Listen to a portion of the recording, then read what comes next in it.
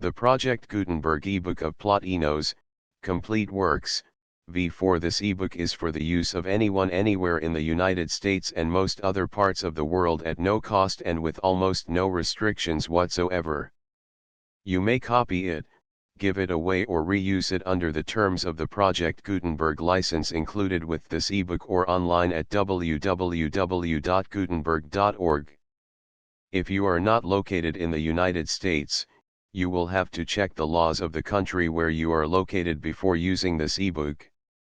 Title: Plotinos, Complete Works, v4. Author: Plotinus. Translator: Kenneth Sylvan Guthrie. Release date: June 13, 2013. Ebook number 42933. Language: English. Credits: produced by Charlene Taylor, Joe C., Charlie Howard, and the online distributed proofreading team at http://www.pgdp.net. This file was produced from images generously made available by the Internet Archive/Canadian Libraries. Start of the Project Gutenberg ebook. Plotinos, Complete Works, v4. Transcribers notes: this is part of a 4-volume set. It contains many references to passages in this volume, other volumes of this set, and other books by various authors. In Volume I, links to all 4 volumes, including the other 3 at Project Gutenberg, have been provided in the cross-reference lists in the first 39 pages. The concordance in Volume 4 also contains links to all 4 volumes. No other external links have been provided. External links are underlined like this.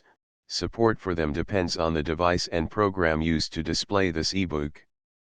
Each volume of the set contains irregularities that are summarized in the transcriber's notes at the end of that volume. Volume 4.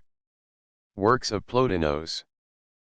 Plotinos complete works in chronological order, grouped in 4 periods, with biography by Porphyry, Eunapius, and Suidas, commentary by Porphyry, illustrations by Jamblichus and Ammonius, studies in sources, development, influence, index of subjects, thoughts, and words.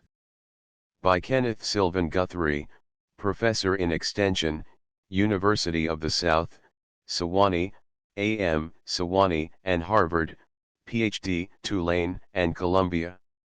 M.D., Medico-Chirurgical College, Philadelphia. Volume 4 Eustachian Books, 46-54, comment. Comparative Literature Press, P.O. Box 42 Alpine, N.J., USA. Copyright, 1918, by Kenneth Sylvan Guthrie. All rights, including that of translation, reserved. Entered at Stationers' Hall, by George Bell and Sons, Portugal Street, Lincoln's Inn, London. First Ennead, Book 4. Whether Animals May Be Termed Happy. 1 Definitions of Happiness. 1. The Aristotelian ideal of living well and happiness are, practically, identical. Should we, on that account, grant even to animals the privilege of achieving happiness? Why might we not say that they live well, if it be granted them, in their lives, to follow the course of nature, without obstacles? For if to live well consist either in pleasure, pleasant passions, as the Epicureans taught, or in realizing one's own individual aim, the Stoic ideal, then this living well is, in either case, possible for animals, who can both enjoy pleasure, and accomplish their peculiar aim. Thus singing birds live a life desirable for them, if they enjoy pleasure, and sing conformably to their nature. If further we should define happiness as achieving the supreme purpose towards which nature aspires, the Stoic ideal, we should, even in this case, admit that animals share in happiness when they accomplish this supreme purpose. Then nature arouses in them no further desires, because their whole career is completed, and their life is filled from beginning to end.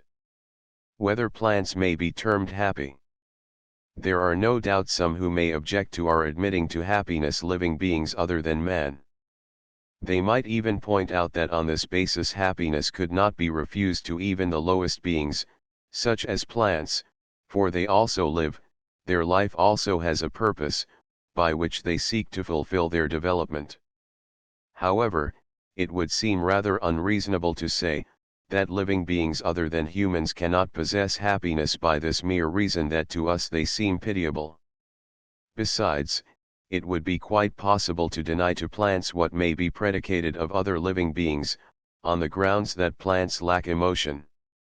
Some might hold they are capable of happiness, on the strength of their possessing life, for a being that lives can live well or badly, and in this way we could say that they possess or lack well-being, and bear, or do not bear fruits. If, as Aristippus thought, pleasure is the goal of man, and if to live well is constituted by enjoying it, it would be absurd to claim that no living beings other than man could live well. The same argument applies if we define happiness as a state of imperturbable tranquility, by Epicurus called ataraxy, 2, or as the Stoic ideal 3 of living conformably to nature. Living well need not be extended even to all animals. To those who deny the privilege of living well to plants, because these lack sensation, are not on that account obliged to grant it to all animals. For, if sensation consist in the knowledge of the experienced affection, this affection must already be good before the occurrence of the knowledge. For instance, the being must be in a state conformable to nature even though ignorant thereof. He must fulfill his proper function even when he does not know it. He must possess pleasure before perceiving it. Thus if, by the possession of this pleasure, the being already possesses the good, he thereby possesses even well-being. What need then is there to join thereto sensation, unless indeed well-being be defined as sensation and knowledge, of an affection or state of the soul, rather than in the latter affection and state of the soul itself? Even they who define happiness as sensation seek higher happiness. The good would thus be reduced to no more than sensation, or the actualization of the sense life. In this case, to possess it, it is sufficient to perceive irrespective of the content of that perception. Other persons might assert that goodness results from the union of these two things, of the state of the soul, and of the knowledge the soul has of it. If then the good consist in the perception of some particular state, we shall have to ask how elements which, by themselves, are indifferent could, by their union, constitute the good. Other theories are that the good consists in some particular state, or in possession of some particular disposition, and conscious enjoyment of the presence of the good. These would, however, still have to answer the question whether, for good living, it be sufficient that the being knows he possesses this state, or must he know not only that this state is pleasant, but also that it is the good. If then it be necessary to realize that it is the good, the matter is one no longer of the function of sensation, but of a faculty higher than the senses.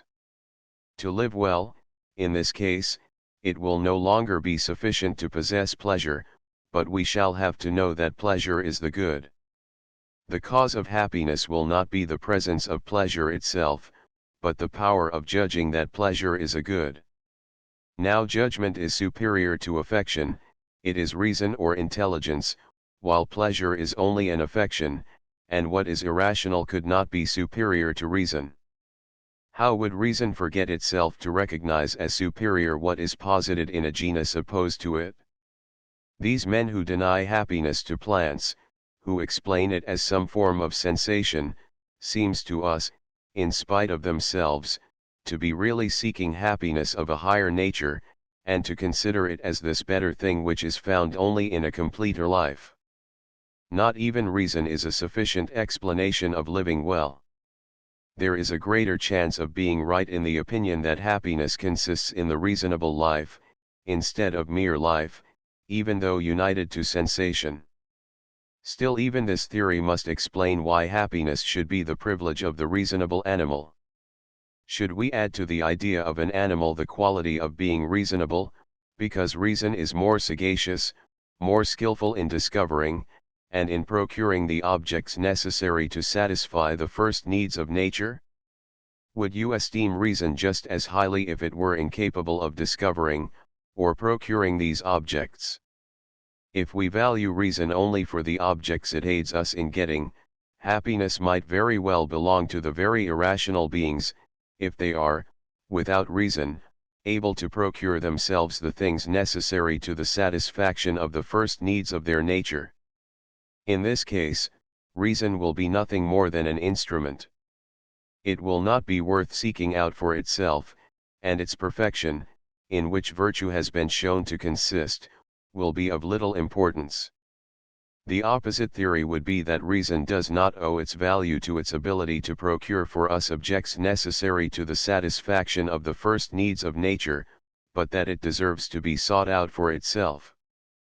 But even here we would have to explain its function, its nature, and set forth how it becomes perfect. If it were to be improvable, it must not be defined as the contemplation of sense objects, for its perfection and essence, being, consist in a different, and higher, function. It is not among the first needs of nature, nor among the objects necessary to the satisfaction of its needs, it has nothing to do with them, being far superior. Otherwise, these philosophers would be hard-pressed to explain its value. Until they discover some nature far superior to the class of objects with which they at present remain, they will have to remain where it suits them to be, ignorant of what good living is, and both how to reach that goal, and to what beings it is possible. Happiness depends exclusively on interior characteristics. 3. Dismissing these theories, we return to our own definition of happiness. We do not necessarily make life synonymous with happiness by attributing happiness to a living being.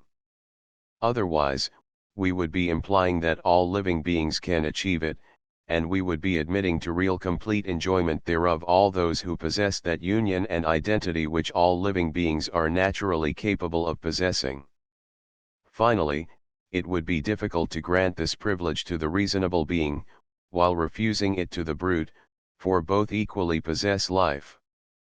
They should, therefore, be capable of achieving happiness, for, on this hypothesis, happiness could be no more than a kind of life.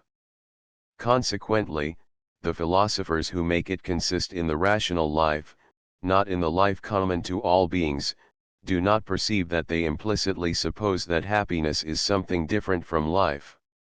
They are then obliged to say that happiness resides in a pure quality, in the rational faculty. But the subject, to which they should refer happiness, is the rational life, since happiness can belong only to the totality of life joined to reason.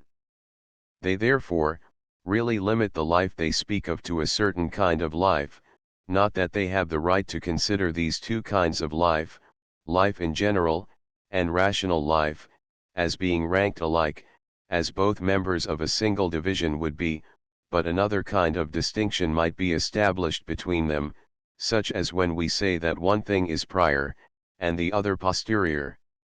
Since life may be understood in different senses, and as it possesses different degrees, and since by mere verbal similarity life may be equally predicated of plants and of irrational animals, and since its differences consist in being more or less complete, analogy demands a similar treatment of living well. If, by its life, a being be the image of some other being, by its happiness it will also be the image of the happiness of this other being.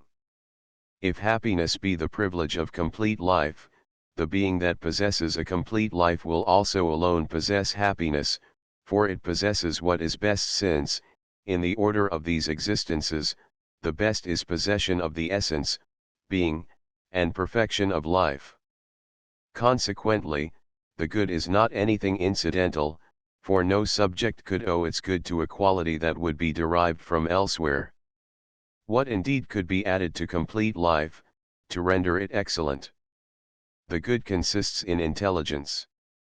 Our own definition of the good, interested as we are not in its cause, but in its essence, is that the perfect life, that is genuine and real, consists in intelligence. The other kinds of life are imperfect. They offer no more than the image of life. They are not life in its fullness and purity. As we have often said, they are not life, rather than its contrary. In one word, since all living beings are derived from one and the same principle, and since they do not possess an equal degree of life, this principle must necessarily be the primary life, and perfectness. Happiness must be something human. For if man be capable of possessing perfect life, he is happy as soon as he possesses it.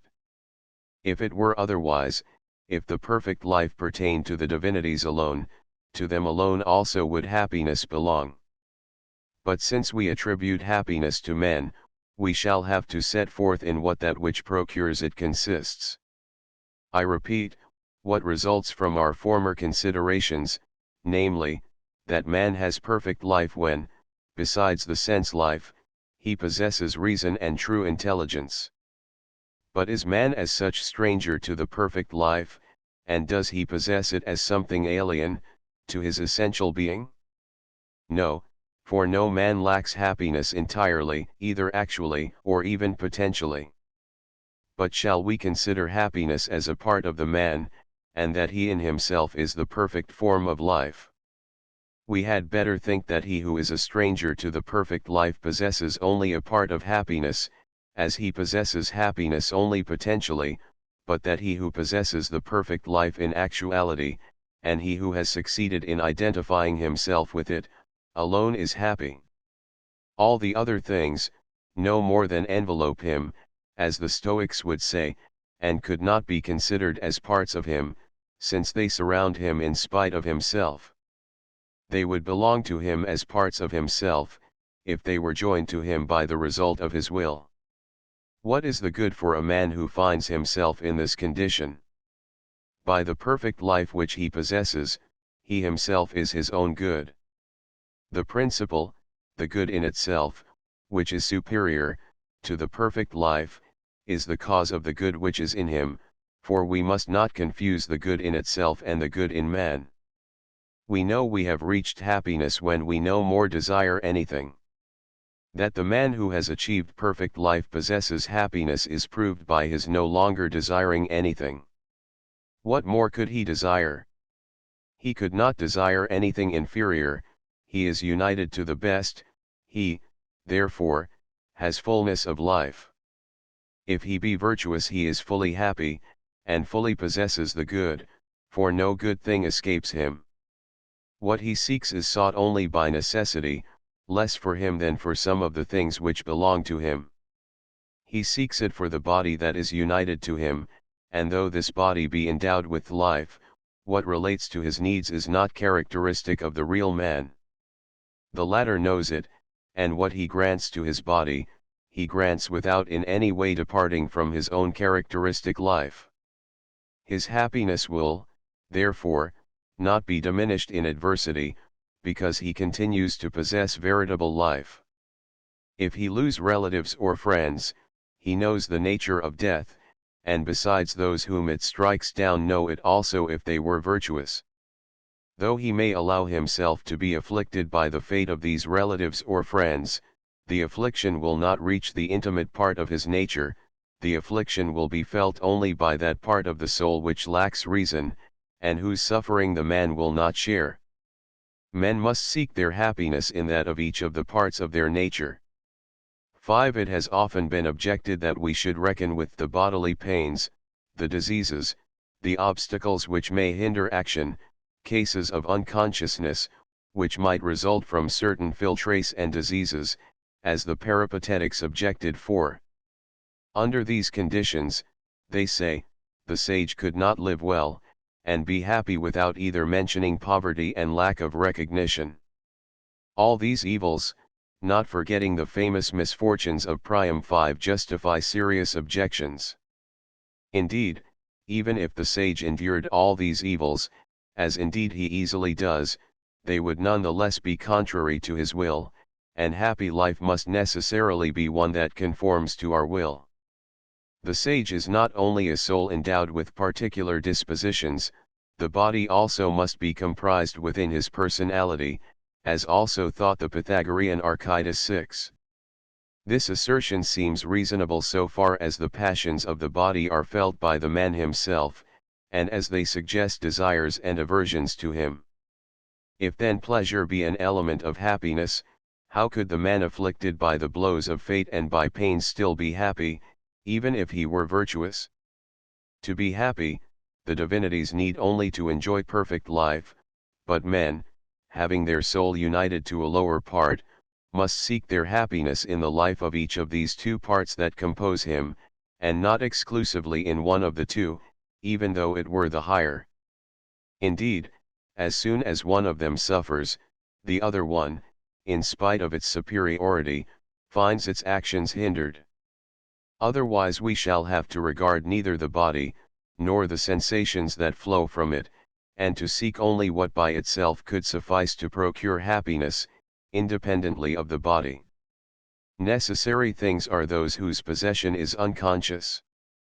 6. If our exposition of the subject had defined happiness as exemption from pain, sickness, reverses, and great misfortunes, we would have implied that, it would be impossible for us to taste happiness while exposed to one of those evils. But if happiness consists in the possession of the real good, why should we forget this good to consider its accessories? Why, in the appreciation of this good, should we seek things which are not among the number of its elements? If it consisted in a union of the true goods with those things which alone are necessary to our needs, or which are so called, even without being such, we should have to strive to possess the latter also. But as the goal of man must be single and not manifold, for otherwise it would be usual to say that he seeks his ends, rather than the more common expression, his end, we shall have to seek only what is most high and precious, what the soul somehow wishes to include. Her inclination and will cannot aspire to anything which is not the sovereign good. Reason only avoids certain evils, and seeks certain advantages, because it is provoked by their presence, but it is not so led by nature. The principal tendency of the soul is directed towards what is best. When she possesses it, she is satisfied, and stops. Only then does she enjoy a life really conformable to her will. Speaking of will strictly 7 and not with unjustifiable license, the task of the will is not to procure things necessary to our needs. Of course we judge that it is suitable to procure things that are necessary, as we in general avoid evils. But the avoiding of them is no aim desirable in itself, such would rather be not to need to avoid them. This, for instance, occurs when one possesses health and is exempt from suffering. Which of these advantages most attracts us? So long as we enjoy health, so long as we do not suffer, it is little valued. Now advantages which, when present, have no attraction for the soul, and add nothing to her happiness, and which, when absent, are sought as causes of the suffering arising from the presence of their contraries, should reasonably be called necessity rather than goods, and not be reckoned among the elements of our goal. When they are absent and replaced by their contraries, our goal remains just what it was. Evils which the wise man can support without disturbance of his happiness. 7. Why then does the happy man desire to enjoy the presence of these advantages, and the absence of their contraries? It must be because they contribute, not to his happiness, but to his existence, because their contraries tend to make him lose existence, hindering the enjoyment of the good, without however removing it. Besides, he who possesses what is best wishes to possess it purely, without any mixture. Nevertheless, when a foreign obstacle occurs, the good still persists even in spite of this obstacle. In short, if some accident happen to the happy man against his will, his happiness is in no way affected thereby.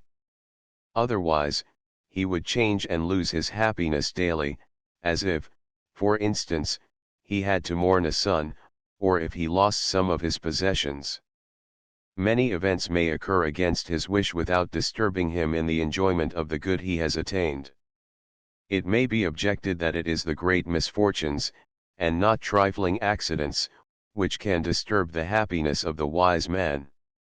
Nevertheless, in human things, is there any great enough not to be scorned by him who has climbed to a principle superior to all, and who no longer depends on lower things? Such a man will not be able to see anything great in the favors of fortune, whatever they be, as in being king, in commanding towns, or peoples, in founding or building cities. Even though he himself should receive that glory, he will attach no importance to the loss of his power, or even to the ruin of his fatherland. If he consider all that as a great evil, or even only as an evil, he will have a ridiculous opinion. He will no longer be a virtuous man, for, as Jupiter is my witness, he would be highly valuing mere wood, or stones, birth, or death, while he should insist on the incontestable truth that death is better than the corporeal life, as held by Herodotus. Even though he were sacrificed, he would not consider death any worse merely because it occurred at the feet of the altars. Being buried is really of small importance, for his body will rot as well above as below ground, as thought Theodorus of Cyrene. 8 Neither will he grieve at being buried without pomp and vulgar ostentation, and to have seemed unworthy of being placed in a magnificent tomb. That would be smallness of mind. If he were carried off as a captive, he would still have a road open to leave life, in the case that he should no longer be allowed to hope for happiness. Nor would he be troubled if the members of his family, such as sons, and daughters, and female relatives, were carried off into captivity. If he had arrived to the end of his life without seeing such occurrences, we would indeed be surprised. Would he leave this world supposing that such things cannot happen? Such an opinion would be absurd. Would he not have realized that his own kindred were exposed to such dangers? The opinion that such things could happen will not make him any less happy. No, he will be happy even with that belief. He would still be so even should that occur. He will indeed reflect that such is the nature of this world, that one must undergo such accidents, and submit. Often perhaps men dragged into captivity will live better, than in liberty, and besides, if their captivity be insupportable, it is in their power to release themselves. If they remain, it is either because their reason so induces them and then their lot cannot be too hard, or it is against the dictates of their reason, in which case they have none but themselves to blame. The wise man, therefore, will not be unhappy because of the folly of his own people. He will not allow his lot to depend on the happiness or misfortunes of other people. No misfortune is too great to be conquered by virtue. 8 If the griefs that he himself undergoes are great, he will support them as well as he can. If they exceed his power of endurance, they will carry him off, as thought Seneca 9. In either case, he will not, in the midst of his sufferings, excite any pity. Ever master of his reason, he will not allow his own characteristic light to be extinguished. Thus the flame in the lighthouse continues to shine, in spite of the raging of the tempest, in spite of the violent blowing of the winds. He should not be upset, even by loss of consciousness, or even if pain becomes so strong that its violence could almost annihilate him. If pain become more intense, he will decide as to what to do, for, under these circumstances, freedom of will is not necessarily lost, for suicide remains possible, as thought Seneca 10. Besides, we must realize that these sufferings do not present themselves to the wise man, under the same light as to the common man, that all these need not penetrate to the sanctuary of the man's life, which indeed happens with the greater part of pains, griefs, and evils that we see being suffered by others. It would be proof of weakness to be affected thereby. A no less manifest mark of weakness is to consider it an advantage to ignore all these evils, and to esteem ourselves happy that they happen only after death. 11 Without sympathizing with the fate of others, and thinking only to spare ourselves some grief. This would be a weakness that we should eliminate in ourselves, not allowing ourselves to be frightened by the fear of what might happen. The objection that it is natural to be afflicted at the misfortunes of those who surround us, meets the answer that, to begin with, it is not so with every person, then, that it is part of the duty of virtue to ameliorate the common condition of human nature, and to raise it to what is more beautiful, rising above the opinions of the common people. It is indeed beautiful not to yield to what the common people usually consider to be evils. We should struggle against the blows of fortune not by affected ignoring of difficulties, like an ostrich, but as a skillful athlete who knows that the dangers he is incurring are feared by certain natures, though a nature such as his bears them easily, seeing in them nothing terrible, or at least considering them terrifying only to children. Certainly, the wise man would not have invited these evils, but on being overtaken by them he opposes to them the virtue which renders the soul unshakable and impassible. Wisdom is none the less happy for being unconscious of itself. 9 It may further be objected that the wise man might lose consciousness, if overwhelmed by disease, or the malice of magic. Would he still remain happy? Either he will remain virtuous, being only fallen asleep, in which case he might continue to be happy, since no one claims he must lose happiness because of sleep, inasmuch as no reckoning of the time spent in this condition is kept, and as he is none the less considered happy for life. On the other hand, if unconsciousness be held to terminate virtue, the question at issue is given up, for, supposing that he continues to be virtuous, the question at issue was, whether he remain happy so long as he remains virtuous. It might indeed still be objected that he cannot be happy if he remain virtuous without feeling it, without acting in conformity with virtue. Our answer is that a man would not be any less handsome or healthy for being so unconsciously. Likewise, he would not be any less wise merely for lack of consciousness thereof.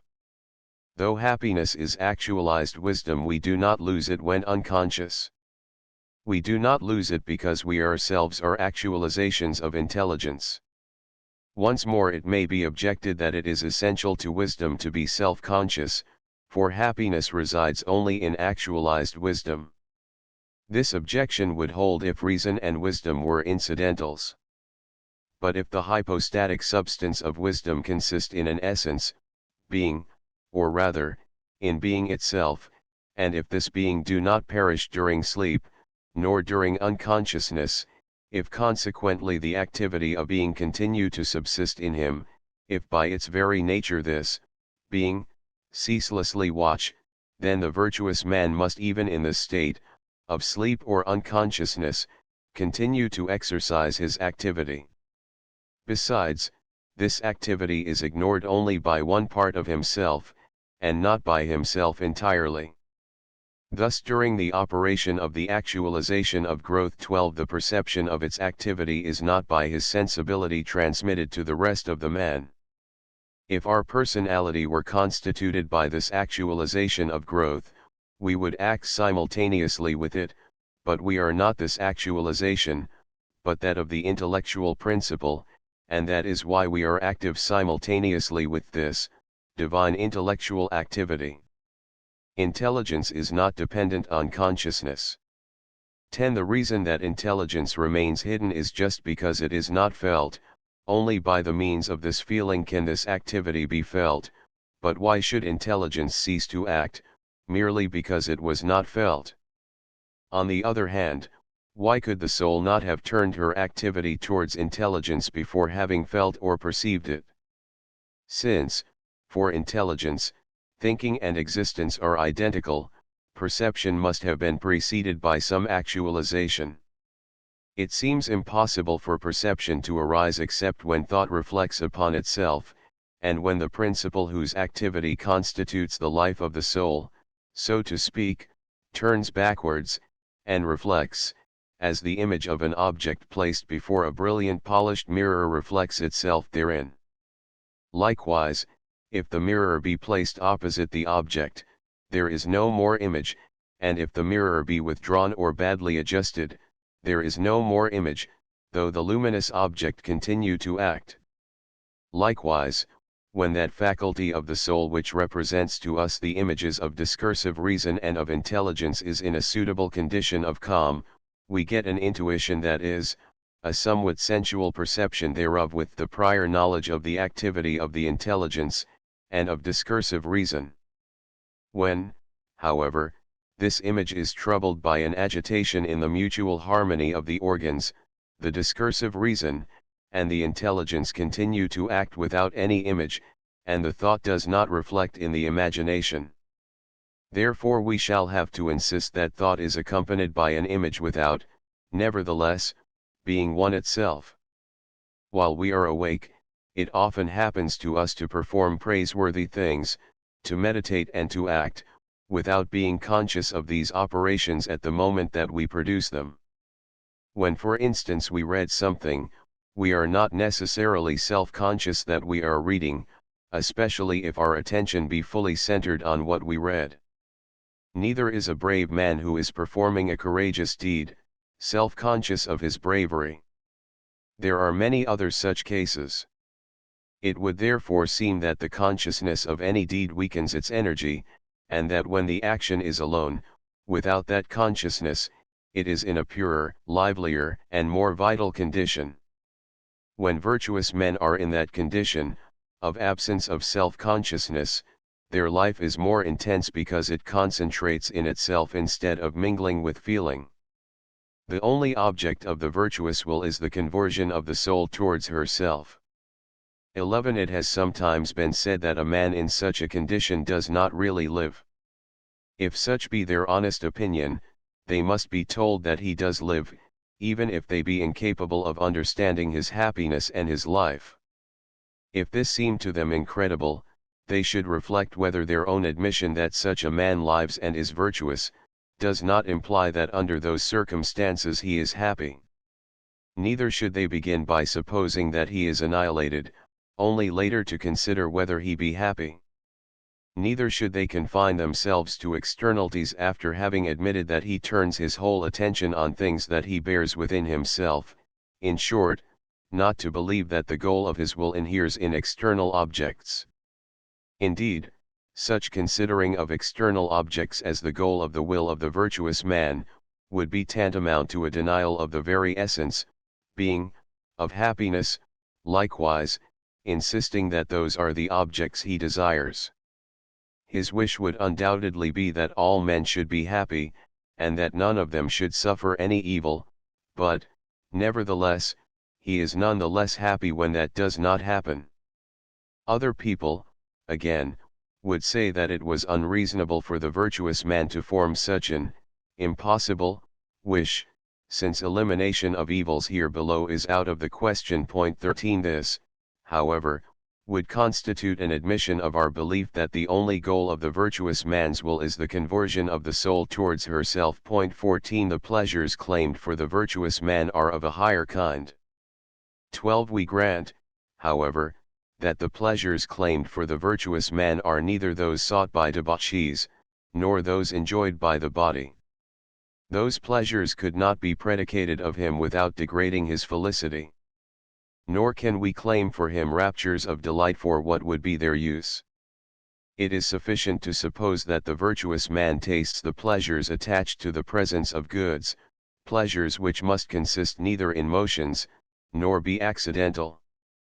He enjoys the presence of those, higher, goods because he is present to himself. From that time on he lingers in a state of sweet serenity. The virtuous man, therefore, is always serene, calm, and satisfied. If he be really virtuous, his state cannot be troubled by any of the things that we call evils. Those who in the virtuous life are seeking for pleasures of another kind are actually seeking something else than the virtuous life. In the virtuous man the part that suffers is the higher, therefore he really does not suffer as do those who suffer chiefly physically. 13. The actions of the virtuous man could not be hindered by fortune, but they may vary with the fluctuations of fortune. All will be equally beautiful, and, perhaps, so much the more beautiful as the virtuous man will find himself placed amidst more critical circumstances. Any acts that concern contemplation, which relate to particular things, will be such that the wise man will be able to produce them, after having carefully sought and considered what he is to do. Within himself he finds the most infallible of the rules of conduct, a rule that will never fail him, even were he within the oft-discussed bull of Phalaris. It is useless for the vulgar man to repeat, even twice or thrice 15 that such a fate is sweet, for if a man were to utter those words, they are uttered by that very animal part that undergoes those tortures. On the contrary, in the virtuous man, the part that suffers is different from that which dwells within itself, and which, while necessarily residing within itself, is never deprived of the contemplation of the universal good. Man becomes wise by establishing a spiritual preponderance. 14. Man, and specially the virtuous man, is constituted not by the composite of soul and body 16 as is proved by the soul's power to separate herself from the body 17 and to scorn what usually are called goods. It would be ridiculous to relate happiness to the animal part of man, since happiness consists in living well, and living well, being an actualization, belongs to the soul, exclusively. Not even does it extend to the entire soul, for happiness does not extend to that part of the soul concerned with growth, having nothing in common with the body, neither as to its size, nor its possible good condition. Nor does it depend on the perfection of the senses, because their development, as well as that of the organs, weights man down, and makes him earthy. Doing good will be made easier by establishing a sort of counterweight, weakening the body, and taming its motions, so as to show how much the real man differs from the foreign things that, to speak as do the Stoics, surround him. However much the earthy, common man enjoy beauty, greatness, wealth, command over other men, and earthly luxuries, he should not be envied for the deceptive pleasure he takes in all these advantages. To begin with, the wise man will probably not possess them, but if he do possess them, he will voluntarily diminish them, if he take due care of himself. By voluntary negligence he will weaken and disfigure the advantages of his body. He will abdicate from dignities. While preserving the health of his body, he will not desire to be entirely exempt from disease and sufferings. If he never experienced these evils, he will wish to make a trial of them during his youth. But when he has arrived at old age, he will no longer wish to be troubled either by pains or pleasures or anything sad or agreeable that relates to the body, so as not to be forced to give it his attention. He will oppose the sufferings he will have to undergo with a firmness that will never forsake him. He will not believe that his happiness is increased by pleasures, health, or rest, nor destroyed nor diminished by their contraries. As the former advantages do not augment his felicity, how could their loss diminish it? Two wise men will be equally happy, in spite of differences of fortune. 15. Let us now imagine two wise men, the first of whom possesses everything that heart can wish for, while the other is in a contrary position. Shall they be said to be equally happy? Yes, if they be equally wise. Even if the one possessed physical beauty, and all the other advantages that do not relate either to wisdom, virtue, contemplation of the good, or perfect life, what would be the use of all that, since he who possesses all these advantages is not considered as really being happier than he who lacks them? Such wealth would not even help a flute player to accomplish his object.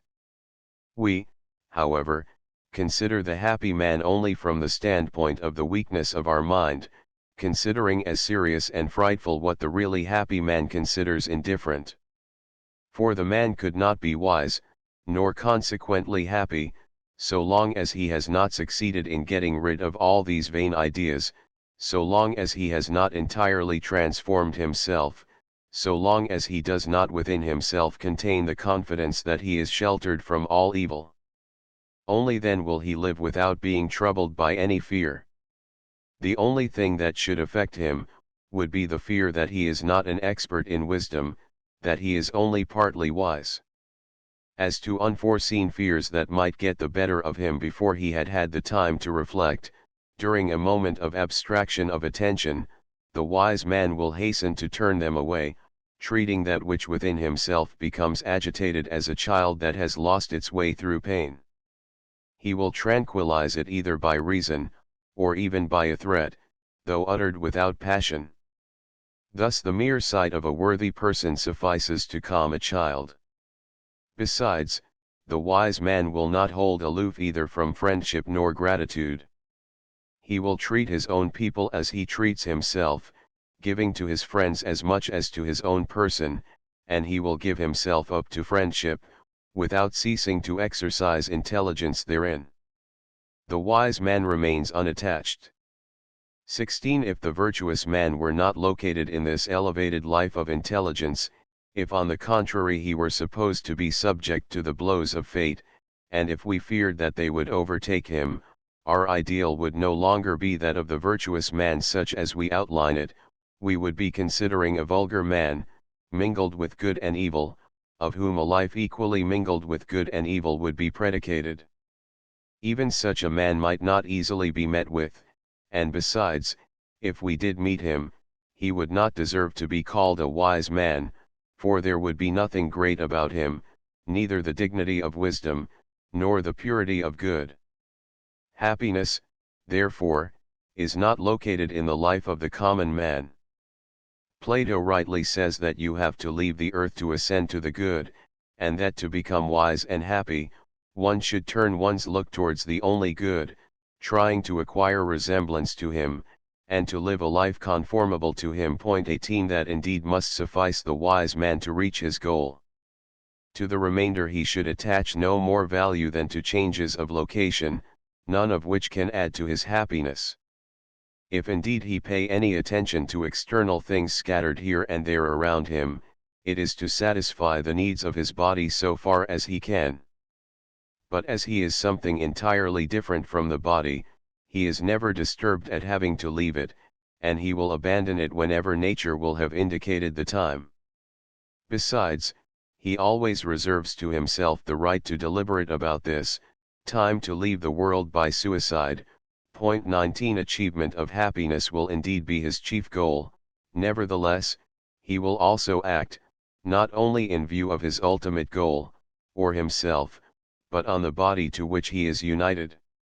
He will care for this body, and will sustain it as long as possible. Thus a musician uses his lyre so long as he can, but as soon as it is beyond using, he repairs it, or abandons playing the lyre, because he now can do without it. Leaving it on the ground, he will look at it almost with scorn, and will sing without its accompaniment. Nevertheless, it will not have been in vain that this lyre will have been originally given to him, for he will often have profited by its use. 3rd Ennead, Book 2. Of Providence. 20. Epicurus taught chance and the Gnostics an evil creator. 1. When Epicurus 21 derives the existence and constitution of the universe from automatism and chance, he commits an absurdity, and stultifies himself.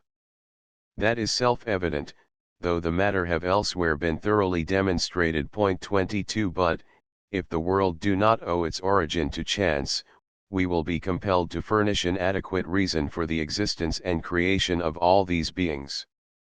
This, teleological, question deserves the most careful consideration. Things that seem evil do indeed exist, and they do suggest doubts about universal providence, so that some, like Epicurus 23, insist there is no providence, while others, like the Gnostics 24, hold that the demiurgic creator is evil. The subject, therefore, demands thorough investigation of its first principles. Particular and universal providence assumed as premises. Let us leave aside this individual providence, which consists in deliberating before an action, and in examining whether we should or should not do something, or whether we should give or not give it. We shall also assume the existence of the universal providence, and from this principle we shall deduce the consequences. Providence is not particular because the world had no beginning. We would acknowledge the existence of a particular providence, such as we mentioned above, if we thought that the world had had a beginning of existence, and had not existed since all eternity. By this particular providence we mean a recognition, in the divinity, of a kind of prevision and reasoning, similar to the reasoning and prevision of the artist who, before carrying out a work, deliberates on each of the parts that compose it. 25. We would suppose that this prevision and reasoning were necessary to determine how the universe could have been made, and on what conditions it should have been the best possible. But as we hold that the world's existence had no beginning, and that it has existed since all time, we can, in harmony with reason and our own views, affirm that universal providence consists in this, that the universe is conformed to intelligence, and that intelligence is prior to the universe, not indeed in time, for the existence of the intelligence did not temporarily precede that of the universe, but, in the order of things, because, by its nature, intelligence precedes the world that proceeds from it, of which it is the cause, type 26 and model, and cause of unchanged perpetual persistence. How intelligence continues to make the world subsist. This is how intelligence continues to make the world subsist. Pure intelligence and being in itself constitute the genuine, intelligible, world that is prior to everything, which has no extension, which is weakened by no division, which has no imperfection, even in its parts, for none of its parts are separated from its totality. This world is the universal life and intelligence. Its unity is both living and intelligent. In it each part reproduces the whole, its totality consists of a perfect harmony, because nothing within it is separate, independent, or isolated from anything else. Consequently, even if there were mutual opposition, there would be no struggle. Being everywhere one and perfect, the intelligible world is permanent and immutable, for it contains no internal reaction of one opposite on another. How could such a reaction take place in this world, since nothing is lacking in it? Why should reason produce another reason within it, and intelligence produce another intelligence? 27 merely because it was capable of doing so? If so, it would not, before having produced, have been in a perfect condition. It would produce and enter in motion because it contains something inferior. 28 But blissful beings are satisfied to remain within themselves, persisting within their essence. A multiple action compromises him who acts by forcing him to issue from himself. The intelligible world is so blissful that even while doing nothing it accomplishes great things, and while remaining within itself it produces important operations. The sense world created not by reflection, but by self-necessity. 2. The sense world draws its existence from that intelligible world. The sense world, however, is not really unitary, it is indeed multiple, and divided into a plurality of parts which are separated from each other, and are mutually foreign.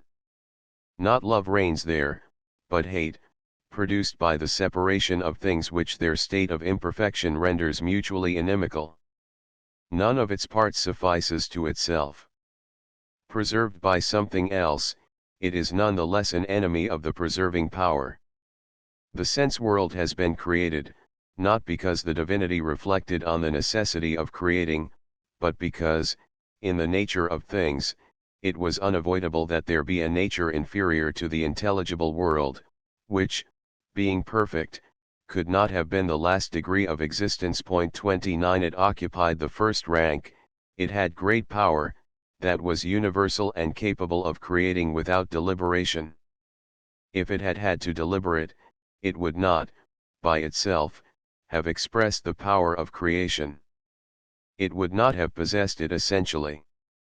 It would have resembled an artisan, who, himself, does not have the power of creating, but who acquires it by learning how to work. By giving something of itself to matter, intelligence produced everything without issuing from its rest or quietness. That which it gives is reason, because reason is the emanation of intelligence, an emanation that is as durable as the very existence of intelligence. In a seminal reason all the parts exist in an united condition, without any of them struggling with another, without disagreement or hindrance. This reason then causes something of itself to pass into the corporeal mass, where the parts are separated from each other, and hinder each other, and destroy each other. Likewise, from this unitary intelligence, and from the reason that proceeds thence, issues this universe whose parts are separate and distinct from each other, some of the parts being friendly and allied, while some are separate and inimical. They, therefore, destroy each other, either voluntarily or involuntarily, and through this destruction their generation is mutually operated. In such a way did the divinity arrange their actions and experiences that all concur in the formation of a single harmony 30 in which each utters its individual note because, in the whole, the reason that dominates them produces order and harmony. The sense world does not enjoy the perfection of intelligence and reason, it only participates therein. Consequently, the sense world needed harmony, because it was formed by the concurrence of intelligence and necessity. 31 Necessity drives the sense world to evil, and to what is irrational, because necessity itself is irrational, but intelligence dominates necessity. The intelligible world is pure reason, none other could be such. The world, which is born of it, had to be inferior to it, and be neither pure reason, nor mere matter, for order would have been impossible in unmingled matter. The sense world, therefore, is a mixture of matter and reason, those are the elements of which it is composed. The principle from which this mixture proceeds, and which presides over the mixture, is the soul. Neither must we imagine that this presiding over the mixture constitutes an effort for the soul, for she easily administers the universe, by her presence. 32 The world should not be blamed for its imperfections. 3 For not being beautiful this world should not be blamed, neither for not being the best of corporeal worlds, nor should the cause, from which it derives its existence, be accused. To begin with, this world exists necessarily. It is not the work of a reflecting determination. It exists because a superior being naturally begets it in his own likeness. Even if its creation were the result of reflective determination, it could not shame its author, for the divinity made the universe beautiful, complete, and harmonious. Between the greater and lesser parts he introduced a fortunate accord. A person who would blame the totality of the world from consideration of its parts is therefore unjust. He should examine the parts in their relation to the totality, and see whether they be in accord and in harmony with it. Then the study of the whole should continue down to that of the least details.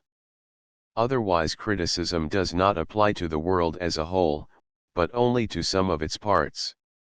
For instance, we well know how admirable, as a whole, is man, yet we grant that there would be justification for criticism of a separate hair or toe or some of the vilest animals, or their sights, as a specimen of humanity. The world's testimony to its creator.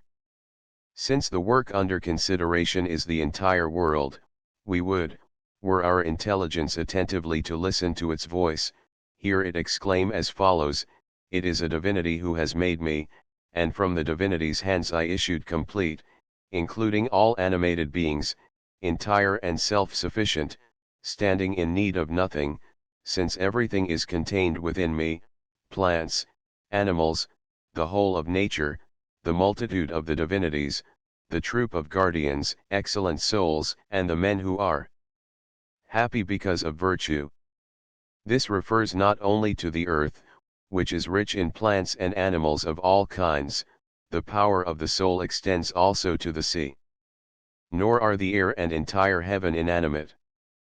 They are the seat of all the excellent souls, which communicate life to the stars, and which preside over the circular revolution of the heaven, a revolution that is eternal and full of harmony, which imitates the movement of intelligence by the eternal and regular movement of the stars around one and the same center, because heaven has no need to seek anything outside of itself.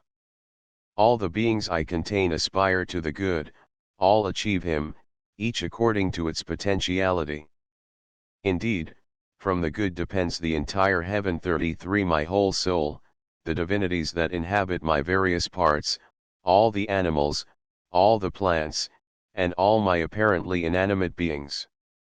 In this aggregation of beings some seem to participate only in existence, others in life, others in sensation, others in intelligence, while still others seem to participate in all the powers of life at one time.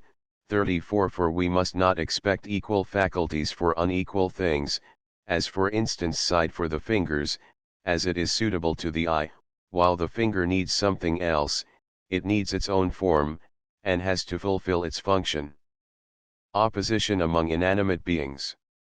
For we should not be surprised at water extinguishing fire, or at fire destroying some other element. Even this element was introduced to existence by some other element, and it is not surprising that it should be destroyed, since it did not produce itself, and was introduced to existence only by the destruction of some other element, as thought Heraclitus and the Stoics. 35. Besides, the extinguished fire is replaced by another active fire. In the incorporeal heaven, everything is permanent; in the visible heaven, the totality, as well as the more important and the most essential parts, are eternal. The souls, on passing through different bodies, by virtue of their disposition. 36, themselves change on assuming some particular form, but, when they can do so, they stand outside of generation, remaining united to the universal soul. The bodies are alive by their form, and by the whole that each of them constitutes, by its union with the soul, since they are animals, and since they nourish themselves, for in the sense world life is mobile, but in the intelligible world it is immobile. Immobility necessarily begot movement, self-contained life was compelled to produce other life, and calm being naturally exhaled vibrating spirit. Opposition among animals. Mutual struggle and destruction among animals is necessary, because they are not born immortal. Their origin is due to reasons embracing all of matter, and because this reason possessed within itself all the things that subsist in the intelligible world. From what other source would they have arisen? Opposition among humans. The mutual wrongs of human beings may however very easily all be caused by the desire of the good, as had been thought by Democritus. 37. But, having strayed because of their inability to reach him, they turned against each other. They are punished for it by the degradation these evil actions introduced within their souls, and, after death, they are driven into a lower place, for none can escape the order established by the law of the universe, or, the law of Adrasti. 38. Order does not, as some would think, exist because of disorder, nor law on account of lawlessness. In general, it is not the better that exists on account of the worse. On the contrary, disorder exists only on account of order, lawlessness on account of law, irrationality on account of reason, because order, law, and reason, such as they are here below, are only imitations, or borrowings. It is not that the better produce the worse, but that the things which need participation in the better are hindered therefrom, either by their nature, by accident, or by some other obstacle, as Chrysippus thought that evils happen by consequence or concomitance. Indeed, that which succeeds only in acquiring a borrowed order, may easily fail to achieve it, either because of some fault inherent in its own nature, or by some foreign obstacle. Things hinder each other unintentionally, by following different goals. Animals whose actions are free incline sometimes towards good, sometimes towards evil, as the two horses in Plato's Phaedrus. 39. Doubtless, they do not begin by inclining towards evil, but as soon as there is the least deviation at the origin, the further the advance in the wrong road, the greater and more serious does the divergence become. Besides, the soul is united to a body, and from this union necessarily arises appetite. When something impresses us at first sight, or unexpectedly, and if we do not immediately repress the motion which is produced within us, we allow ourselves to be carried away by the object towards which our inclination drew us. But the punishment follows the fault, and it is not unjust that the soul that has contracted some particular nature should undergo the consequences of her disposition, by passing into a body which conforms thereto. Happiness need not be expected for those who have done nothing to deserve it. The good alone obtain it, and that is why the divinities enjoy it. Lack of happiness should be blamed on the soul that does not deserve it. 5. If then, even here below, souls enjoy the faculty of arriving at happiness, we should not accuse the constitution of the universe because some souls are not happy. The fault rather lies with their weakness, which hinders them from struggling courageously enough in the career where prizes are offered to virtue. Why indeed should we be astonished that the spirits which have not made themselves divine should not enjoy divine life? Poverty and diseases are of no importance to the good, and they are useful to the evil, as thought Plotinus. 40. Besides, we are necessarily subject to diseases, because we have a body. Then all these accidents are not useless for the order and existence of the universe. Indeed, when a being is dissolved into its elements, the reason of the universe uses it to beget other beings, for the universal reason embraces everything within its sphere of activity. Thus when the body is disorganized, and the soul is softened by her passions, then the body, overcome by sickness, and the soul, overcome by vice, are introduced into another series and order. There are things, like poverty and sickness, which benefit the persons who undergo them. Even vice contributes to the perfection of the universe, because it furnishes opportunity for the exercise of the divine justice. It serves other purposes also. For instance, it increases the vigilance of souls, and excites the mind and intelligence to avoid the paths of perdition. It also emphasizes the value of virtue by contrast with the evils that overtake the wicked. Of course, such utilities are not the cause of the existence of evils. We only mean that, since evils exist, the divinity made use of them to accomplish his purposes. It would be the characteristic of a great power to make even evils promote the fulfillment of its purposes, to cause formless things to assist in the production of forms. In short, we assert that evil is only an omission or failure of good. Now a coming short of good must necessarily exist in the beings here below, because in them good is mingled with other things, for this thing to which the good is allied differs from the good, and thus produces the lack of good. That is why it is impossible for evil to be destroyed. 41. Because things are successively inferior, relatively to the nature of the absolute good, and because, being different from the good from which they derive their existence, they have become what they are by growing more distant from their principle. In spite of apparent misfortune to the good, no harm can happen to them. 6. It is constantly objected that fortune maltreats the good, and favors the evil in opposition to the agreement that ought to exist between virtue and happiness. The true answer to this is that no harm can happen to the righteous man, and no good to the vicious man. 42. Other objectors ask why one man is exposed to what is contrary to nature, while the other obtains what conforms thereto. How can distributive justice be said to obtain in this world? If, however, the obtaining of what conforms to nature do not increase the happiness of the virtuous man, and if being exposed to what is contrary to nature do not diminish the wickedness of the vicious man, of what importance, as thought Plato 43, are either of these conditions? Neither will it matter if the vicious man be handsome, or the virtuous man ugly. The slavery of the good and victory of the evil seem to accuse Providence. Further objections assert that propriety, order, and justice demand the contrary of the existing state of affairs in the world, and that we could expect no less from a Providence that was wise. Even if it were a matter of moment to virtue or vice, it is unsuitable that the wicked should be the masters and chiefs of state, and that the good should be slaves, for a bad prince commits the worst crimes. Moreover, the wicked conquer in battles, and force their prisoners to undergo the extremities of torments. How could such facts occur if indeed a divine providence be in control? Although indeed in the production of some work, of art, it be especially the totality that claims attention, nevertheless, the parts must also obtain their due, especially when they are animated, living, and reasonable. It is just that divine providence should extend to everything, especially inasmuch as its duty is precisely to neglect nothing.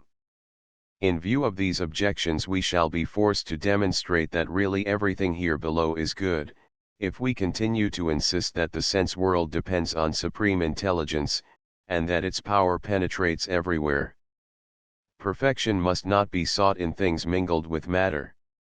7. To begin with, we must remark that to show that all is good in the things mingled with matter, and therefore of sense, we must not expect to find in them the whole perfection of the world which is not soiled by matter, and is intelligible, nor should we expect to find in that which holds the second-rank characteristics of that which is of the first. Since the world has a body, we must grant that this body will have influence on the totality, and expect no more than that reason will give it that which this mixed nature was capable of receiving.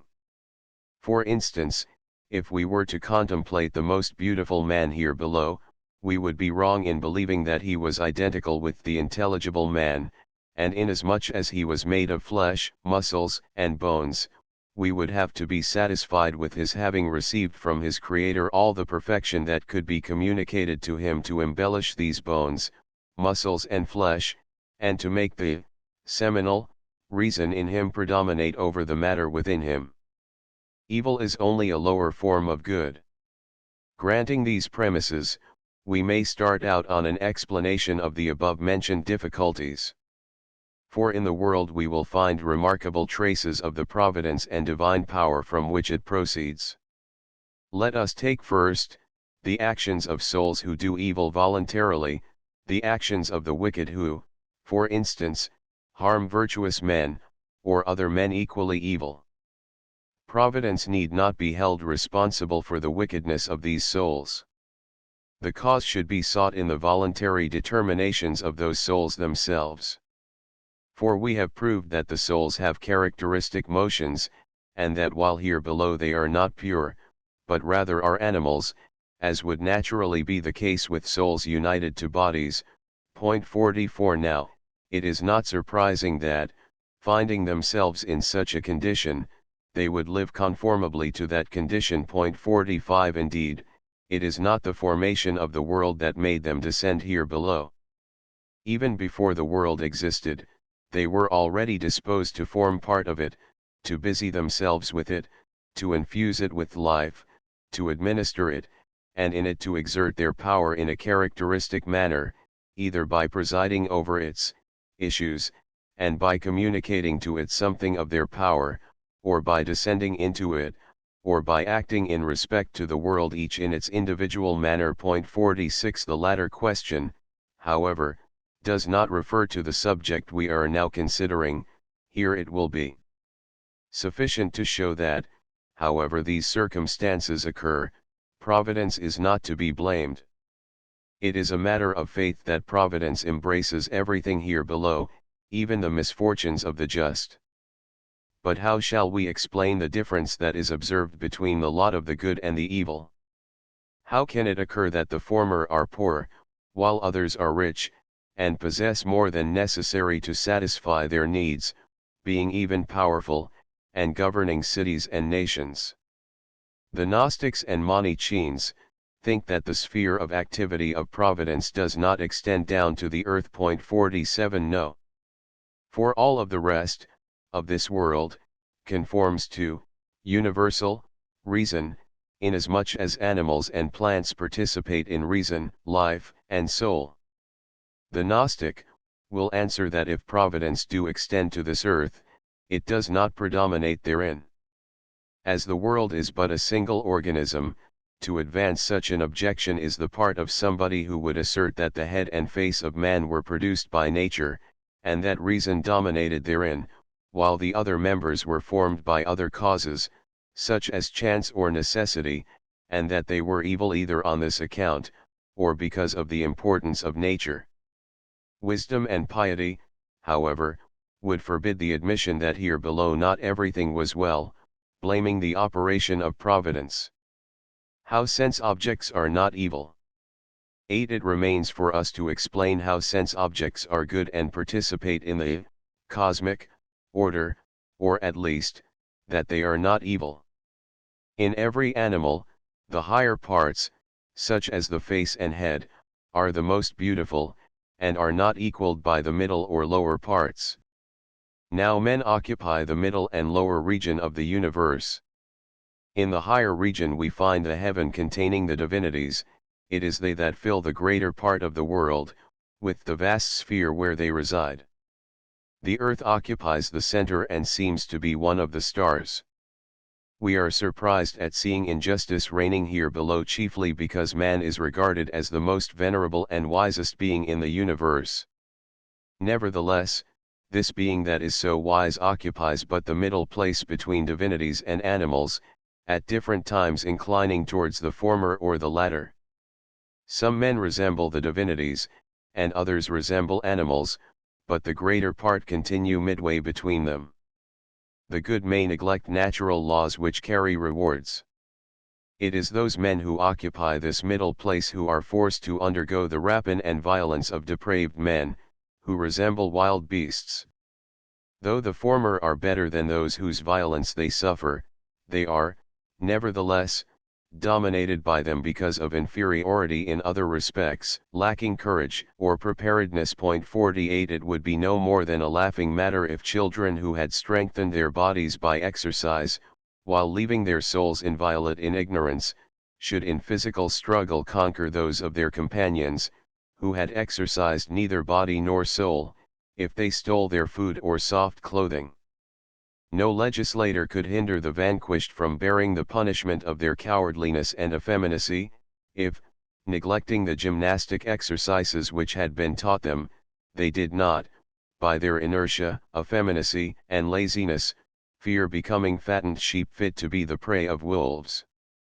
They who commit this rapine and violence are punished therefore first because they thereby become wolves and noxious beasts, and later because, in this or some subsequent existence, they necessarily undergo the consequences of their evil actions, as thought Plato. 49.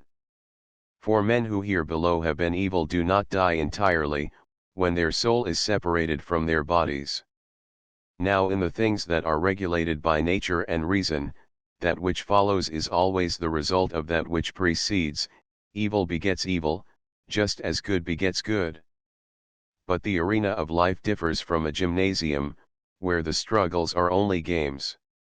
Therefore, the above-mentioned children which we divided into two classes, after having grown up in ignorance, must prepare to fight, and take up arms, and display more energy than in the exercises of the gymnasium. As some, however, are well armed, while the others are not, the first must inevitably triumph. The divinity must not fight for the cowardly, for the cosmic law decrees that in war life is saved by valor, and not by prayers. 50 Nor is it by prayers that the fruits of the earth are obtained, they are produced only by labor. Nor can one have good health without taking care of it. If the evil cultivate the earth better, we should not complain of their reaping a better harvest. 51 Besides, In the ordinary conduct of life, it is ridiculous to listen only to one's own caprice, doing nothing that is prescribed by the divinities, limiting oneself exclusively to demanding one's conservation, without carrying out any of the actions on which, the divinities, willed that our preservation should depend. Death is better than disharmony with the laws of the universe. Indeed, it would be better to be dead than to live thus in contradiction with the laws that rule the universe.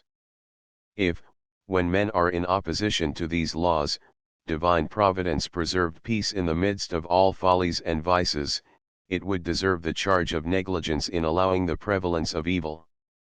The evil rule only because of the cowardice of those who obey them. This is juster than if it were otherwise. Providence should not be extended to the point of suppressing our own initiative. 9. Nor should the sphere of providence be extended to the point of suppressing our own action. For if providence did everything, and providence alone existed, it would thereby be annihilated. To what, indeed, would it apply? There would be nothing but divinity. It is indeed incontestable that divinity exists, and that its sphere extends over other beings, but divinity does not suppress the latter.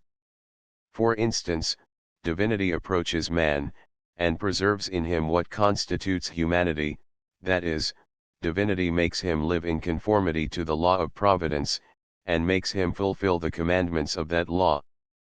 Now, this law decrees that the life of men who have become virtuous should be good both here below and after their death, and that the evil should meet an opposite fate. It would be unreasonable to expect the existence of men who forget themselves to come and save the evil, even if the latter addressed prayers to the divinity. Neither should we expect the divinities to renounce their blissful existence to come and administer our affairs, nor that the virtuous men, whose life is holy and superior to human conditions, should be willing to govern the wicked. The latter never busy themselves with promoting the good to the governing of other men, and themselves to be good, as thought Plato 52. They are even jealous of the man who is good by himself. There would indeed be more good people if virtuous men were chosen as chiefs. Though men are only mediocre, they are never abandoned by providence. Man is therefore not the best being in the universe. According to his choice he occupies an intermediate rank. In the place he occupies, however, he is not abandoned by providence, which ever leads him back to divine things by the numerous means it possesses to cause the triumph of virtue. That is the reason why men have never lost rationality, and why, to some degree, they always participate in wisdom, intelligence, art, and the justice that regulates their mutual relations. Even when one wrongs another, he is still given credit for acting in justice to himself, and he is treated according to his deserts. 53 Besides, man, as a creature, is handsome as possible, and, by the part he plays in the universe, he is superior to all the animals that dwell here below. It is ridiculous to complain of the lower nature of animals. No one in his senses would complain of the existence of animals inferior to man, if, besides, they contribute towards the embellishment of the universe. Would it not be ridiculous to complain that some of them bite men, as if the latter had an imprescriptible right to complete security? The existence of these animals is necessary. It procures us advantages both evident and still unknown, but which will be revealed in the course of time. Thus there is nothing useless in animals, either in respect to themselves, or to man. 54 It is, besides, ridiculous to complain because many animals are wild, when there are even men who are such. What should surprise us most is that many animals are not submissive to man, and defend themselves against him. 55 If unjust acts are produced astrologically, then divine reason is to blame. 10 But if men be evil only in spite of themselves, and involuntarily, it would be impossible to say that those who commit injustices, and those who suffer them are responsible, the former for their ferocity, and the latter for their cowardice. 56 To this we answer that if the wickedness of the former, as well as the cowardice of the latter, be, necessarily, produced by the course of the stars, or by the action of a principle of which it is only the effect, then it is explained by physical reasons. But if it be the very reason of the universe that produces such things, how does it not thereby commit an injustice? Even involuntariness does not affect spontaneity that is responsible. Unjust actions are involuntary only in the sense that one does not have the will to commit a fault, but this circumstance does not hinder the spontaneity of the action. However, when one acts spontaneously, one is responsible for the fault. One would avoid responsibility for the fault only if one were not the author of the action. To say that the wicked are such necessarily, does not mean that they undergo an external constraint, but that their character is constituted by wickedness. The influence of the course of the stars does not destroy our liberty, for, if every action in us were determined by the exterior influence of such agents, everything would go on as these agents desired it. Consequently, men would not commit any actions contrary to the will of these agents. If the divinities alone were the authors of all our actions, there would be no impious persons, therefore, impiety is due to men. It is true that, once the cause is given, the effects will follow, if only the whole series of causes be given. But man himself is one of these causes, he therefore does good by his own nature, and he is a free cause. Even the shadows are necessary to the perfection of a picture. 11. Is it true that all things are produced by necessity, and by the natural concatenation of causes and effects, and that, thus, they are as good as possible? No.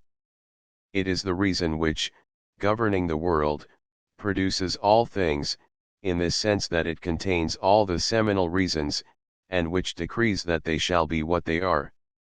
It is reason that, in conformity with its rational nature, produces what are called evils, because it does not wish everything to be equally good.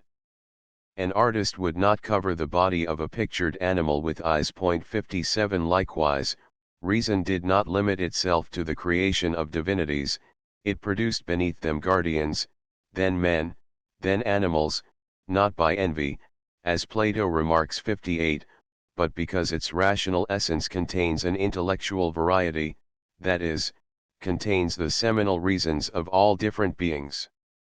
We resemble such men as know little of painting, and who would blame an artist for having put shadows in his picture. Nevertheless, he has only properly disposed the contrasts of light. Likewise, well-regulated states are not composed of equal orders. Further, one would not condemn a tragedy, because it presents personages other than heroes, such as slaves or peasants who speak incorrectly. 78. To cut out these inferior personages, and all the parts in which they appear, would be to injure the beauty of the composition. 59. It is reasonable for the reason to assign souls to different ranks in the universe. 12. Since it is the reason, of the world, which produced all things by an alliance with matter, and by preserving its peculiar nature, which is to be composed of different parts, and to be determined by the principle from which it proceeds, that is, by intelligence, the work produced by reason under these conditions could not be improved in beauty. Indeed, the reason, of the world, could not be composed of homogeneous and similar parts, it must, therefore, not be accused, because it is all things, and because all its parts differ from others. If it had introduced into the world things which it had not previously contained, as for instance, souls, and had forced them to enter into the order of the world without considering their nature, and if it had made many become degraded, reason would certainly be to blame. Therefore, we must acknowledge that the souls are parts of reason, and that reason harmonizes them with the world without causing their degradation, assigning to each that station which is suitable to her. Divine justice extends also into past and future. 13. There is a further consideration that should not be overlooked, namely, that if you desire to discover the exercise of the distributive justice of the divinity, it is not sufficient to examine only the present, the past and future must also be considered. Those who, in a former life, were slave owners, if they abused their power, will be enslaved, and this change would be useful to them. It impoverishes those who have badly used their wealth, for poverty is of service even to virtuous people. Likewise, those who kill will in their turn be killed. He who commits homicide acts unjustly, but he who is its victim suffers justly. Thus arises a harmony between the disposition of the man who is maltreated, and the disposition of him who maltreats him as he deserved. It is not by chance that a man becomes a slave, is made prisoner, or is dishonored. He must himself have committed the violence which he in turn undergoes. He who kills his mother will be killed by his son. He who has violated a woman will in turn become a woman in order to become the victim of a rape.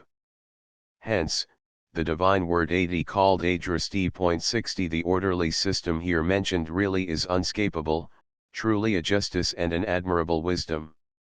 From the things that we see in the universe we must conclude that the order which reigns in it is eternal, that it penetrates everywhere, even in the smallest thing, and that it reveals an admirable art not only in the divine things, but also in those that might be supposed to be beneath the notice of Providence, on account of their minuteness.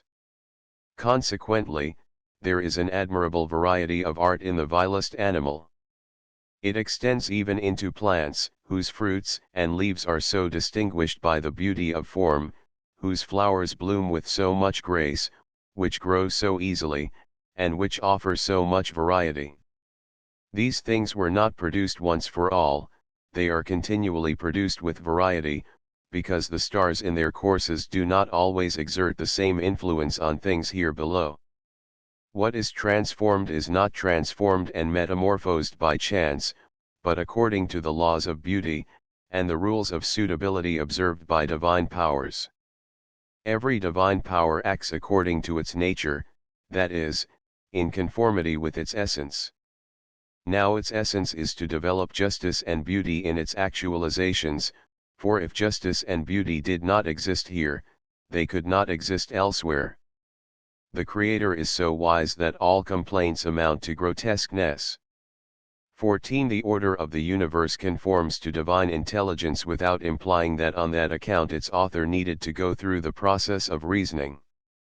Nevertheless, this order is so perfect that he who best knows how to reason would be astonished to see that even with reasoning one could not discover a plan wiser than that discovered as realized in particular natures, and that this plan better conforms to the laws of intelligence than any that could result from reasoning.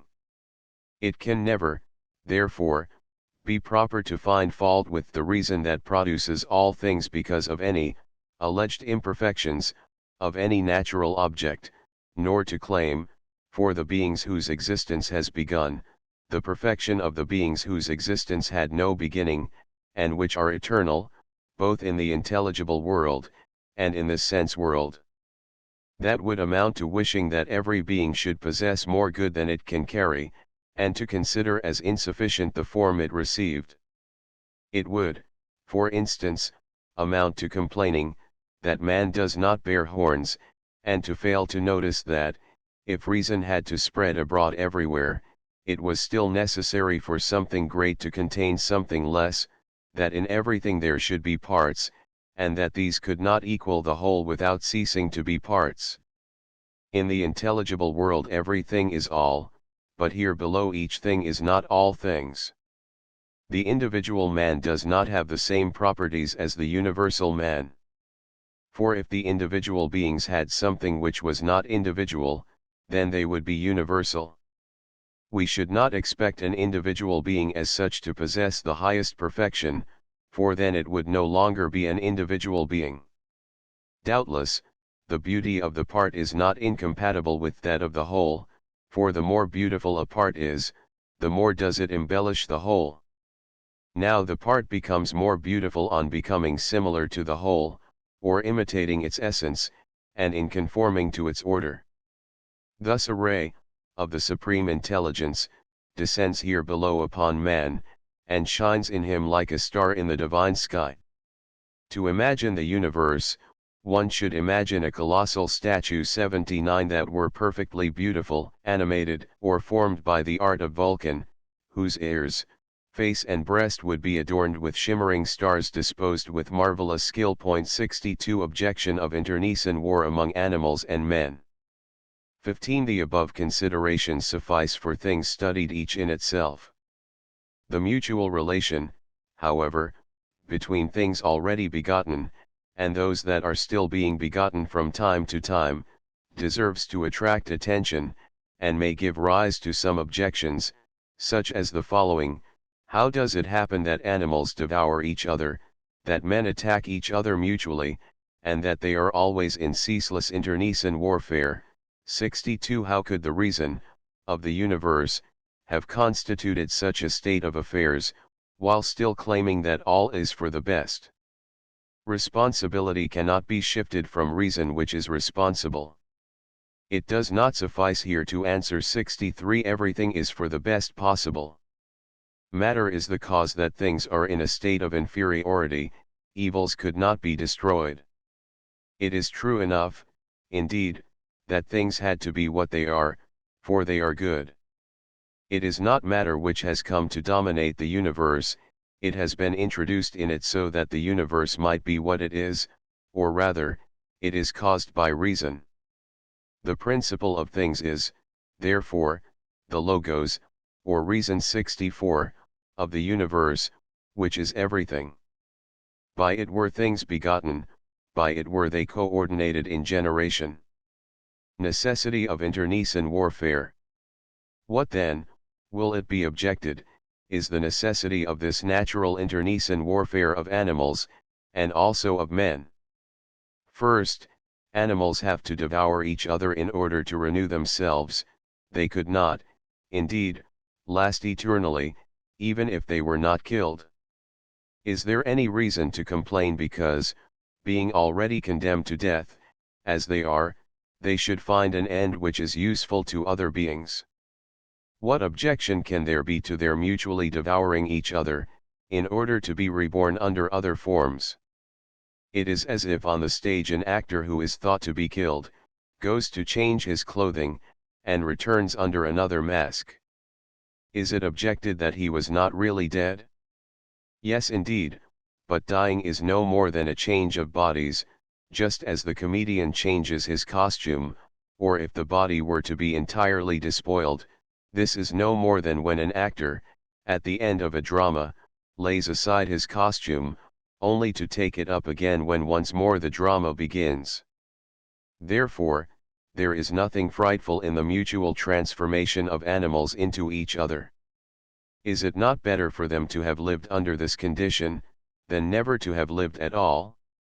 Life would then be completely absent from the universe, and life could no longer be communicated to other beings. But as this universe contains a multiple life, it produces and varies everything during the course of its existence, as it were joking with them, it never ceases to beget living beings, remarkable by beauty and by the proportion of their forms. The combats in which mortal men continually fight against each other, with a regularity strongly reminding of the Pyrrhic dances, as thought Plato 65, clearly show how all these affairs, that are considered so serious, are only children's games, and that their death was nothing serious. To die early in wars and battles is to precede by only a very little time the unscapable fate of old age, and it is only an earlier departure for a closer return. We may be comforted for the loss of our possessions during our lifetime by observing that they have belonged to others before us, and that, for those who have deprived us thereof, they form but a very fragile possession, since they, in turn, will be bereft thereof by others, and that, if they be not despoiled of their riches, they will lose still more by keeping them. 66 Murders, massacres, the taking and pillaging of towns should be considered as in the theatre we consider changes of scene and of personages, the tears and cries of the actors. 67 All these changes of fortune affect only the outer man in any case. In this world, Indeed, just as in the theater, it is not the soul, the interior man, but his shadow, the exterior man, who gives himself up to lamentations and groans, who on this earth moves about so much, and who makes of it the scene of an immense drama with numberless different acts. Such is the characteristic of the actions of a man who considers exclusively the things placed at his feet, and outside of him, and who does not know that his tears and serious occupations are any more than games. 68 The really earnest man occupies himself seriously only with really serious affairs, while the frivolous man applies himself to frivolous things. Indeed, frivolous things become serious for him who does not know really serious occupations, and who himself is frivolous. If, indeed, one cannot help being mixed up in this child's play, it is just as well to know that he has fallen into child's play where one's real personality is not in question. If Socrates were to mingle in these games, it would only be his exterior man who would do so. Let us add that tears and groans do not prove that the evils we are complaining of are very real evils, for often children weep and lament over imaginary grievances. Does this point of view destroy sin and justice? 16 If the above considerations be true, what about wickedness, injustice, and sin? For if everything be well, how can there be agents who are unjust, and who sin? If no one be unjust, or sinful, how can unhappy men exist? How can we say that certain things conform to nature, while others are contrary thereto, if everything that is begotten, or that occurs, conforms to nature? Last, would that point of view not do away entirely with impiety towards the divinity, if it be the divinity that makes things such as they are, if the divinity resemble a poet, who would in his drama introduce a character whose business it was to ridicule and criticize the author? This problem solved by reason being derived from intelligence. Let us, therefore, more clearly define the reason of the universe, and let us demonstrate that it should be what it is. To reach our conclusion more quickly, let us grant the existence of this reason. This reason, of the universe, is not pure, absolute intelligence. Neither is it the pure soul, but it depends therefrom. It is a ray of light that springs both from intelligence and from the soul united to intelligence. These two principles beget reason, that is, a rational quiet life. 69 Now all life is an actualization, even that which occupies the lowest rank.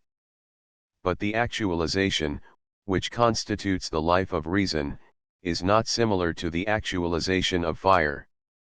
The actualization of the life, peculiar to reason, even without feeling, is not a blind movement. All things that enjoy the presence of reason, and which participate therein in any manner soever, immediately receive a rational disposition, that is, a form, for the actualization which constitutes the life, of the reason, can impart its forms, and for that actualization motion is to form beings. Its movement, like that of a dancer, is, therefore, full of art. A dancer, indeed, gives us the image of that life full of art. It is the art that moves it, because the art itself is its life. All this is said to explain the nature of life, whatever it be. The unity of reason is constituted by the contractaries it contains. As reason proceeds from intelligence and life, which possesses both fullness and unity, reason does not possess the unity and fullness of intelligence and life. Consequently, reason does not communicate the totality and universality of its essence to the beings to which it imparts itself. It, therefore, opposes its parts to each other, and creates them defective, whereby, reason constitutes and begets war and struggle. Thus reason is the universal unity, because it could not be the absolute unity. Though reason implies struggle, because it consists of parts, it also implies unity and harmony. It resembles the reason of a drama, whose unity contains many diversities.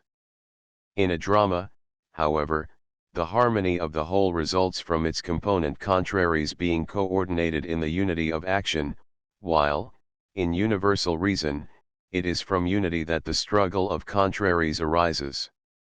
That is why we may well compare universal reason to the harmony formed by contrary sounds, and to examine why the reasons of the beings also contain contraries.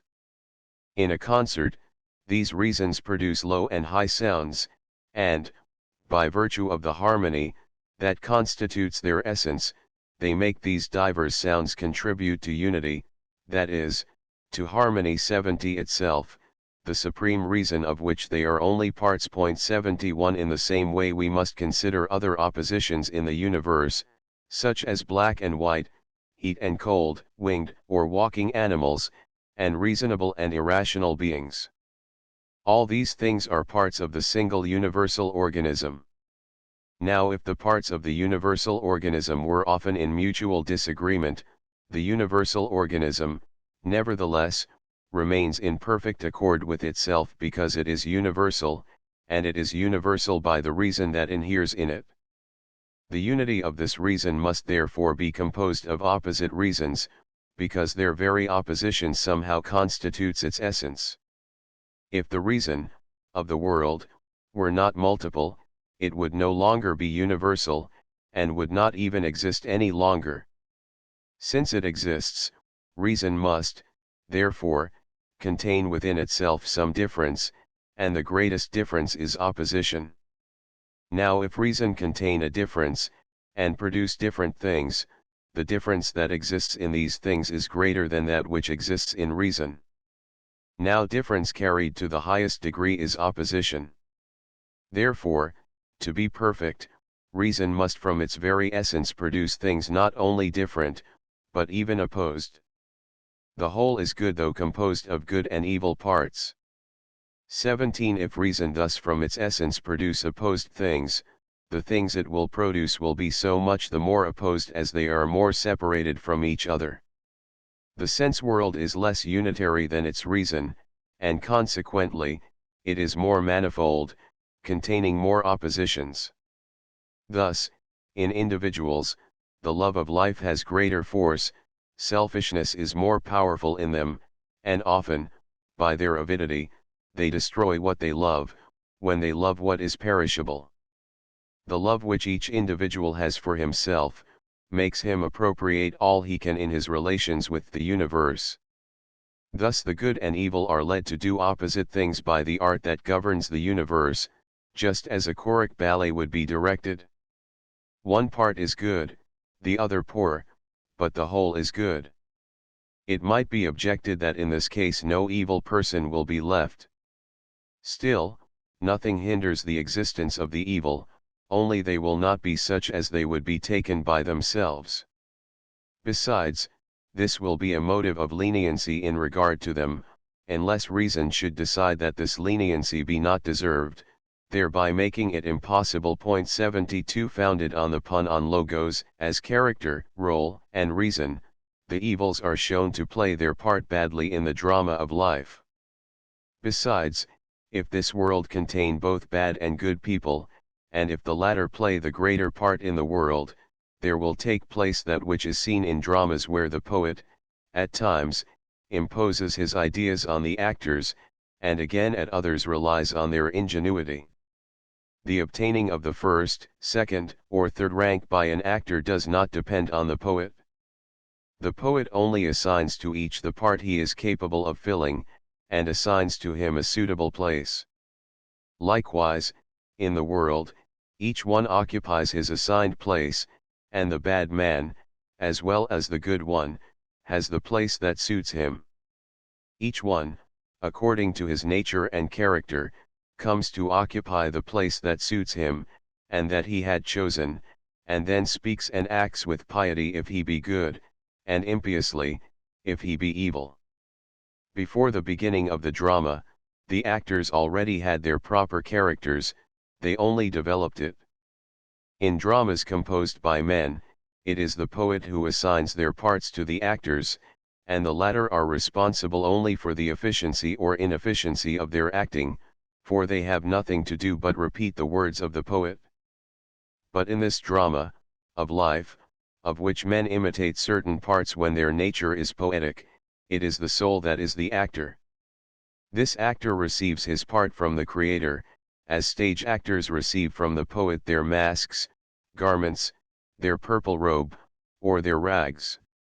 Thus in the drama of the world it is not from chance that the soul receives her part.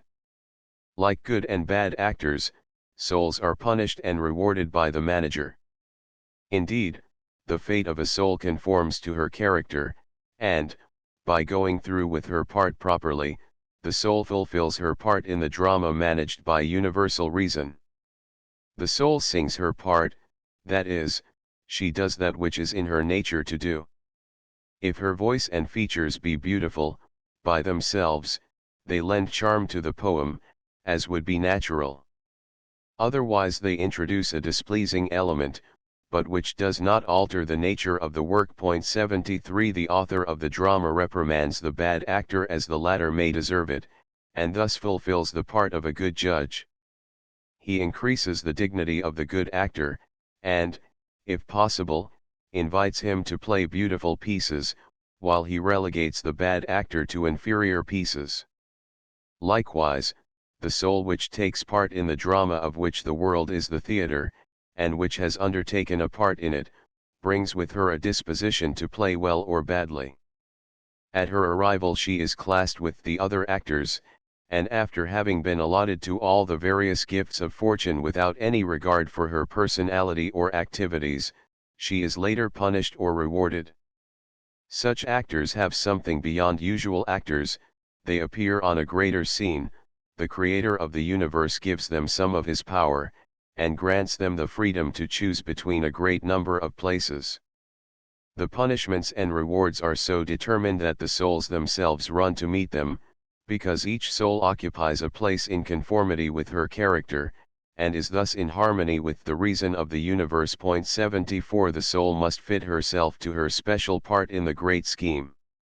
Every individual, therefore, occupies, according to justice, the place he deserves, just as each string of the lyre is fixed to the place assigned to it by the nature of the sounds it is to render.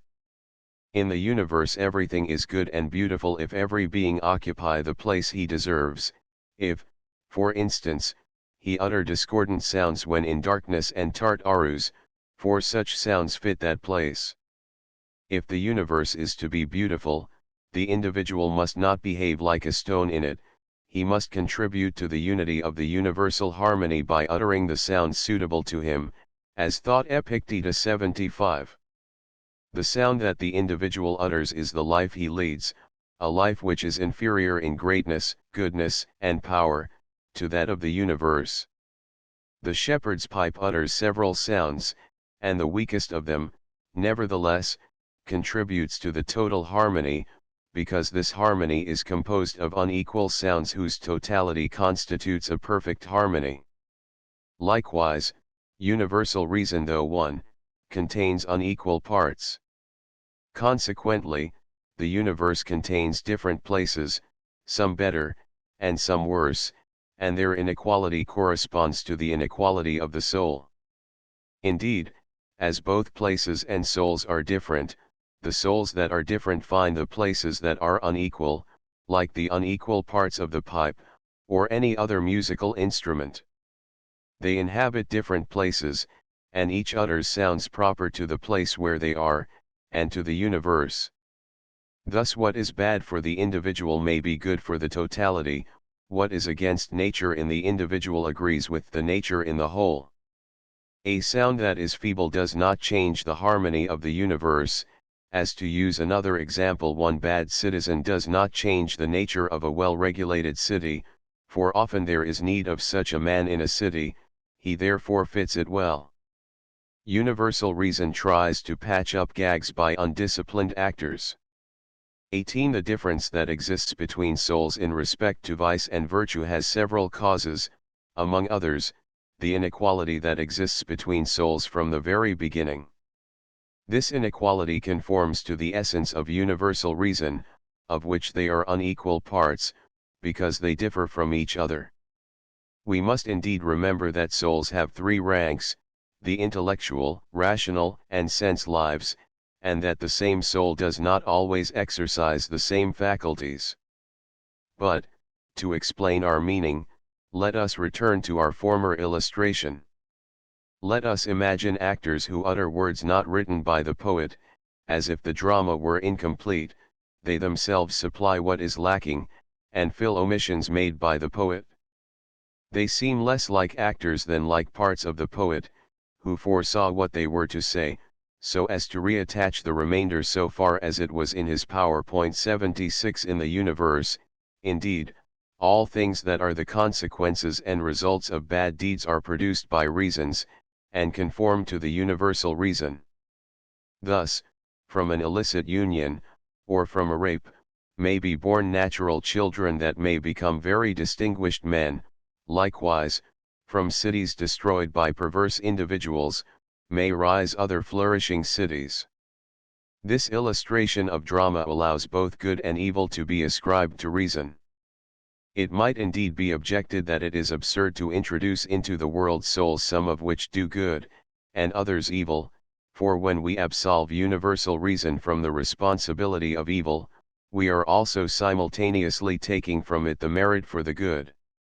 What, however, hinders us from considering deeds done by actors as parts of a drama, in the universe as well as on the stage, and thus to derive from universal reason both the good and the evil that are done here below?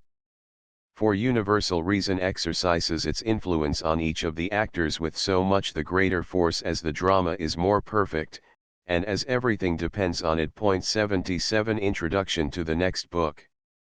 But why should we at all impute evil deeds to universal reason? The souls contained in the universe will not be any more divine for that. They will still remain parts of the universal reason, and consequently, remain souls, for we shall have to acknowledge that all reasons are souls. Otherwise, if the reason of the universe be a soul, why should certain reasons be souls, and others only, seminal, reasons? Third Ennead, Book 3. Continuation of that on Providence. Souls show kinship to world soul by fidelity to their own nature. 1. The question, why some reasons are souls, while others are reasons merely, when at the same time universal reason is a certain soul, may be answered as follows. Universal reason, which proceeds from the universal soul, embraces both good and bad things, which equally belong to its parts. It does not engender them, but exists with them in its universality. In fact, these logoses, or reasons, or particular souls, are the acts of the universal soul, and these reasons, being parts of the universal soul, have parts of the operations as their acts or energies. Therefore, just as the universal soul, which is one, has different parts, so this difference occurs again in the reasons and in the operations they effect. Just as their works harmonize, so do the souls themselves mutually harmonize. They harmonize in this, that their very diversity, or even opposition, forms an unity. By a natural necessity does everything proceed from, and return to unity. Thus creatures which are different, or even opposed, are not any the less coordinated in the same system, and that because they proceed from the same principle. Thus horses or human beings are subsumed under the unity of the animal species, even though animals of any kind, such as horses, for example, bite each other, and struggle against each other with a jealousy which rises to fury, and though animals of either species, including man, do as much. Likewise, with inanimate things, they form divers species, and should likewise be subsumed under the genus of inanimate things, and, if you go further, to essence, and further still, to superessence, the one. Having thus related or subsumed everything to this principle, let us again descend, by dividing it. We shall see unity splitting, as it penetrates and embraces everything simultaneously in a unique, or all-embracing system. Thus divided, the unity constitutes a multiple organism, each of its constituent parts acts according to its nature, without ceasing to form part of the universal being. Thus is it that the fire burns, the horse behaves as a horse should, and men perform deeds as various as their characters. In short, every being acts, lives well or badly, according to its own nature. Apparent chance really is the plan of a divine general providence. Two circumstances, therefore, are not decisive of human fortune, they themselves only derive naturally from superior principles, and result from the mutual concatenation of all things. This concatenation, however, derives from the Stoic, predominant, element in the universe, and every being contributes to it according to its nature, just as, in an army, the general commands, and the soldiers carry out his orders cooperatively. In the universe, in fact, everything has been strategically ordered by Providence, like a general, who considers everything, both actions and experiences 81 victuals and drink, weapons and implements, arranging everything so that every detail finds its suitable location. Thus nothing happens which fails to enter into the general's plan, although his opponent's doings remain foreign to his influence, and though he cannot command their army. If indeed, Providence were 82 the great chief over all, to whom the universe is subordinated, what could have disarranged his plans, and could have failed to be intimately associated therewith? We cannot question our order in the hierarchy of nature. 3. Although I am able to make any desired decision, nevertheless my decision enters into the plan of the universe, because my nature has not been introduced into this plan subsequently, but it includes me and my character. But whence originates my character? This includes 2 points: is the cause of any man's character to be located in him who formed him, or in that man himself? Must we, on the other hand, give up seeking its cause? Surely, just as it is hopeless to ask why plants have no sensation, or why animals are not men, it would be the same as asking why men are not gods. Why should we complain that men do not have a more perfect nature, if in the case of plants and animals nobody questions or accuses either these beings themselves, nor the power which has made them? This would be senseless, for 2 reasons. If we say that they might have been better, we are either speaking of the qualities which each of them is capable of acquiring by himself, and in this case we should blame only him who has not acquired them, or, we are speaking of those qualities which he should derive not from himself, but from the Creator, in which case it would be as absurd to claim for man more qualities than he has received, than it would be to do so in the case of plants or animals. What we should examine is not if one being be inferior to another, but if it be complete within its own sphere, for evidently natural inequalities are unavoidable. This again depends on conformity to nature, not that inequalities depend on the will of the principle which has regulated all things. The cause of our imperfections is distance from the Supreme. The reason of the universe, indeed, proceeds from the universal soul, and the latter, in turn, proceeds from intelligence. Intelligence, however, is not a particular being, it consists of all intelligible beings, 83, and all the beings form a plurality. Now, a plurality of being implies mutual differences between them, consisting of first, second, and third ranks. Consequently, the souls of engendered animals are rather degradations of souls, seeming to have grown weaker by their procession. The generating reason of the animal, indeed, although it be animated, is a soul other than that from which proceeds universal reason.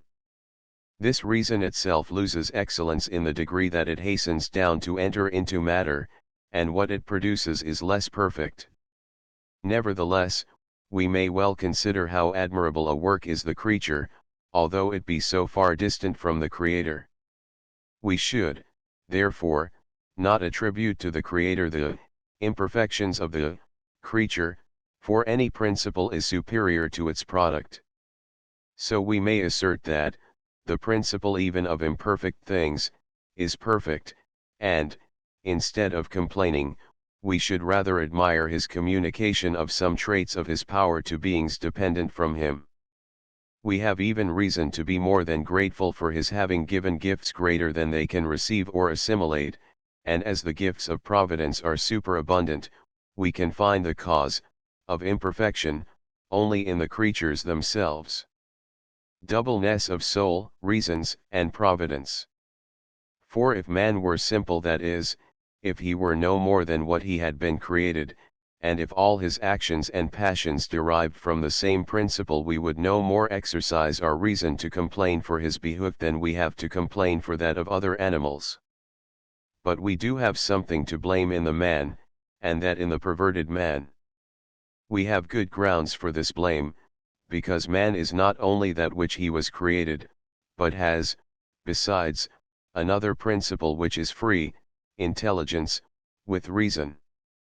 This free principle, however, is not outside of providence, and the reason of the universe, any more than it would be reasonable to suppose that the things above depended on the things here below. On the contrary, it is superior things which shed their radiance on inferior ones, and this is the cause of the perfection of providence. As to the reason of the universe, it itself is double also, one produces things, while the other unites generated things to intelligible ones. Thus are constituted two providences, a superior one, from above, intellectual reason, the principal power of the soul 84, and an inferior one, the natural and generative power, called reason, which derives from the first, and from both results the concatenation of things, and universal providence, or providence, and destiny. Men's better nature is not dominant because of their subconscious nature. Men, therefore, not being only what they were made, possess another principle, free intelligence with reason, but not all make use of all the principles they possess. Some make use of the one principle, their intelligence, while others make use of the other, principle of reason, or even of the lower principle, of imagination and sensation. Point 85. All these principles are present in the man, even when they do not react on him, and even in this case, they are not inert, each fulfills its peculiar office, only they do not all act simultaneously upon him, or are not perceived by his consciousness. It may seem difficult to understand how this may be the case with all of them present, and it might seem easier to consider them absent, but they are present in us, in the sense that we lack none of them, although we might consider them absent in the sense that a principle that does not react on a man might be considered absent from him. It might be asked why these principles do not react on all men, since they are part of them. We might, referring chiefly to this, free, intelligent, reasonable, principle, say that first, it does not belong to animals, second, it is not even, practiced, by all men. If it be not present in all men, so much the more is it not alone in them, because the being in whom this principle alone is present lives according to this principle, and lives according to other principles only so far as he is compelled by necessity. The cause, which hinders intelligence and reason from dominating us, will have to be sought in the stoic substrate of the man, either because our corporeal constitution troubles the superior principle of reason and intelligence, or because of the predominance of our passions. After all, we have not yet reached any conclusion, because this substrate of man is composed of two elements, the seminal reason, 86, and matter, and either of them might be the cause. At first blush, it would seem that the cause of the predominance of our lower natures must be sought in matter, rather than in the seminal reason, and that which dominates in us is not seminal reason, but matter and organized substrate. This, however, is not the case. What plays the part of substrate in respect of the superior principle, of free intelligence and reason, is both the seminal reason, and that which is generated thereby, conforming to that reason. Consequently, the predominant element in us is not matter, any more than our corporeal constitution. Human character may be result of former lives.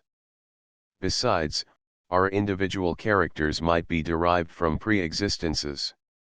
In this case we would say that our seminal reason has degenerated as a result of our antecedents, that our soul has lost her force by irradiating what was below her. Besides, our seminal reason contains within itself the very reason of our constituent matter, a matter which it discovered, or conformed to its own nature. 87 In fact, the seminal reason of an ox resides in no matter other than that of an ox. Thus, as said, Plato 88, the soul finds herself destined to pass into the bodies of animals other than men, because, just like the seminal reason, she has altered, and has become such as to animate an ox, instead of a man. By this decree of divine justice she becomes still worse than she was. Causes of deterioration. But why did the soul ever lose her way, or deteriorate? We have often said that not all souls belong to the first rank, some belong to a second, or even third rank, and who, consequently, are inferior to those of the first. Further, leaving the right road may be caused by a trifling divergence. Third, the approximation of two differing things produces a combination which may be considered a third somewhat different from the other two components. Thus even in this new element, or habituation, the being does not lose the qualities he received with his existence. If he be inferior, he has been created inferior from the very origin, it is what he was created, he is inferior by the very virtue of his nature. If he suffer the consequences thereof, he suffers them justly. Fourth, we must allow for our anterior existence, because everything that happens to us today results from our antecedents. This providence is the normative, curative, sanative element of life. 5. From first to last providence descends from on high, communicating its gifts not according to the law of an equality that would be numeric, but proportionate, varying its operations according to locality, or occasion. So, in the organization of an animal, from beginning to end, everything is related, every member has its peculiar function, superior or inferior, according to the rank it occupies. It has also its peculiar passions, passions which are in harmony with its nature, and the place it occupies in the system of things. So, for instance, a blow excites responses that differ according to the organ that received it. The vocal organ will produce a sound, another organ will suffer in silence, or execute a movement resultant from that passion. Now, all sounds, actions and passions form in the animal the unity of sound, life and existence. 89 The parts, being various, play different roles, thus there are differing functions for the feet, the eyes, discursive reason, and intelligence. But all things form one unity, relating to a single providence, so that destiny governs what is below, and providence reigns alone in what is on high.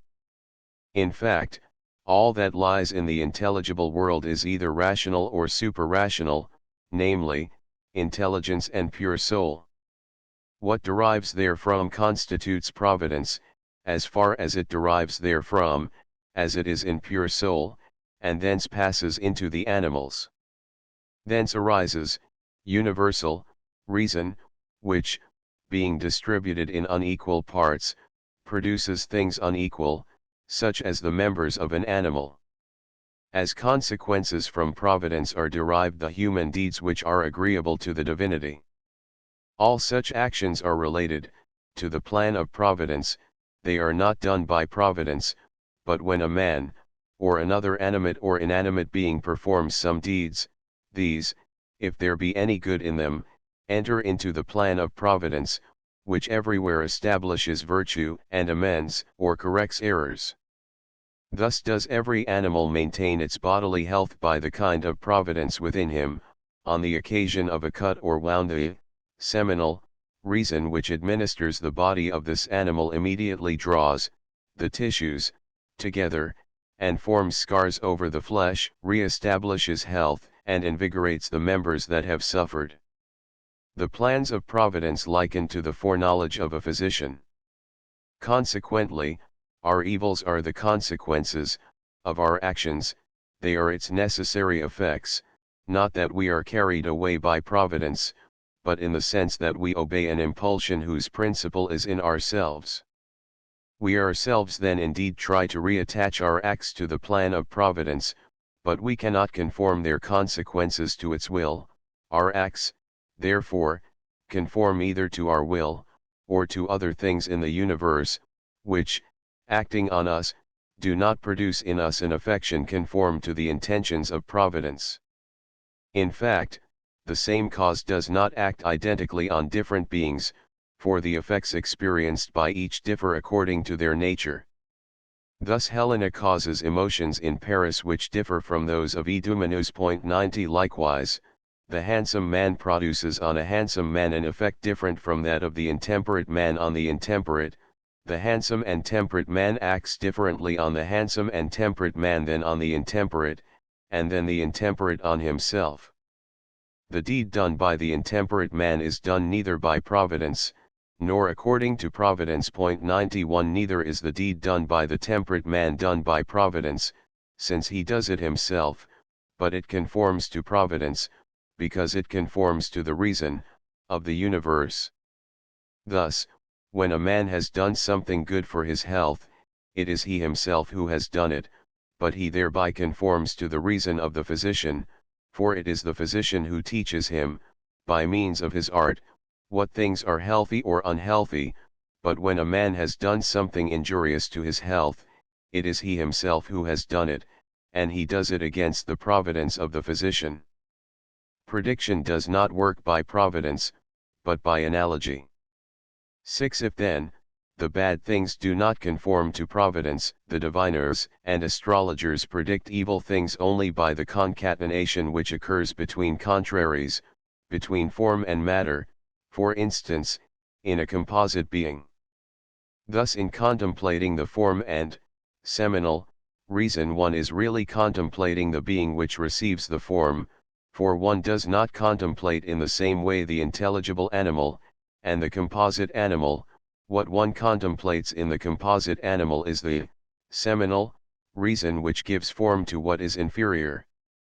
Therefore, since the world is an animal, when one contemplates its occurrences, one is really contemplating the causes that make them arise, the providence which presides over them, and whose action extends in an orderly manner to all beings and events, that is, to all animals, their actions and dispositions, which are dominated by reason and mingled with necessity.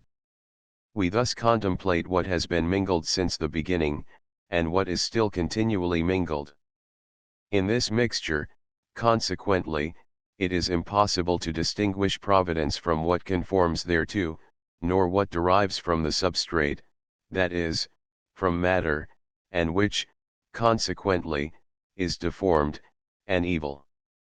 This is not a human task, not even of a man who might be wise or divine. Such a privilege can be ascribed only to God. Facts of life are letters that can be read. In fact, the function of the diviner is not to distinguish the cause, but the fact. His art consists in reading the characters traced by nature, and which invariably indicate the order and concatenation of facts, or rather, in studying the signs of the universal movement, which designate the character of each being before its revelation in himself. All beings, in fact, exercise upon each other a reciprocal influence, and concur together in the constitution and perpetuity of the world. 92 To him who studies, analogy reveals the march of events, because all kinds of divination are founded on its laws, for things were not to depend on each other, but to have relations founded on their resemblance. 93 This no doubt is that which 94 is meant by the expression that analogy embraces everything. Analogy demanded by the unity of God. Now, what is this analogy? It is a relation between the worse and the worse, the better and the better, one eye and the other, one foot and the other, virtue and justice, vice and injustice. The analogy which reigns in the universe is then that which makes divination possible. The influence which one being exercises on another conforms to the laws of influence which the members of the universal organism must exercise upon each other. The one does not produce the other, for all are generated together, but each is affected according to its nature, each in its own manner. This constitutes the unity of the reason of the universe. Evil is inseparable from the good. 7 It is only because there are good things in the world, that there are worse ones. Granting the conception of variety, how could the worse exist without the better, or the better without the worse? We should not, therefore, accuse the better because of the existence of the worse, but rather we should rejoice in the presence of the better, because it communicates a little of its perfection to the worse. To wish to annihilate the worse in the world is tantamount to annihilating Providence itself. 95 For if we annihilate the worse, to what could Providence be applied? Neither to itself, nor to the better, for when we speak of supreme Providence, we call it supreme in contrast with that which is inferior to it. The parable of the vine and the branches. Indeed, the supreme principle is that to which all other things relate, that in which they all simultaneously exist, thus constituting the totality. All things proceed from the principle, while it remains wrapped in itself. Thus, from a single root, which remains wrapped in itself, issue a host of parts, each of which offers the image of their root under a different form. Some of them touch the root, others trend away from it, dividing and subdividing down to the branches, twigs, leaves and fruits. Some abide permanently, like the branches, others swirl in a perpetual flux, like the leaves and fruits. These latter parts which swirl in a perpetual flux contain within themselves the seminal reasons of the parts from which they proceed, and which abide permanently. They themselves seem disposed to be little miniature trees. If they engendered before perishing, they would engender only that which is nearest to them.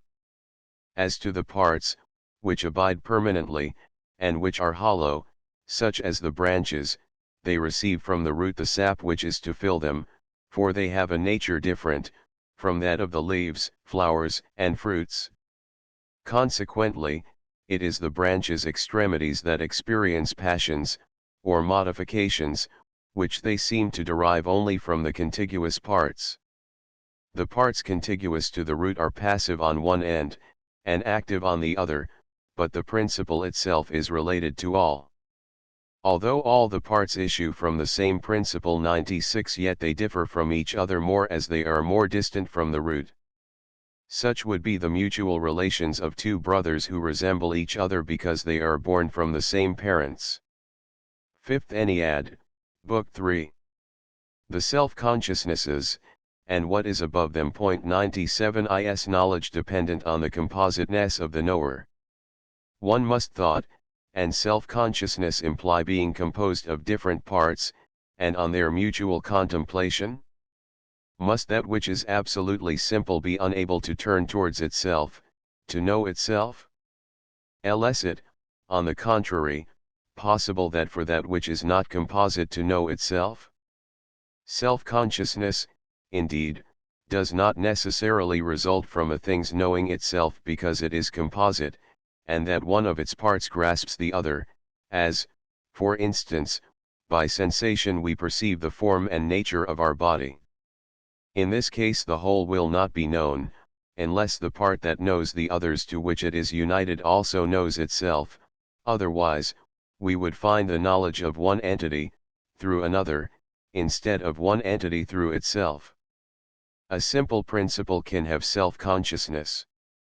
While, therefore, asserting that a simple principle does know itself, we must examine into the possibility of this. 98 Otherwise, we would have to give up hope of real self-knowledge. But to resign this would imply many absurdities, for if it be absurd to deny that the soul possesses self-knowledge, it would be still more absurd to deny it of intelligence. How could intelligence have knowledge of other beings, if it did not possess the knowledge and science of itself? Indeed, exterior things are perceived by sensation, and even, if you insist, by discursive reason and opinion, but not by intelligence. It is indeed worth examining whether intelligence does, or does not have knowledge of such external things. Evidently, intelligible entities are known by intelligence. Does intelligence limit itself to knowledge of these entities, or does it, while knowing intelligible entities, also know itself? In this case, does it know that it knows only intelligible entities, without being able to know what itself is? While knowing that it knows what belongs to it, is it unable to know what itself, the knower, is? Or can it at the same time know what belongs to it, and also know itself? Then how does this knowledge operate, and how far does it go? This is what we must examine. The sense power of the soul deals only with exterior things. 2. Let us begin by a consideration of the soul. Does she possess self-consciousness? By what faculty? And how does she acquire it?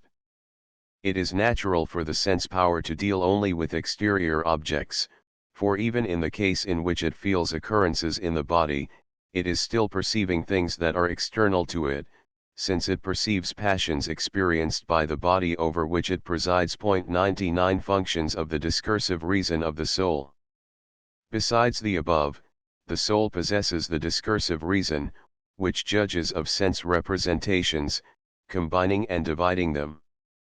Under the form of images, she also considers the conceptions received from intelligence, and operates on these images as on images furnished by sensation. Finally, she still is the power of understanding, since she distinguishes the new images from the old, and harmonizes them by comparing them, whence, indeed, our reminiscences are derived. Can discursive reason turn upon itself? That is the limit of the intellectual power of the soul. Is it, besides, capable of turning upon itself, and cognizing itself, or must this knowledge be sought for only within intelligence?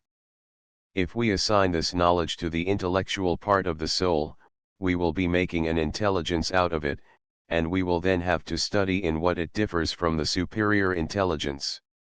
If again, we refuse this knowledge to this part of the soul, we will, by reason, rise to intelligence, and we will have to examine the nature of self-consciousness.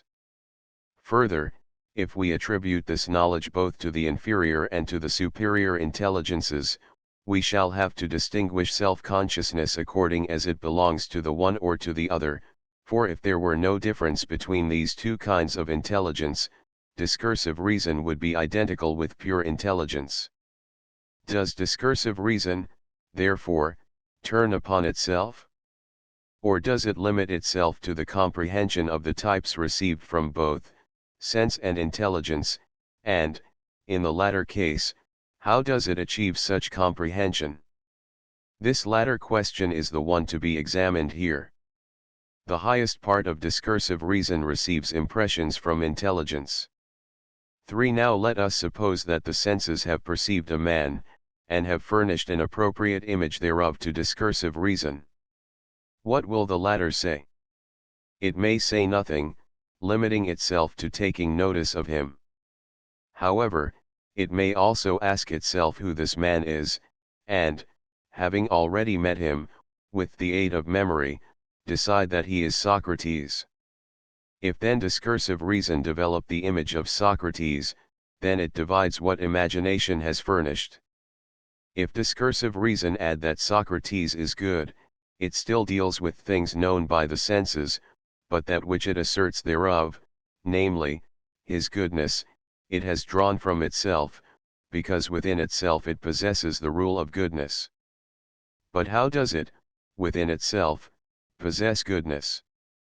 Because it conforms to the good, and receives the notion of it from the intelligence that enlightens itself, for, discursive reason, this part of the soul, is pure, and receives impressions from intelligence. 101 Why discursive reason should belong to the soul rather than to intelligence. But why should this whole, soul, part that is superior to sensation be assigned to the soul rather than to intelligence? Because the power of the soul consists in reasoning, and because all these operations belong to the discursive reason. But why can we not simply assign to it, in addition, self-consciousness, which would immediately clear up this inquiry? Because the nature of discursive reason consists in considering exterior things, and in scrutinizing their diversity, while to intelligence we attribute the privilege of contemplating itself, and of contemplating its own contents. But what hinders discursive reason, by some other faculty of the soul, from considering what belongs to it? Because, in this case, instead of discursive reason and reasoning, we would have pure intelligence. But what then hinders the presence of pure intelligence within the soul? Nothing, indeed. Shall we then have a right to say that pure intelligence is a part of the soul? No, indeed, but still we would have the right to call it ours. It is different from, and higher than discursive reason, and still it is ours, although we cannot count it among the parts of the soul. In one respect it is ours, and in another, is not ours, for at times we make use of it, and at other times we make use of discursive reason. Consequently, intelligence is ours when we make use of it, and it is not ours when we do not make use of it. But what is the meaning of making use of intelligence?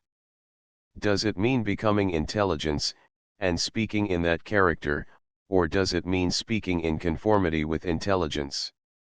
For we are not intelligence, we speak in conformity with intelligence by the first part of discursive reason, the part that receives impressions from intelligence. We feel through sensation, and it is we who feel. Is it also we who conceive and who simultaneously are conceived? Or is it we who reason, and who conceive the intellectual notions which enlighten discursive reason? We are indeed essentially constituted by discursive reason. The actualizations of intelligence are superior to us, while those of sensation are inferior. As to us, we are the principal part of the soul, the part that forms a middle power between these two extremes, now lowering ourselves towards sensation, now rising towards intelligence. 102 We acknowledge sensibility to be ours because we are continually feeling. It is not as evident that intelligence is ours, because we do not make use of it continuously, and because it is separated, in this sense, that it is not intelligence that inclines towards us, but rather we who raise our glances towards intelligence. Sensation is our messenger, intelligence is our king. 99 We can think in conformity with intelligence in two ways. For we ourselves are kings when we think in conformity with intelligence.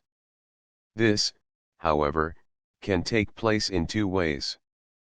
Either we have received from intelligence the impressions and rules which are, as it were, engraved within us, so that we are, so to speak, filled with intelligence, or we can have the perception and intuition of it, because it is present with us. When we see intelligence, we recognize that by contemplation of it we ourselves are grasping other intelligible entities. This may occur in two ways, either because, by the help of this very power, we grasp the power which cognizes intelligible entities, or because we ourselves become intelligence. The man who thus knows himself is double. Either he knows discursive reason, which is characteristic of the soul, or, rising to a superior condition, he cognizes himself and is united with intelligence. Then, by intelligence, that man thinks himself, no more indeed as being man, but as having become superior to man, as having been transported into the intelligible reason, and drawing thither with himself the best part of the soul, the one which alone is capable of taking flight towards thought, and of receiving the fund of knowledge resulting from his intuition. But does discursive reason not know that it is discursive reason, and that its domain is the comprehension of external objects? Does it not, while doing so, know that it judges? Does it not know that it is judging by means of the rules derived from intelligence, which itself contains? Does it not know that above it is a principle which possesses intelligible entities, instead of seeking, merely, to know them? But what would this faculty be if it did not know what it is, and what its functions are? It knows, therefore, that it depends on intelligence, that it is inferior to intelligence, and that it is the image of intelligence, that it contains the rules of intelligence as it were engraved within itself, such as intelligence engraves them, or rather, has engraved them on it. Man is self-conscious by becoming intelligence. Will he who thus knows himself content himself therewith? Surely not. Exercising a further faculty, we will have the intuition of the intelligence that knows itself, or, seizing it, inasmuch as it is ours and we are its, we will thus cognize intelligence, and know ourselves. This is necessary for our knowledge of what, within intelligence, self-consciousness is. The man becomes intelligence when, abandoning his other faculties, he by intelligence sees intelligence, and he sees himself in the same manner that intelligence sees itself. Intelligence is not divisible, and, in its existence, is identical with thought. 5. Does pure intelligence know itself by contemplating one of its parts by means of another part? Then one part will be the subject, and another part will be the object of contemplation. Intelligence will not know itself. It may be objected that if intelligence be a whole composed of absolutely similar parts, so that the subject and the object of contemplation will not differ from each other, then, by the virtue of this similitude, on seeing one of its parts with which it is identical, intelligence will see itself, for, in this case, the subject does not differ from the object. To begin with, it is absurd to suppose that intelligence is divided into several parts. How, indeed, would such a division be carried out? Not by chance, surely. Who will carry it out? Will it be the subject or object? Then, how would the subject know itself if, in contemplation, it located itself in the object, since contemplation does not belong to that which is the object? Will it know itself as object rather than as subject? In that case it will not know itself completely and in its totality, as subject and object, for what it sees is the object, and not the subject of contemplation. It sees not itself, but another. In order to attain complete knowledge of itself it will, besides, have to see itself as subject. Now, if it see itself as subject, it will, at the same time, have to see the contemplated things. But is it the, Stoic 104, types, or impressions, of things, or the things themselves, that are contained in the actualization of contemplation? If it be these impressions, we do not possess the things themselves. If we do possess these things, it is not because we separate ourselves into subject and object. Before dividing ourselves in this way, we already saw and possessed these things. Consequently, contemplation must be identical with that which is contemplated, and intelligence must be identical with the intelligible. Without this identity, we will never possess the truth. Instead of possessing realities, we will never possess any more than their impressions, which will differ from the realities. Consequently, this will not be the truth. Truth, therefore, must not differ from its object, it must be what it asserts. Thought is identical with the intelligible, which is an actualization. On one hand, therefore, intelligence, and on the other the intelligible and existence form but one and the same thing, namely, the primary existence and primary intelligence, which possesses realities, or rather, which is identical with them. But if the thought object and the thought together form but a single entity, how will the thinking object thus be able to think itself? Evidently thought will embrace the intelligible, or will be identical therewith, but we still do not see how intelligence is to think itself. Here we are, thought and the intelligible fuse into one because the intelligible is an actualization and not a simple power, because life is neither alien nor incidental to it, because thought is not an accident for it, as it would be for a brute body, as for instance, for a stone, and, finally, because the intelligible is primary being. Now, if the intelligible be an actualization, it is the primary actualization, the most perfect thought, or, substantial thought. Now, as this thought is supremely true, as it is primary thought, as it possesses existence in the highest degree, it is primary intelligence. It is not, therefore, mere potential intelligence. There is no need to distinguish within it the potentiality from the actualization of thought, otherwise, its substantiality would be merely potential. Now since intelligence is an actualization, and as its being also is an actualization, it must fuse with its actualization. But existence and the intelligible also fuse with their actualization. Therefore 105 intelligence, the intelligible, and thought will form but one and the same entity. Since the thought of the intelligible is the intelligible, and as the intelligible is intelligence, intelligence will thus think itself. Intelligence will think, by the actualization of the thought to which it is identical, the intelligible to which it also is identical. It will think itself, so far as it is thought, and in so far as it is the intelligible which it thinks by the thought to which it is identical. 106 Self-consciousness more perfect in intelligence than in the soul. 6 Reason, therefore, demonstrates that there is a principle which must essentially know itself. But this self-consciousness is more perfect in intelligence than in the soul. The soul knows herself in so far as she knows that she depends on another power, while intelligence, by merely turning towards itself, naturally cognizes its existence and being. By contemplating realities, it contemplates itself. This contemplation is an actualization, and this actualization is intelligence, for intelligence and thought 107 form but a single entity.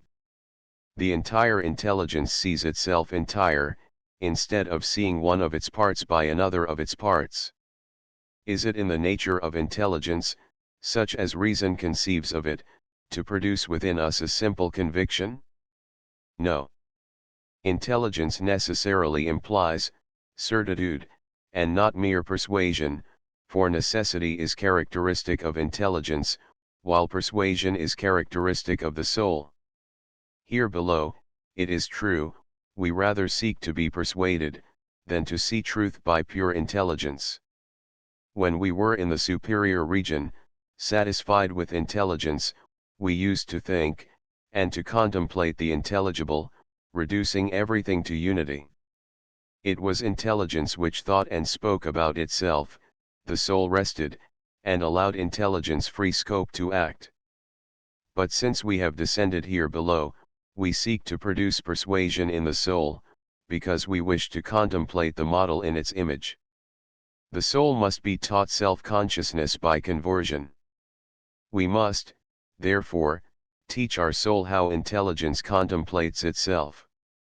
This has to be taught to that part of our soul which, because of its intellectual character, we call reason, or discursive intelligence, to indicate that it is a kind of intelligence, that it possesses its power by intelligence, and that it derives it from intelligence. This part of the soul must, therefore, know that it knows what it sees, that it knows what it expresses, and that, if it were identical with what it describes, it would thereby know itself. But since intelligible entities come to it from the same principle from which it itself comes, since it is a reason, and as it receives from intelligence entities that are kindred, by comparing them with the traces of intelligence it contains, it must know itself. This image it contains must, therefore, be raised to true intelligence, which is identical with the true intelligible entities, that is, to the primary and really true beings, for it is impossible that this intelligence should originate from itself.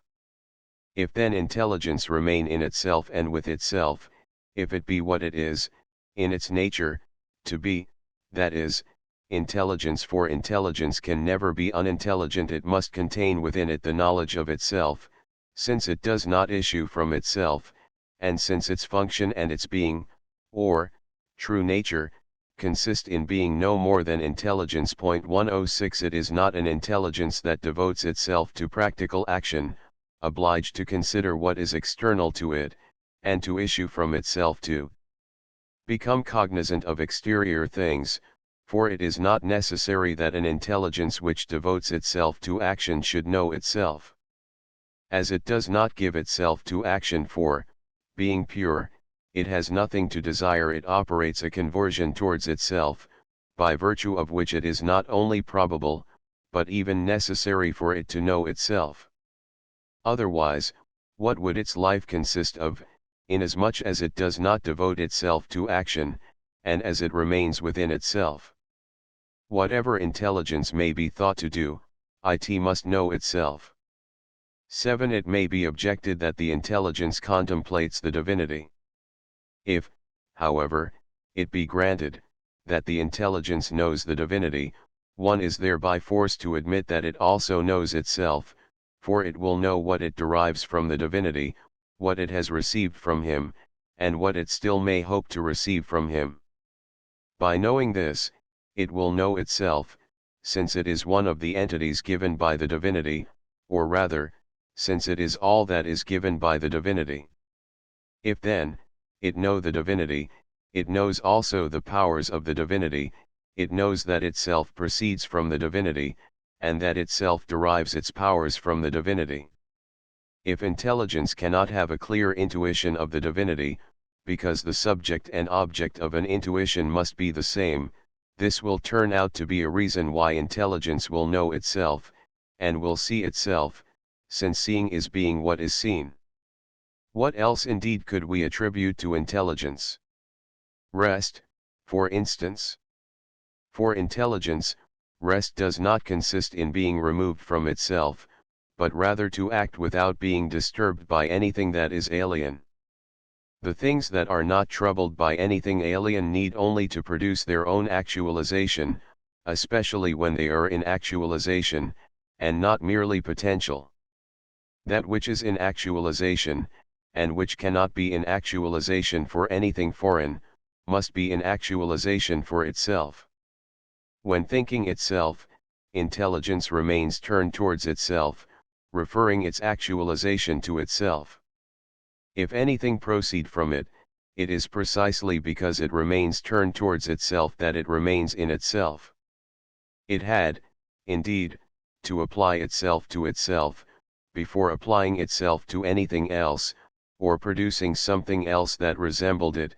Thus fire must first be fire in itself, and be fire in actualization, in order later to impart some traces of its nature to other things. Intelligence, in itself, therefore, is an actualization. The soul, on turning herself towards intelligence, remains within herself. On issuing from intelligence, the soul turns towards external things. On turning towards intelligence, she becomes similar to the power from which she proceeds.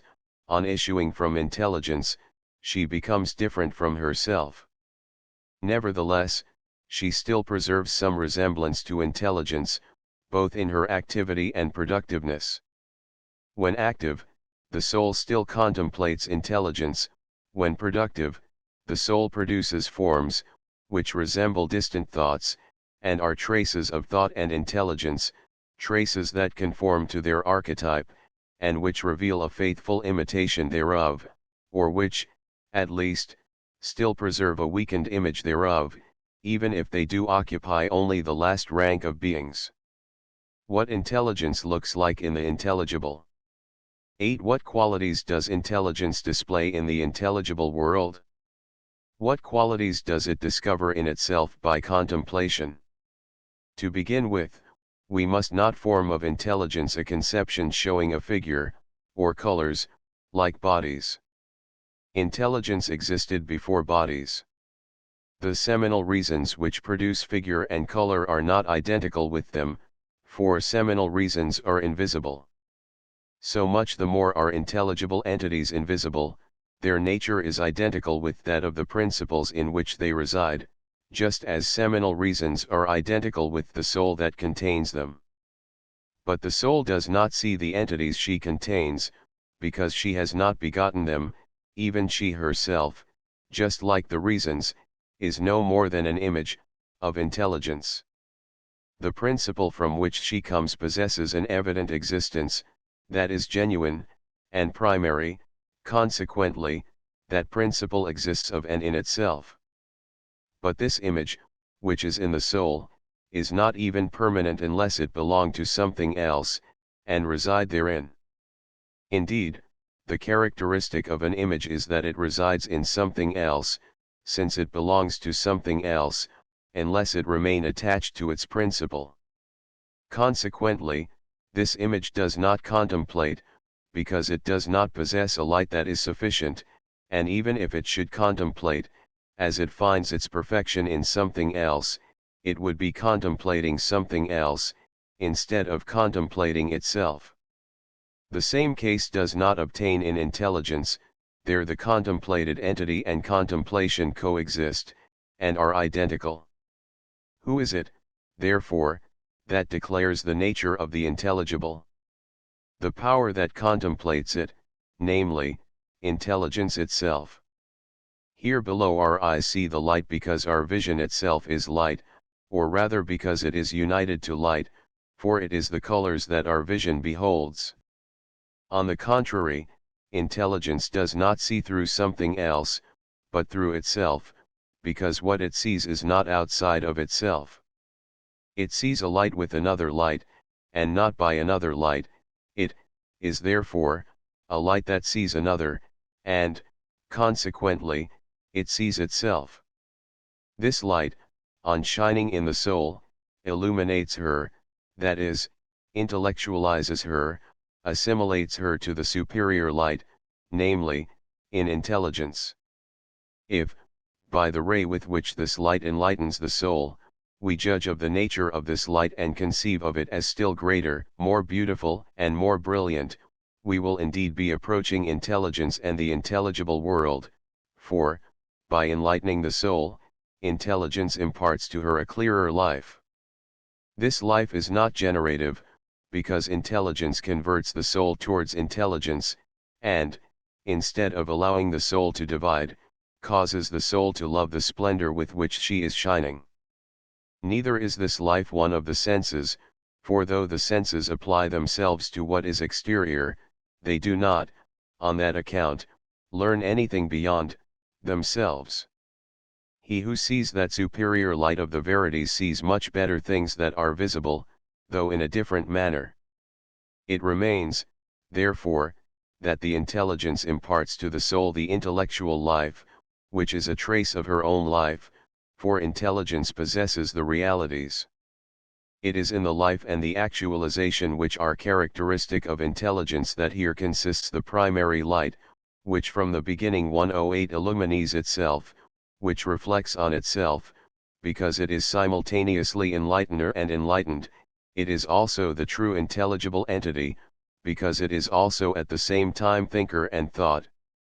It sees itself by itself, without having need of anything else. It sees itself in an absolute manner, because, within it, the known is identical with the knower. It is not otherwise in us, it is by intelligence that we know intelligence. Otherwise, how could we speak of it? How could we say that it was capable of clearly grasping itself, and that, by it, we understand ourselves? How could we, by these reasonings, to intelligence reduce our soul, which recognizes that it is the image of intelligence, which considers its life a faithful imitation of the life of intelligence, which thinks that, when it thinks, it assumes an intellectual and divine form?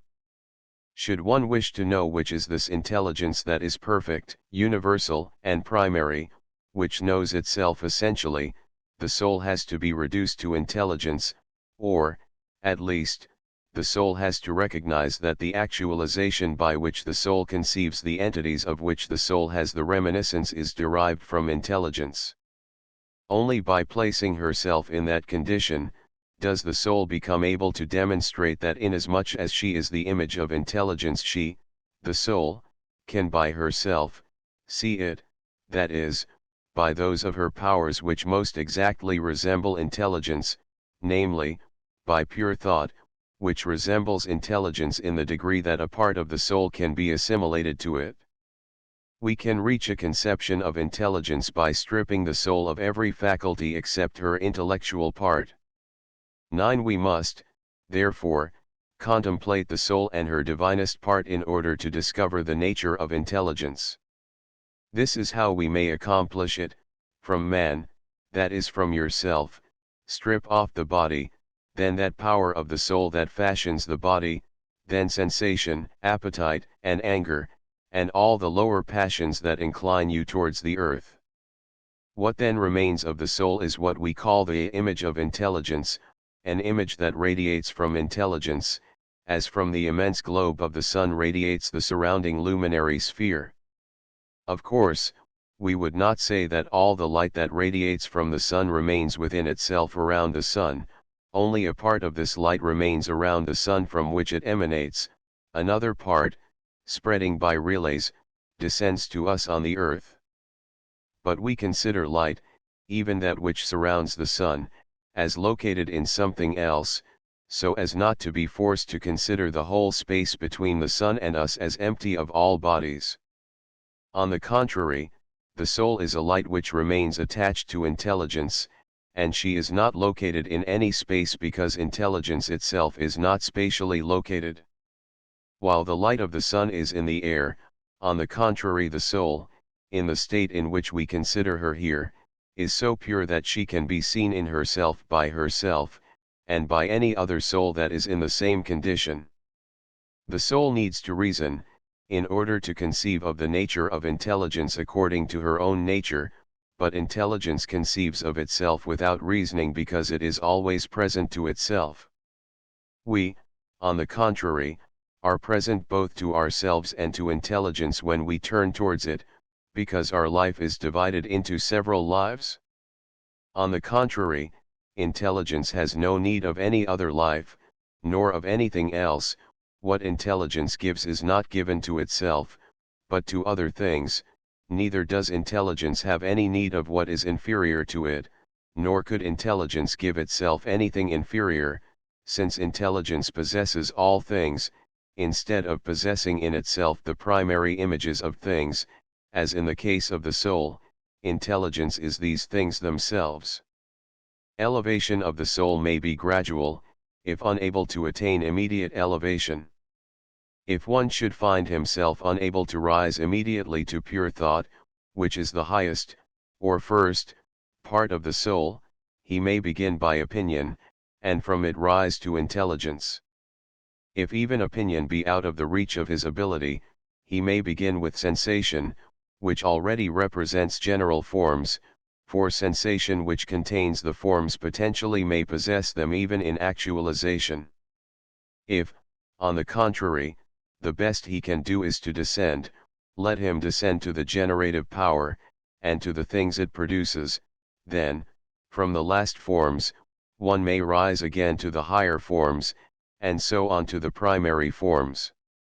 The transcendent first principle has no need of seeing itself. 10. But enough of this.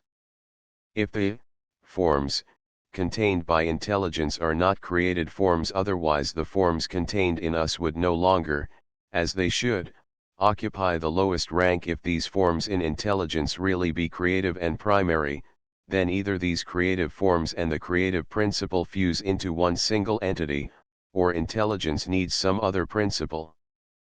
But does the transcendent principle, that is superior to intelligence, the One, itself also need some other further principle?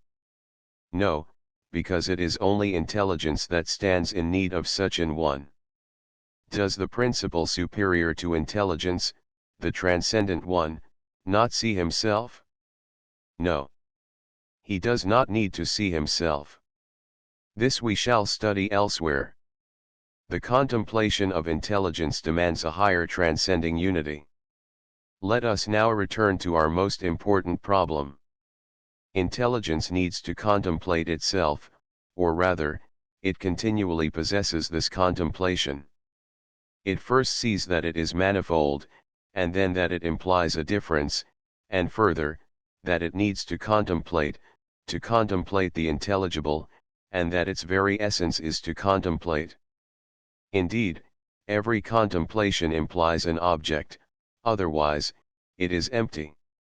To make contemplation possible there must be more than an unity. Contemplation must be applied to an object, and this object must be manifold, for what is simple has no object on which it could apply its action, and silently remains withdrawn in its solitude. Action implies some sort of difference. Otherwise, to what would action apply itself? What would be its object?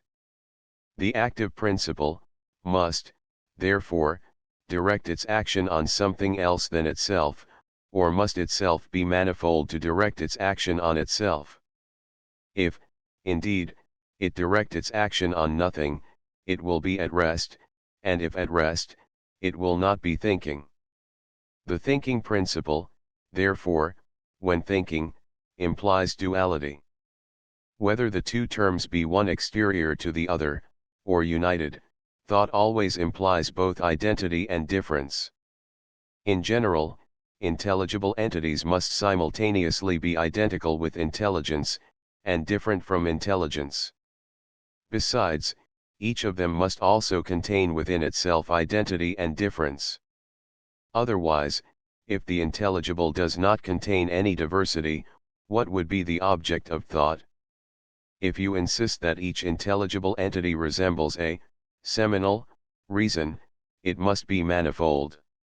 Every intelligible entity, therefore, knows itself to be a compound, and many-colored eye. If intelligence applied itself to something single and absolutely simple, it could not think. What would it say? What would it understand? If the indivisible asserted itself, it ought first to assert what it is not, and so, in order to be single it would have to be manifold. If it said, I am this, and if it did not assert that this was different from itself, it would be uttering untruth. If it asserted it as an accident of itself, it would assert of itself a multitude. If it says, I am, myself, then neither these two things will be simple, and each of them will be able to say, me, or there will be manifoldness, and, consequently, a difference, and, consequently, number and diversity.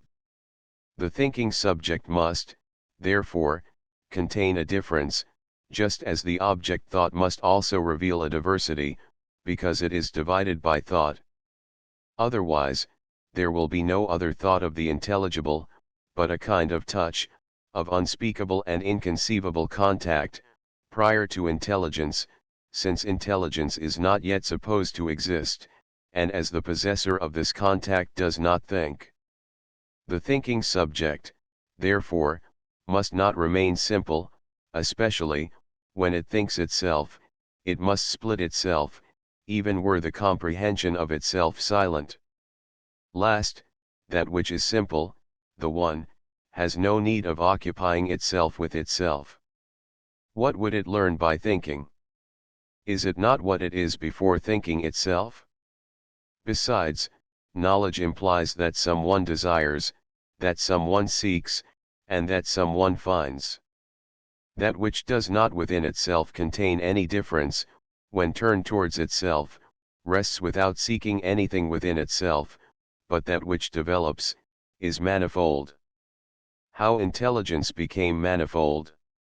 11. Intelligence, therefore, becomes manifold when it wishes to think the principle superior to it. By wishing to grasp him in his simplicity, it abandons the simplicity, because it continues to receive within itself this differentiated and multiplied nature.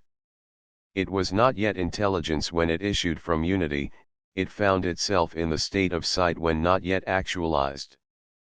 When emanating from unity, it contained already what made it manifold. It vaguely aspired to an object other than itself, while simultaneously containing a representation of this object.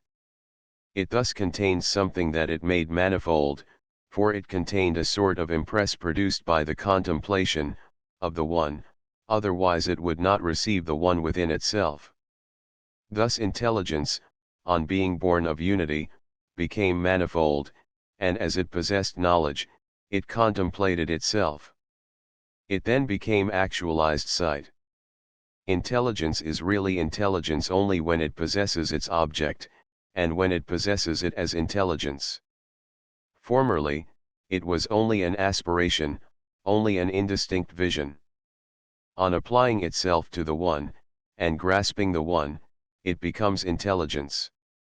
Now its receptivity to unity is continuous, and it is continuously intelligence, being, thought, from the very moment it begins to think. Before that, it is not yet thought, since it does not possess the intelligible, and is not yet intelligence, since it does not think. The one is the principle of all without being limited thereby. That which is above these things is their principle, without being inherent in them.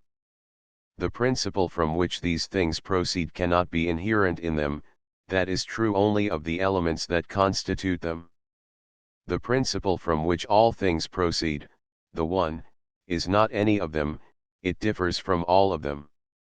The one, therefore, is not any of them, it differs from all of them. The one, therefore, is not any of the things of the universe, he precedes all these things, and consequently, he precedes intelligence, since the latter embraces all things in its universality. On the other hand, as the things that are posterior to unity are universal, and as unity thus is anterior to universal things, it cannot be any one of them. Therefore, it should not be called either intelligence or good. If by good you mean any object comprised within the universe, this name suits it only, if it indicate that it is anterior to everything. If intelligence be intelligence only because it is manifold, if thought, though found within intelligence, be similarly manifold, then the first, the principle that is absolutely simple, will be above intelligence, for if he think, he would be intelligence, and if he be intelligence, he would be manifold. No manifoldness of any kind can exist in the first. 12. It may be objected, that nothing would hinder the existence of manifoldness in the actualization of the first, so long as the being, or nature, remain unitary. That principle would not be rendered composite by any number of actualizations. This is not the case for two reasons. Either these actualizations are distinct from its nature, being, and the first would pass from potentiality to actuality, in which case, without doubt, the first is not manifold, but his nature would not become perfect without actualization. Or the nature, being, is, within him identical to his actualization, in which case, as the actualization is manifold, the nature would be such also. Now we do indeed grant that intelligence is manifold, since it thinks itself, but we could not grant that the principle of all things should also be manifold. Unity must exist before the manifold, the reason of whose existence is found in unity, for unity precedes all number. It may be objected that this is true enough for numbers which follow unity, because they are composite, but what is the need of a unitary principle from which manifoldness should proceed when referring, not to numerals, but to beings? This need is that, without the one, all things would be in a dispersed condition, and their combinations would be no more than a chaos. Permanent actualizations are hypostases. Another objection is, that from an intelligence that is simple, manifold actualizations can surely proceed. This then admits the existence of something simple before the actualizations. Later, as these actualizations become permanent, they form hypostatic forms of existence. Being such, they will have to differ from the principle from which they proceed, since the principle remains simple, and that which is born of it must in itself be manifold, and be dependent thereon. Even if these actualizations exist only because the principle acted a single time, this already constitutes manifoldness. Though these actualizations be the first ones, if they constitute second rank, nature, the first rank will belong to the principle that precedes these actualizations. This principle abides in itself, while these actualizations constitute that which is of second rank, and is composed of actualizations. The first differs from the actualizations he begets, because he begets them without activity, otherwise, intelligence would not be the first actualization. Nor should we think that the one first desired to beget intelligence, and later begot it, so that this desire was an intermediary between the generating principle and the generated entity. The one could not have desired anything, for if he had desired anything, he would have been imperfect, since he would not yet have possessed what he desired. Nor could we suppose that the one lacked anything, for there was nothing towards which he could have moved. Therefore, the hypostatic form of existence which is beneath him received existence from him, without ceasing to persist in its own condition. Therefore, if there is to be a hypostatic form of existence beneath him, he must have remained within himself in perfect tranquility, otherwise, he would have initiated movement, and we would have to conceive of a movement before the first movement, a thought before the first thought, and its first actualization would be imperfect, consisting in no more than a mere tendency. But towards what can the first actualization of the one tend, and attain, if, according to the dictates of reason, we conceive of that actualization originating from him as light emanates from the sun? This actualization, therefore, will have to be considered as a light that embraces the whole intelligible world, at the summit of which we shall have to posit, and over whose throne we shall have to conceive the rule of the immovable one, without separating him from the light that radiates from him. Otherwise, above this light we would have to posit another one, which, while remaining immovable, should enlighten the intelligible. Indeed, the actualization that emanates from the one, without being separated from him, nevertheless, differs from him.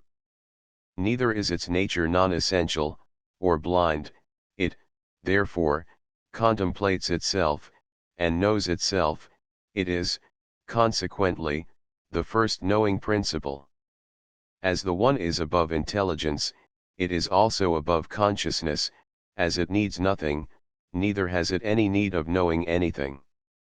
Cognition, or consciousness, therefore, belongs only to the second-rank nature. Consciousness is only an individual unity, while the one is absolute unity. Indeed, individual unity is not absolute unity, because the absolute is, or, in and for itself, precedes the, somehow determined, or, individual. The supreme is absolutely ineffable. 13. This principle, therefore, is really indescribable. We are individualizing it in any statement about it. That which is above everything, even above the venerable intelligence, really has no name, and all that we can state about him is, that he is not anything. Nor can he be given any name, since we cannot assert anything about him. We refer to him only as best we can. In our uncertainty we say, what does he not feel? Is he not self-conscious? Does he not know himself? Then we must reflect that by speaking thus we are thinking of things, that are opposed to him of whom we are now thinking. When we suppose that he can be known, or that he possesses self-consciousness, we are already making him manifold. Were we to attribute to him thought, it would appear that he needed this thought. If we imagine thought as being within him, thought seems to be superfluous. For of what does thought consist? Of the consciousness of the totality formed by the two terms that contribute to the act of thought, and which fuse therein. That is thinking oneself, and thinking oneself is real thinking, for each of the two elements of thought is itself an unity to which nothing is lacking. On the contrary, the thought of objects exterior, to intelligence, is not perfect, and is not true thought. That which is supremely simple and supremely absolute stands in need of nothing. The absolute that occupies the second rank needs itself, and, consequently, needs to think itself. Indeed, since intelligence needs something relatively to itself, it succeeds in satisfying this need, and consequently, in being absolute, only by possessing itself entirely.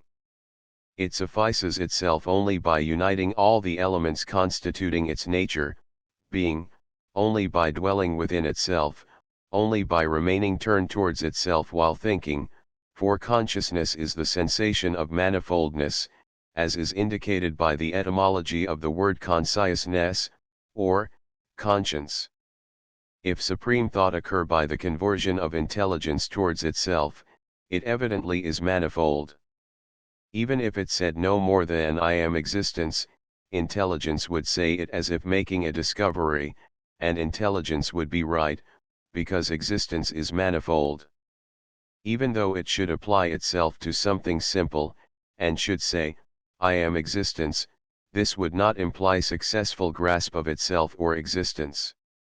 Indeed, when intelligence speaks of existence in conformity with reality, intelligence does not speak of it as of a stone, but, merely, in a single word expresses something manifold.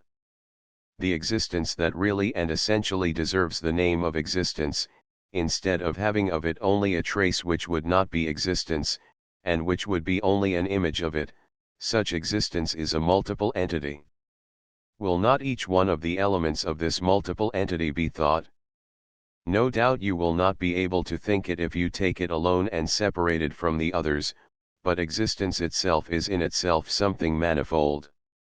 Whatever object you name, it possesses existence. Consequently, he who is supremely simple cannot think himself. If he did, he would be somewhere, which is not the case. Therefore he does not think, and he cannot be grasped by thought. We come sufficiently near to him to talk about him. 14. How then do we speak of him? Because we can assert something about him, though we cannot express him by speech. We could not know him, nor grasp him by thought. How then do we speak of him, if we cannot grasp him? Because though he does escape our knowledge, he does not escape us completely. We grasp him enough to assert something about him without expressing him himself, to say what he is not, without saying what he is. That is why in speaking of him we use terms that are suitable to designate only lower things. Besides, we can embrace him without being capable of expressing him, like men who, transported by a divine enthusiasm, feel that they contain something superior without being able to account for it. They speak of what agitates them, and they thus have some feeling of him who moves them, though they differ therefrom. Such is our relation with him. When we rise to him by using our pure intelligence, we feel that he is the foundation of our intelligence, the principle that furnishes being and other things of the kind. We feel that he is better, greater, and more elevated than we, because he is superior to reason, to intelligence, and to the senses, because he gives these things without being what they are. Radiation of multiple unity. 15. How does he give them? Is it because he possesses them, or because he does not possess them? If it be because he does not possess them, how does he give what he does not possess? If it be because he does possess them, he is no longer simple. If he give what he does not possess, how is multiplicity born of him? It would seem as if only one single thing could proceed from him, unity, and even so one might wonder how anything whatever could be born of that which is absolutely one. We answer, in the same way as from a light radiates a luminous sphere, or, fulguration 109. But how can the manifold be born from the one?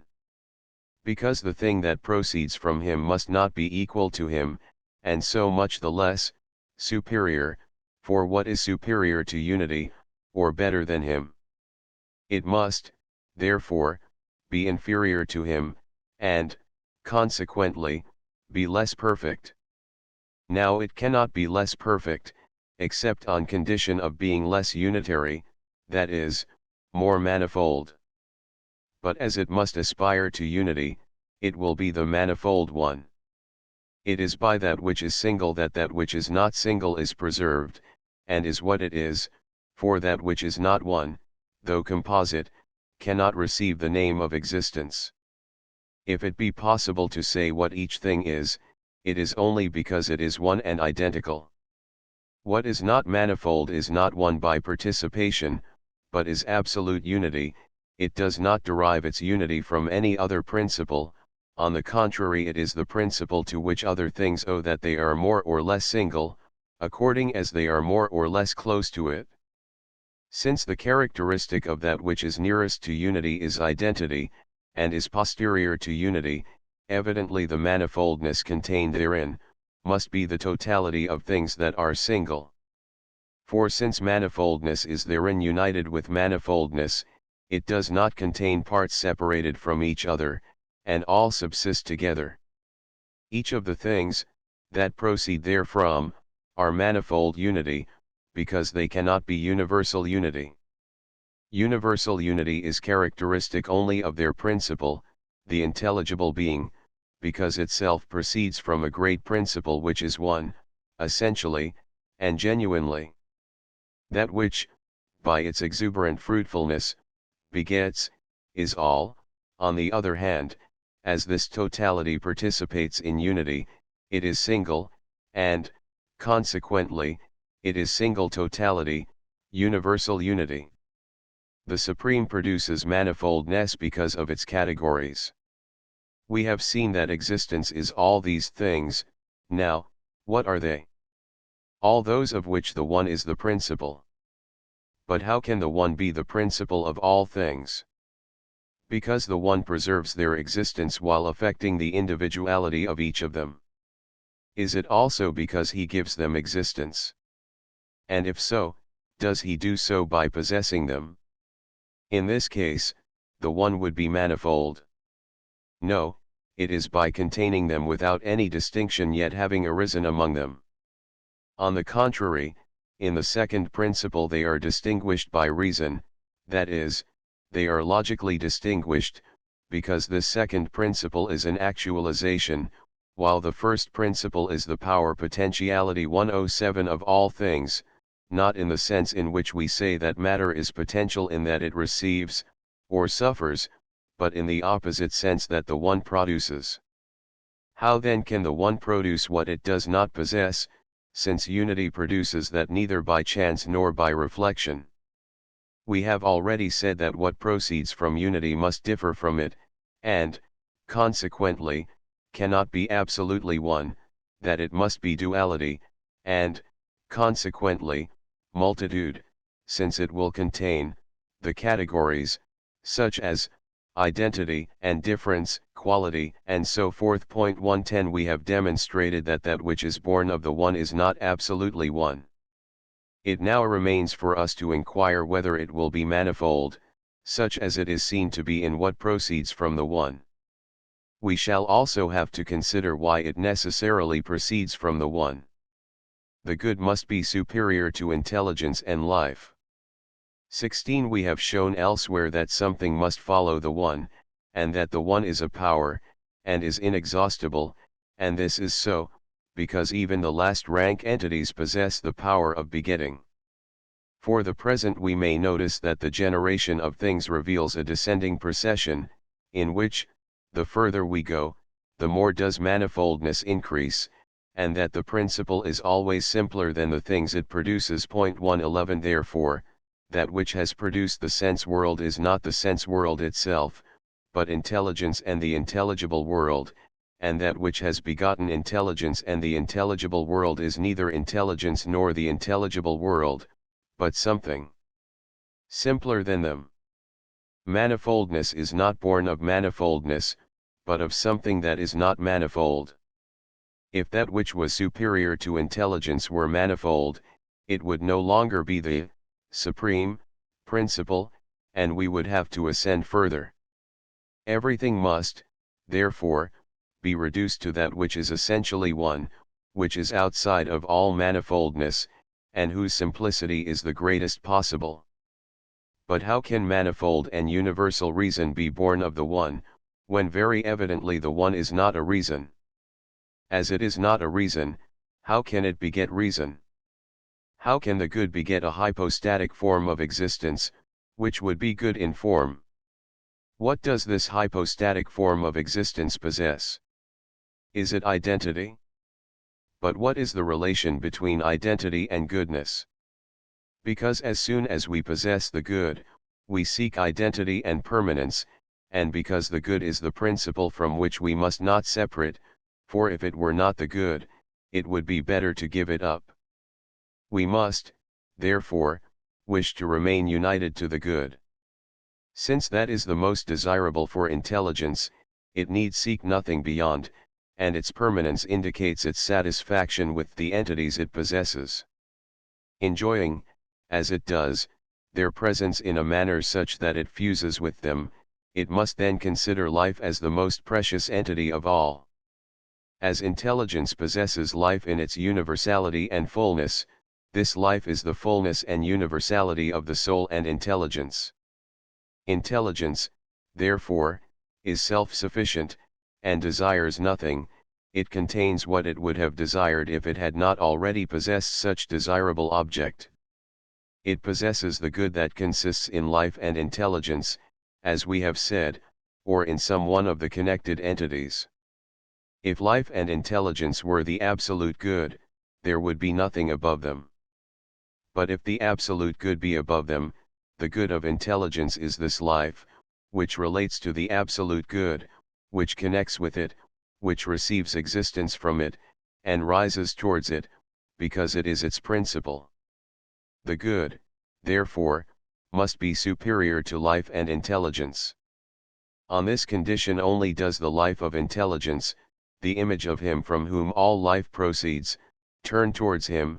On this condition only does intelligence, the imitation of the contents of the one, whatever be his nature, turn towards him. The supreme as superessential and superexistent. 17 What better thing is there then than this supremely wise life, exempt from all fault or error? What is there better than the intelligence that embraces everything?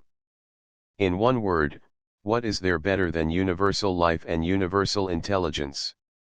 If we answer that what is better than these things is the principle that begot them, if we content ourselves with explaining how it begot them, and to show that one cannot discover anything better, we shall, instead of progressing in this discussion, ever remain at the same point. Nevertheless, we need to rise higher.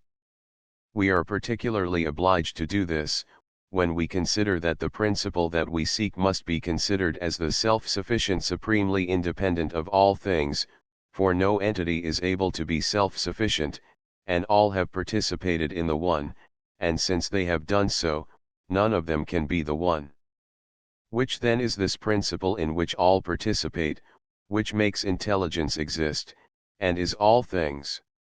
Since it makes intelligence exist, and since it is all things, since it makes its contained manifoldness self-sufficient by the presence of unity, and since it is thus the creative principle of being and self-sufficiency, it must, instead of being, be super-being and super-existence.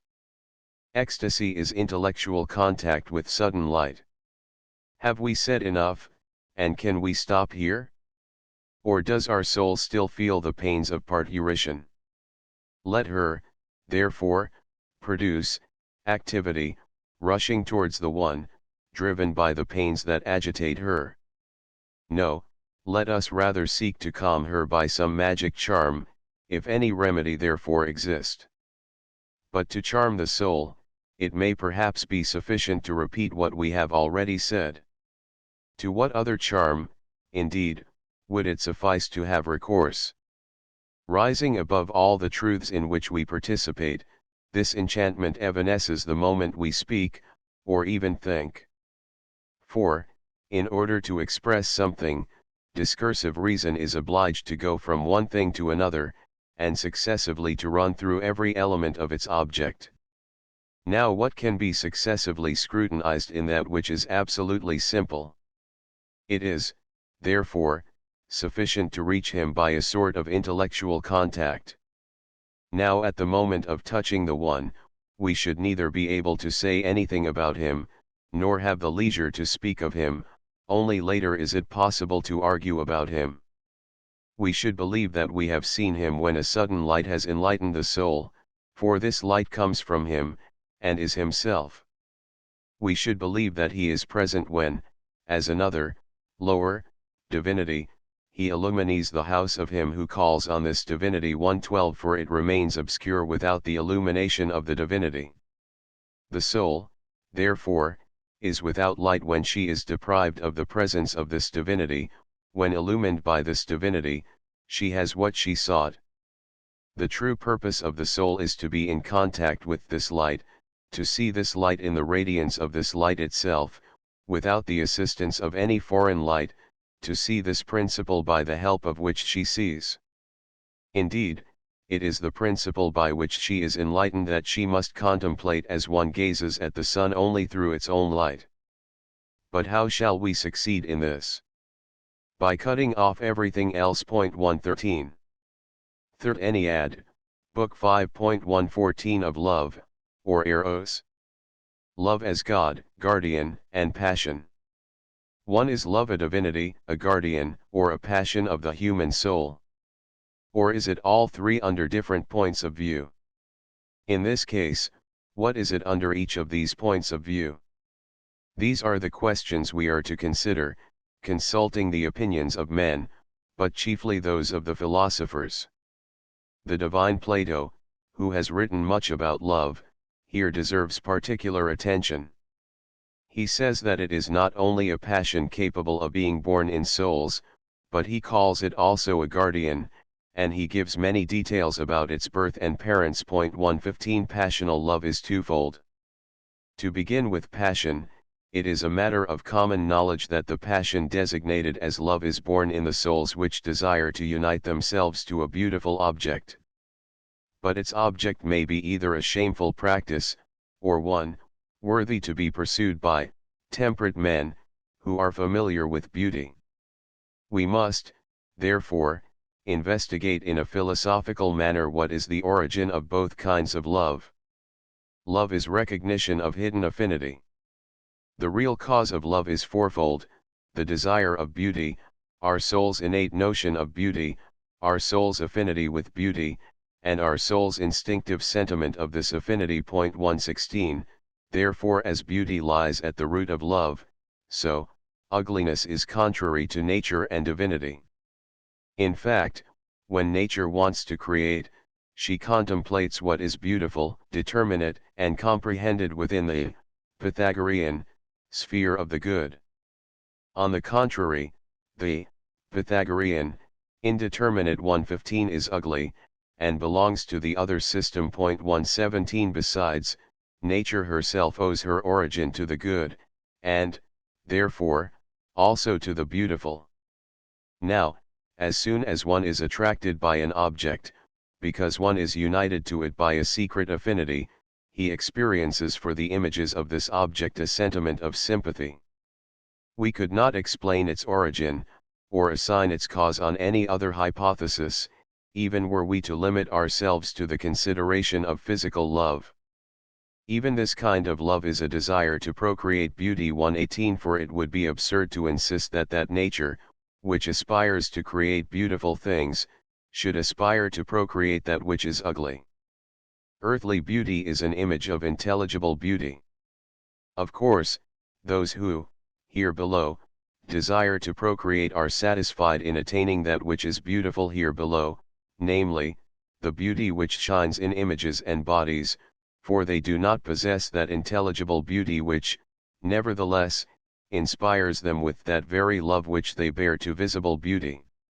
That is the reason why those who ascend to the reminiscence of intelligible beauty love that which they behold here below only because it is an image of the other. 119 As to those who fail to rise to the reminiscence of the intelligible beauty, because they do not know the cause of their passion, they mistake visible beauty for that veritable beauty, and they may even love it chastely, if they be temperate, but to go as far as a carnal union is an error, in any case. Hence, it happens that only he who is inspired by a pure love for the beautiful really loves beauty, whether or not he have aroused his reminiscence of intelligible beauty. Beauty is immortal.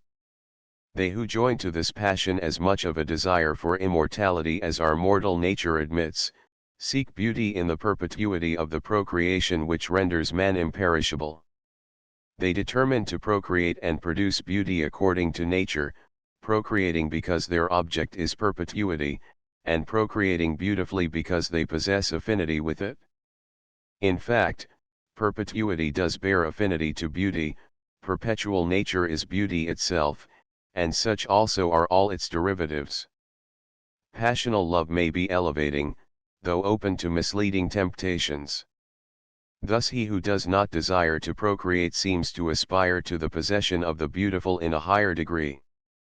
He who desires to procreate does no doubt desire to procreate the beautiful, but his desire indicates in him the presence of need, and dissatisfaction with mere possession of beauty. He thinks he will be procreating beauty, if he begets on that which is beautiful. They who wish to satisfy physical love against human laws, and nature, no doubt have a natural inclination as principle of a triple passion, but they lose their way straying from the right road for lack of knowledge of the end to which love was impelling them, of the goal of the aspiration, roused by the desire of generation, and of the proper use of the image of beauty. 120 They really do ignore beauty itself. They who love beautiful bodies without desiring to unite themselves to them, love them for their beauty only. Those who love the beauty of women, and desire union with them, love both beauty and perpetuity, so long as this object is not lost from sight. Both of these are temperate, but they who love bodies for their beauty only are the more virtuous. The former admire sensual beauty, and are content therewith, the latter recall intelligible beauty, but, without scorning visible beauty, regard it as an effect and image of the intelligible beauty. 121 Both, therefore, love beauty without ever needing to blush. But, as to those, who violate laws human and divine, love of beauty misleads them to falling into ugliness, for the desire of good may often mislead to a fall into evil. Such is love considered as a passion of the soul. The Platonic myth of love. 2 Now let us speak of the love which is considered a deity not only by men in general, but also by the Orphic theologians, and by Plato. The latter often speaks of Love, son of Venus, attributing to him the mission of being the chief of the beautiful children, or boys, and to direct souls to the contemplation of intelligible beauty, or, if already present, to intensify the instinct to seek it. In his Banquet Plato says that love is born, not of Venus, but, of abundance and need. 122, on some birthday, of Venus. Interpretation of the Platonic myth. To explain if love be born of Venus, or if he were only born contemporaneously with his mother, we shall have to study something about Venus. What is Venus? Is she the mother of love, or only his contemporary? As answer hereto we shall observe that there are two Venuses. 123 The second, or popular Venus, is daughter of Jupiter and Dione, and she presides over earthly marriages. The first Venus, the celestial one, daughter of Uranus, by Plato, in his Chronological, interpreted to mean contemplation of things above, has no mother, and does not preside over marriages, for the reason that there are none in heaven.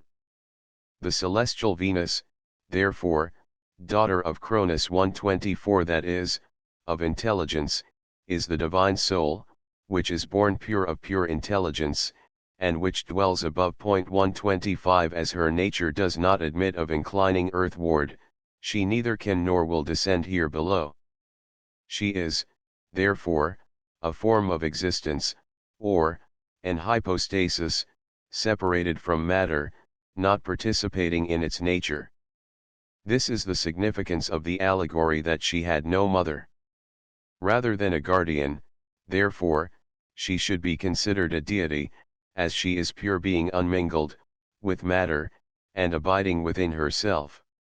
Love, like higher soul, or light, is inseparable from its source. In fact, that which is immediately born of intelligence is pure in itself, because, by its very proximity to intelligence, it has more innate force, desiring to unite itself firmly to the principle that begot it, and which can retain it there on high.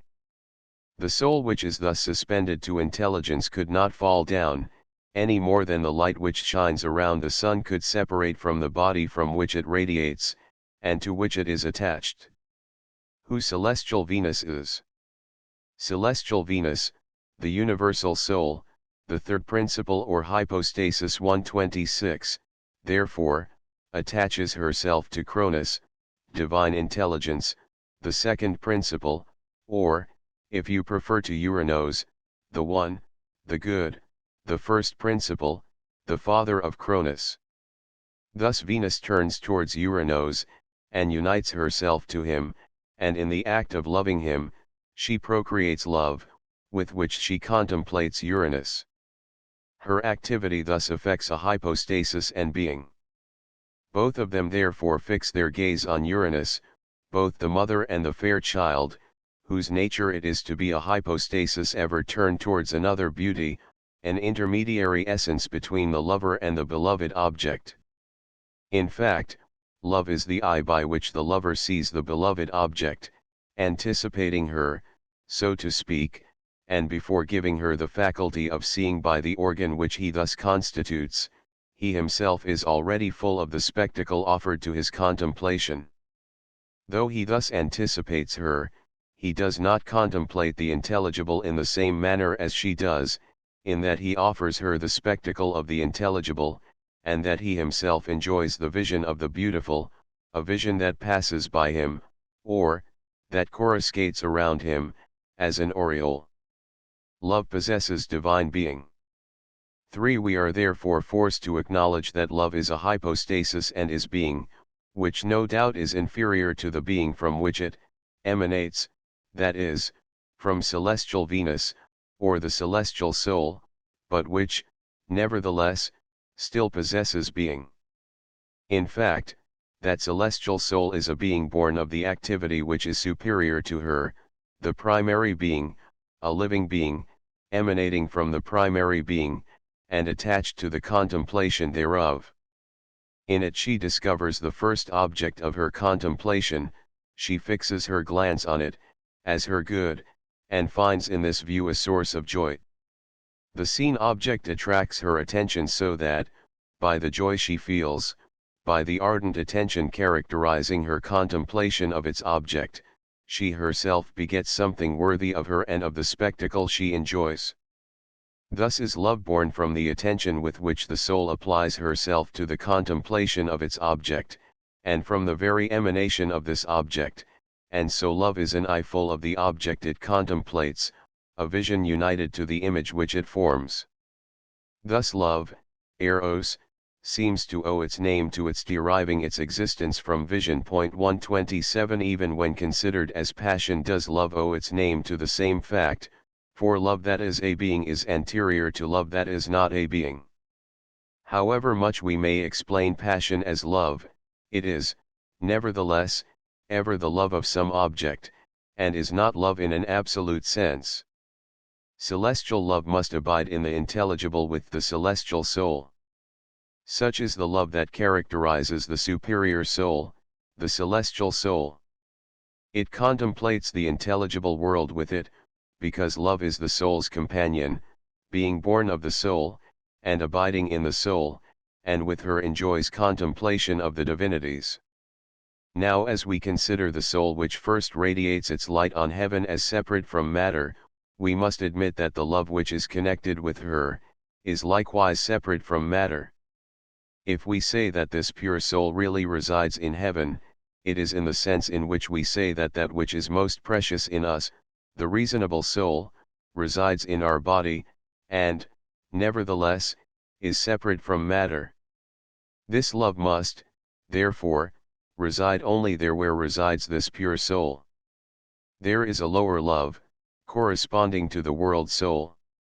But as it was similarly necessary that beneath the celestial soul there should exist the world soul 128, there must exist with it another love, born of her desire, and being her I.129. As this Venus belongs to this world, and as it is not the pure soul, nor soul in an absolute sense, it has begotten the love which reigns here below, and which, with her, presides over marriages.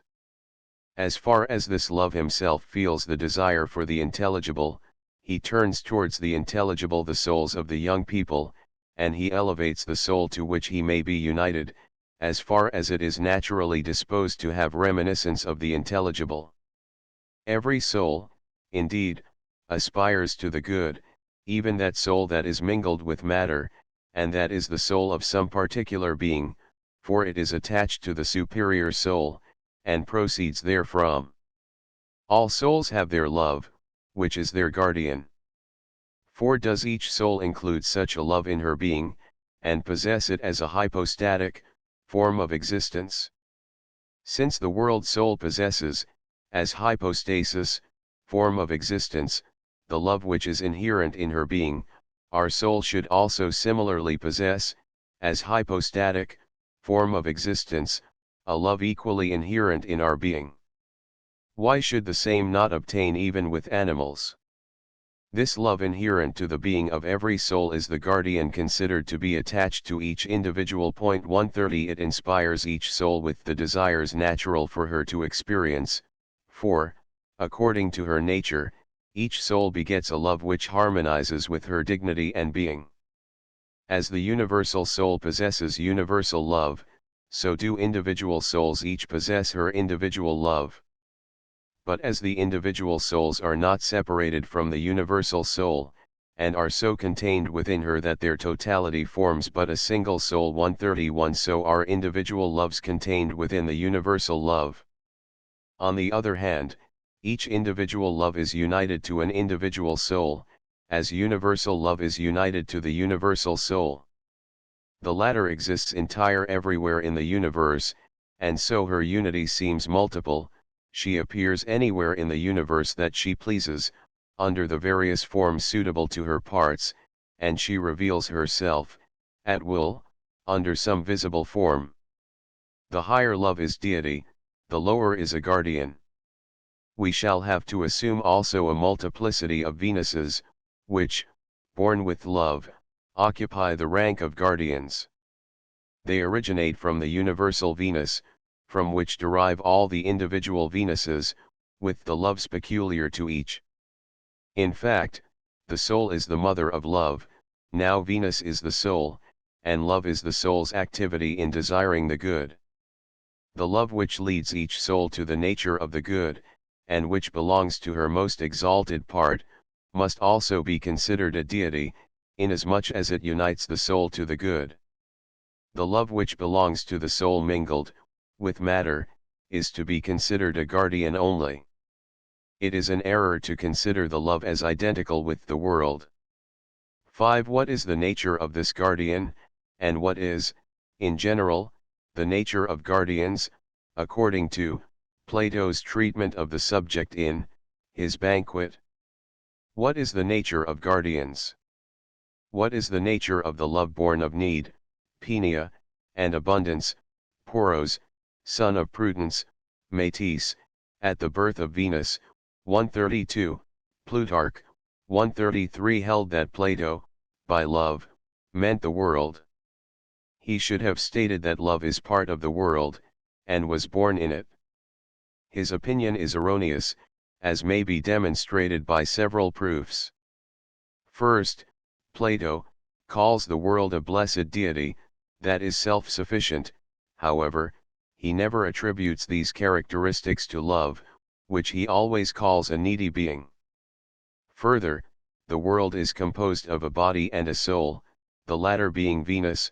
Consequently, Venus would be the directing part of love, or, if we take the world to mean the world's soul, just as we often say man when we mean the human soul. 134 love would be identical with Venus. Third, if love, which is a guardian, is the world, why should not the other guardians, who evidently are of the same nature, not also be the world? In this case, the world would be composed of guardians. Fourth, how could we apply to the world that which, Plato, says of love, that it is the guardian of fair children? Last, Plato describes love as lacking clothing, shoes, and lodging. This could not be applied to the world without absurdity or ridicule. All guardians are born of need and abundance. 6. To explain the nature and birth of love, we shall have to expound the significance of his mother need to his father abundance, and to show how such parents suit him. We shall also have to show how such parents suit the other guardians, for all guardians, by virtue of their being guardians, must have the same nature, unless, indeed, guardians have only that name in common. Difference between deities and guardians. First, we shall have to consider the difference between deities and guardians. Although it be common to call guardians deities, we are here using the word in that sense it bears when one says that guardians and deities belong to different species. The deities are impassible, while the guardians, though eternal, can experience passions, placed beneath the deities, but next to us, they occupy the middle place between deities and men. 135 A guardian is the vestige of a soul descended into the world. But how did the guardians not remain impassible? How did they descend to an inferior nature? This surely is a question deserving consideration. We should also inquire whether there be any guardian in the intelligible world, whether there be guardians only here below, and if deities exist only in the intelligible world. We shall answer as follows. There are deities also here below, and the world is, as we habitually say, a deity of the third rank, inasmuch as every supralunar being is a divinity. Next, it would be better not to call any being belonging to the intelligible world a guardian, and if we locate the chief guardian, the guardian himself, in the intelligible world, we had better consider him a deity. In the world of sense, all the visible supralunar deities should be called second-rank deities, in that they are placed below the intelligible deities, and depend on them as the rays of light from the star from which they radiate. Last, a guardian should be defined as the vestige of a soul that had descended into the world. The latter condition is necessary because every pure soul begets a deity, and we have already said 136 that the love of such a soul is a deity. Why all guardians are not loves? But why are not all the guardians loves? Further, why are they not completely pure from all matter? Among guardians, those are loves, which owe their existence to a soul's desire for the good and the beautiful. Therefore, all souls that have entered into this world each generate a love of this kind. As to the other guardians, which are not born of human souls, they are engendered by the different powers of the universal soul, for the utility of the all. They complete and administer all things for the general good. The universal soul, in fact, was bound to meet the needs of the universe by begetting guardian powers which would suit the all of which she is the soul. Why the guardians are not free from matter?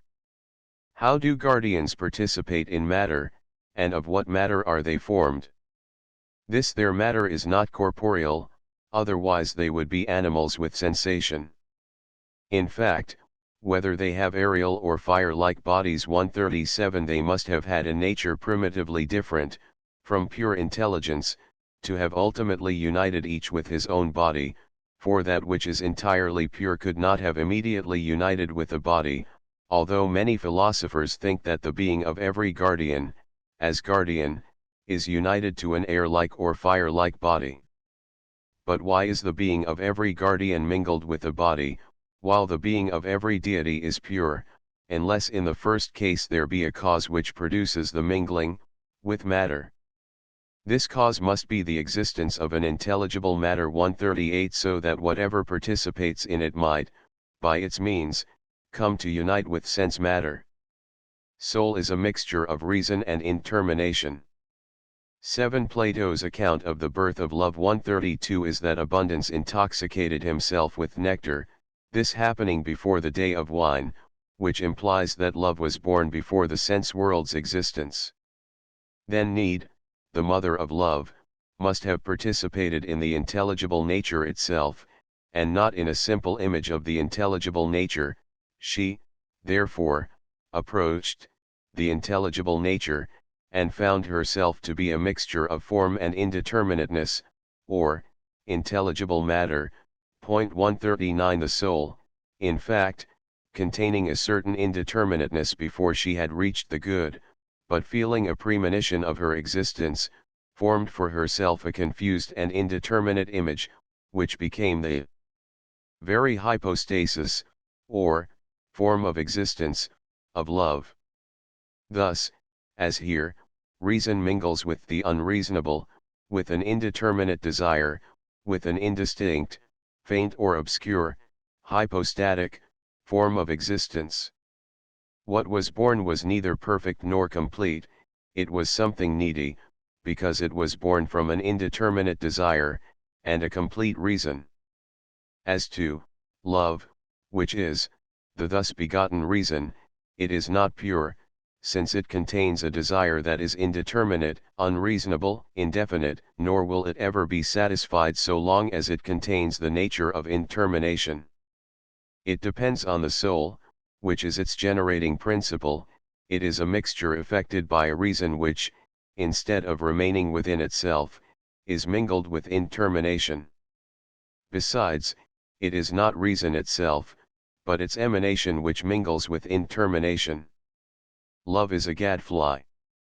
Love, therefore, is similar to a gadfly.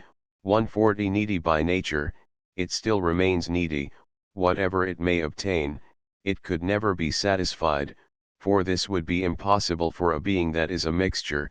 No being could ever be fully satisfied if by its nature it be incapable of attaining fullness. Even were it satisfied for a moment, it could not retain anything if its nature made it continue to desire. Consequently, on one side, love is deprived of all resources 141 because of its neediness, and on the other, it possesses the faculty of acquisition, because of the reason that enters into its constitution.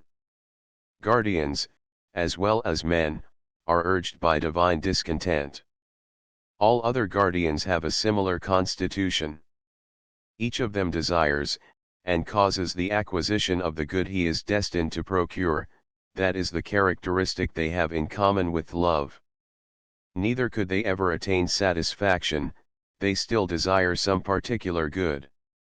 The result of this is that the men who here below are good are inspired by the love of the true, absolute good, and not by the love of such and such a particular good. 142 Those who are subordinated to divers guardians are successively subordinated to such or such a guardian.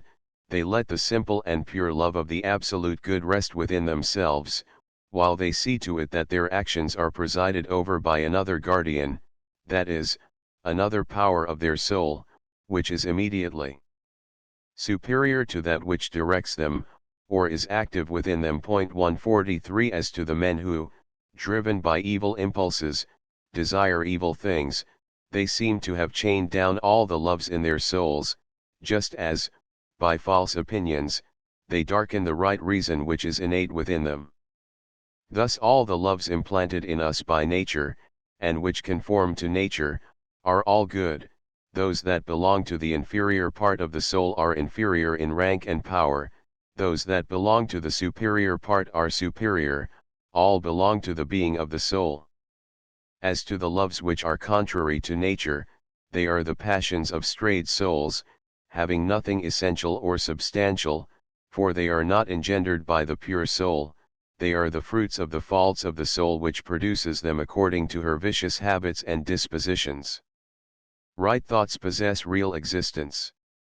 In general, we might admit that the true goods which are possessed by the soul when she acts conformably to her nature, by applying herself to things determined, by reason, constitute real being, that the others, on the contrary, are not engendered by the very action of the soul, and are only passions. 144 Likewise, false intellect ions lack real being, such as belongs to true intellect ions, which are eternal and determinate, possessing simultaneously the intellectual act, the intelligible existence and essence, and this latter not only in general, but in each real intelligible being, manifesting intelligence in each idea. As to us, we must acknowledge that we possess only intellection and the intelligible, we do not possess them together, or completely, but only in general, and hence comes our love for generalities.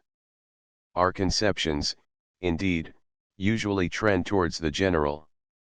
It is only by accident that we conceive something particular, when, for instance, we conceive that some particular triangle's angles amount to 2 right angles, it is only as a result of first having conceived that the triangle in general possesses this property. Jupiter, the great chief, or third god, is the soul, or Venus. 8 Finally, who is this Jupiter into whose gardens, Plato said that, abundance entered? What are these gardens? As we have already agreed, Venus is the soul, and abundance is the reason of all things. We still have to explain the significance of Jupiter and his gardens. Jupiter cannot well signify anything else than the soul, since we have already admitted that the soul was Venus. We must here consider Jupiter as that deity which Plato, in his Phaedrus, calls the great chief, 145, and, elsewhere, as I think, the third god. He explains himself more clearly in this respect in the Philebus 146, where he says that Jupiter has a royal soul, a royal intelligence. Since Jupiter is, therefore, both an intelligence and a soul, since he forms part of the order of causes, since we must assign him his rank according to what is best in him, and for several reasons, chiefly because he is a cause, a royal and directing cause, he must be considered as the intelligence. Venus, that is, Aphrodite, which belongs to him, which proceeds from him, and accompanies him, occupies the rank of a soul, for she represents in the soul that which is beautiful, brilliant, pure, and delicate, Abron, and that is why she is called Aphrodite. 147 In fact, if we refer the male deities to the intellect, and if we consider the female deities as souls because a soul is attached to each intelligence, we shall have one more reason to relate Venus to Jupiter. Our views upon this point are confirmed by the teachings of the priests and the Orphic theologians, who always identify Venus and Juno, and who call the evening star, or star of Venus, the star of Juno. 148 Jupiter's garden is the fruitful reason that begets every object.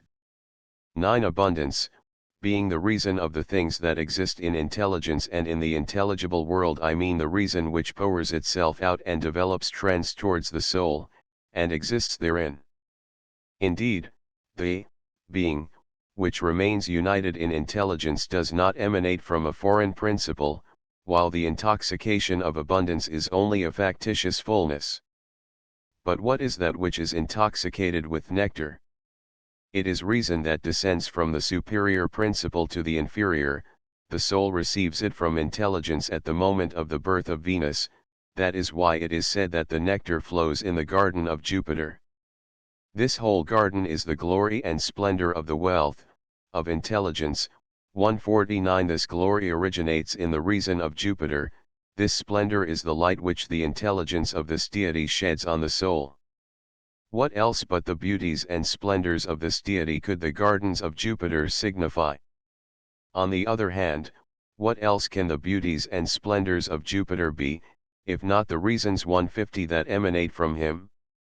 At the same time, these reasons are called abundance, poros, or euphoria, the wealth of the beauties which manifest, that is the nectar which intoxicates abundance. 151 For indeed what else is the nectar among the deities, but that which each of them receives? Now reason is that which is received from intelligence by its next inferior principle. Intelligence possesses itself fully, yet this self-possession does not intoxicate it, as it possesses nothing foreign thereto. On the contrary, reason is engendered by intelligence. As it exists beneath intelligence, and does not, as intelligence does, belong to itself, it exists in another principle. Consequently, we say that abundance is lying down in the garden of Jupiter, and that at the very moment when Venus, being born, takes her place among living beings. The object of myths is to analyze, and to distinguish. 10 If myths are to earn their name, of something reserved, or silent, they must necessarily develop their stories under the category of time, and present as separate many things, that are simultaneous, though different in rank or power. That is the reason they so often mention the generation of ungenerated things, and that they so often separate simultaneous things. 152 But after having thus, by this analysis, yielded us all the instruction possible to them, these myths leave it to the reader to make a synthesis thereof. Ours is the following: significance of the Platonic myth of the Garden of Jupiter. Venus is the soul which coexists with intelligence, and subsists by intelligence.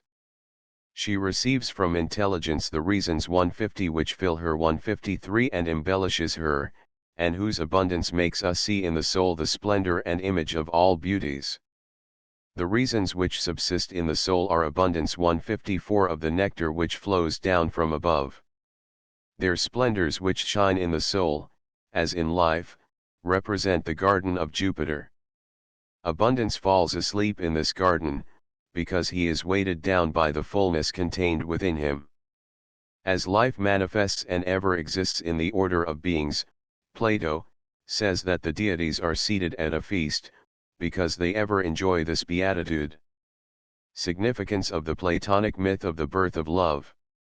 Since the soul herself exists, love also must necessarily exist, and it owes its existence to the desire of the soul which aspires to the better and the good. Love is a mixed being, it participates in need, because it needs satisfaction, it also participates in abundance, because it struggles to acquire good which it yet lacks, inasmuch as only that which lacked good entirely would cease to seek it. It is, therefore, correct to call love the son of abundance and need, which are constituted by lack, desire, and reminiscence of the reasons or ideas which, reunited in the soul, have therein engendered that aspiration towards the good which constitutes love. Its mother is need, because desire belongs only to need, and need signifies matter, which is entire need. 155 Even in termination, which characterizes the desire of the good, makes the being which desires the good play the part of matter, since such a being would have neither form nor reason, considered only from its desiring. It is a form only inasmuch as it remains within itself. As soon as it desires to attain a new perfection, it is matter relatively to the being from whom it desires to receive somewhat. Love is both material and a guardian. That is why love is both a being which participates in matter, and is also a guardian born of the soul. It is the former, inasmuch as it does not completely possess the good, it is the latter, inasmuch as it desires the good from the very moment of its birth. First Ennead, Book 8. Of the nature and origin of evils. 156 questions to be discussed. 1. Studying the origin of evils that might affect all beings in general, or some one class in particular, it is reasonable to begin by defining evil, from a consideration of its nature. That would be the best way to discover whence it arises, where it resides, to whom it may happen, and in general to decide if it be something real. Which one of our faculties then can inform us of the nature of evil? This question is not easy to solve, because there must be an analogy between the knower and the known. 157 The intelligence and the soul may indeed cognize forms and fix their desires on them, because they themselves are forms, but evil, which consists in the absence of all goods, could not be described as a form. 158 But inasmuch as there can be but one single science, to embrace even contraries, and as the evil is the contrary of the good, knowledge of the good implies that of evil. Therefore, to determine the nature of evil, we shall first have to determine that of good, for the higher things must precede the lower, as some are forms and others are not, being rather a privation of the good. Just in what sense evil is the contrary of the good must also be determined, as for instance, if the one be the first, and matter the last, 159, or whether the one be form, and matter be its absence. Of this further. 160 A primary and secondary evil. A definition of evil by contrast with the good. 2. Let us now determine the nature of the good, at least so far as is demanded by the present discussion. The good is the principle on which all depends, to which everything aspires, from which everything issues, and of which everything has need. As to him, he suffices to himself, being complete, so he stands in need of nothing, he is the measure. 161 And the end of all things, and from him spring intelligence, being, soul, life, and intellectual contemplation. Nature of divine intelligence. All these beautiful things exist as far as he does, but he is the one principle that possesses supreme beauty, a principle that is superior to the things that are best. He reigns royally. 162 In the intelligible world, being intelligence itself, very differently from what we call human intelligences. The latter indeed are all occupied with propositions, discussions about the meanings of words, reasonings, examinations of the validity of conclusions, observing the concatenation of causes, being incapable of possessing truth a priori, and though they be intelligences, being devoid of all ideas before having been instructed by experience, though they, nevertheless, were intelligences. Such is not the primary intelligence. On the contrary, it possesses all things. Though remaining within itself, it is all things, it possesses all things, without possessing them, in the usual acceptation of that term, the things that subsist in it not differing from it, and not being separated from each other. Each one of them is all the others. 163 Is everything and everywhere, although not confounded with other things, and remaining distinct therefrom. Nature of the universal soul. The power which participates in intelligence, the universal soul, does not participate in it in a manner such as to be equal to it, but only in the measure of her ability to participate therein. She is the first actualization of intelligence, the first being that intelligence, though remaining within itself, begets. She directs her whole activity towards supreme intelligence, and lives exclusively thereby. Moving from outside intelligence, and around it, according to the laws of harmony. 164 The universal soul fixes her glance upon it. By contemplation penetrating into its inmost depths, through intelligence she sees the divinity himself. Such is the nature of the serene and blissful existence of the divinities, a life where evil has no place. Evil exists as a consequence of the derivative goods of the third rank. If everything stopped there, and if there were nothing beyond the three principles here described, evil would not exist, and there would be nothing but goods. But there are goods of the first, second, and third ranks. Though all relate to the King of all things 165 who is their author, and from whom they derive their goodness, yet the goods of the second rank relate more specially to the second principle, and to the third principle, the goods of the third rank. Nature of evil. 3. As these are real beings, and as the first principle is their superior, evil could not exist in such beings, and still less in him, who is superior to them, for all these things are good. Evil then must be located in non-being, and must, so to speak, be its form, referring to the things that mingle with it, or have some community with it. This non-being, however, is not absolute non-being. 166 Its difference from being resembles the difference between being and movement or rest, but only as its image, or something still more distant from reality. Within this non-being are comprised all sense objects, and all their passive modifications, or, evil may be something still more inferior, like their accident or principle, or one of the things that contribute to its constitution.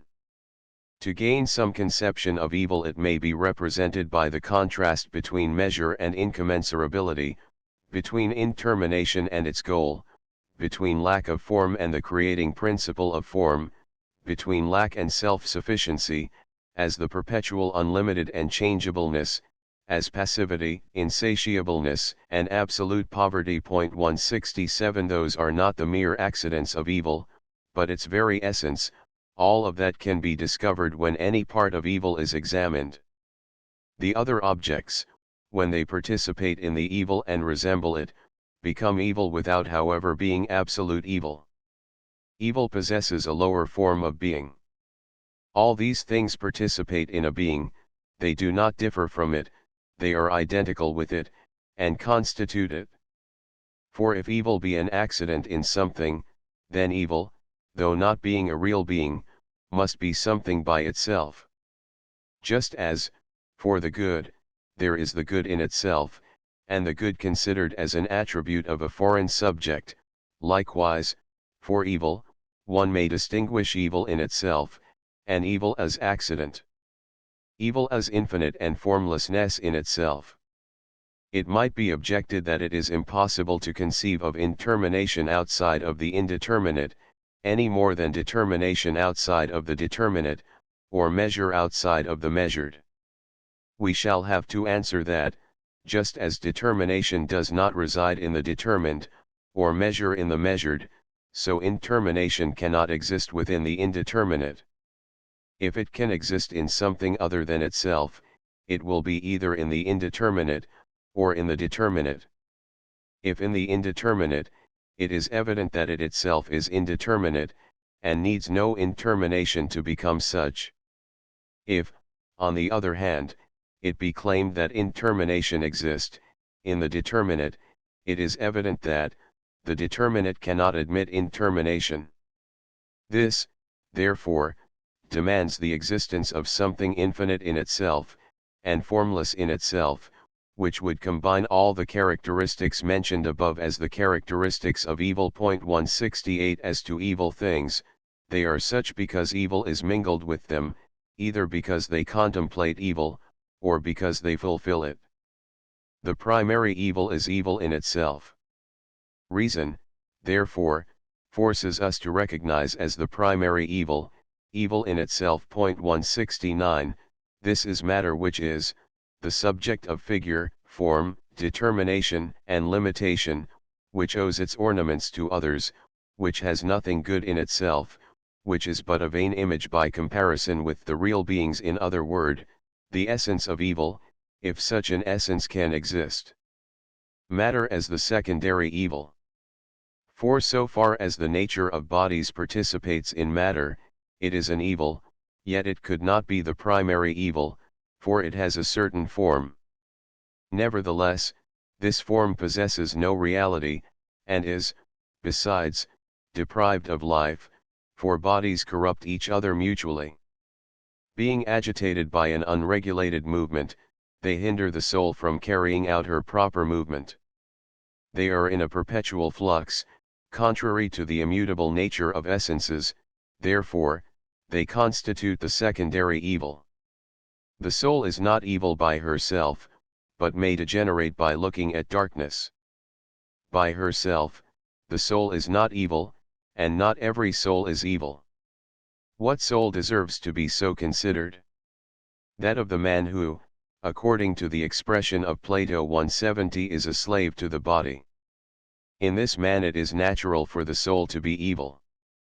It is indeed the irrational part of the soul which harbors all that constitutes evil, intermination, excess, and need, from which are derived intemperance, cowardliness, and all the vices of the soul, the involuntary passions, mothers of false opinions, which lead us to consider the things we seek or avoid as goods or evils. But what produces this evil? How shall we make a cause or a principle of it? To begin with, the soul is neither independent of matter, nor, by herself, perverse. By virtue of her union with the body, which is material, she is mingled with intermination, and so, to a certain point, deprived of the form which embellishes and which supplies measure.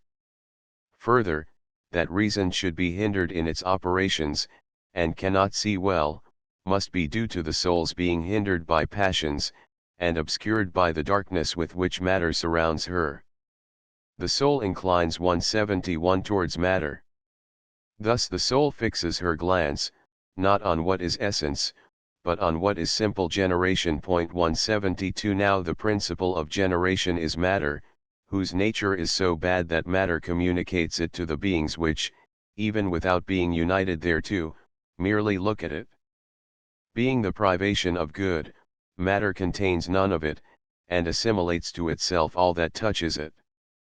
Therefore, the perfect soul, being turned towards ever pure intelligence, repels matter, indeterminateness, the lack of measure, and in short, evil. The perfect soul does not approach to it, does not lower her looks, she remains pure and determined by intelligence.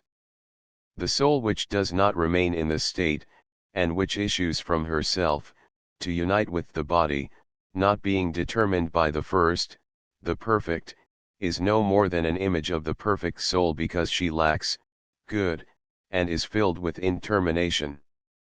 The soul sees nothing but darkness. The soul already contains matter because she looks at what she cannot see, or, in the everyday expression, because the soul looks at darkness. 173 Primary and secondary evil for the soul.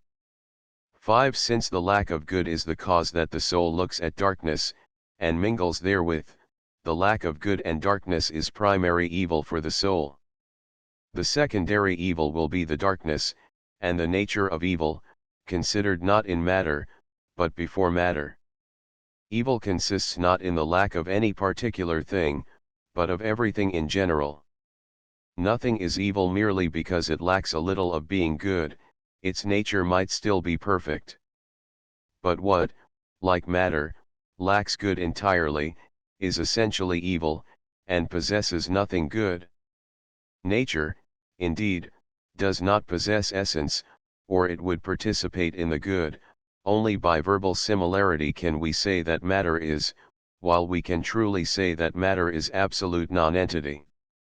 A mere lack of good, therefore, may be characterized as not being good, but complete lack is evil, while a lack of medium intensity consists in the possibility of falling into evil, and is already an evil.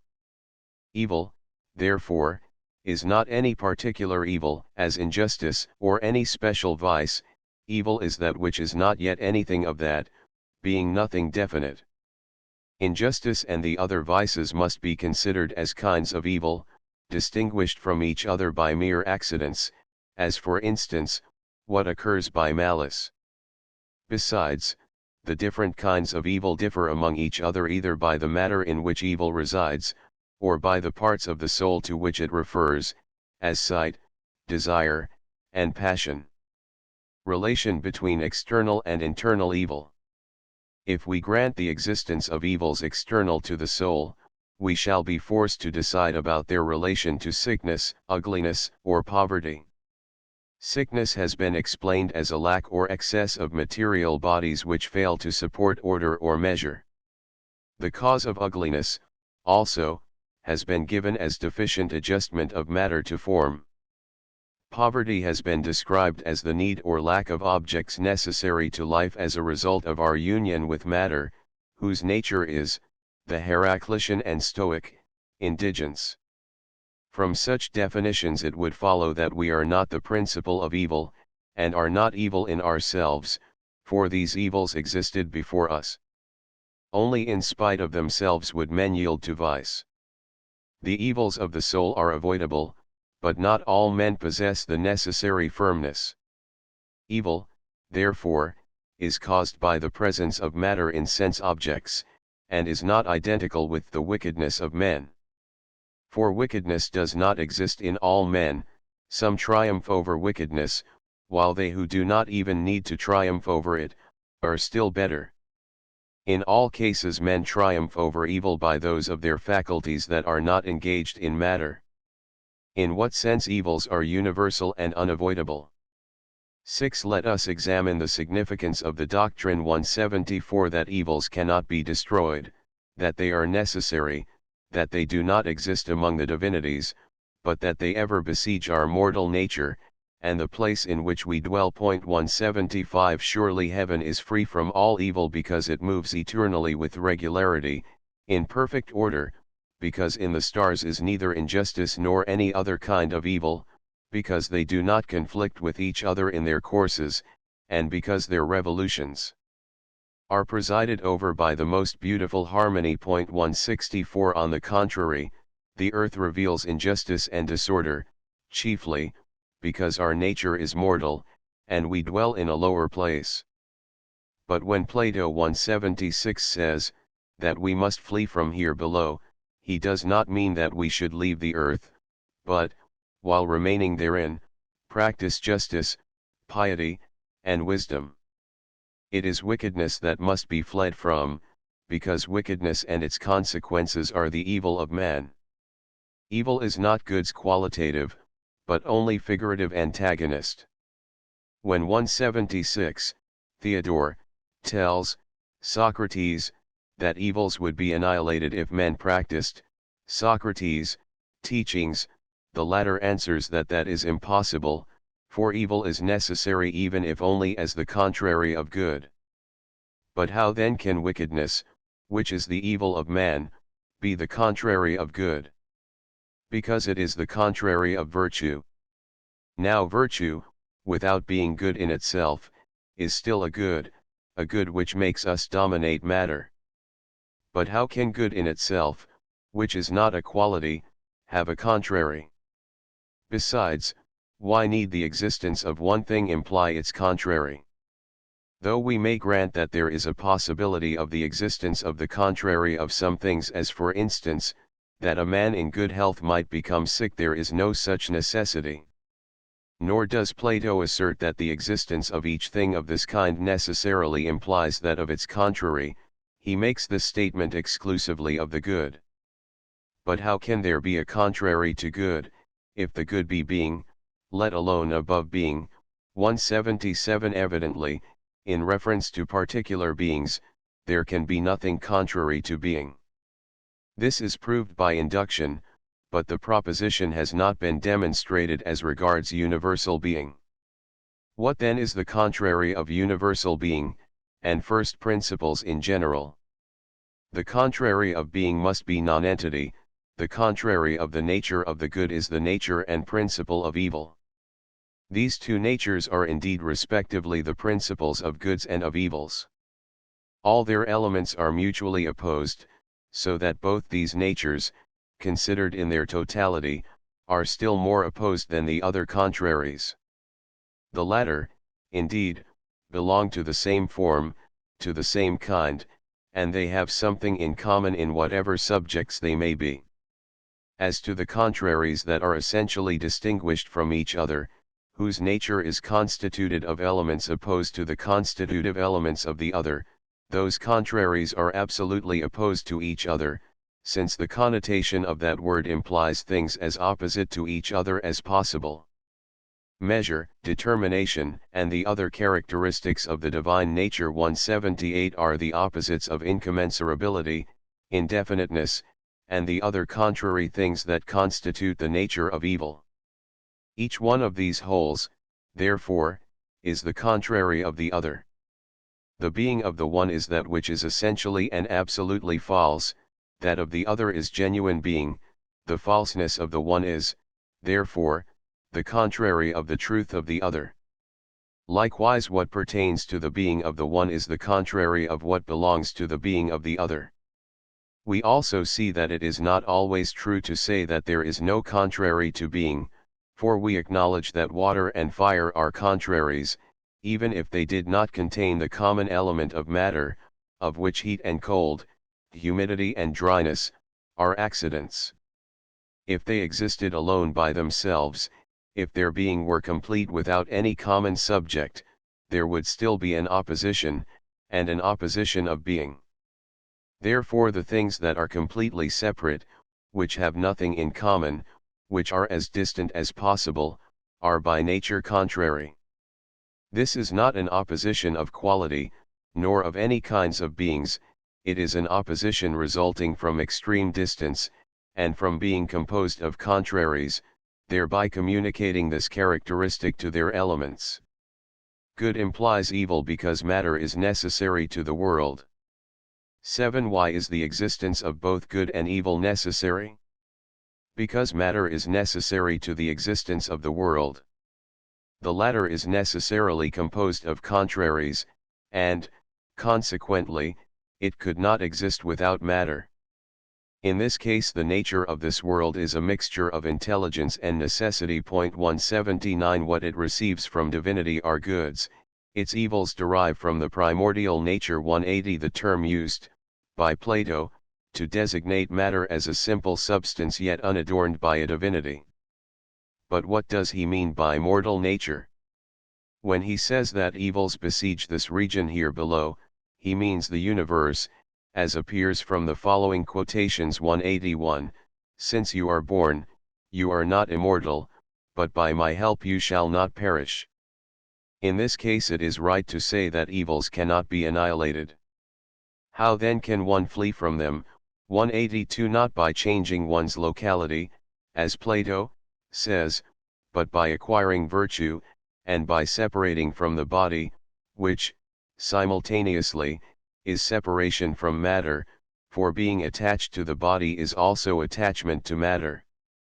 It is in the same sense that, Plato, explains being separated from the body, or not being separated from it. By dwelling with the divinities he means being united to the intelligible objects, for it is in them that inheres immortality. Existence of evil is necessary as last material degree of being.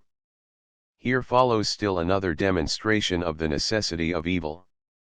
Since good does not remain alone, evil must necessarily exist by issuing from the good. 183 We might express this differently, as the degradation and exhaustion, of the divine power, which, in the whole hierarchic series of successive emanations weakens from degree to degree. There must, therefore, be a last degree of being, beyond which nothing further can be begotten, and that is evil. Just as the existence of something after a first, good, is necessary, so must also a last degree, of being, be necessary. Now the last degree is matter, and contains nothing more of the first, and, as matter and evil are identical, the existence of evil is necessary. Matter is cause of evil, even if corporeal. 8 It may still be objected that it is not matter that makes us wicked, for it is not matter that produces ignorance and perverted appetites. If, indeed, these appetites mislead us to evil as a result of the perversity of the body, we must seek its cause, not in matter, but in form, in the qualities of the bodies. These, for instance, are heat, cold, bitterness, pungency, and the other qualities of the bodily secretions, or, the atonic condition or inflammation of certain organs, or, certain dispositions which produce the difference of appetites, and, if you please, false opinions. Evil, therefore, is form rather than matter. Even under this, mistaken, hypothesis we are none the less driven to acknowledge that matter is the evil. A quality does not always produce the same results within or outside of matter, thus the form of the axe without iron does not cut. The forms that inhere in matter are not always what they would be if they were outside of it. The seminal reasons when inhering in matter are by it corrupted and filled with its nature. As fire, when separate from matter, does not burn, so form, when remaining by itself, affects what it would if it were in matter. Matter dominates any principle that appears within it, alters it, and corrupts it by imparting thereto its own nature, which is contrary to the good. It does not indeed substitute cold for heat, but it adds to the form as, for instance, to the form of fire its formless substance, to figure adding its shapelessness, to measure, its excess and lack, proceeding thus until it has degraded things, transubstantiating them into its own nature. That is the reason that, in the nutrition of animals, what has been ingested does not remain what it was before. The foods that enter into the body of a dog, for instance, are by assimilation transformed into blood and canine secretions, and, in general, are transformed according to the animal that receives them. Thus even under the hypothesis that evils are referred to the body, matter is the cause of evils. Mastery of these corporeal dispositions is not easy. It may be objected that one ought to master these dispositions of the body. But the principle that could triumph over them is pure only if it flee from here below. The appetites which exercise the greatest force come from a certain complexion of the body, and differ according to its nature. Consequently, it is not easy to master them. There are men who have no judgment, because they are cold and heavy on account of their bad constitution. On the contrary, there are others who, because of their temperament, are light and inconstant. This is proved by the difference of our own successive dispositions. When we are gorged, we have appetites and thoughts that differ from those we experience when starved, and our dispositions vary even according to the degrees of satiety. Definition of primary and secondary evil. In short, the primary evil is that which by itself lacks measure. The secondary evil is that which accidentally becomes formless, either by assimilation or participation. In the front rank is the darkness, in the second that which has become obscured. Thus vice, being in the soul the result of ignorance and formlessness, is of secondary rank. It is not absolute evil, because, on its side, virtue is not absolute good, it is good only by its assimilation and participation with the good. B. By what part of our nature we come to know evil. How the soul comes to know vice. 184.9. How do we get to know vice and virtue?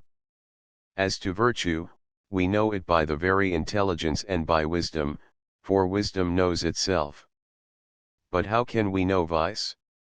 Just as we observe that an object is not in itself straight, by applying a rule, so we discern vice by this characteristic, that it does not comport itself with virtue. But do we, or do we not have direct intuition thereof? We do not have the intuition of absolute vice, because it is indeterminate. We know it, therefore, by a kind of abstraction, observing that virtue is entirely lacking.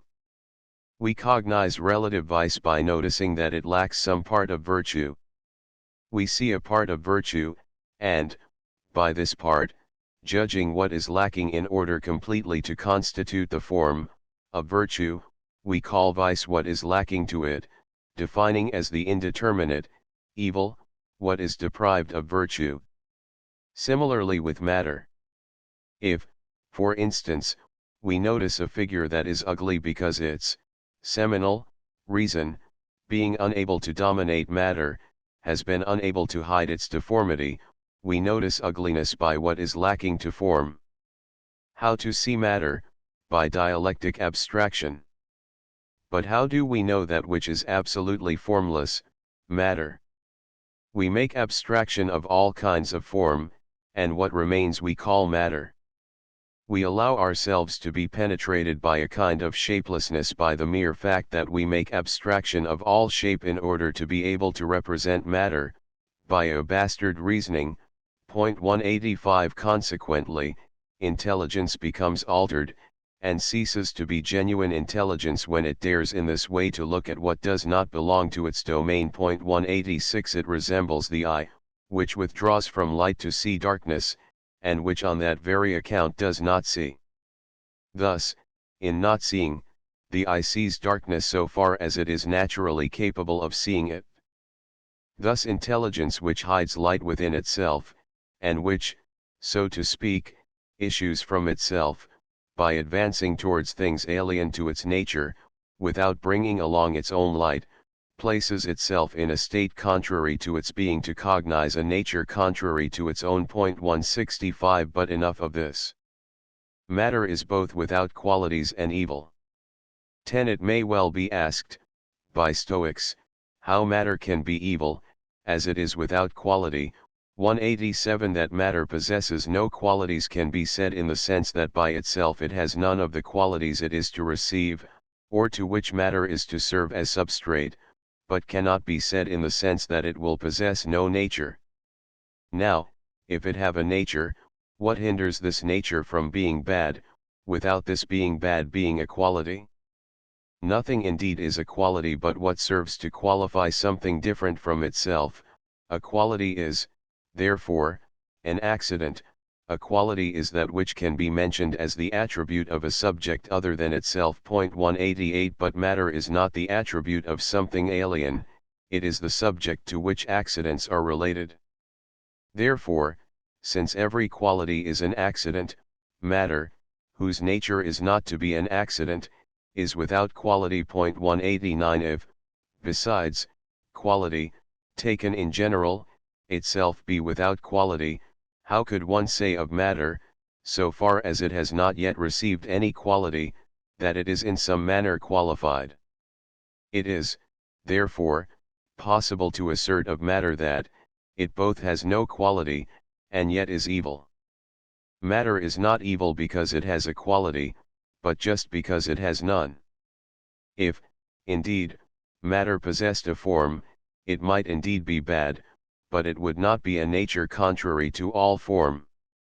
Matter as deprivation is still without qualities.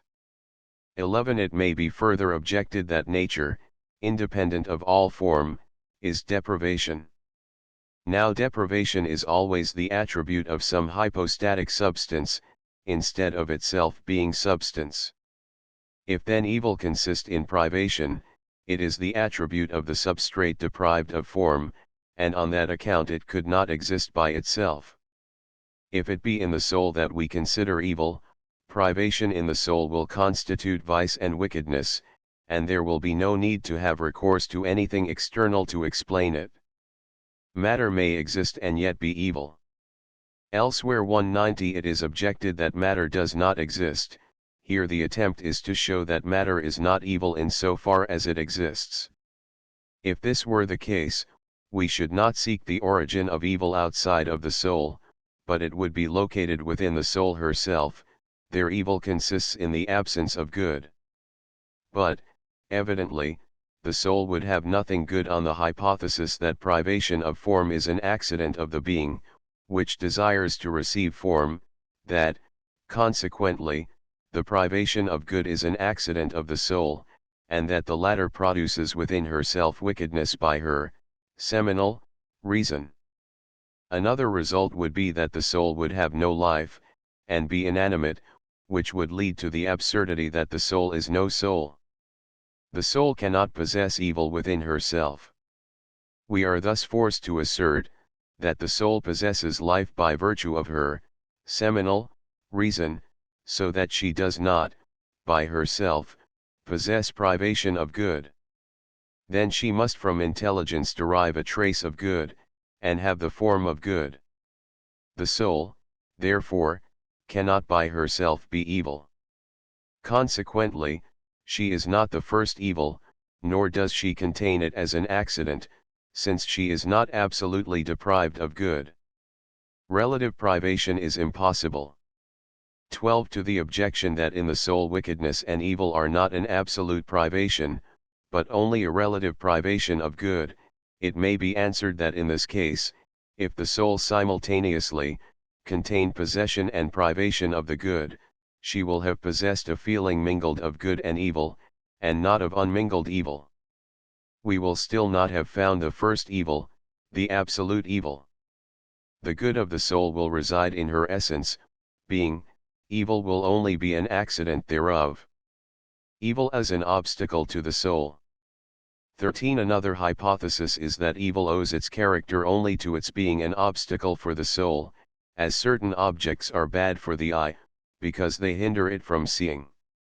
In this case, the evil of the soul would be the cause that produces the evil, and it would produce it without being absolute evil. If, then, vice be an obstacle for the soul, it will not be absolute evil, but the cause of evil, as virtue is not the good, and only contributes to acquiring it. If virtue be not good, and vice be not evil, the result is that since virtue is neither absolute beauty nor goodness, vice is neither absolute ugliness nor evil. We hold that virtue is neither absolute beauty, nor absolute goodness, because above and before it is absolute beauty and goodness. Only because the soul participates in these, is virtue or beauty considered a good.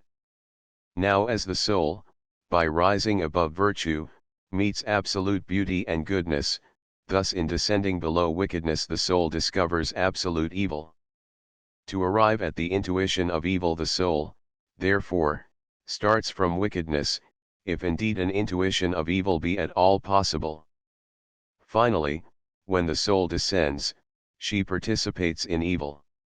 She rushes completely into the region of diversity 191 and, plunging downwards she falls into a murky mire. If she fell into absolute wickedness, her characteristic would no longer be wickedness, and she would exchange it for a still lower nature. Even though mingled with a contrary nature, wickedness, indeed, still retains something human. The vicious man, therefore, dies so far as a soul can die.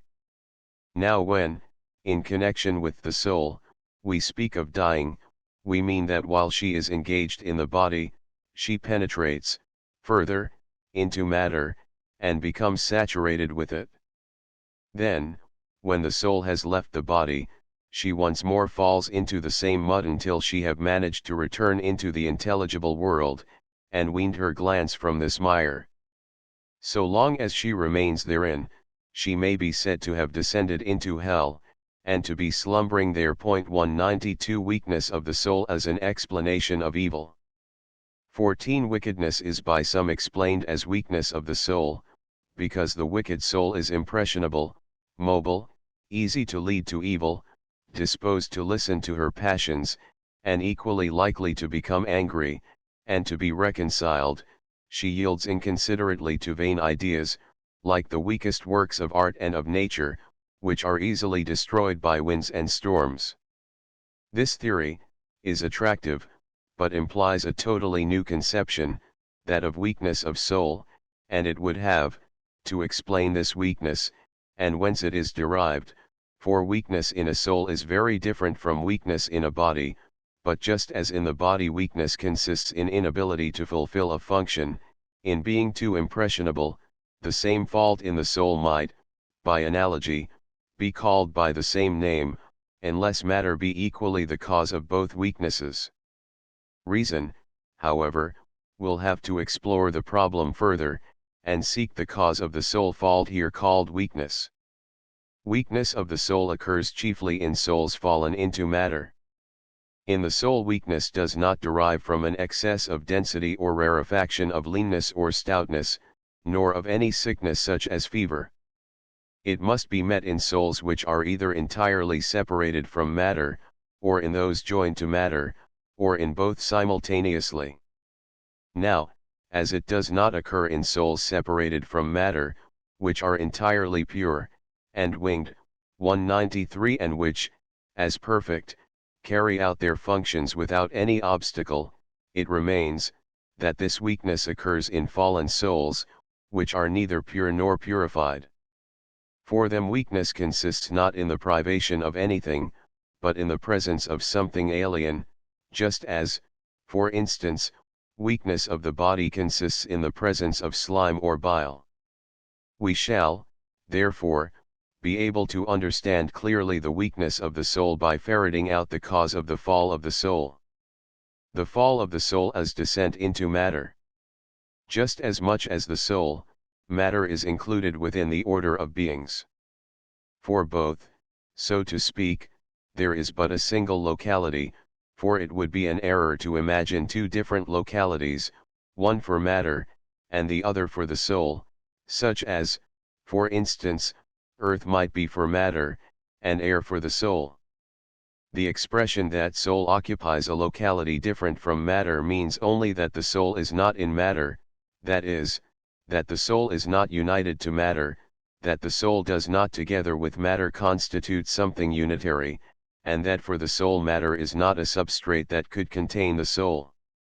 That is how the soul is separated from matter. But the soul possesses several powers, since she contains the principle, intelligence, the medium, the discursive reason, and the goal, the power of sensation, united to the generative and growing powers.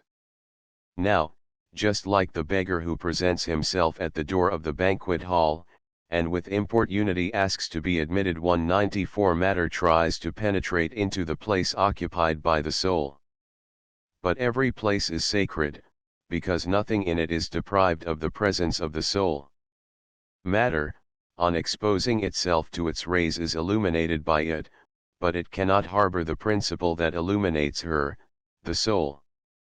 The latter indeed, does not sustain matter, 195, although she be present, and does not even see it, because it is evil. Matter obscures, weakens the light that shines down upon her, by mingling its darkness with her. To the soul, matter affords the opportunity of producing generation, by clearing free access towards matter, for if matter were not present, the soul would not approach it. The fall of the soul is, therefore, a descent into matter, hence comes her weakness, which means, that not all of the soul's faculties are exercised, because matter hinders their action, intruding on the place occupied by the soul and forcing her, so to speak, to retrench. Until the soul can manage to accomplish her return into the intelligible world, matter degrades what it has succeeded in abstracting from the soul. For the soul, therefore, matter is a cause of weakness and vice. Therefore, by herself, the soul is primitively evil, and is the first evil. By its presence, matter is the cause of the soul's exerting her generative powers, and being thus led to suffering, it is matter that causes the soul to enter into dealings with matter, and thus to become evil. The soul, indeed, would never have approached matter unless the latter's presence had not afforded the soul an opportunity to produce generation. No more than the existence of the good can that of matter be denied. 15. Those who claim that matter does not exist, will have to be referred to our extended discussion 196, where we have demonstrated the necessity of its hypostatic existence. Those who would assert that evil does not belong among beings would, if logical, thereby also deny the existence of the good, and of anything that was desirable, thereby annihilating desire, as well as aversion, and even thought, for everybody shares desire for the good, and aversion for the evil. Thought and knowledge, simultaneously, apply to good and evil. Thought itself is a good. Explanation of the evil of the soul. We must, therefore, acknowledge the existence first of good, unmixed, and then the nature mingled of good and evil, but what most participates in evil thereby trends towards absolute evil, and what participates in it to a less degree thereby trends towards good. For what is evil to soul? It is being in contact with inferior nature, otherwise the soul would not have any appetite, pain, or fear. Indeed, fear is felt by us only for the composite, of soul and body, fearing its dissolution, which thus is the cause of our pains and sufferings. The end of every appetite is to put aside what troubles it, or to forestall what might do so. As to sense representations, Fancy 197, it is the impression made by an exterior object on the irrational part of the soul, a part which can receive this impression only because it is not indivisible. False opinion rises within the soul because it is no longer within truth, and this occurs because the soul is no longer pure. On the contrary, the desire of the intelligible leads the soul to unite intimately with intelligence, as she should, and there remain solidly entrenched, without declining towards anything inferior. It is only because of the nature and power of the good that evil does not remain pure evil. Matter, which is synonymous with evil, is like a captive which beauty covers with golden chains, so that the divinities might not see its nakedness, and that men might not be intruded on by it, or that men, if they must see it, shall be reminded of beauty on observing an even weakened image thereof. Second Ennead, Book 3. Whether astrology is of any value. 198 of the influence of the stars. 1. It has been said 199 that the course of the stars indicates what is to happen to each being, though, it does not, as many persons think, cause every event. To the supporting proofs hereof we are to add now more precise demonstrations, and new considerations, for the opinion held about this matter is no trifle. Various pretensions of astrology. Some people hold that, by their movements, the planets produce not only poverty and wealth, health and sickness, but even beauty and ugliness, and, what is more, vices and virtues. At every moment the stars, as if they were irritated against men, are said to force them to commit actions concerning which no blame attaches to the men who commit them, since they are compelled thereto by the influence of the planets. It is even believed that the cause of the planets doing us evil or good is not that they love or hate us, but that their dispositions towards us is good or evil according to the localities through which they travel. Towards us they change their disposition according as they are on the cardinal points or in declination therefrom. It is even held that while certain stars are maleficent, others are beneficent, and that, nevertheless, the former frequently grant us benefits, while the latter often become harmful. Their effects differ according to their being in opposition 200, just as if they were not self-sufficient, and as if their quality depended on whether or not they looked at each other. Thus a star's influence may be good so long as it regards another, and evil when it does so no longer. A star may even consider another in different manners. 201 when it is in such or such an aspect. 202 Moreover, the totality of the stars exercises a mingled influence which differs from the individual influences, just as several liquors may form a compound possessing qualities differing from either of the component elements. As these and similar assertions are freely made, it becomes important to examine each one separately. This would form a proper beginning for our investigation. Are stars inanimate? 2. Should we consider the stars to be animated, or not? If they be inanimate, they will be able to communicate only cold and heat, that is, if 203 we grant the existence of cold influences. In this case, they will limit themselves to modifying the nature of our body, exercising on us a merely corporeal influence. They will not produce a great diversity among the bodies, since each of them exercises the same influence, and since, on the earth, their diverse actions are blended into a single one, which varies only by the diversity of locality, or by the proximity or distance of the objects. The same argument would hold on the hypothesis that the stars spread cold.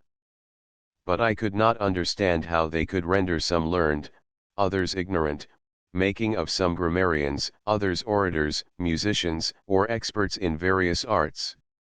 How could they exercise an action which would have no relation to the constitution of the bodies, such as giving us a father, a brother, a son, or a wife of such or such characteristics, or to make us successful, or make of us generals or kings? 204 Are stars animated? On the contrary hypothesis, that the stars are animated, and act with reflection, what have we done to them that they should desire to harm us? Are they not dwellers of a divine region? Are they not themselves divine? Nor are they subjected to the influences that make men good or evil, nor could they experience good or evil as a result of our prosperity or our misfortunes. Could cardinal points or declinations possess any influence? 3. In case, however, that the stars injure us only involuntarily, they are constrained thereunto by the aspects 205 and their localities. If so, they should, all of them, produce the same effects when they find themselves in the same localities or aspects. But what difference can occur in a planet according to its location in the zodiac? What does the zodiac itself experience? In fact, the planets are not located in the zodiac itself, but above or below it, at great distances. Besides, in whatever location they all are ever in the heaven. Now it would be ridiculous to pretend that their effects differed according to their location in the heaven, and that they have an action differing according as they rise, culminate, or decline. It would be incredible that such a planet would feel joy when it culminates, sadness or feebleness when declining, anger at the rising of some other planet, or satisfaction at the latter's setting. Can a star be better when it declines? Now a star culminates for some simultaneously with its declination for others, and it could not at the same time experience joy and sadness, anger and benevolence. It is sheer absurdity to assert that a star feels joy at its rising, while another feels the same at its setting, for this would really mean that the stars felt simultaneous joy and sadness. Besides, why should their sadness injure us?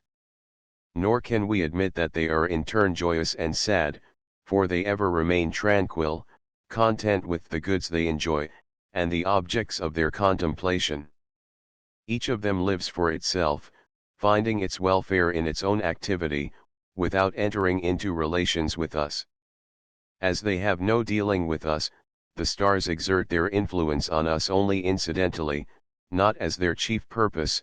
Rather, they bear no relation whatever to us, they announce the future only by coincidence, as birds announce it to the augurs.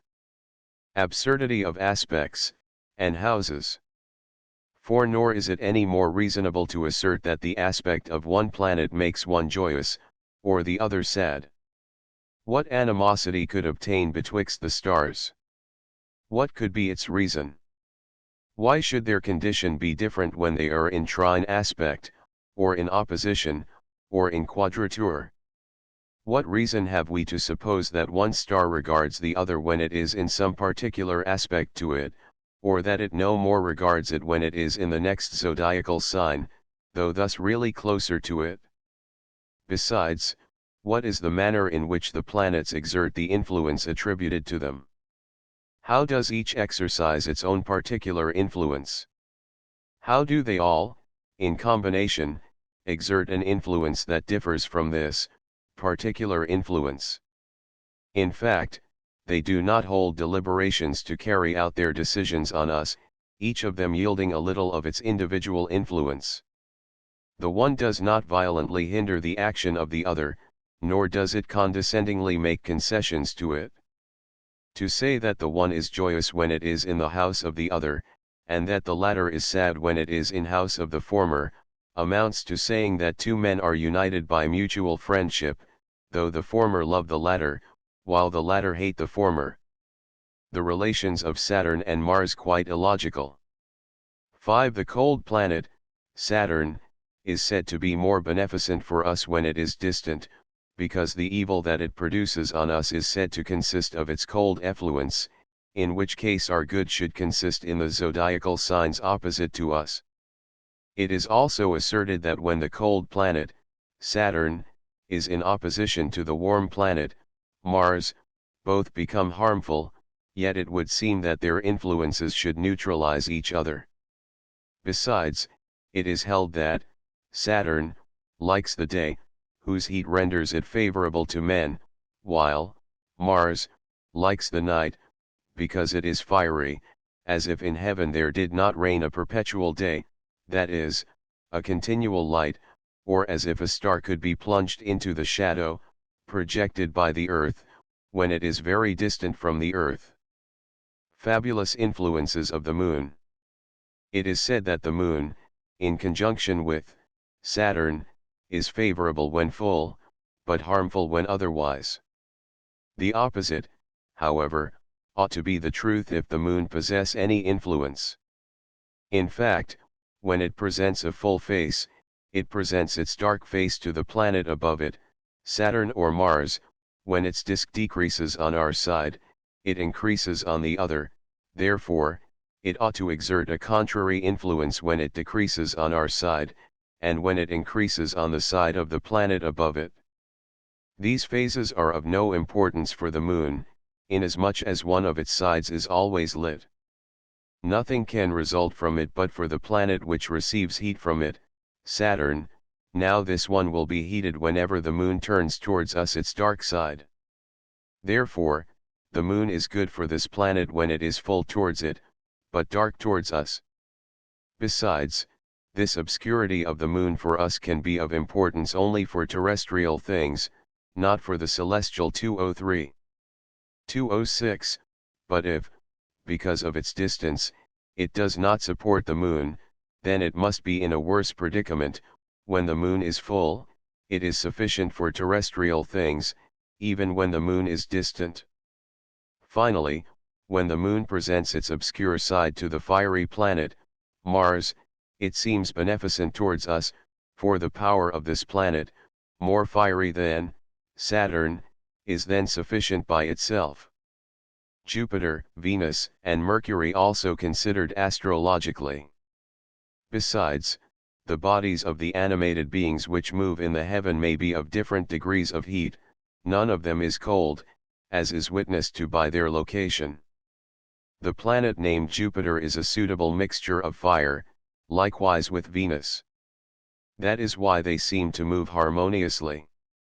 As to the fiery planet Mars, it contributes its share to the mixture, of the general action of the stars.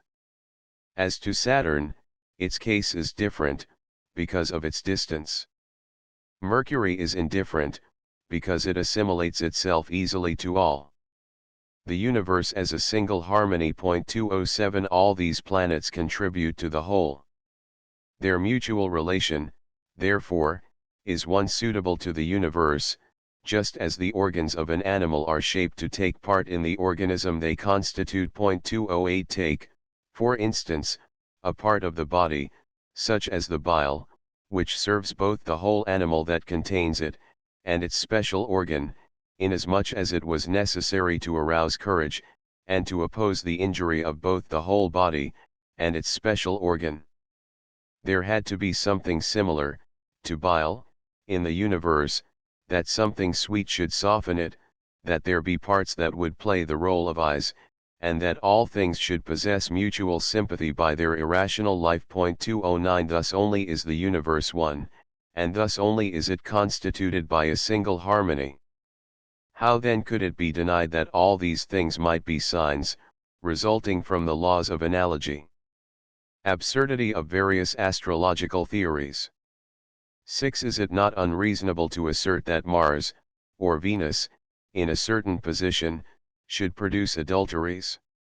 Such a statement attributes to them incontinence such as occurs only among man, and human passion to satisfy unworthy impulses. Or again, how could we believe that the aspects of planets is favorable when they regard each other in a certain manner? How can we avoid believing that their nature is determinate? What sort of an existence would be led by the planets if they occupied themselves with each single one of the innumerable ever-arising and passing beings, giving them each glory, wealth, poverty, or incontinence, and impelling all their actions? How could the single planets effect so many simultaneous results? Nor is it any more rational to suppose that the planets' actions await the ascensions of the signs, nor to say that the ascension of a sign contains as many years as there are degrees of ascension in it. Absurd also is the theory that the planets calculate, as it were on their fingers, the period of time when they are to accomplish something, which before was forbidden. Besides, it is an error not to trace to a single principle the government of the universe, attributing everything to the stars, as if there were not a single chief from which depends the universe, and who distributes to every being a part and function suitable to its nature. To fail to recognize him, is to destroy the order of which we form a part, it is to ignore the nature of the world, which presupposes a primary cause, a principle by whose activity everything is interpenetrated. 211 The stars are changing signs betraying the universal conspiracy of purpose. 7 In fact, we would still have to ask ourselves for the cause of the events, in our world, even if the stars, like many other things, really prognosticated future events. We would still have to wonder at the maintenance of the order without which no events could be prefigured.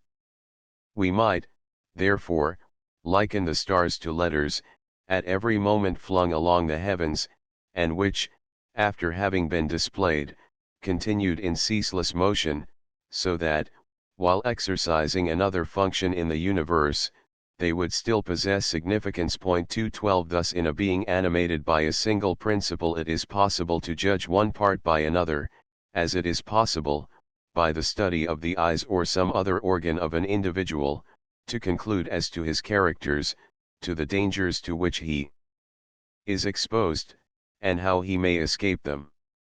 Just as our members are parts of our bodies, so are we ourselves parts of the universe. Things, therefore, are made for each other. Everything is significant, and the wise man can conclude from one thing to another. Indeed, many habitual occurrences are foreseen by men generally. In the universe everything is reduced to a single system. 213 To this coordination is due the possibility of birds furnishing us with omens, and other animals furnishing us with presages. All things mutually depend from each other. Everything conspires to a single purpose. 214 Not only in each individual, whose parts are perfectly related, but also in the universe, and that in a higher degree, and far earlier. This multiple being could be turned into a single universal living organism only by a single principle. As in the human body every organ has its individual function, likewise in the universe each being plays its individual part, so much the more that they not only form part of the universe, but that they themselves also form universes not without importance. 215 All things, therefore, proceed from a single principle, each plays its individual part, and lends each other mutual assistance. Neither are they separate from the universe, but they act and react on each other, each assisting or hindering the other. But their progress is not fortuitous, nor is it the result of chance. They form a series, where each, by a natural bond, is the effect of the preceding one, and the cause of the following. 216 There is a natural law which directs the soul. 8 When the soul applies herself to carry out her proper function. 217 For the soul affects everything, as far as she plays the part of a principle she follows the straight road. 218 When she loses her way. 219 The divine justice subjugates her to the physical order which reigns in the universe. 220 Unless the soul succeed in liberating herself, the divine justice. 221 Reigns ever, because the universe is directed by the order and power of the dominating principle, the universal soul. 222 To this is joined the cooperation of the planets, which are important parts of the heaven, either by embellishing it, or by serving as signs. Now they serve as signs for all things that occur in the sense world. As to their potency, they should be credited only with what they effect indisputably. Wealth, poverty, and vices are the result of external circumstances. As to us, we fill the functions of the soul in accordance with nature when we do not stray into the multiplicity contained in the universe. When we do stray therein, we are punished for it both by the straying itself, and by a less happy fate thereafter. Wealth and poverty, therefore, happen to us as effects of the operation of exterior things. As to the virtues and vices, virtues are derived from the primitive nature of the soul, while the vices result from dealings of the soul with exterior things. But this has been treated of elsewhere. 223 Significance of the spindle of the fates. 9. This brings us to a consideration of the spindle, which, according to the ancients, is turned by the fates, and by which Plato signifies 224 that which, in the evolution of the world, moves, and that which is immovable. According to Plato, it is the fates, and their mother necessity, which turn this spindle, and which impress it with the rotary motion in the generation of each being. It is by this motion that begotten beings arrive at generation. In the Timaeus 225 the intelligence, or divinity which has created the universe gives the immortal principle of the soul, the reasonable soul, and the deities which revolve in the heaven add, to the immortal principle of the soul, the violent passions which subject us to necessity, namely, angers, desires, sufferings, and pleasures. In short, they furnish us with that other kind of soul, the animal nature, or vegetable soul, from which they derive these passions. Plato thus seems to subject us to the stars, by hinting that we receive from them our souls. 227 Subordinating to the sway of necessity when we descend here below, both ourselves and our morals, and through these, the actions and passions. 228 Which are derived from the passional habit. 215 Of the soul, the animal nature. 229 Which of our two souls is the genuine individuality? Our genuine selves are what is essentially us. We are the principle to which nature has given the power to triumph over the passions. 4. If we be surrounded by evils because of the body, nevertheless, the divinity has given us virtue, which knows of no master. 223, is not subject to any compulsion. Indeed, we need virtue not so much when we are in a calm state, but when its absence exposes us to evils. We must, therefore, flee from here below. 230 We must divorce ourselves from the body added to us in generation, and apply ourselves to the effort to cease being this animal, this composite in which the predominant element is the nature of the body, a nature which is only a trace of the soul, and which causes animal life. 231 To pertain chiefly to the body. Indeed, all that relates to this life is corporeal.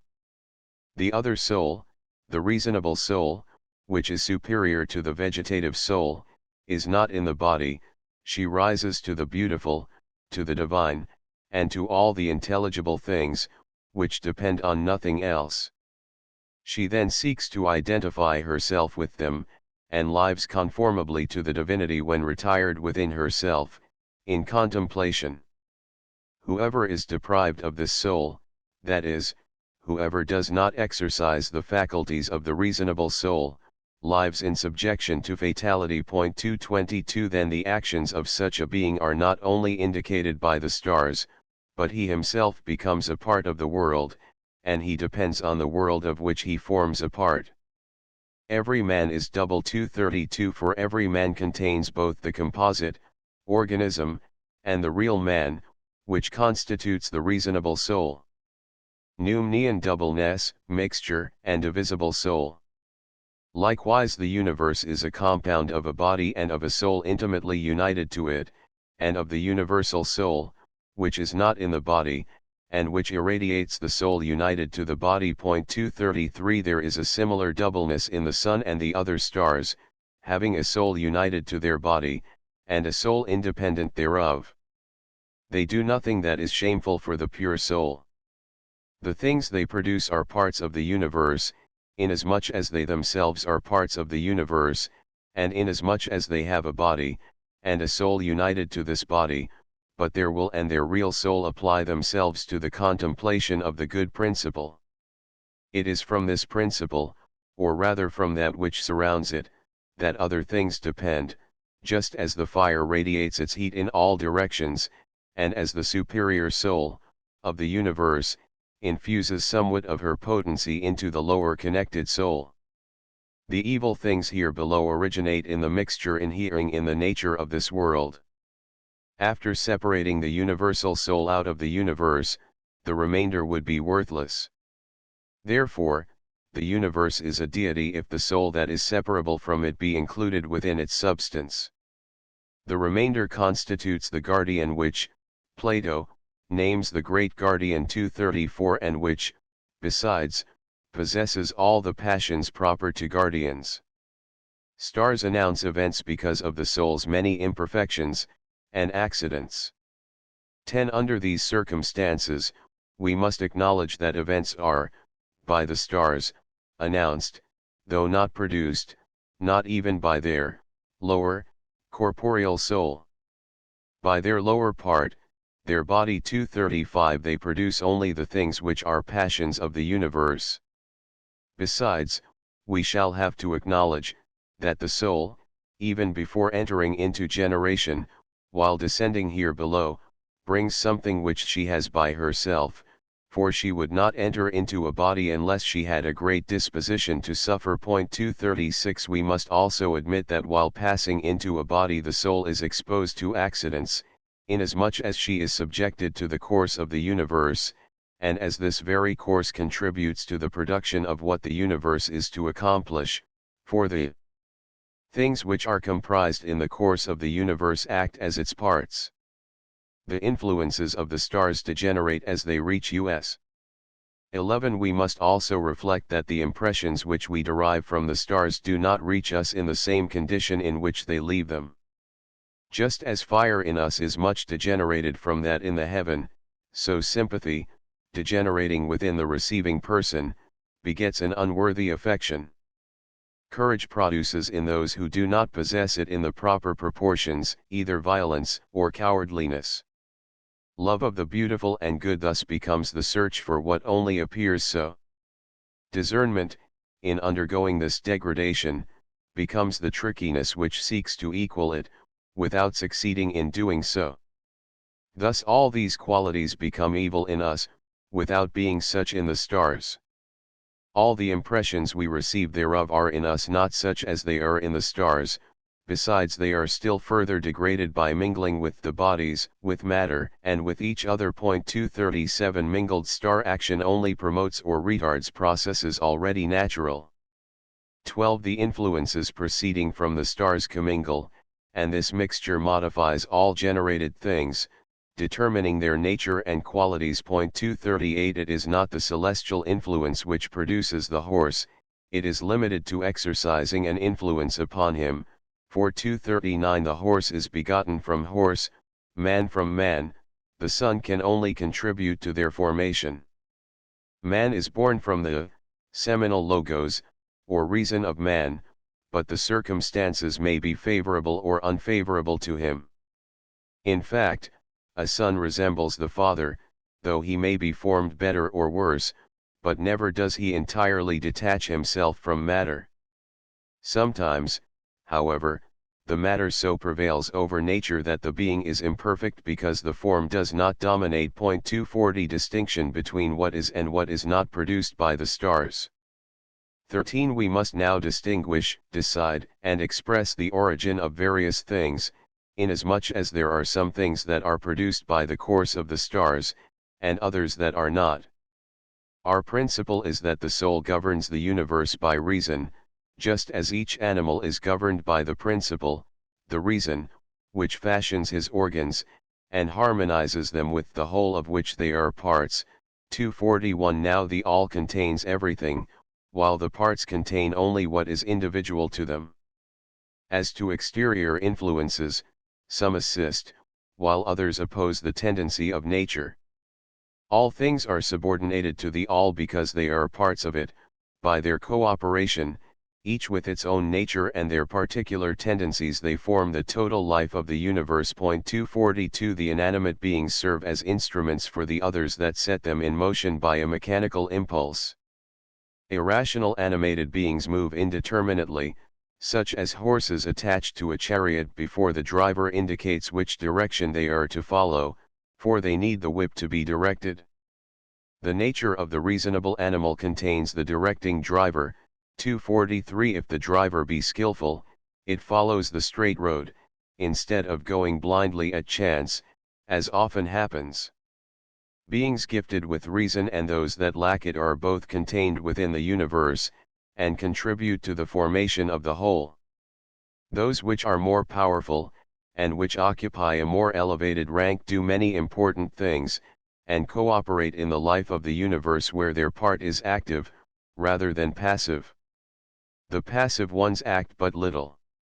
Those of intermediary rank are passive in regard to some, and often active in regard to others, because they themselves possess the power of action and production, the stars, the brutes, and men. 244 The stars as the followers of the universal king. The universe leads an universal and perfect life, because the good principles, the star souls, produce excellency, that is, the more excellent part in every object. 245 These principles are subordinate to the soul that governs the universe, as soldiers are to their general. Consequently, Plato describes this by the figure of the attendants of Jupiter, the universal soul, advancing to the contemplation of the intelligible world. Men as souls of the second rank. The beings which possess a nature inferior to the star souls, that is, men, occupy the second rank in the universe, and play in it the same part played in us by the second power of the soul, the discursive reason. The other beings, that is, the animals, occupy about the same rank occupied in us by the lowest, or vegetative, power of the soul, for all these powers in us are not of equal rank. 246 Consequently, all the beings which are in the heaven, or which are distributed in the universe are animated beings, and derive their life from the total reason of the universe, because it contains the seminal reasons of all living beings. None of the parts of the universe, whatever be its greatness, possesses the power of altering the reasons, nor the beings engendered with the cooperation of these reasons. It may improve or degrade these beings, but cannot deprive them of their individual nature. It degrades them by injuring either their body or their soul, which occurs when an accident becomes a cause of vice for the soul which partakes of the passions of the body, the sensitive and vegetative soul, and which is given over to the inferior principle, to the animal, by the superior principle, the reasonable soul, or when the body, by its poor organization, hinders the actions in which the soul needs its cooperation, then it resembles a badly attuned lyre, which is incapable of producing sounds which could form a perfect harmony. 247 Any occurrence may be due to many different causes. 14 Poverty, wealth, glory, and authoritative positions may have many different causes. If a man derive his wealth from his parents, the stars have only announced that he would be rich, and they would have only announced his nobility if he owed his wealth to his birth. If a man acquire wealth by his merit, in some way in which his body contributed thereto, the causes of his bodily vigor cooperated in his fortune, first his parents, then his fatherland, if it be possessed of a good climate, and last the fertility of the soil. 248 If this man owe his wealth to virtue, this source should be considered exclusive, and likewise with the transitory advantages he may by divine favor possess. Even if his wealth be derived from virtuous persons, still, in another way, his fortune is due to virtue. If his wealth were derived from evil men, though by a just means, yet the wealth proceeds from a good principle which was active in them. Finally, if a man who has amassed wealth be evil, the cause of his fortune is this very wickedness, and the principle from which it derives. Even those who may have given him money must be included in the order of its causes. If a man owe his wealth to labor, such as agricultural work, the causes of the wealth include the care of the ploughman and the cooperation of exterior circumstances. Even if he found a treasure, it is something in the universe which contributed thereto. Besides, this discovery may have been foretold, for all things concatenate with everything else, and, consequently, announce each other. If a man scatter his wealth, he is the cause of their loss. If his wealth be taken from him, the cause is the man who takes it. Many are the contributory causes of a shipwreck. Glory may be acquired justly or unjustly. Just glory is due to services rendered, or to the esteem of other people. Unjust glory is caused by the injustice of those who glorify that man. Deserved power is due to the good sense of the electors, or to the activity of the man who acquired it by the cooperation of his friends, or to any other circumstance. A marriage is determined by a preference, or by some accidental circumstance, or by the cooperation of several circumstances. The procreation of children is one of its consequences. It occurs in accordance with the seminal reason. In case it meet no obstacle, if it be defective, there must be some interior defect in the pregnant mother, or the fault lies in the impotence of the father.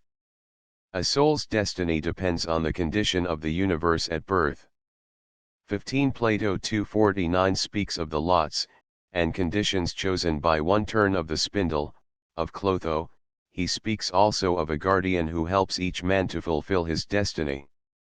These conditions are the disposition of the universe at the time of the soul's entrance into the body, the nature of their body, parents, and fatherland, in short, the aggregate of external circumstances. Evidently all these things, in detail as well as in totality, are simultaneously produced and related by one of the fates, namely Clotho. Lachesis then presents the conditions to the souls. Finally Atropos renders the accomplishment of all the circumstances of each destiny irrevocable. How some men may master their fate, by self-victory. Some men, fascinated by the universe and exterior objects, completely or partially abdicate their freedom. 250 Others, dominating their environment, raise their head to the sky, and freeing themselves from exterior circumstances, release that better part of their souls which forms their primitive being. As to the latter point, it would be wrong to think that the nature of the soul was determined by the passions aroused in her by external objects, and that she did not possess her own individual nature. On the contrary, as she plays the part of a principle, she possesses, much more than other things, faculties suitable to accomplish actions suitable to her nature. Since she is a being, the soul necessarily possesses appetites, active faculties, and the power of living well. 251 The aggregate, of the soul and body, the organism, depends on the nature which formed it, and from it receives its qualities and actions. If the soul separate from the body, she produces actions which are suitable to her nature, and which do not depend from the body. She does not appropriate the credit for the passions of the body, because she recognizes the difference of her nature. 252 Exact psychology at the root of philosophy. 16 What is the mingled, and what is the pure part of the soul? What part of the soul is separable? What part is not separable so long as the soul is in a body? What is the animal? This subject will have to be studied elsewhere. 253 For there is practically no agreement on the subject. For the present, let us explain in which sense we above said that the soul governs the universe by reason. Is the universal soul creative, but not preservative? Does the universal soul form all the beings successively, first man, then the horse, then some other animal, and last the wild beasts? 254 Does she begin by producing earth and fire, then, seeing the cooperation of all these things which mutually destroy or assist each other, does she consider only their totality and their connections, without regarding the accidents which occur to them later?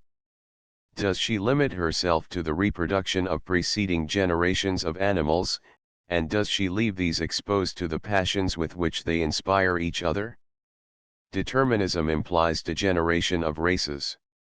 Does the reason of each individual contain both his actions and reactions 215 in a way such that these are neither accidental nor fortuitous, but necessary? 255 Are these produced by the reasons? Or do the reasons know them, without producing them? Or does the soul, which contains the generative reasons, 256 know the effects of all her works by reasoning according to the following principle, that the concourse of the same circumstances must evidently produce the same effects?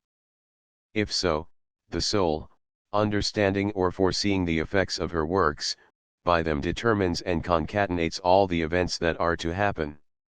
She, therefore, considers all the antecedents and consequents, and foresees what is to follow from what precedes. 257 It is, because the beings thus proceed from each other, that the races continually degenerate. For instance, men degenerate because in departing continually and unavoidably, from the primitive type, the seminal reasons yield to the passions of matter. 258 The soul does not cause passions, which arise from the seminal reasons. Is the soul the cause of these passions, because she begets the beings that produce them? Does the soul then consider the whole sequence of events, and does she pass her existence watching the passions experienced by her works? Does she never cease thinking of the latter? Does she never put on them the finishing touch, regulating them so that they should always go well?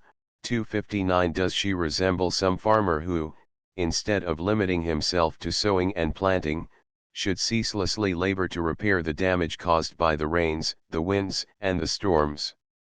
Unless this hypothesis be absurd, it must be admitted that the soul knows in advance, or even that the seminal 260 reasons contain accidents which happen to begotten beings, that is, their destruction and all the effects of their faults. 261 In this case, we are obliged to say that the faults are derived from the seminal reasons, although the arts and their reasons contain neither error, fault, nor destruction of a work of art. 262 The universe is harmony. 207 In spite of the faults in the details.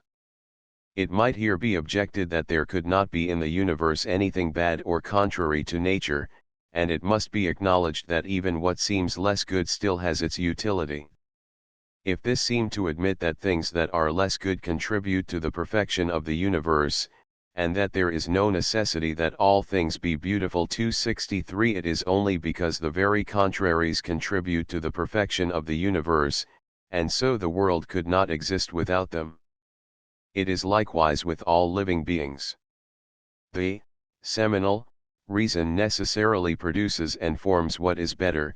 What is less good is contained in the potentiality of the reasons, and actualized in the begotten beings. The universal soul has, therefore, no need to busy herself therewith, nor to cause the reasons to become active. For the reasons successfully subdue matter to what is better, the forms, even though matter alters what it receives by imparting a shock to the reasons that proceed from the higher principles. All things, therefore, form a harmonious totality because they simultaneously proceed from matter, and the reasons which beget them. The method of creation. 17 Let us examine if the reasons contained in the soul are thoughts. How could the soul produce by thoughts? It is the reason which produces in matter, but the principle that produces naturally is neither a thought nor an intuition, but a power that fashions matter unconsciously, just as a circle gives water a circular figure and impression. Indeed, the natural generative power has the function of production, but it needs the cooperation of the governing principle of the soul, which forms and which causes the activity of the generative soul engaged in matter. If the governing power of the soul form the generative soul by reasoning, it will be considering either another object, or what it possesses in herself. If the latter be the case, she has no need of reasoning 264, for it is not by reasoning that the soul fashions matter, but by the power which contains the reasons, the power which alone is effective, and capable of production. The soul, therefore, produces by the forms. The forms she transmits are by her received from the intelligence. This intelligence, however, gives the forms to the universal soul which is located immediately below her, and the universal soul transmits them to the inferior soul, the natural generative power, fashioning and illuminating her.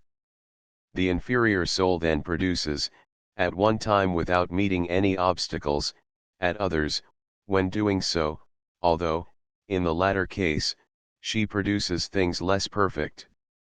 As she has received the power of production, and as she contains the reasons which are not the first, the seminal reasons, which are inferior to the ideas, not only does she, by virtue of what she has received, produce, but she also draws from herself something which is evidently inferior, matter. 265 It doubtless produces a living being, the universe, but a living being which is less perfect, and which enjoys life much less, because it occupies the last rank, because it is coarse and hard to manage, because the matter which composes it is, as it were, the bitterness or the superior principles, because it spreads its bitterness around her, and communicates some of it to the universe. Evils are necessary to the perfection of the universe. 18 Must the evils in the universe be considered as necessary 266 because they are the consequences of the superior principles? Yes, for without them the universe would be imperfect. The greater number of evils, if not all of them, are useful to the universe, such as the venomous animals, though they often ignore their real utility. Even wickedness is useful in certain respects, and can produce many beautiful things. For example, it leads to fine inventions, it forces men to prudence, and does not let them fall asleep in an indolent security. 267 Picture of the structure of the universe. Under these circumstances, it is plain that the universal soul ever contemplates the better principles, because it is turned towards the intelligible world, and towards the divinity. As she fills herself with God, and is filled with God, she, as it were, overflows over her image, namely, the power which holds the last rank, the natural generative power, and which, consequently, is the last creative power.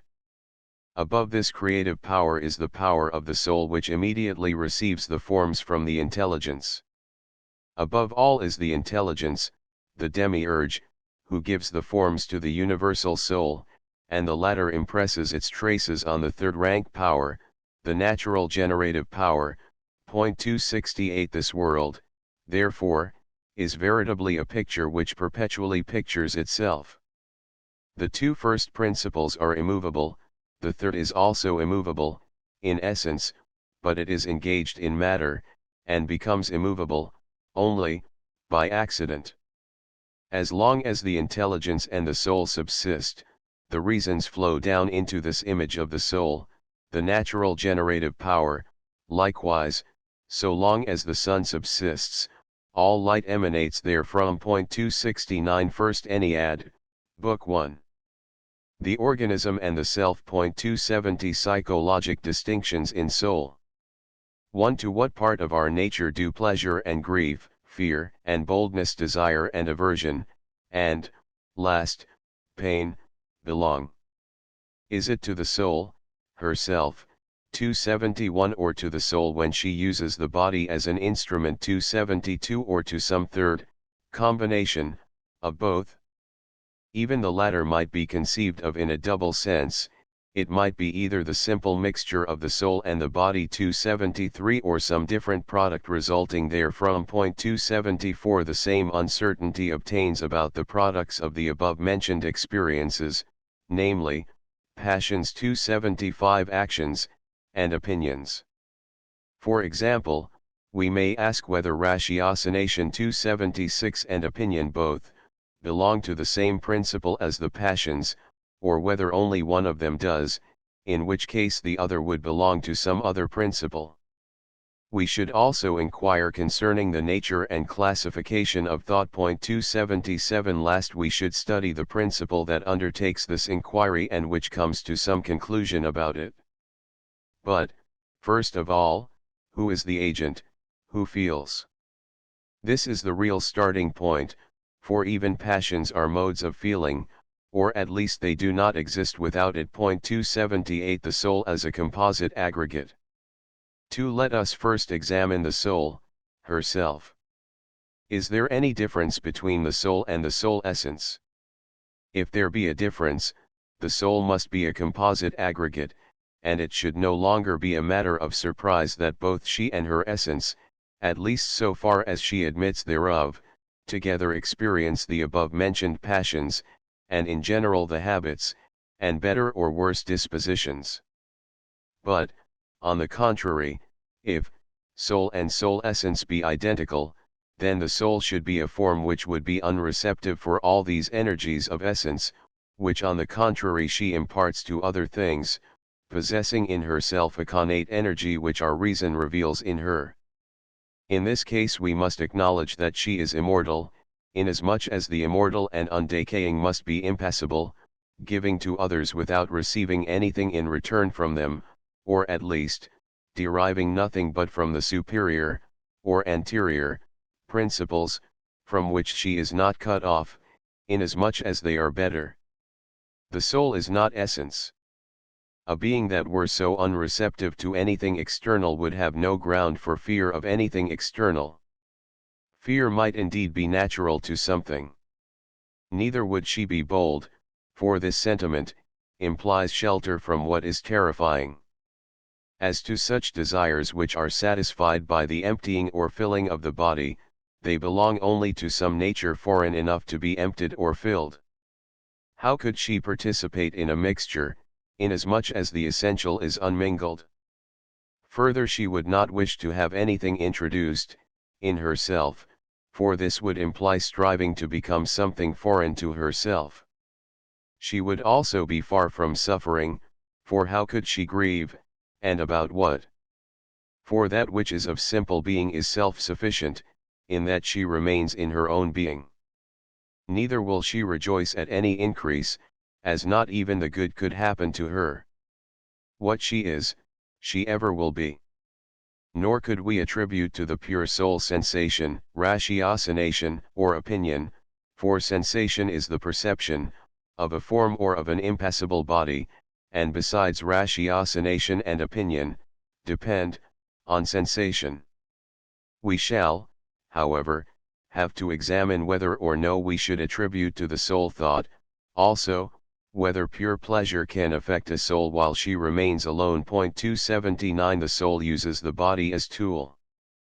3. Whether the soul, according to her being, be located in the body, above or within this latter, the soul forms with the body an entity called, a living being or, organism. 280 In this case, the soul using the body as a tool is not forced to participate in its passions, any more than workmen participate in the experiences of their tools.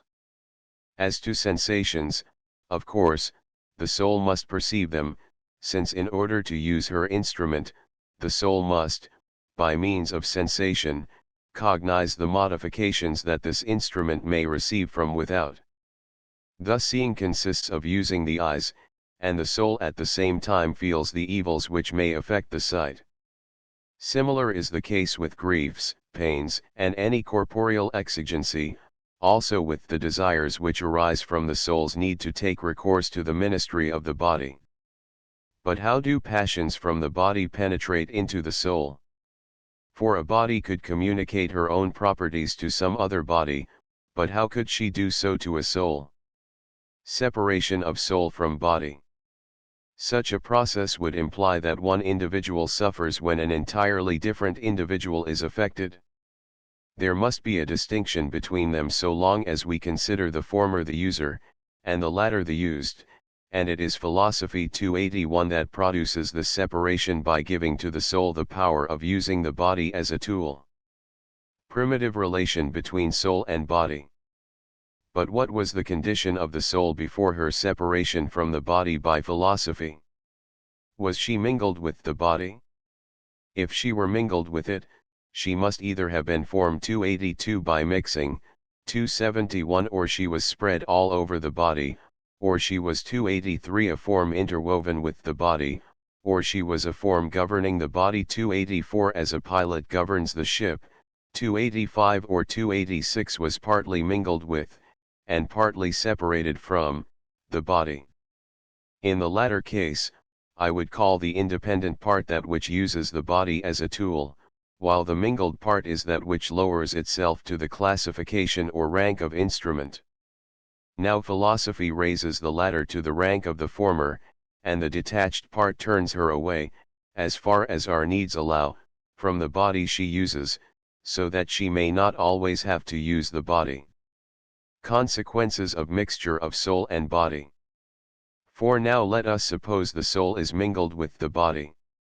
In this mixture, the worse part, or body, will gain, while the soul will lose. The body will improve by participation with the soul, and the soul will deteriorate by association with death and irrationality. Well, does the soul, in somewhat losing life, gain the accession of sensation? On the other hand, would not the body, by participation in life, gain sensation and its derived passions? It is the latter, then, which will desire, inasmuch as it will enjoy the desired objects, and will feel fear about them. It is the latter which may be exposed to the escape of the objects of its desire, and to decay. 287 Mixture of soul and body. We will set aside as impossible the mixture of two incommensurables, such as a line and the color called white. A mixture of the soul and body, which must imply their commensurability, would demand explanation. Even if the soul interpenetrate the body, the soul need not share the body's passions, for the interpenetrating medium may remain impassible, as light, which remains such in spite of its diffusion. 288 Thus the soul might remain a stranger to the body's passions, though diffused through it, and need not necessarily undergo its passions. Aristotelian hypothesis considered. Should we say that the soul is in the body, as form in matter? In this case, she is being, and she would be a separable form. If then 289 she be in the body as, in the case of the axe, the schematic figure is in the iron, so as by her own proper virtue, to form the power of doing what iron thus formed accomplishes, we will have all the more reason to attribute the common passions to the body, which is 290 an organized physical tool possessing potential life. For if, as Plato says 291, it be absurd to suppose that it is the soul that weaves, it is not any more reasonable to attribute the desires and griefs to the soul, rather, by far, to the living organism. The living organism. 5. The living organism must mean either the thus organized body, or the common mixture of soul and body, or some third thing which proceeds from the two first. In either of these three cases the soul will have to be considered impassible, while the power of experiencing passions will inhere in something else, or the soul will have to share the body's passions, in which case the soul will have to experience passions either identical or analogous to those of the body, so that to a desire of the animal there will correspond an act or a passion of the concupiscible appetite. Refutation of the, James Lang, theory of emotions. We shall later on consider the organized body. Here we must find how the conjunction of soul and body could experience suffering. The theory that the affection of the body modifies it so as to produce a sensation which itself would end in the soul, leaves unexplained the origin of sensation. To the theory that suffering has its principle in this opinion or judgment, that a misfortune is happening to ourselves or someone related to us, whence results disagreeable emotion first in the body, and then in the whole living organism. 292 There is this objection, that it is yet uncertain to which opinion belongs, to the soul, or to the conjunction of soul and body. Besides, the opinion of the presence of an evil does not always entail suffering. It is possible that, in spite of such an opinion, one feels no affliction, as, for instance, one may not become irritated at believing oneself scorned, or in experiencing no desire even in the expectation of some good. Not all affections common to soul and body. How then arise these affections common to the soul and the body? Shall we then say that desire derives from the desire appetite? 293 Anger from the anger appetite, or in short, every emotion or affliction from the corresponding appetite? But even so, they will not be common, and they will belong exclusively to the soul, or to the body. There are some whose origin needs the excitation of blood and bile, and that the body be in some certain state which excites desire, as in physical love. On the contrary, however, the desire of goodness is no common affection, it is an affection peculiar to the soul, as are several others. Reason, therefore, does not allow us to consider all affections as common to soul and body. Desire, not simultaneous with appetite. Is it possible, however, that for example, in physical love, the man 294 may experience a desire simultaneously with the corresponding appetite? This is impossible, for two reasons. If we say that the man begins to experience the desire, while the corresponding appetite continues it, it is plain the man cannot experience a desire without the activity of the appetite. If on the other hand it be the appetite that begins, it is clear that it cannot begin being excited unless the body first find itself in suitable circumstances, which is unreasonable. Soul and body, by uniting, form an individual aggregate. 6. It would, however, probably be better to put the matter thus: by their presence, the faculties of the soul cause reaction in the organs which possess them, so that while they themselves remain unmoved, they give them the power to enter into movement. 295 In this case, however, when the living organism experiences suffering, the life-imparting cause must itself remain impassible, while the passions and energies belong wholly to that which receives life. In this case, therefore, the life will not belong exclusively to the soul, but to the conjunction of the soul and body, or, at least, the latter's life will not be identical with the soul's, nor will it be the faculty of sensation, which will feel, but the being in whom that faculty inheres. Sensation implies feeling soul. If, however, sensation, which is no more than a corporeal emotion, finds its term in the soul must surely feel sensation, therefore it does not occur as an effect of the presence of the faculty of sensation, for this ignores the feeling agent back of it. Nor is it the conjunction of soul and body, for unless the faculty of sensation operate, that aggregate could not feel, and it would then no longer include as elements either the soul, or the faculty of sensation. Soul-light forms animal nature. 7. The aggregate results from the presence of the soul, not indeed that the soul enters into the aggregate, or constitutes one of its elements.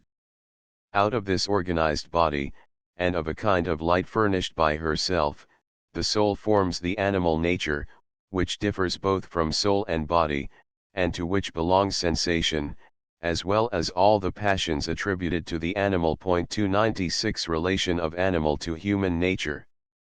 If now we should be asked how it happened that we feel, we answer, we are not separated from the organism, although within us exist principles 297 of a higher kind which concur in forming the manifold complex of human nature. External and internal sensation. As to the faculty of sensation which is peculiar to the soul, it cannot be the power of perceiving the sense objects themselves, but only their typical forms, impressed on the animal by sensation. These have already somewhat of the intelligible nature. The exterior sensation peculiar to the animal is only the image of the sensation peculiar to the soul, which, by its very essence is truer and more real, since it consists only in contemplating images while remaining impassible. 298 Ratiocination, opinion, and thought, which principally constitute us. 299 deal exclusively with these images, by which the soul has the power of directing the organism. Distinction in the whole organism. No doubt these faculties are ours, but we are the superior principle which, from above, directs the organizing. But in this whole we shall have to distinguish an inferior part, mingled with the body, and a superior part, which is the true man. The former, a rational soul, constitutes the beast, as for instance, the lion; the latter is the rational soul, which constitutes man. In every ratiocination, it is we who reason, because ratiocination is the peculiar activity, or energy, of the soul. 300 Individual relation with cosmic intellect. 8. What is our relation with the intelligence? I mean not the habit imparted to the soul by the intellect, but the absolute intelligence. 301 Which, though above us, is also common to all men, or peculiar to each of them, in other words, is simultaneously common and individual. Common because it is indivisible, one and everywhere the same; particular because each soul possesses it entirely in the first or rational soul. Likewise, we possess the ideas in a double manner; in the soul they appear developed and separate, in the intelligence they exist all together. 302 Individual relation with God and cosmic soul. What is our relation with God? He hovers over the intelligible nature, and real being, while we, being on the third rank as counted from thence, are of the undivided universal soul, which 303 is indivisible because she forms part of the upper world, while she is divisible in regard to the bodies. She is indeed divisible in regard to the bodies, since she permeates each of them as far as they live, but at the same time she is indivisible because she is one in the universe. Soul gives life to psychologic elements. She seems to be present in the bodies, and illuminates them, making living beings out of them. This occurs not as a mixture of herself and bodies, but by remaining individual, giving out images of herself. 304 Just as a single face in several mirrors. Of these, the first is sensation, which resides in the common part, the organism; then come all the other forms of the soul, forms which successively derive each from the other, down to the faculties of generation and increase, and generally, the power of producing and fashioning that which is different from self, which indeed the soul does as soon as she turns towards the object she fashions. 305 Origin of evils, sins, and errors. 9. In this conception of the soul, she will be foreign to the cause of the evils which the man does and suffers. These refer to the organism, that common part, understood as above. Although opinion be deceptive, and makes us commit much evil, and although opinion and ratiocination both belong to the soul, yet the soul may be sinless, inasmuch as we are only mastered by the worse part of our nature. 306 Often, indeed, we yield to appetite, to anger, and we are the dupes of some imperfect image. The conception of false things, the imagination. 307 Does not await the judgment of discursive reason. There are still other cases where we yield to the lower part of ourselves. In sensation, for instance, we see things that do not exist, because we rely on the common sensation of soul and body, before having discerned its objects by discursive reason. Intellect did not grasp the object itself. In this case, did the intellect grasp the object itself? Certainly not, and, therefore, it is not the intellect that is responsible for the error. We say as much for the we, according as we will or will not have perceived the object, either in the intellect, or in ourselves, for it is possible to possess an object without having it actually present. True conception act of intuition. We have distinguished from things common to soul and body, those peculiar to the soul. The former are corporeal, and cannot be produced without the organs, while the latter's occurrence is independent of the body. Ratiocination 276 is the essential and constitutive faculty of the real soul, because it determines the typical forms derived from sensation, it looks, it somehow feels the images, and really is the dominating part of the soul. The conception of true things is the act of intuitive thoughts. Modifications derive from foreign sources. There is often a resemblance and community between exterior and interior things. In this case the soul will not any the less exercise herself on herself, will not any the less remain within herself, without feeling any passive modification. As to the modifications and troubles which may arise in us, they derive from foreign elements, attached to the soul, as well as from passions experienced by the above described common part. Distinctions in we and the real man. 10. But if we are the soul, we must admit that when we experience passions, the soul experiences them also, that when we act, the soul acts. We may even say that the common part is also ours, especially before philosophy separated the soul from the body. 308. In fact, we even say we suffer, when our body suffers. We is, therefore, taken in a double sense, either the soul with the animal part, or living body, or simply the upper part, while the vivified body is a wild beast. Real man differs from body. The real man differs from the body, pure from every passion. He possesses the intellectual virtues, virtues which reside in the soul, either when she is separated from the body, or when she is as usually here below only separable by philosophy, for even when she seems to us entirely separated, the soul is, in this life, ever accompanied by a lower 309 sensitive part, or part of growth, which she illuminates. 310 Function of the common part. As to the virtues which consist not in wisdom, but in ethical habits and austerities, they belong to the common part. To it alone, also, are vices to be imputed, inasmuch as it exclusively experiences envy, jealousy, and cowardly pity. Friendships, however, should be referred some to the common part, and others to the pure soul or inner man. In childhood, the faculties of the composite common part are exercised, but rarely is it illuminated from above. When this superior principle seems inactive in relation to us, it is actively engaged towards the upper intelligible world, and it only begins to be active towards us when it advances as far as 311, fancy or representation, the middle part of our being. The superior principle not always utilized. But is the superior principle not ours also?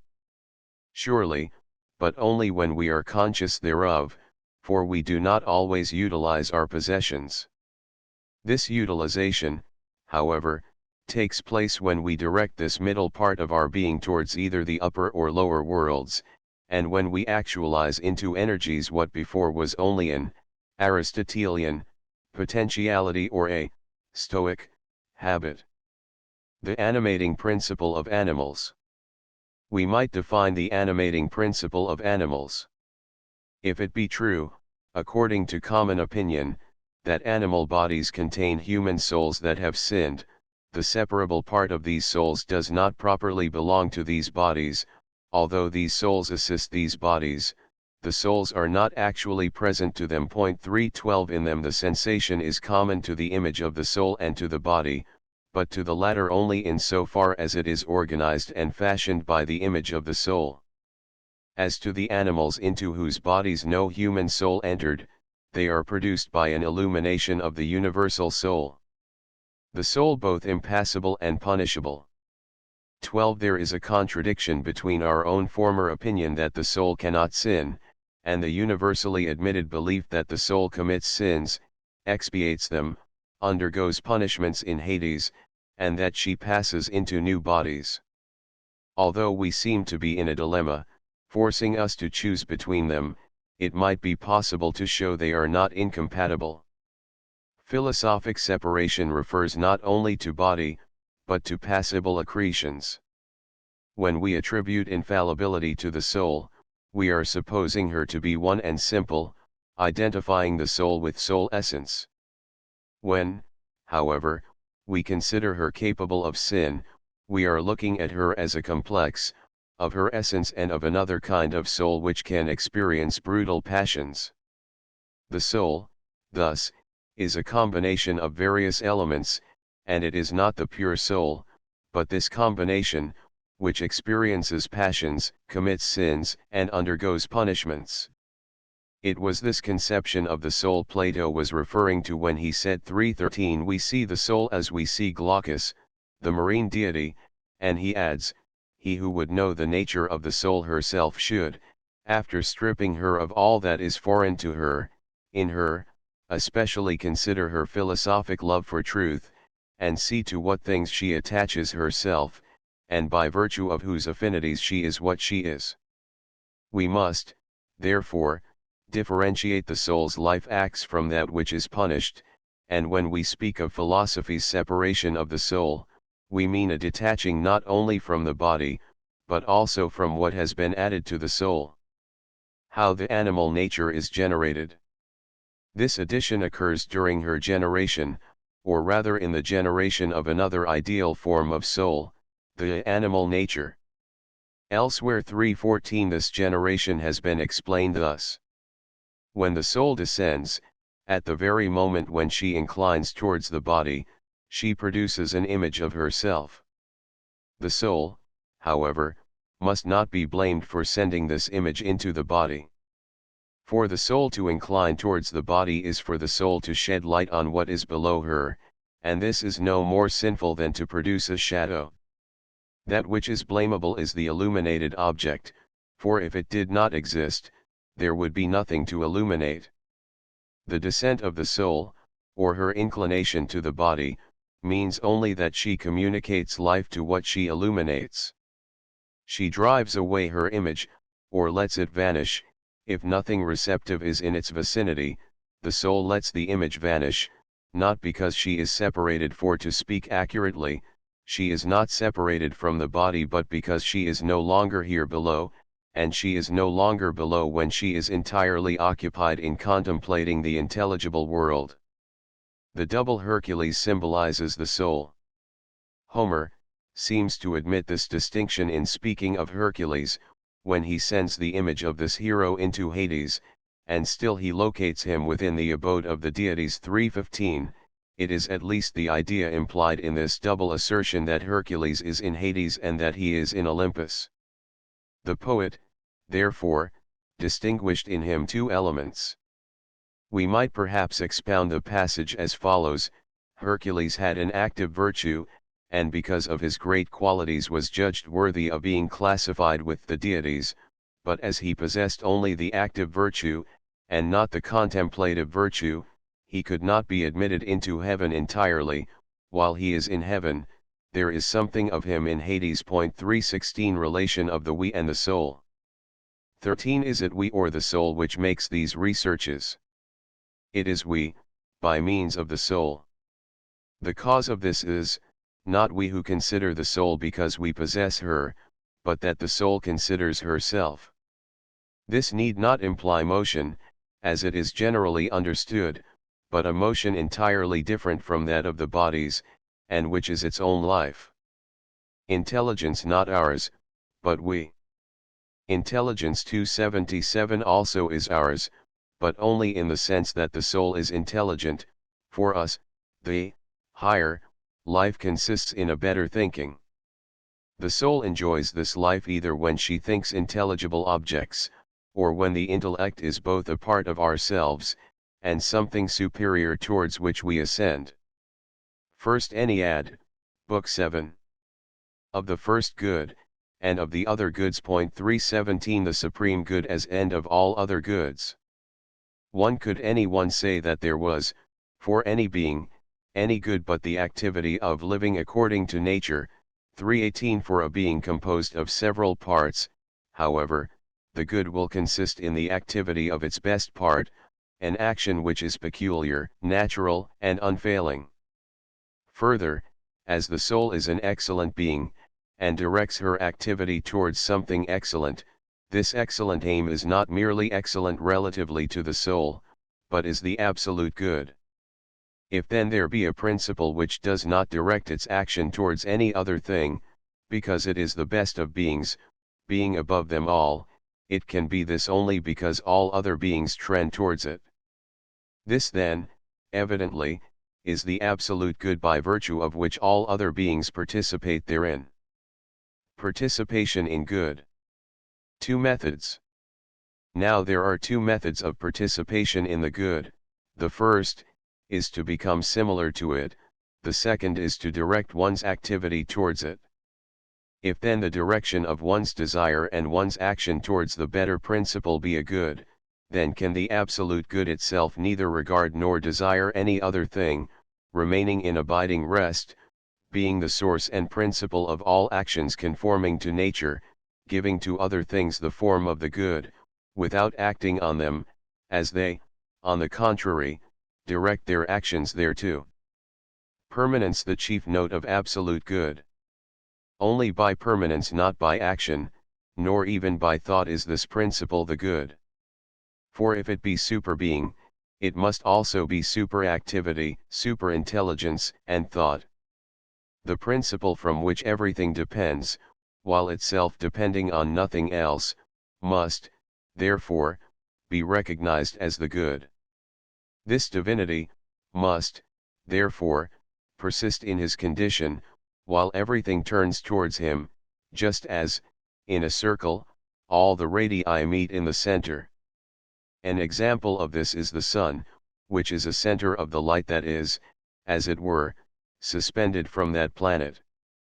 The light accompanies the sun everywhere, and never parts from it, and even if you wished to separate it on one side, it would not any the less remain concentrated around it. All things depend on the good by unity, essence, and quality. 2. Let us study the dependence of everything on the good. The inanimate trends toward the soul, while the animate soul trends towards the good through intelligence. As far as anything possesses unity, essence, or form, it participates in the good. By its participation in unity, essence, and form, each being participates in the good, even though the latter be only an image, for the things in which it participates are only images of unity, essence, and form. For the first, Soul 319, as she approaches intelligence, she acquires a life which approaches closer to truth, and she owes this to intelligence. Thus, by virtue of intelligence, she possesses the form of the good. To possess the latter, all she needs to do is to turn her looks towards it, for intelligence is the next after the good. Therefore, to those to whom it is granted to live, life is the good. Likewise, for those who participate in intelligence, intelligence is the good. Consequently, such a being as joins intelligence to life possesses a double good. There is no unalloyed evil for the living being. 3. Though life be a good, it does not belong to all beings. Life is incomplete for the evil person, as for an eye that does not see distinctly, neither accomplish their purpose. If, for us, life, though mingled as it is, be a good, even if an imperfect one, how shall we continue to assert that death is not an evil? But for whom would it be an evil? This we must ask, because evil must necessarily be an attribute of somebody. Now there is no more evil for a being which, though even existing, is deprived of life, any more than for a stone, as they say. But if, after death, the being still live, if it be still animate, it will possess good, and so much the more as it exercises its faculties without the body. If it be united to the universal soul, evidently there can be no evil for it, any more than for the gods who possess good unmingled with evil. Similar is the case of the soul which preserves her purity, inasmuch as he who loses her finds that life, and not death, is the real evil. If there be chastisements in Hades, again is life an evil for the soul, because she is not pure. If, further, we define life as the union of the soul with the body, and death as their separation, the soul can pass through both these conditions, without, on that account, being unhappy, or losing her hold on the good. By virtue, life changes from an evil to a good. How is death not an evil, if life be a good? Certainly life is a good for such as possess the good. It is a good, not because the soul is united to the body, but because she repels evil by virtue. Without the latter, death would rather be a good, because it delivers us from the body. 320. To resume, by itself, life in a body is evil, but, by virtue, the soul locates herself in the good, not by perpetuating the existing corporeal union, but by separating herself from the body. Porphyry, Commentaries or Outlines of the Enneads of Plotinos. Psychological Fragments by Porphyry, Jamlicius, Nemesius, and Ammoniusakis. Concordance of the numbers of the 44 paragraphs of Porphyry's Principles of the Theory of Intelligibles in the editions of Bullet, Kreutzer, and Holsteinius. Bullet.Kreutzer.Holst News. 13,434 288 399 42,728 52,020 61,818 72,425 81,919 977 112,223 121,010 131,212 142, 627, 1511 1622 1733 1844 1955 2066 212,829 222,930 232,223 241,717 251,616 261,111 272,526 281,414 291,313 303,031 314,243 324,445 331,515 342,324 354,344 363,535 373,637 383,738 393,940 404,041 413,336 423,839 433,132 444,142. The order of Bullet has been left, because the other orders differ anyway, and because this is the one that Porphyry introduced into the works of Plotinos. It must, therefore, have been of most significance to him. Principles of the Theory of the Intelligibles, by Porphyry. 321 First Ennead 322 Book 2. Of Virtues.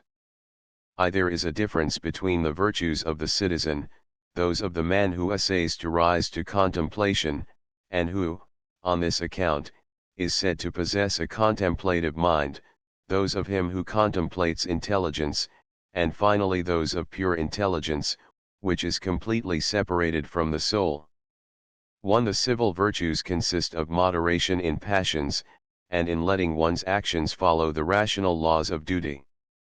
The object of these virtues being to make us benevolent in our dealings with our fellow human beings, they are called civil virtues because they mutually unite citizens.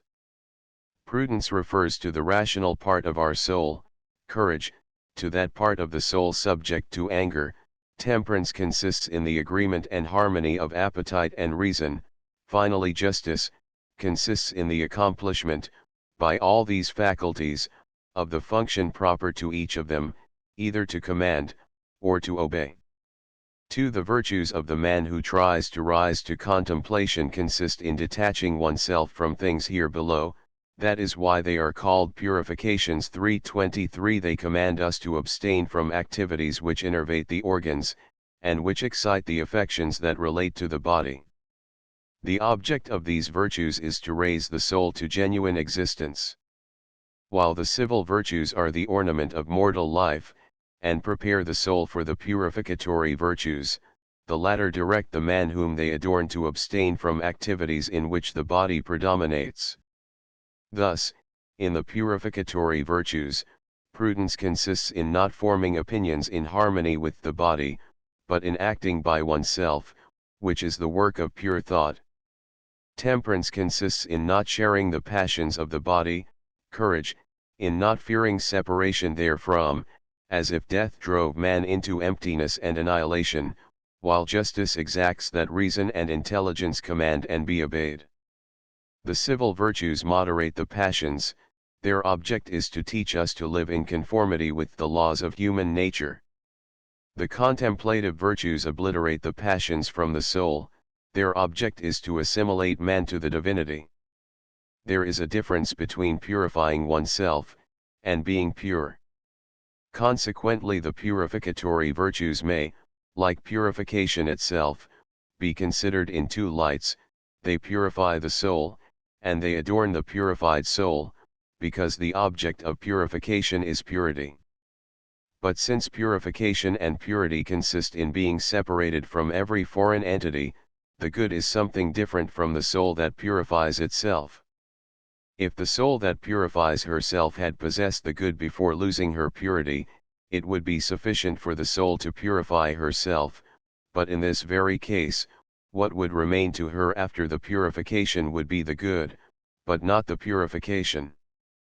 But the soul is not the good, she can only participate therein, and have its form, otherwise the soul would not have fallen into evil. For the soul, good consists in being united to her author, and her evil is to unite with lower things. 324 Of evil, there are two kinds. The one is to unite with lower things, the other is to abandon oneself to the passions. The civil virtues owe their name of virtues and their value to their releasing the soul from one of these two kinds of evil, of the passions. The purificatory virtues are superior to the former, in that they free the soul from her characteristic form of evil, that is, union with lower things. Therefore, when the soul is pure, she must be united to her author. Her virtue, after her conversion, consists in her knowledge and science of veritable existence, not that the soul lacks this knowledge, but because without her superior principle, without intelligence, she does not see what she possesses. 325.3 There is a third kind of virtues, which are superior to the civil and purificatory virtues, the virtues of the soul that contemplates intelligence. Here prudence and wisdom consist in contemplating the beings or essences contained by intelligence. Justice consists in the soul's fulfilling of her characteristic function, that is, in attaching herself to intelligence and to direct her activity thither. Temperance is the intimate conversion of the soul towards intelligence, while courage is the impassibility by which the soul becomes assimilated to what she contemplates, since the soul's nature is to be impassible. 326 These virtues are as intimately concatenated as the other, lower forms. 4 There is a fourth kind of virtues, the exemplary virtues, which reside within intelligence. Their superiority to the virtues of the soul is the same as that of the type to the image, for intelligence contains simultaneously all the beings or essences which are the types of lower things. Within intelligence, prudence is the science, wisdom is the thought, temperance is the conversion towards oneself, justice is the accomplishment of one's characteristic function, courage is the identity of intelligence, its perseverance in purity, concentrated within itself, in virtue of its superiority. 327 We thus have four kinds of virtues: 1. The exemplary virtues, characteristic of intelligence, and of the being or nature to which they belong. 2. The virtues of the soul turned towards intelligence, and filled with her contemplation. 3. The virtues of the soul that purifies herself, or which has purified herself from the brutal passions characteristic of the body. 4. The virtues that adorn the man by restraining within narrow limits the action of the irrational part, and by moderating the passions. He who possesses the virtues of the superior order necessarily, potentially, possesses the inferior virtues. But the converse does not occur. 328 He who possesses the superior virtues will not prefer to practice the lower virtues because of the mere possession thereof, he will practice them only when circumstances will invite it. The objects, indeed, differ with the kind of virtues. The object of the civil virtues is to moderate our passions so as to conform our conduct to the laws of human nature. That of the purificatory virtues is to detach the soul completely from the passions. That of the contemplative virtues is to apply the soul to intellectual operations, even to the extent of no longer having to think of the need of freeing oneself from the passions. Last, that of the exemplary virtues is similar to that of the other virtues. Thus the practical virtues make man virtuous, the purificatory virtues make man divine, or make of the good man a protecting deity. The contemplative virtues deify, while the exemplary virtues make a man the parent of divinities. We should specially apply ourselves to purificatory virtues, believing that we can acquire them even in this life, and that possession of them leads to superior virtues. We must push purification as far as possible, as it consists in separating the soul from the body, and in freeing oneself from any passional movement of the irrational part. But how can one purify the soul? To what limit may purification be pushed?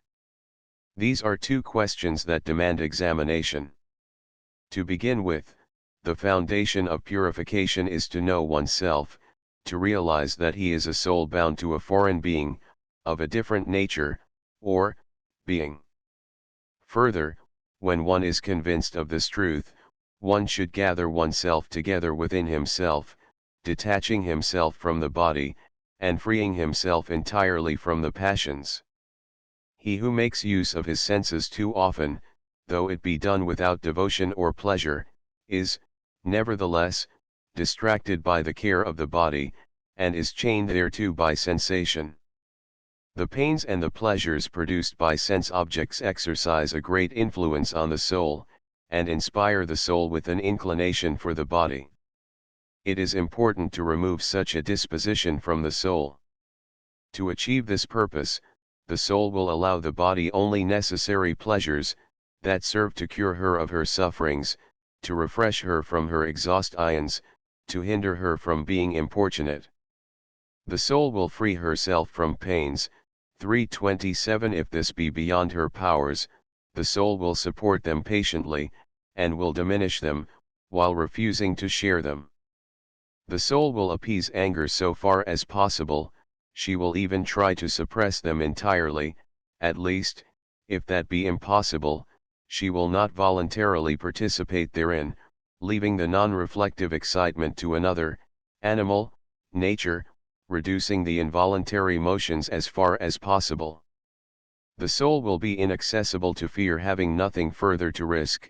Even so, she will restrain every sudden movement, she will pay attention to fear only insofar as it may be nature's warning at the approach of danger.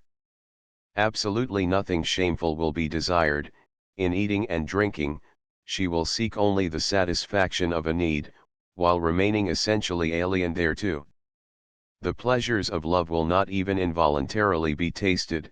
At least, she will not allow herself to be drawn beyond the flights of fancy that occur in dreams. In the purified man, the intellectual part of the soul will be pure of all these passions.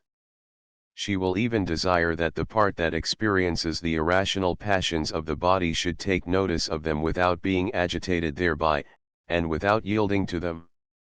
In this way, if the irrational part should itself happen to experience emotions, the latter will be promptly calmed by the presence of reason. Struggles will have been left behind before any headway will have been made to purification. The presence of reason will suffice. The inferior principle, indeed, will respect the higher one to the extent of being angry with itself, and reproaching itself for weakness, in case it feels any agitation that disturbs its master's rest. So long as the soul experiences even moderate passions, the soul's progress towards impassibility remains in need of improvement.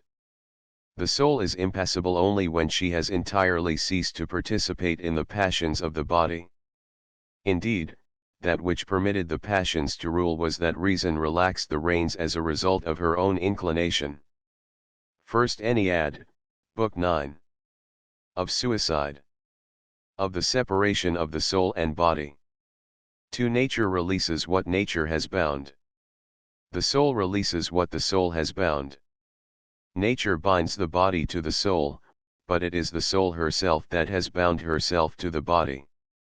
It, therefore, belongs to nature to detach the body from the soul, while it is the soul herself that detaches herself from the body. 3. There is a double death. 1. Known by all men, consists in the separation of the body with the soul. The other, characteristic of philosophers, results in the separation of the soul from the body. The latter is consequence of the former. Second Ennead, Book 4. Of matter. Of the conception of matter. 10. For while separating ourselves from existence we by thought beget nonentity, matter. While remaining united with existence, we also conceive of nonentity, the one. Consequently, when we separate ourselves from existence, we do not conceive of the nonentity which is above existence, the one, but we beget by thought something that is deceptive, and we put ourselves in the condition of intermination, in which one is when outside of oneself. Just as each one can really, and by himself, raise himself to the non-existence which is above existence, the one, so, by separating oneself from existence by thought, we may reach the nonentity beneath existence. Third Ennead, Book 6. Of the impassibility of incorporeal things. Of the incorporeal. 3. 5. The name incorporeal does not designate one and the same genus, as does the word body. Incorporeal entities derive their name from the fact that they are conceived of by abstraction from the body. Consequently, some of them, like intelligence and discursive reason, are genuine beings, existing as well without as within the body, subsisting by themselves being actualizations and lives. Other beings, such as matter, sense form without matter, place, time, and so forth, do not constitute real beings, but are united to the body, and depend therefrom, live through others, possess only a relative life, and exist only through certain actualizations. Indeed, when we apply to them the name of incorporeal entities, it is merely a negative designation, indicating only what they are not, but not what they are. Of the impassibility of the soul. 6. 1. The soul is a being or essence, without extension, immaterial and incorruptible. Her nature consists in a life which is life in itself. 7. 3. And, when the existence of some being is life itself, and when the passions are lives, its death consists in a life of a certain nature, and not in entire privation of life, for the passion experienced by this being or essence, does not force it into complete loss of life. 8. 2. 3. There is a difference between the affections of the bodies, and those of incorporeal things. The affection of bodies consists in change. On the contrary, the affections and experiences characteristic of the soul are actualizations that have nothing in common with the cooling or heating up of the bodies. Consequently, if, for bodies, an affection ever implies a change, we may say that all incorporeal beings are impassible. Indeed, immaterial and incorporeal beings are always identical in their actualization, but those that impinge on matter and bodies, though in themselves impassible, allow the subjects in which they reside to be affected. So when an animal feels, the soul resembles a harmony separated from its instrument, which itself causes the vibration of the strings that have been tuned to unison herewith, while the body resembles a harmony inseparable from the strings. The reason why the soul moves the living being is that the latter is animated. We, therefore, find an analogy between the soul and the musician who causes his instrument to produce sounds because he himself contains a harmonic power. The body, struck by a sense impression, resembles strings tuned in unison. In the production of sound, it is not the harmony itself but the string that is affected. The musician causes it to resound because he contains a harmonic power. Nevertheless, in spite of the will of the musician, the instrument would produce no harmonies that conform to the laws of music, unless harmony itself dictated them. 9.5. The soul binds herself to the body by a conversion toward the affections experienced by the body. She detaches herself from the body by apathy, turning away from the body's affections. Of the impassibility of matter. 10.7. According to the ancient sages, such are the properties of matter. Matter is incorporeal because it differs from bodies. Matter is not lifeless, because it is neither intelligence, nor soul, nor anything that lives by itself. It is formless, variable, infinite, impotent. Consequently, matter cannot be existence, but nonentity. Of course it is not nonentity in the same way that movement is nonentity, matter is nonentity really. It is an image and a phantom of extension, because it is the primary substrate of extension. It is impotence, and the desire for existence. The only reason that it persists is not rest, but change. It always seems to contain contraries, the great and small, the less and more, lack and excess. It is always becoming, without ever persisting in its condition, or being able to come out of it. Matter is the lack of all existence, and, consequently, what matter seems to be is a deception.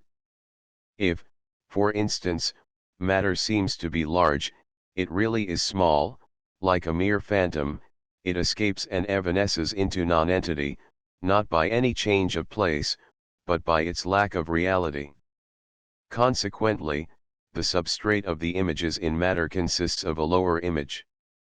That in which objects present appearances that differ according to their positions is a mirror that seems crowded, though it possesses nothing, and which yet seems to be everything. Of the passibility of the body, 8-19. 11 Passions, or affections, refer to something destructible, for it is passion that leads to destruction. It is the same sort of being that can be affected, and can be destroyed. Incorporeal entities, however, are not subject to destruction, they either exist or not, in either case they are non-affectable. That which can be affected need not have this impassible nature, but must be subject to alteration or destruction by the qualities of things that enter into it and affect it, for that which in it subsists is not altered by the first chance entity. Consequently, matter is impassible, as by itself it possesses no quality. The forms that enter into and issue from matter, as a substrate, are equally impassible. That which is affected is the composite of form and matter, whose existence consists in the union of these two elements, for it is evidently subject to the action of contrary powers, and of the qualities of things which enter into it, and affect it. That is why the beings that derive their existence from something else, instead of possessing it by themselves, can likewise by virtue of their passivity, either live or not. On the contrary, the beings whose existence consists in an impassible life necessarily live permanently, likewise the things that do not live are equally impassible inasmuch as they do not live. Consequently, being changed and being affected refer only to the composite of form and matter, to the body, and not to matter. Likewise, to receive life and to lose it, to feel passions that are its consequence, can refer only to the composite of soul and body. Nothing similar could happen to the soul, for she is not something compounded out of life and lifelessness, she is life itself, because her being or nature is simple, and is automatic. Third Ennead, Book 8. Of nature, contemplation, and of the one. Of thought. 12. 1. Thought is not the same everywhere, it differs according to the nature of every being. In intelligence, it is intellectual, in the soul it is rational, in the plant it is seminal, last, it is superior to intelligence and existence in the principle that surpasses all these. Of life. 13. 7. The word body is not the only one that may be taken in different senses, such is also the case with life. There is a difference between the life of the plant, of the animal, of the soul, of intelligence, and of superintelligence. Indeed, intelligible entities are alive though the things that proceed therefrom do not possess a life similar to theirs. Of the one. 14. 8. By using one's intelligence one may say many things about the superintellectual principle. But it can be much better viewed by an absence of thought, than by thought. This is very much the same case as that of sleep, of which one can speak, up to a certain point, during the condition of wakefulness, but of which no knowledge of perception can be acquired except by sleeping. Indeed, like is known only by like, the condition of all knowledge is for the subject to be assimilated to the subject. 334th Ennead, Book 2. Of the nature of the soul. 15. 1. Every body is in a place, the incorporeal in itself is not in a place, any more than the things which have the same nature as it. 16. 1. The incorporeal in itself, by the mere fact of its being superior to every body and to every place, is present everywhere without occupying extension, in an indivisible manner. 17. 1. The incorporeal in itself, not being present to the body in a local manner, is present to the body whenever it pleases, that is, by inclining towards it so far as it is within its nature to do so. Not being present to the body in a local manner, it is present to the body by its disposition. 18. 1. The incorporeal in itself does not become present to the body in being nor in hypostatic form of existence. It does not mingle with the body. Nevertheless, by its inclination to the body, it begets and communicates to it a potentiality capable of uniting with the body. Indeed, the inclination of the incorporeal constitutes a second nature, the irrational soul, which unites with the body. 19. 1. The soul has a nature intermediary between the being that is indivisible, and the being that is divisible by its union with the bodies. Intelligence is a being absolutely indivisible, the bodies alone are divisible, but the qualities and the forms engaged in matter are divisible by their union with the bodies. 20. 2. The things that act upon others do not act by approximation and by contact. It is only accidentally when this occurs, that they act by proximity and contact. 4th Ennead, Book 3. Problems about the soul. Union of the soul and the body. 21. 20. The hypostatic substance of the body does not hinder the incorporeal in itself from being where and as it wishes, for just as that which is non-extended cannot be contained by the body, so also that which has extension forms no obstacle for the incorporeal, and in relation to it is as nonentity. The incorporeal does not transport itself where it wishes by a change of place, for only extended substance occupies a place. Neither is the incorporeal compressed by the body, for only that which is extended can be compressed and displaced.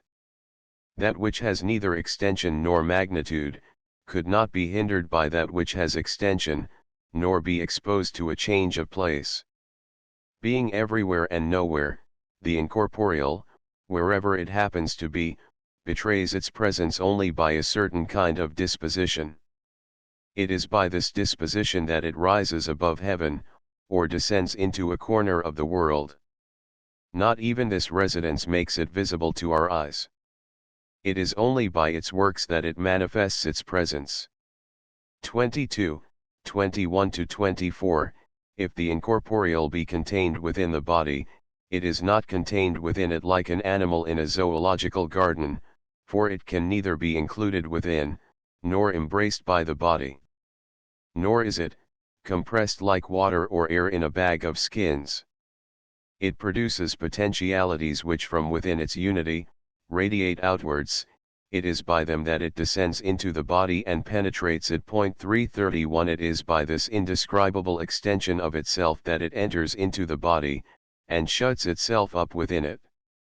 Except itself nothing retains it. It is not the body that releases the incorporeal as result of a lesion, or of its decay, it is the incorporeal that detaches itself by turning away from the passions of the body. Of the descent of the soul into the body, and of the spirit. 23, 9. Just as being on the earth, for the soul, is not to tread on the ground, as does the body, but only to preside over the body that treads on the ground, likewise, to be in hell for the soul, is to preside over an image whose nature is to be in a place, and to have an obscure hypostatic form of existence. That is why if the subterranean hell be a dark place, the soul, without separating from existence, descends into hell when she attaches herself to some image. Indeed, when the soul abandons the solid body over which she presided, she remains united to the spirit which she has received from the celestial spheres. Since, as a result of her affection for matter, she has developed particular faculties by virtue of which she had a sympathetic habit for some particular body during life, as a result of this disposition, she impresses a form on the spirit by the power of her imagination, and thus she acquires an image. The soul is said to be in hell because the spirit that surrounds her also happens to have a formless and obscure nature, and as the heavy and moistened spirit descends down into subterranean localities, the soul is said to descend underground. Not indeed that the very being of the soul changes place, or is in a locality, but because she contracts the habits of the bodies whose nature it is to change location, and to be located somewhere. That is why the soul according to her disposition, acquires some one body rather than some other, for the rank and the special characteristics of the body into which she enters depend on her disposition. Therefore, when in a condition of superior purity, she unites with a body that is close to immaterial nature, that is, an ethereal body. When she descends from the development of reason to that of the imagination, she receives a solar body. If she becomes effeminate, and falls in love with forms, she puts on a lunar body. Finally, when she falls into the terrestrial bodies, which, resembling her shapeless character, are composed of moist vapors, there results for her a complete ignorance of existence, a sort of eclipse, and a veritable childhood. When the soul leaves an earthly body, having her spirit still troubled by these moist vapors, she develops a shadow that weights her down, for a spirit of this kind naturally tends to descend into the depths of the earth, unless it be held up and raised by a higher cause. Just as the soul is attached to the earth by her earthly vesture, so the moist spirit, ual body, to which the soul is united makes her drag after her an image which weights down the soul. The soul surrounds herself with moist vapors when she mingles with a nature that in its operations is moist or subterranean. But if the soul separate from this nature, immediately around her shines a dry light, without shade or shadow. In fact, it is humidity which forms clouds in the air. The dryness of the atmosphere produces a dry and serene clearness. Fourth Ennead, Book 6. Of Sensation and Memory. Of Sensation. 24, 3. The soul contains the reasons of all things. The soul operates according to these reasons, whether incited to activity by some exterior object, or whether the soul be turned towards these reasons by folding back on herself. When the soul is incited to this activity by some exterior object, she applies her senses thereto. When she folds back on herself, she applies herself to thoughts. It might be objected that the result is that there is neither sensation nor thought without imagination, for just as in the animal part, no sensation occurs without an impression produced on the organs of sense, likewise there is no thought without imagination. Certainly, an analogy obtains between both cases. Just as the sense image, type, results from the impression experienced by sensation, likewise the intellectual image, phantasm, results from thought. Of memory. 25, 2. Memory does not consist in preserving images. It is the faculty of reproducing the conceptions with which our soul has been occupied. Fifth Ennead, Book 2. Of generation and of the order of things that follow the first. Of the procession of beings. 26. When incorporeal hypostatic substances descend, they split up and multiply, their power weakening as they apply themselves to the individual. When, on the contrary, they rise, they simplify, unite, and their power intensifies. 27. In the life of incorporeal entities, the procession operates in a manner such that the superior principle remains firm and substantial in its nature, imparting its existence to what is below it, without losing anything, or transforming itself into anything. Thus that which receives existence does not receive existence with decay or alteration, it is not begotten like generation, that is, the being of sense, which participates in decay and change. It is, therefore, non-begotten and incorruptible, because it is produced without generation or corruption. 28. Every begotten thing derives the cause of its generation from some other being, for nothing is begotten causelessly. But, among begotten things, those which owe their being to a union of elements are on that very account perishable. As to those which, not being composite, owe their being to the simplicity of their hypostatic substances, they are imperishable, inasmuch as they are indissoluble. When we say that they are begotten, we do not mean that they are composite, but only that they depend on some cause. Thus bodies are begotten doubly, first because they depend on a cause, and then because they are composite. Souls and intelligence, indeed, are begotten in the respect that they depend on a cause, but not in the respect that they are composite. Therefore, bodies, being doubly begotten, are dissoluble and perishable.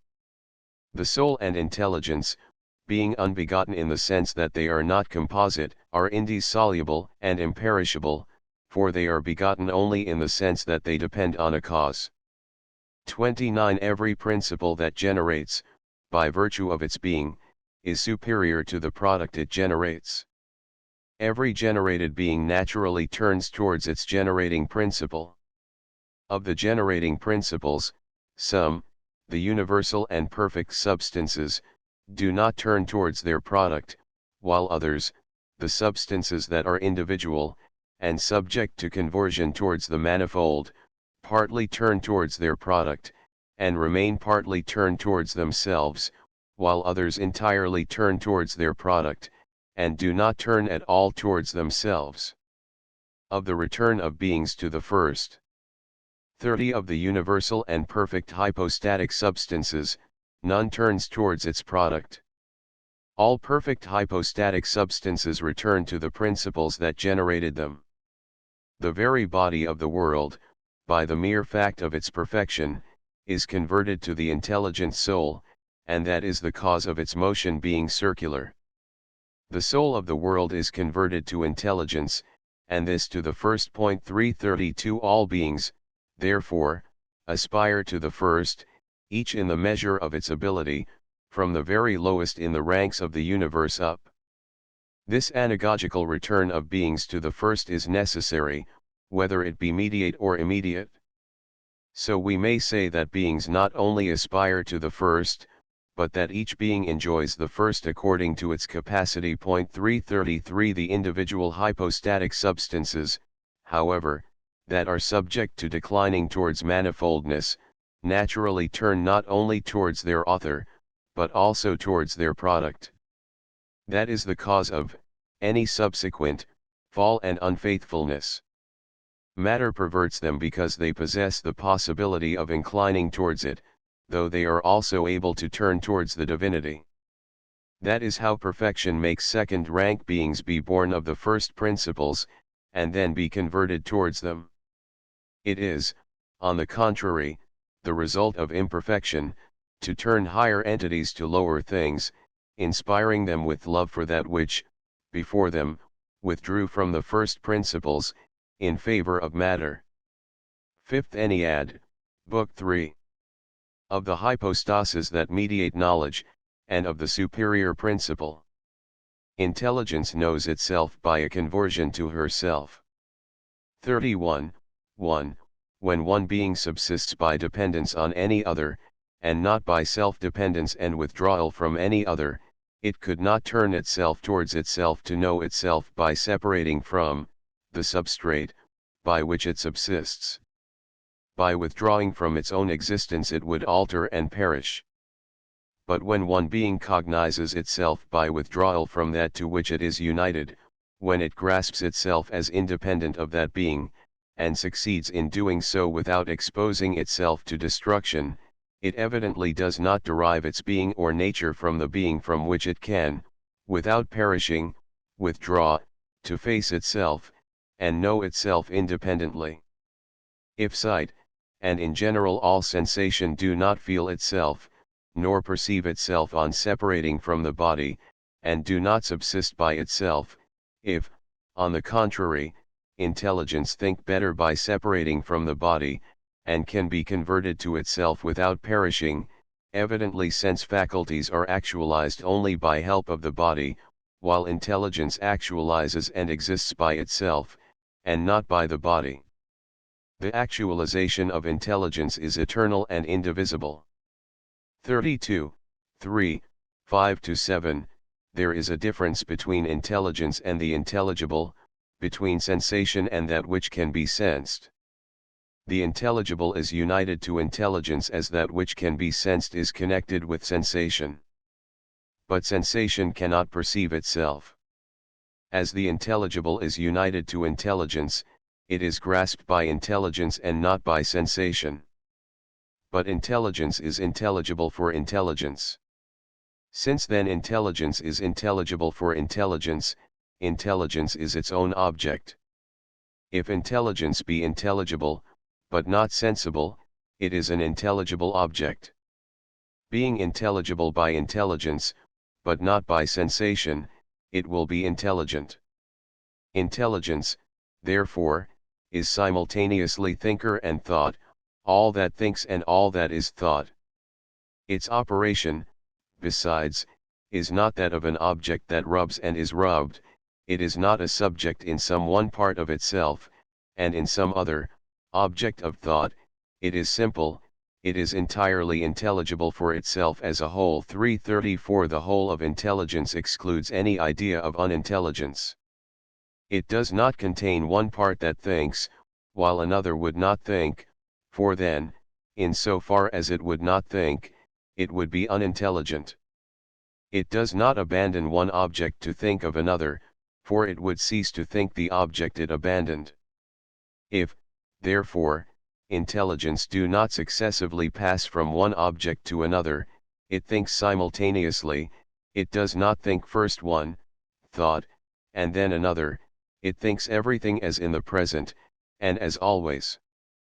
If intelligence think everything as at present, if it know no past nor future, its thought is a simple actualization, which excludes every interval of time. It, therefore, contains everything together, in respect to time. Intelligence, therefore, thinks all things according to unity, and in unity, without anything falling in time or in space. If so, intelligence is not discursive, and is not, like the soul, in motion. It is an actualization, which is according to unity, and in unity, which shuns all chance development and every discursive operation. 335 If, in intelligence, manifoldness be reduced to unity, and if the intellectual actualization be indivisible, and fall not within time, we shall have to attribute to such a being eternal existence in unity. Now that happens to be aeonial or everlasting existence. 336 Therefore, eternity constitutes the very being, or nature, of intelligence. The other kind of intelligence, that does not think according to unity, and in unity, which falls into change, and into movement, which abandons one object to think another, which divides, and gives itself up to a discursive action, has time as being, or nature. The distinction of past and future suits its action. When passing from one object to another, the soul changes thoughts, not indeed that the former perish, or that the latter suddenly issue from some other source, but the former, while seeming to have disappeared, remain in the soul, and the latter, while seeming to come from somewhere else, do not really do so, but are born from within the soul, which moves only from one object to another, and which successively directs her gaze from one to another part of what she possesses. She resembles a spring which, instead of flowing outside, flows back into itself in a circle. It is this circular movement of the soul that constitutes time, just as the permanence of intelligence in itself constitutes aeonial eternity. Intelligence is not separated from eternity, any more than the soul is from time. Intelligence and eternity form but a single hypostatic form of existence. That which moves simulates eternity by the indefinite perpetuity of its movement, and that which remains immovable, simulates time by seeming to multiply its continual present, in the measure that time passes. That is why some have believed that time manifested in rest as well as in movement, and that eternity was no more than the infinity of time. To each of these two different things, the attributes of the other were mistakenly attributed.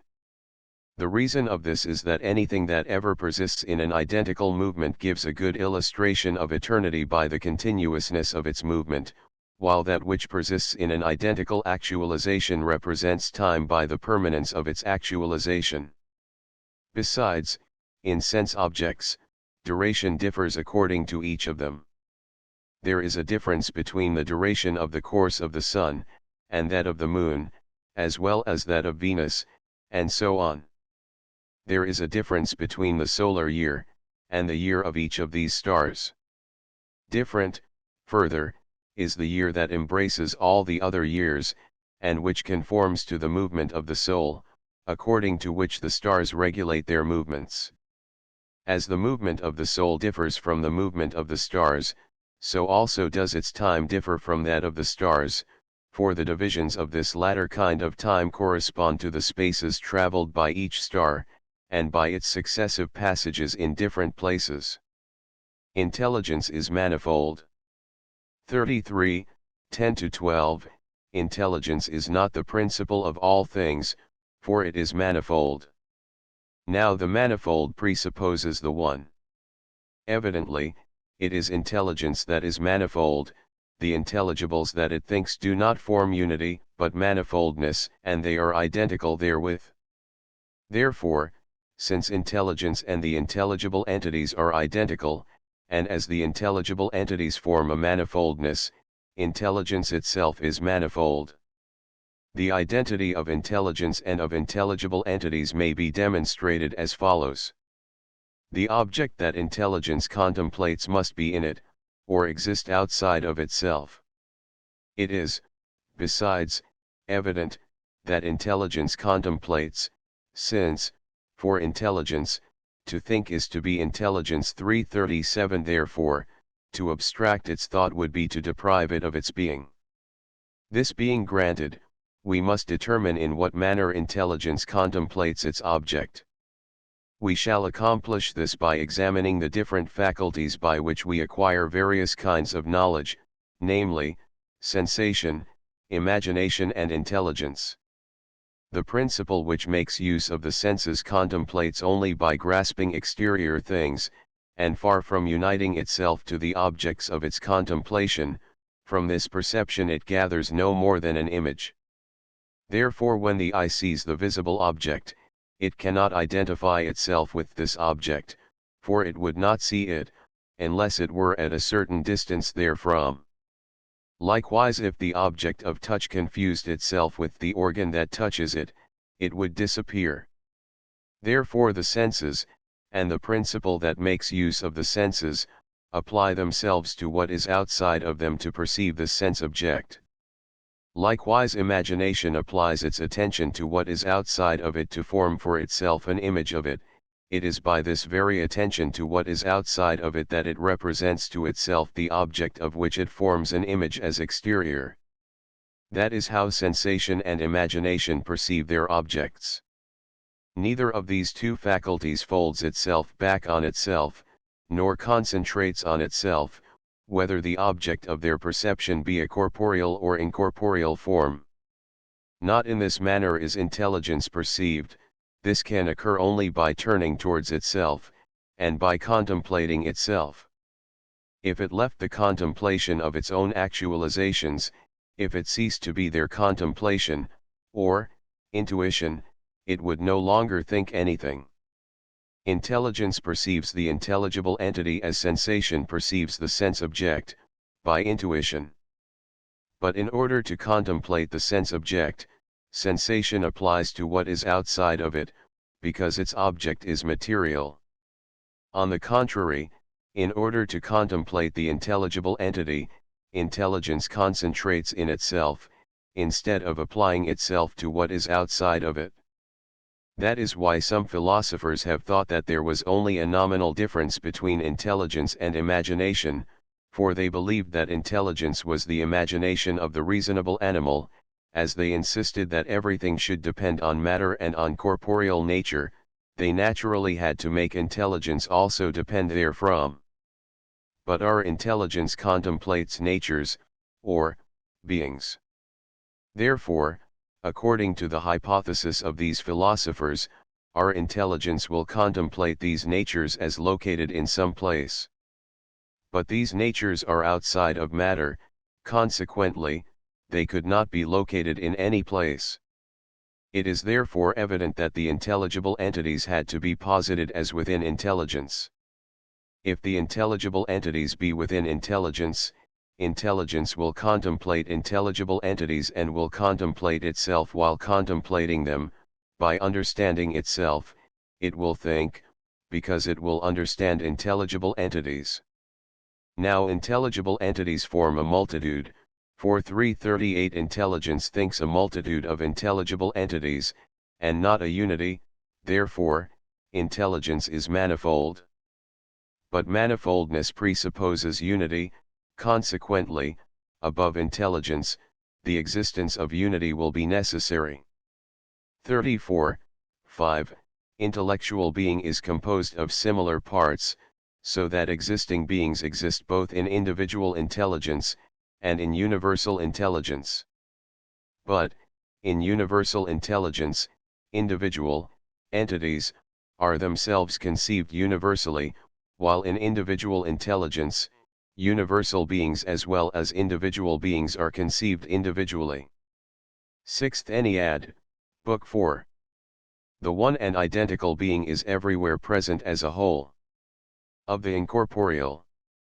35. The incorporeal is that which is conceived of by abstraction of the body, that is the derivation of its name. To this genus, according to ancient sages, belong matter, sense form, when conceived of apart from matter, natures, faculties, place, time, and surface. All these entities, indeed, are called incorporeal because they are not bodies. There are other things that are called incorporeal by wrong use of the word, not because they are not bodies, but because they cannot beget bodies. Thus the incorporeal first mentioned above subsists within the body, while the incorporeal of the second kind is completely separated from the body, and from the incorporeal that subsists within the body. The body, indeed, occupies a place, and the surface does not exist outside of the body. But intelligence and intellectual reason, discursive reason, do not occupy any place, do not subsist in the body, do not constitute any body, and do not depend on the body, nor on any of the things that are called incorporeal by abstraction of the body. On the other hand, if we conceive of the void as incorporeal, intelligence cannot exist within the void. The void, indeed, may receive a body, but it cannot contain the actualization of intelligence, nor serve as location for that actualization. Of the two kinds of the incorporeal of which we have just spoken, the followers of Zeno reject the one, the incorporeal that exists outside of the body, and insist on the other, the incorporeal that is separated from the body by abstraction, and which has no existence outside of the body, not seeing that the first kind of incorporeality is not similar to the second. They refuse all reality to the former, though they ought, nevertheless, to acknowledge that the incorporeal, which subsists outside of the body, is of another kind than the incorporeal that does not subsist outside of the body, and not to believe that, because one kind of incorporeality has no reality, neither can the other have any. Relation between the incorporeal and the corporeal.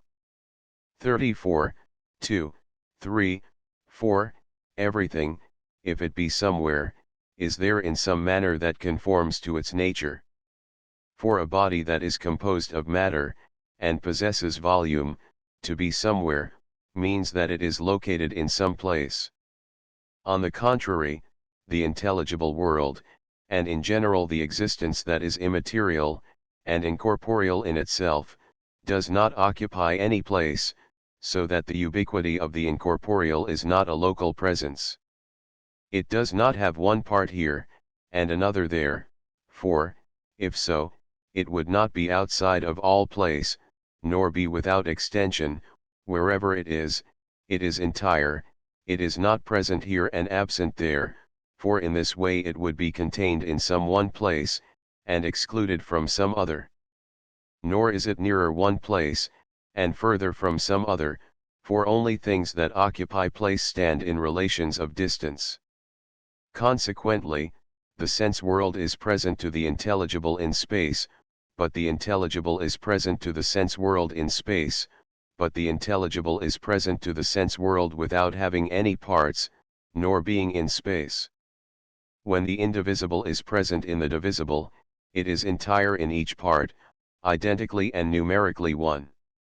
If simple and indivisible existence become extended and manifold, it is not in respect to the extended and manifold existence which possesses it, not such as it really is, but in the manner in which simple existence can possess manifold existence.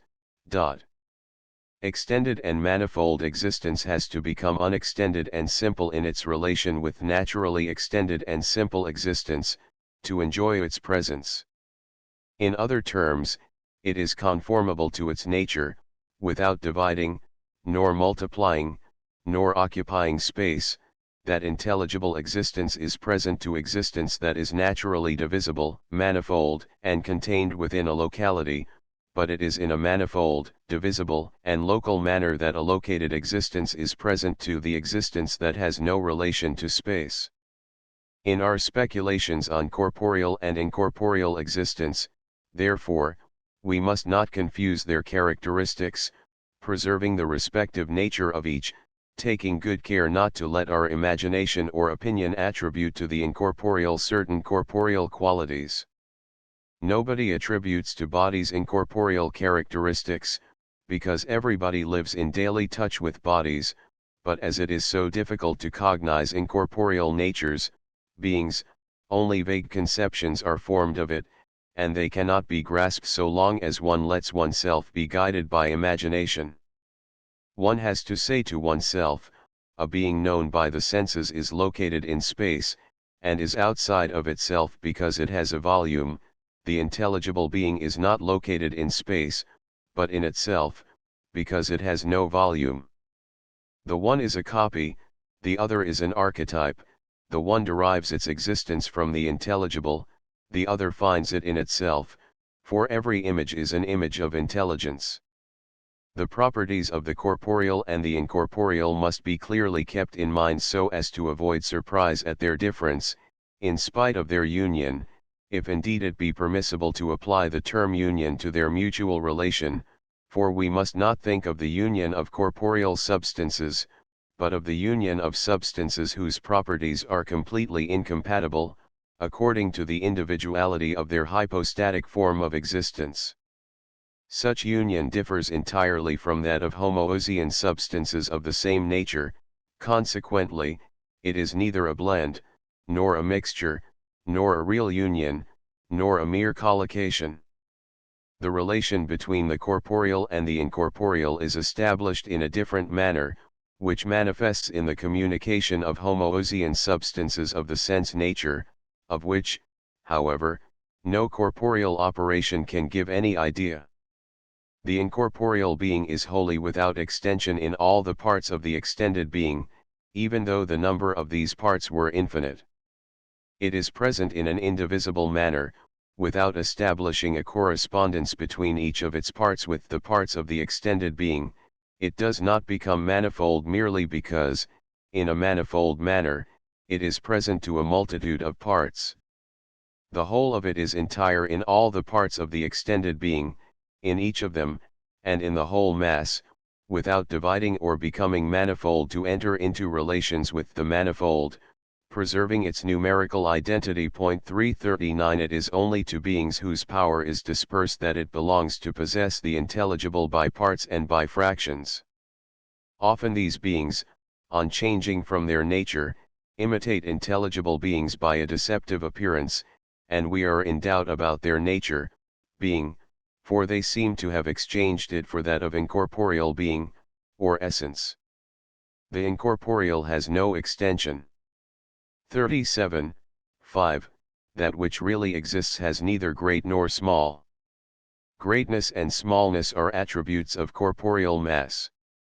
By its identity and numerical unity, real existence is neither great nor small, neither very large nor very small, though it cause even greatest and smallest to participate in its nature.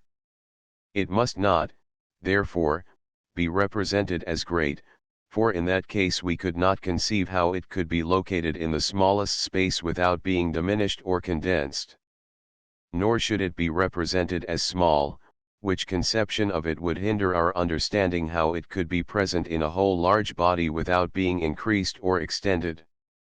We must try to gain a simultaneous conception of both that which is very large and very small, and realize real existence as preserving its identity and its indwelling in itself in any chance body whatever, along with an infinity of other bodies of different sizes.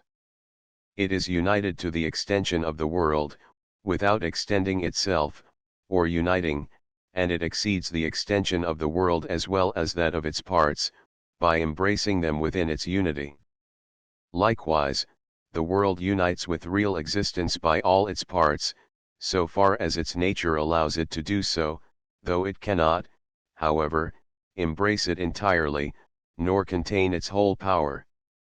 Real existence is infinite and incomprehensible for the world because, among other attributes, it possesses that of having no extension.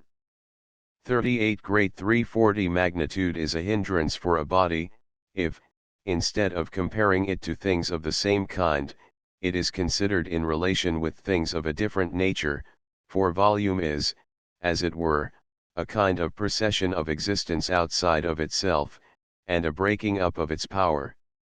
That which possesses a superior power is alien to all extension, for potentiality does not succeed in realizing its fullness until it concentrates within itself.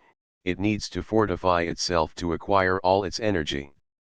Consequently, the body, by extending into space, loses its energy, and withdraws from the potency that belongs to real and incorporeal existence, but real existence does not weaken in extension, because, having no extension, it preserves the greatness of its potency.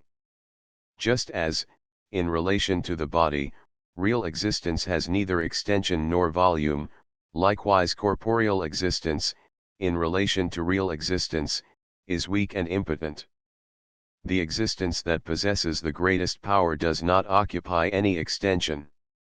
Consequently, though the world fill space, though it be everywhere united to real extension, it could not, nevertheless, embrace the greatness of its potency. It is united to real existence, not by parts, but in an indivisible and indefinite manner. Therefore, the incorporeal is present to the body, not in a local manner, but by assimilation, so far as the body is capable of being assimilated to the incorporeal, and as the incorporeal can manifest in it. The incorporeal is not present to the material, in so far as the material is incapable of being assimilated to a completely immaterial principle.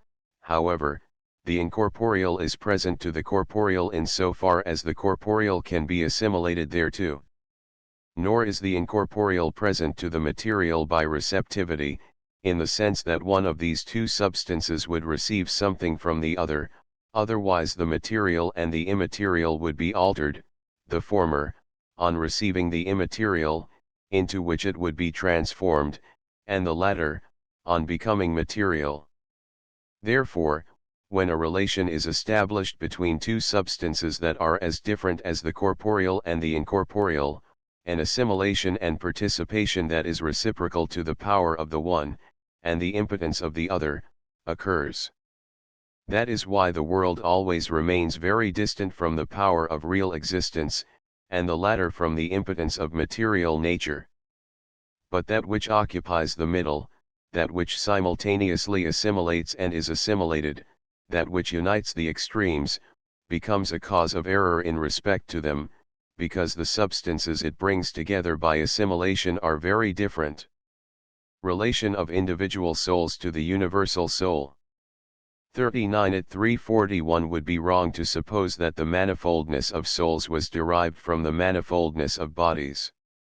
The individual souls, as well as the universal soul, subsist independently of the bodies, without the unity of the universal soul absorbing the manifoldness of individual souls, and without the manifoldness of the latter splitting up the unity of the universal soul. Individual souls are distinct without being separated from each other, and without dividing the universal soul into a number of parts. They are united to each other without becoming confused, and without making the universal soul a mere total, for they are not separated by limits, and they are not confused with each other. They are as distinct from each other as different sciences in a single soul. Further, individual souls are not contained in the universal soul as if they were bodies, that is, like really different substances, for they are qualitative actualizations of the soul. Indeed, the power of the universal soul is infinite, and all that participates in her is soul. All the souls form the universal soul, and, nevertheless, the universal soul exists independently of all individual souls. Just as one does not arrive at the incorporeal by infinite division of bodies, seeing that such a division would modify them only in respect to magnitude, likewise, on infinitely dividing the soul, which is a living form, we reach nothing but species, not individuals, for the soul contains specific differences, and she exists entire with them as well as without them. Indeed, though the soul should be divided within herself, her diversity does not destroy her identity. If the unity of bodies, in which manifoldness prevails over identity, is not broken up by their union with an incorporeal principle, if, on the contrary, all of them possess the unity of being or substance, and are divided only by qualities and other forms. What shall we say or think of the species of incorporeal life, where identity prevails over manifoldness, and where there is no substrate alien to form, and from which bodies might derive their unity? The unity of the soul could not be split up by her union with the body, though the body often hinder her operations. Being identical, the soul discovers everything by herself, because her actualizations are species, however far the division be carried. When the soul is separated from bodies, each of her parts possesses all the powers possessed by the soul herself, just as an individual seed has the same properties as the universal seed, seminal reason. As an individual seed, being united to matter, preserves the properties of the universal seed, seminal reason, and as, on the other hand, universal seed possesses all the properties of the individual seeds dispersed within matter, thus the parts which we conceive of in the universal soul that is separated from matter, possess all the powers of the universal soul. 342 The individual soul, which declines towards matter, is bound to the matter by the form which her disposition has made her choose, but she preserves the powers of the universal soul, and she unites with her when the individual soul turns away from the body, to concentrate within herself.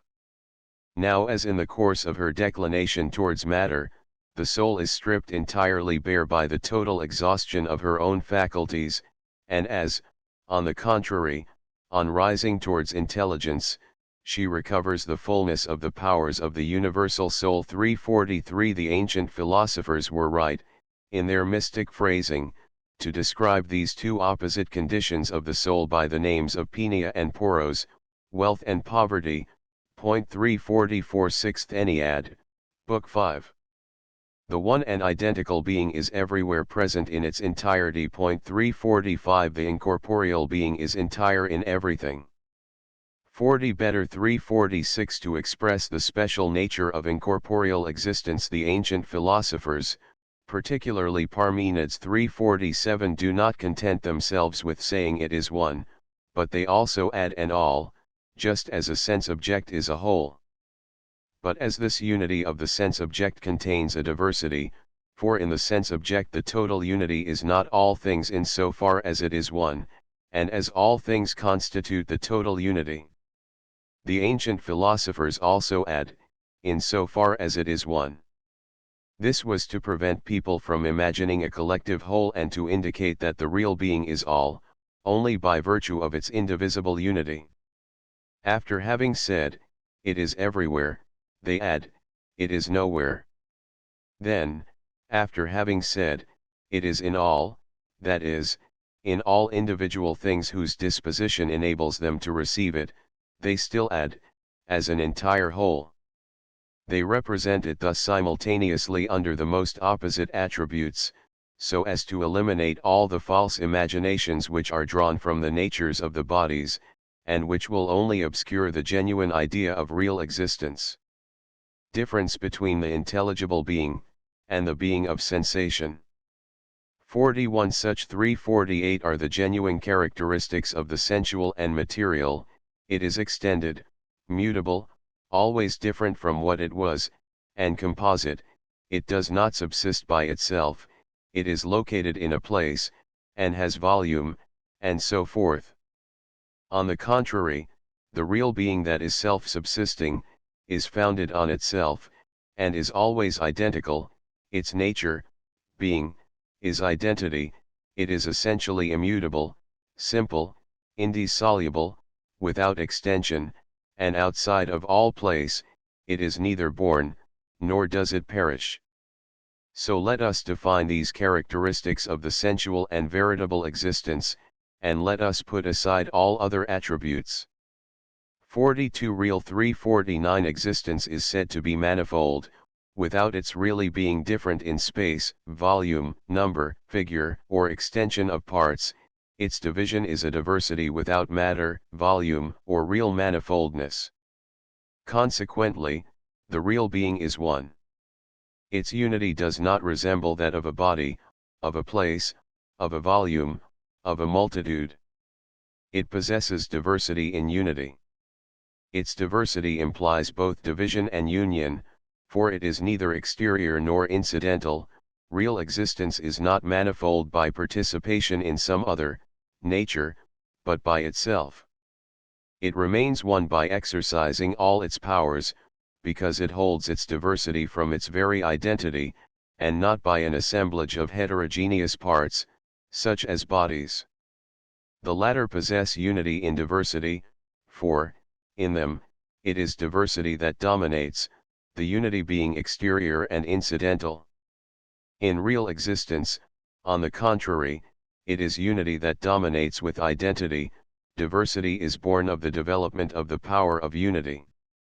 Consequently, real existence preserves its indivisibility by multiplying itself, while the body preserves its volume and multiplicity by unifying itself.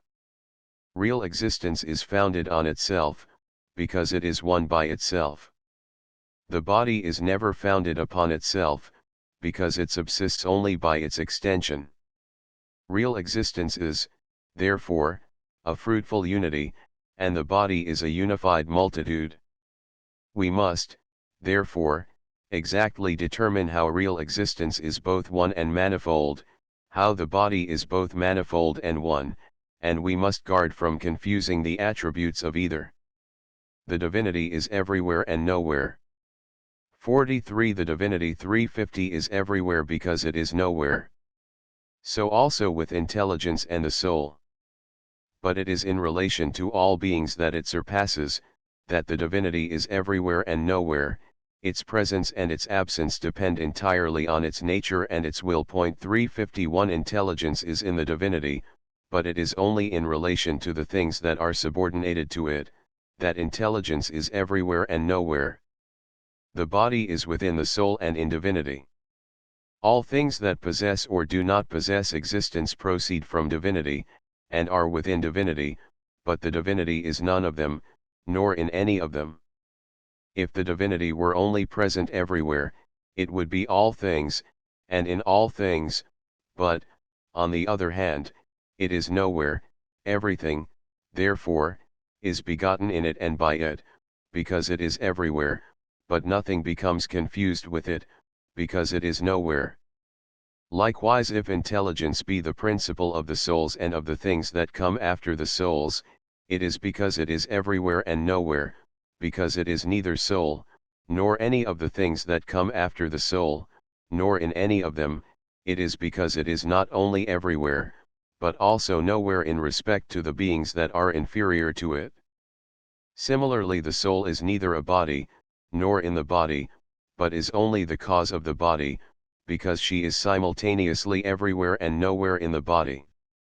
So there is procession in the universe, from what is everywhere and nowhere, down to what can neither simultaneously be everywhere and nowhere, and which limits itself to participating in this double property.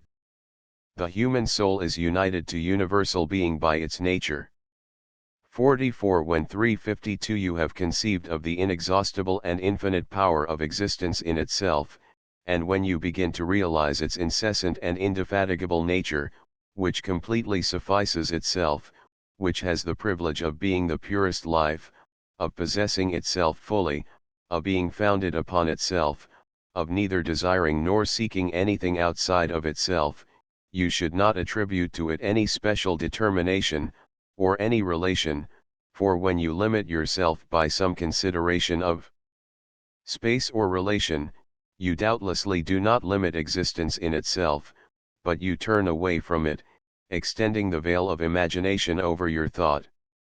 You can neither transgress, nor fix, nor determine, nor condense within narrow limits, the nature of existence in itself, as if it had nothing further to give beyond certain limits, exhausting itself gradually.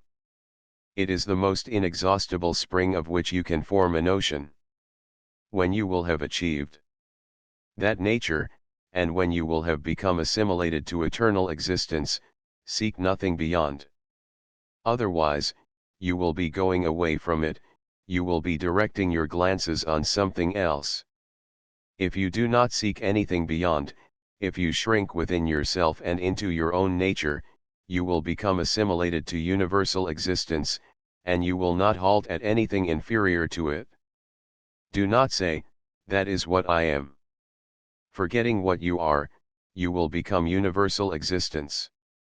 You were already universal existence, but you had something besides. By that mere fact you were inferior, because that possession of yours that was beyond universal existence was derived from nonentity. Nothing can be added to universal existence. When we add to it something derived from nonentity, we fall into poverty and into complete deprivation. Therefore, abandon nonentity, and you will fully possess yourself, in that you will acquire universal existence by putting all else aside, for, so long as one remains with the remainder, existence does not manifest, and does not grant its presence. Existence is discovered by putting aside everything that degrades and diminishes it, ceasing to confuse it with inferior objects, and ceasing to form a false idea of it. Otherwise one departs both from existence and from oneself. Indeed, when one is present to oneself, he possesses the existence that is present everywhere. When one departs from himself, he also departs from it.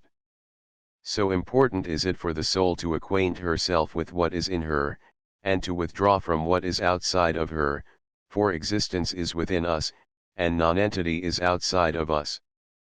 Now existence is present within us, when we are not distracted from it by other things. It does not come near us to make us enjoy its presence.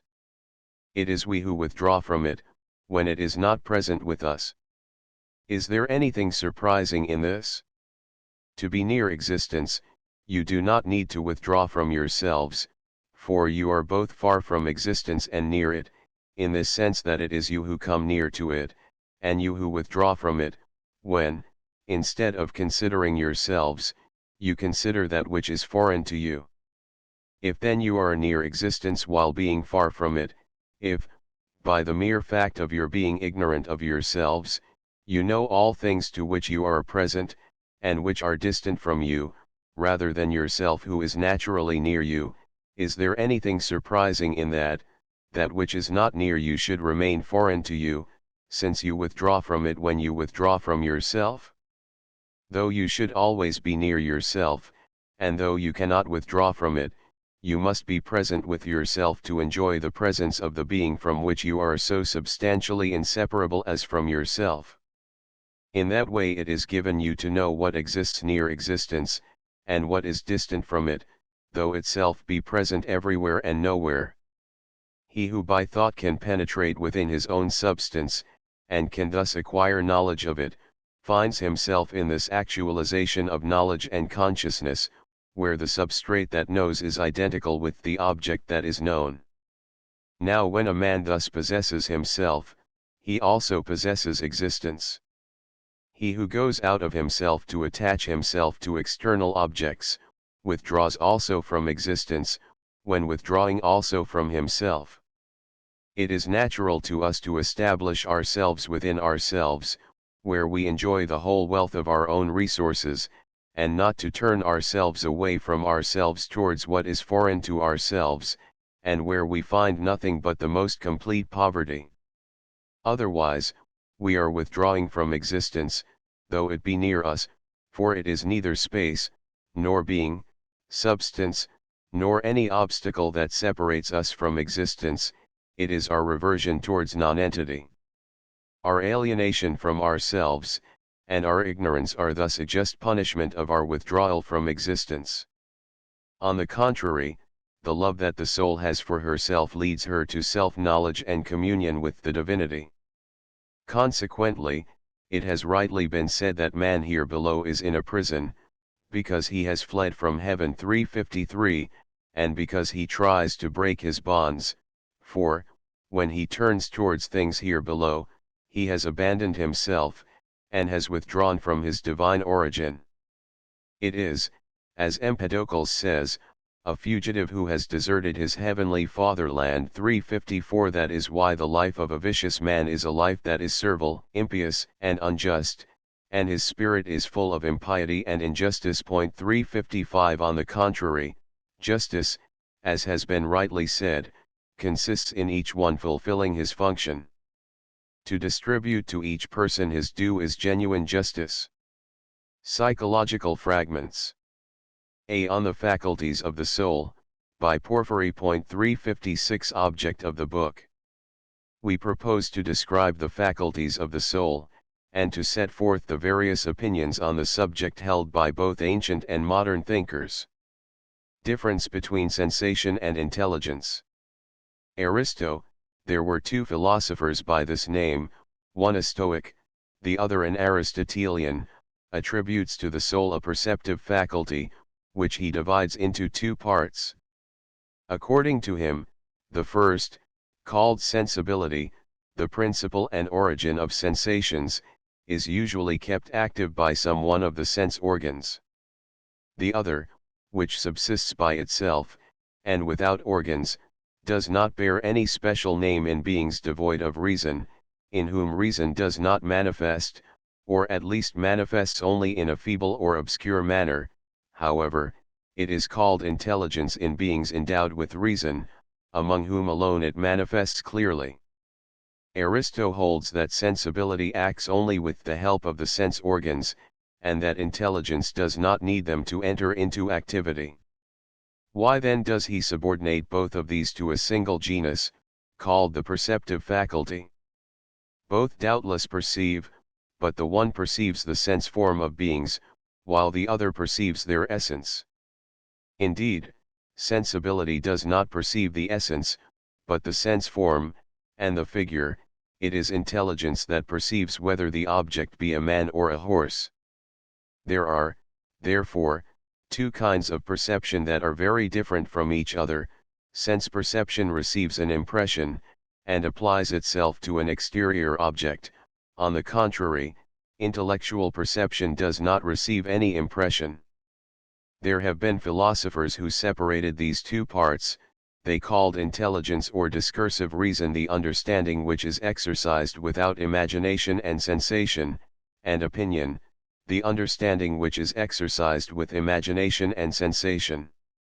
Others, on the contrary, considered rational being, or nature, a simple essence, and attributed to it operations whose nature is entirely different. Now it is unreasonable to refer to the same essence faculties which differ completely in nature, for thought and sensation could not depend on the same essential principle, and if we were to call the operation of intelligence a perception, we would only be juggling with words. We must, therefore, establish a perfectly clear distinction between these two entities, intelligence and sensibility. On the one hand, intelligence possesses a quite peculiar nature, as is also the case with discursive reason, which is next below it. The function of the former is intuitive thought, while that of the latter is discursive thought. On the other hand, sensibility differs entirely from intelligence, acting with or without the help of organs. In the former case, it is called sensation, in the latter, imagination. Nevertheless, sensation and imagination belong to the same genus. In understanding, intuitive intelligence is superior to opinion, which applies to sensation or imagination. This latter kind of thought, whether called discursive thought, or anything else, such as opinion, is superior to sensation and imagination, but inferior to intuitive thought. Of assent. Numenius, who teaches that the faculty of assent, or combining faculty, is capable of producing various operations, says that representation, fancy, is an accessory of this faculty, that it does not, however, constitute either an operation or function of it, but a consequence of it. The Stoics, on the contrary, not only make sensation consist in representation, but even reduce representation to combining assent. According to them, sense imagination, or sense fancy, is assent, or the sensation of the determination of assent. Longinus, however, does not acknowledge any faculty of assent. The philosophers of the ancient academy, the Platonists, believe that sensation does not comprise sense representation, and that, consequently, it does not have any original property, since it does not participate in assent. If sense representation consisted of assent added to sensation, sensation, by itself, will have no virtue, since it is not the assent given to the things we possess. Of the parts of the soul, it is not only about the faculties that the ancient philosophers disagree. They are besides in radical disagreement about the following questions: what are the parts of the soul, what is a part, what is a faculty, what difference is there between a part and a faculty? The Stoics divide the soul into 8 parts, the 5 senses, speech, sex power, and the directing, predominating, principle, which is served by the other faculties, so that the soul is composed of a faculty that commands, and faculties that obey. In their writing about ethics, Plato and Aristotle divide the soul into 3 parts.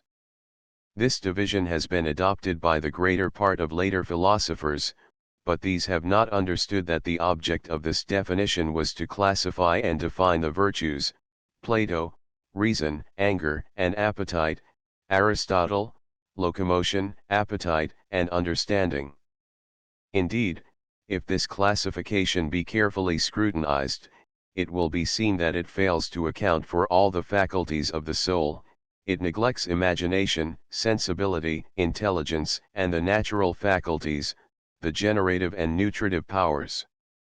Other philosophers, such as Numenius, do not teach one soul in 3 parts, like the preceding, nor in 2, such as the rational and irrational parts. They believe that we have 2 souls, one rational, the other irrational. Some among them attribute immortality to both of the souls, others attribute it only to the rational soul, and think that death not only suspends the exercise of the faculties that belong to the irrational soul, but even dissolves its being or essence. Last, there are some that believe, that by virtue of the union of the 2 souls, their movements are double, because each of them feels the passions of the other. Of the difference of the parts, and of the faculties of the soul, we shall now explain the difference obtaining between a part and a faculty of the soul. One part differs from another by the characteristics of its genus, or kind, while different faculties may relate to a common genus. That is why Aristotle did not allow that the soul contained parts, though granting that it contained faculties. Indeed, the introduction of a new part changes the nature of the subject, while the diversity of faculties does not alter its unity. Longinus did not allow in the animal, or living being, for several parts, but only for several faculties. In this respect, he followed the doctrine of Plato, according to whom the soul, in herself indivisible, is divided within bodies. Besides, that the soul does not have several parts does not necessarily imply that she has only a single faculty, for that which has no parts may still possess several faculties. To conclude this confused discussion, we shall have to lay down a principle of definition which will help to determine the essential differences and resemblances that exist either between the parts of a same subject, or between its faculties, or between its parts and its faculties. This will clearly reveal whether in the organism the soul really has several parts, or merely several faculties, and what opinion about them should be adopted. For there are 2 special types of these. The one attributes to man a single soul, genuinely composed of several parts, either by itself, or in relation to the body. The other one sees in man a union of several souls, looking on the man as on a choir, the harmony of whose parts constitutes its unity, so that we find several essentially different parts contributing to the formation of a single being. First we shall have to study within the soul the differentials between the part, the faculty, and the disposition. A part always differs from another by the substrate, genus, and function. A disposition in a special aptitude of some one part to carry out the part assigned to it by nature. A faculty is the habit of a disposition, the power inherent in some part to do the thing for which it has a disposition. There was no great inconvenience in confusing faculty and disposition, but there is an essential difference between part and faculty. Whatever the number of faculties, they can exist within a single being, or nature, without occupying any particular point in the extension of the substrate, while the parts some would participate in its extension, occupying therein a particular point. Thus all the properties of an apple are gathered within a single substrate, but the different parts that compose it are separate from each other. The notion of a part implies the idea of quantity in respect to the totality of the subject. On the contrary, the notion of a faculty implies the idea of totality. That is why the faculties remain indivisible, because they penetrate the whole substrate, while the parts are separate from each other because they have a quantity. How then may we say that a soul is indivisible, while having three parts? For when we hear it asserted that she contains three parts in respect to quantity, it is reasonable to ask how the soul can simultaneously be indivisible, and yet have three parts. This difficulty may be solved as follows: the soul is indivisible in so far as she is considered within her being, and in herself, and that she has three parts in so far as she is united to a divisible body, and that she exercises her different faculties in the different parts of the body. Indeed, it is not the same faculty that resides in the head, in the breast, or in the liver. 357, the seats of reason, of anger, and appetite. Therefore, when the soul has been divided into several parts, it is in this sense that her different functions are exercised within different parts of the body. Nicholas, of Damascus 358, in his book on the soul, used to say that the division of the soul was not founded on quantity, but on quality, like the division of an art or a science. Indeed, when we consider an extension, we see that the whole is a sum of its parts, and that it increases or diminishes according as a part is added or subtracted. Now it is not in the sense that we attribute parts to the soul. She is not the sum of her parts, because she is neither an extension nor a multitude. The parts of the soul resemble those of an art. There is, however, this difference, that an art is incomplete or imperfect if it lacks some part, while every soul is perfect, and while every organism that has not achieved the goal of its nature is an imperfect being. Thus by parts of the soul Nicholas means the different faculties of the organism.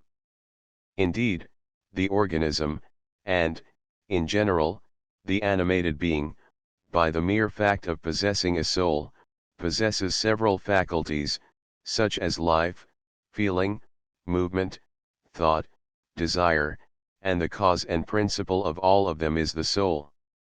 Those, therefore, who distinguish parts in the soul thereby mean the faculties by which the animated being can produce actualizations, or experience affections.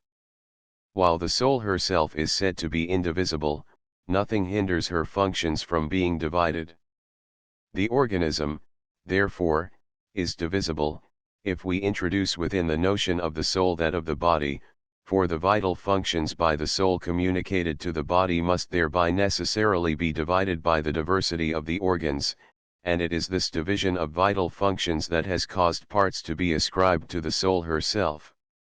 As the soul can be conceived of in two different conditions, according as she lives within herself, or as she declines towards the body. 359 It is only when she declines towards the body that she splits up into parts.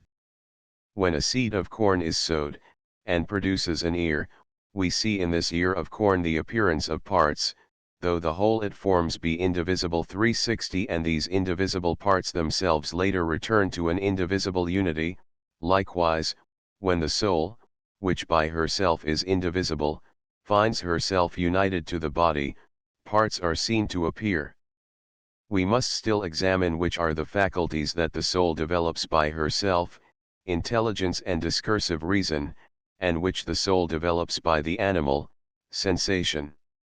This will be the true means of illustrating the difference between these two natures, beings, and the necessity of reducing to the soul herself those parts of her being which have been enclosed within the parts of the body. 361b Jamlicius. 362 Plato, Archytas, and the other Pythagoreans divide the soul into three parts: reason, anger, and appetite, which they consider to be necessary to form the groundwork for the virtues. They assign to the soul as faculties the natural, generative, power, sensibility, imagination, locomotion, love of the good and beautiful, and last, intelligence. See Nemesis. 363 Aristotle says, in his Physics 364, that the soul has five faculties: the power of growth, sensation, locomotion, appetite, and understanding. But, in his Ethics, he divides the soul into two principal parts, which are rational part, and the irrational part. Then Aristotle subdivides the latter into the part that is subject to reason, and the part not subject to reason. D. Jamlicius. 365 The Platonists hold different opinions. Some, like Plotinos and Porphyry, reduce to a single order and idea the different functions and faculties of life. Others, like Numenius, imagine them to be opposed, as if in a struggle, while others, like Atticus and Plutarch, bring harmony out of the struggle. E. Ammonius Saccas. A. From Nemesis. 366 On the immateriality of the soul. It will suffice to oppose the arguments of Ammonius, teacher of Plotinos, and those of Numenius the Pythagorean, to that of all those who claim that the soul is material. These are the reasons: bodies, containing nothing unchangeable, are naturally subject to change, to dissolution, and to infinite divisions.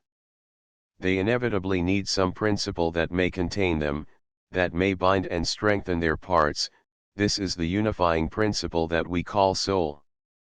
But if the soul also be material, however subtle be the matter of which she may be composed, what could contain the soul herself, since we have just seen that all matter needs some principle to contain it? The same process will go on continuously to infinity until we arrive at an immaterial substance.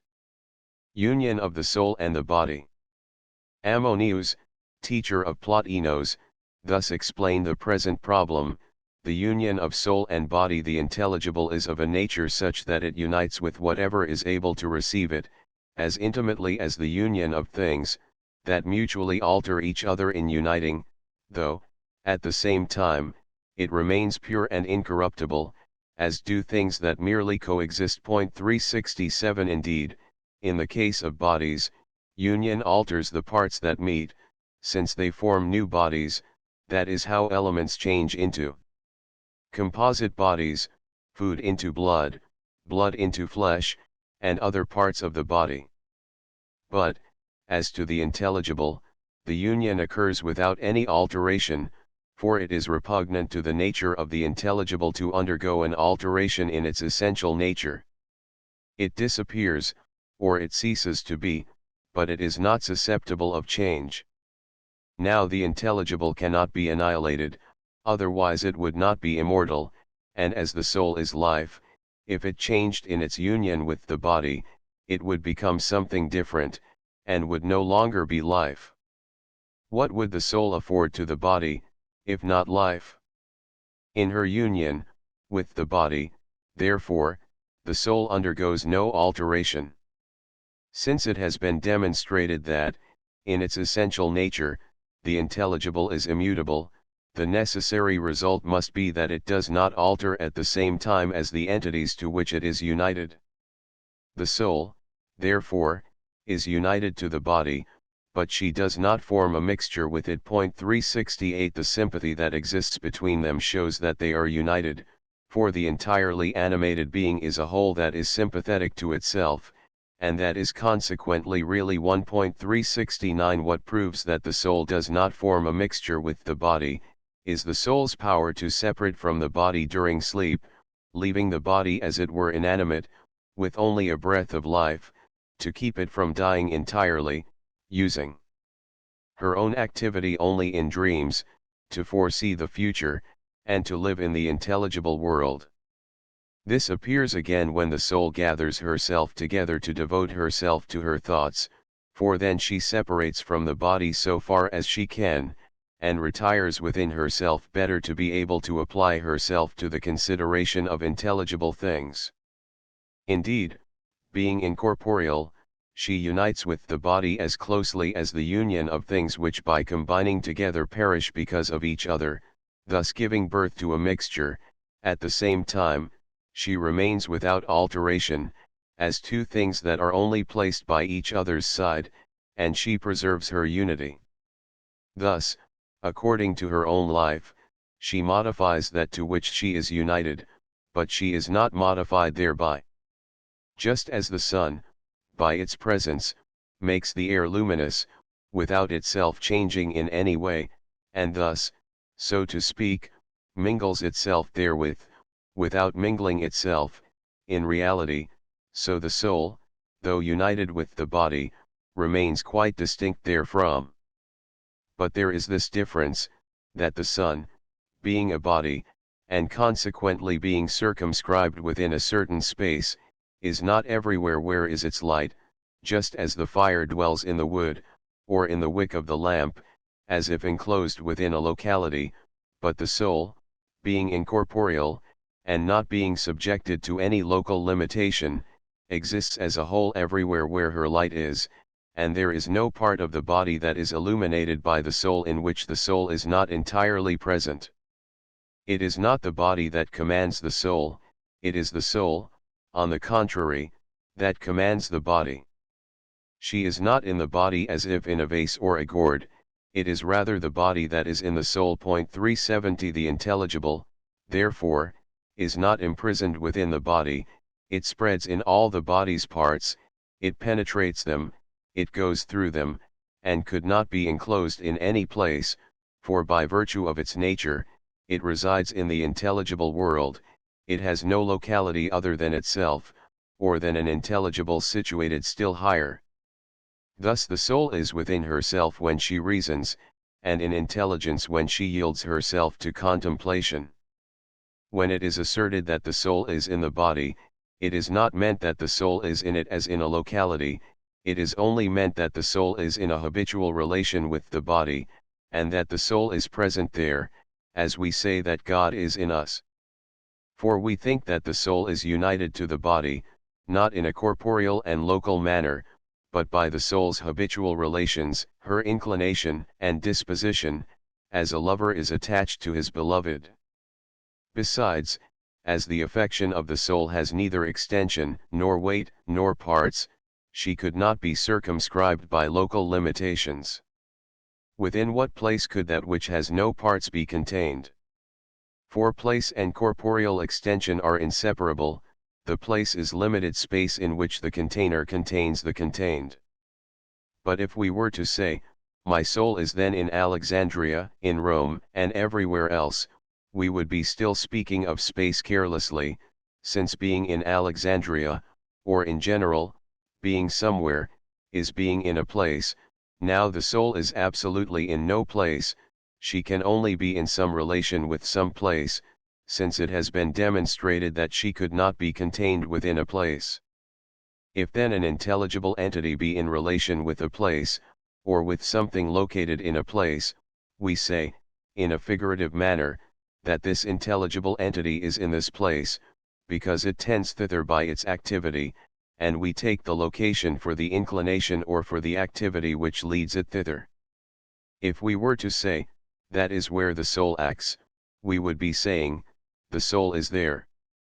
Be notice of Ammonius by Hierocles. 371 Then shown the wisdom of Ammonius, who is famous under the name of inspired by the divinity. It was he, in fact, who, purifying the opinions of the ancient philosophers, and dissipating the fancies woven here and there, established harmony between the teaching of Plato, and that of Aristotle, in that which was most essential and fundamental. It was Ammonius of Alexandria, the inspired by the divinity, who, devoting himself enthusiastically to the truth in philosophy, and rising above the popular notions that made of philosophy an object of scorn, clearly understood the doctrine of Plato and of Aristotle, gathered them into a single ideal, and thus peacefully handed philosophy down to his disciples Plotinos, the pagan, Origen, and their successors. Plotinic studies in sources, development, and influence. Development in the teachings of Plotinos. It was only through long hard work that the writer arrived at conclusions which the reader may be disposed to accept as very natural, under the circumstances. It is possible that the reader may, nevertheless, be interested in the manner in which the suggestion here advanced was reached. The writer had for several years been working at the premier edition of the Fragments of News, in reasonably complete form, with translation and outline. After ransacking the accessible sources of fragments, there remained yet an alleged treatise of News on matter, in the library of the Escorial, near Madrid. This had been known to savants in Germany for many years, and Professor Usener, of Bonn, in his criticism of Thettinga's partial collection of fragments, had expressed a strong desire that it be investigated. It had also been noticed by Zeller, and Bullitt, as well as Chainet. If then I hope to publish a comparatively reliable collection of the fragments of News, it was my duty, though hailing from far America, and though no European had shown enough interest therein to send for a photographic copy, to go there, and get one, which I did in July, 1913. I bore the precious fragment to Rostock and Professor Thettinga in Hagen, where, however, we discovered that it was no more than a section of Plotinos's Enneads, 3. 6.6 to end. The manuscript did, indeed, show an erasure of the name of Plotinos, and the substitution of that of News. After the first disappointment, it became unavoidable to ask the question why the monk should have done that. Had he any reason to suppose that this represented Neumenian doctrine, even if it was not written by News? Having no external data to go by, it became necessary to resort to internal criticism, to compare this Plotinian treatment of matter with other Plotinian treatments, in other portions of the Enneads. This then inevitably led to a close scrutiny of Plotinos's various treatments of the subject, with results that were very much unlooked for. This part that we might well have had reason to ascribe to Neumenian influence, on the contrary, turned out to be by far more Plotinian than other sections that we would at first have unhesitatingly considered Plotinian, and, as will be seen elsewhere, the really doubtful portions occur in the very last works of Plotinos's life, where it would have been more natural to expect the most genuine. However, the result was a demonstration of a progress in doctrines in the career of Plotinos, and after a careful study thereof, the reader will agree that we have in this case every element of probability in favor of such a development. Indeed, it will seem so natural that the unbiased reader will ask himself why this idea has not before this been the general view of the matter. First, a few words about the distinction of periods in general. Among unreflecting people, for centuries, it has been customary to settle disputes by appeals to the Bible as a whole. This was always satisfactory, until somebody else came along who held totally different views, which he supported just as satisfactorily from the same authority. The result was the century-long bloody wars of the Reformation, everywhere leaving in that particular place, as the orthodox, the stronger. Since 30 years, however, the situation has changed. The contradictions of the Bible, so long the ammunition of scoffers of the type of Ingersoll, became the pathfinders of the higher criticism, which has solved the otherwise insoluble difficulties by showing them to rest on parallel documents, and different authors. It is no longer sufficient to appeal to Isaiah, we must now specify which Isaiah we mean, and we may no longer refer to the book of Genesis, but to the Jehovistic or Elohistic documents. This method of criticism is slowly gaining ground with other works. The writer, for instance, applied it with success to the Gathas, or hymns of Zoroaster. These appear in the Yasnas in two sections which have ever given the editors much trouble. Either they were printed in the meaningless traditional order, or they were mixed confusedly according to the editor's fancy, resulting of course in a fancy picture. The writer, however, discovered they were duplicate lives of Zoroaster, and printing them on opposite pages, he has shown parallel development, reducing the age-long difficulties to perfectly reasonable, and mutually confirming order. Another case is that of Plato. It is still considered allowable to quote the authority of Plato, as such, but in scientific matters we must always state which period of Plato's activities, the Plato of the Republic, or the more conservative Plato of the Laws, and the evil world soul, is meant. Another philosopher in the same case is Schelling, among whose views the textbooks distinguish as many as 5 different periods.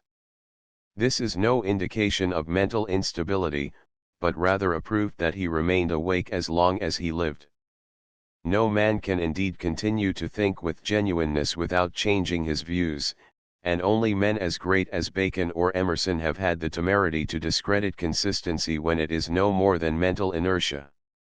There are many other famous men who changed their views. Prominent among them is Goethe, whose second Faust, finished in old age, strongly contrasted with the first part. What then would be inherently unlikely in Plotinos's changing his views during the course of half a century of philosophical activity? On the contrary, it would be a much greater marvel had he not done so, and the burden of proof really lies with the partisans of unchanging opinions. For example, in 2:4 we find Plotinos discussing the doctrine of two matters, the physical and the intelligible. In the very next book, of the same Ennead, in 2:5.3, we find him discrediting the same intelligible matter.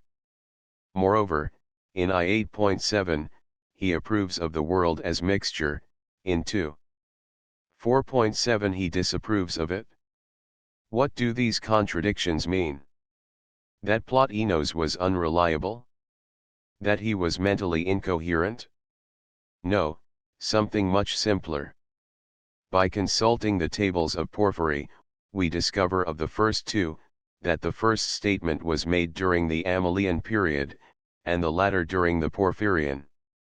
Another case of such contradiction is his assertion of positive evil, I8, and his denial thereof, 2:9. The latter assertion is of the Porphyrian period, the former is Eustochian, while of the latter two, the first was Eustochian, and the second Amylian. It is simply a case of development of doctrines at different periods of his life. Let us now examine Plotinos's various treatments of the subject of matter. The first treatment of matter occurs in the first Ennead, and it may be described as thoroughly Numenian, being treated in conjunction with the subject of evil.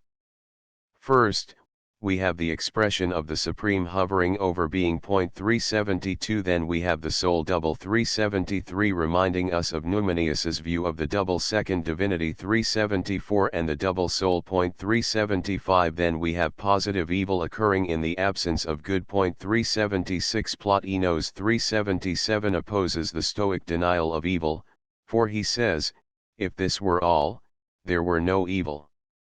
We find a threefold division of the universe without the Stoic term hypostasis, which occurs in the treatment of the same topic elsewhere. 378 Similar to Numenius is the king of all. 379 The blissful life of the divinities around him. 380 And the division of the universe into 3.381 Plotinos. 382 acknowledges evil things in the world, something denied by the Stoics 383 but taught by Numenius, as is also original, primary existence of evil, in itself.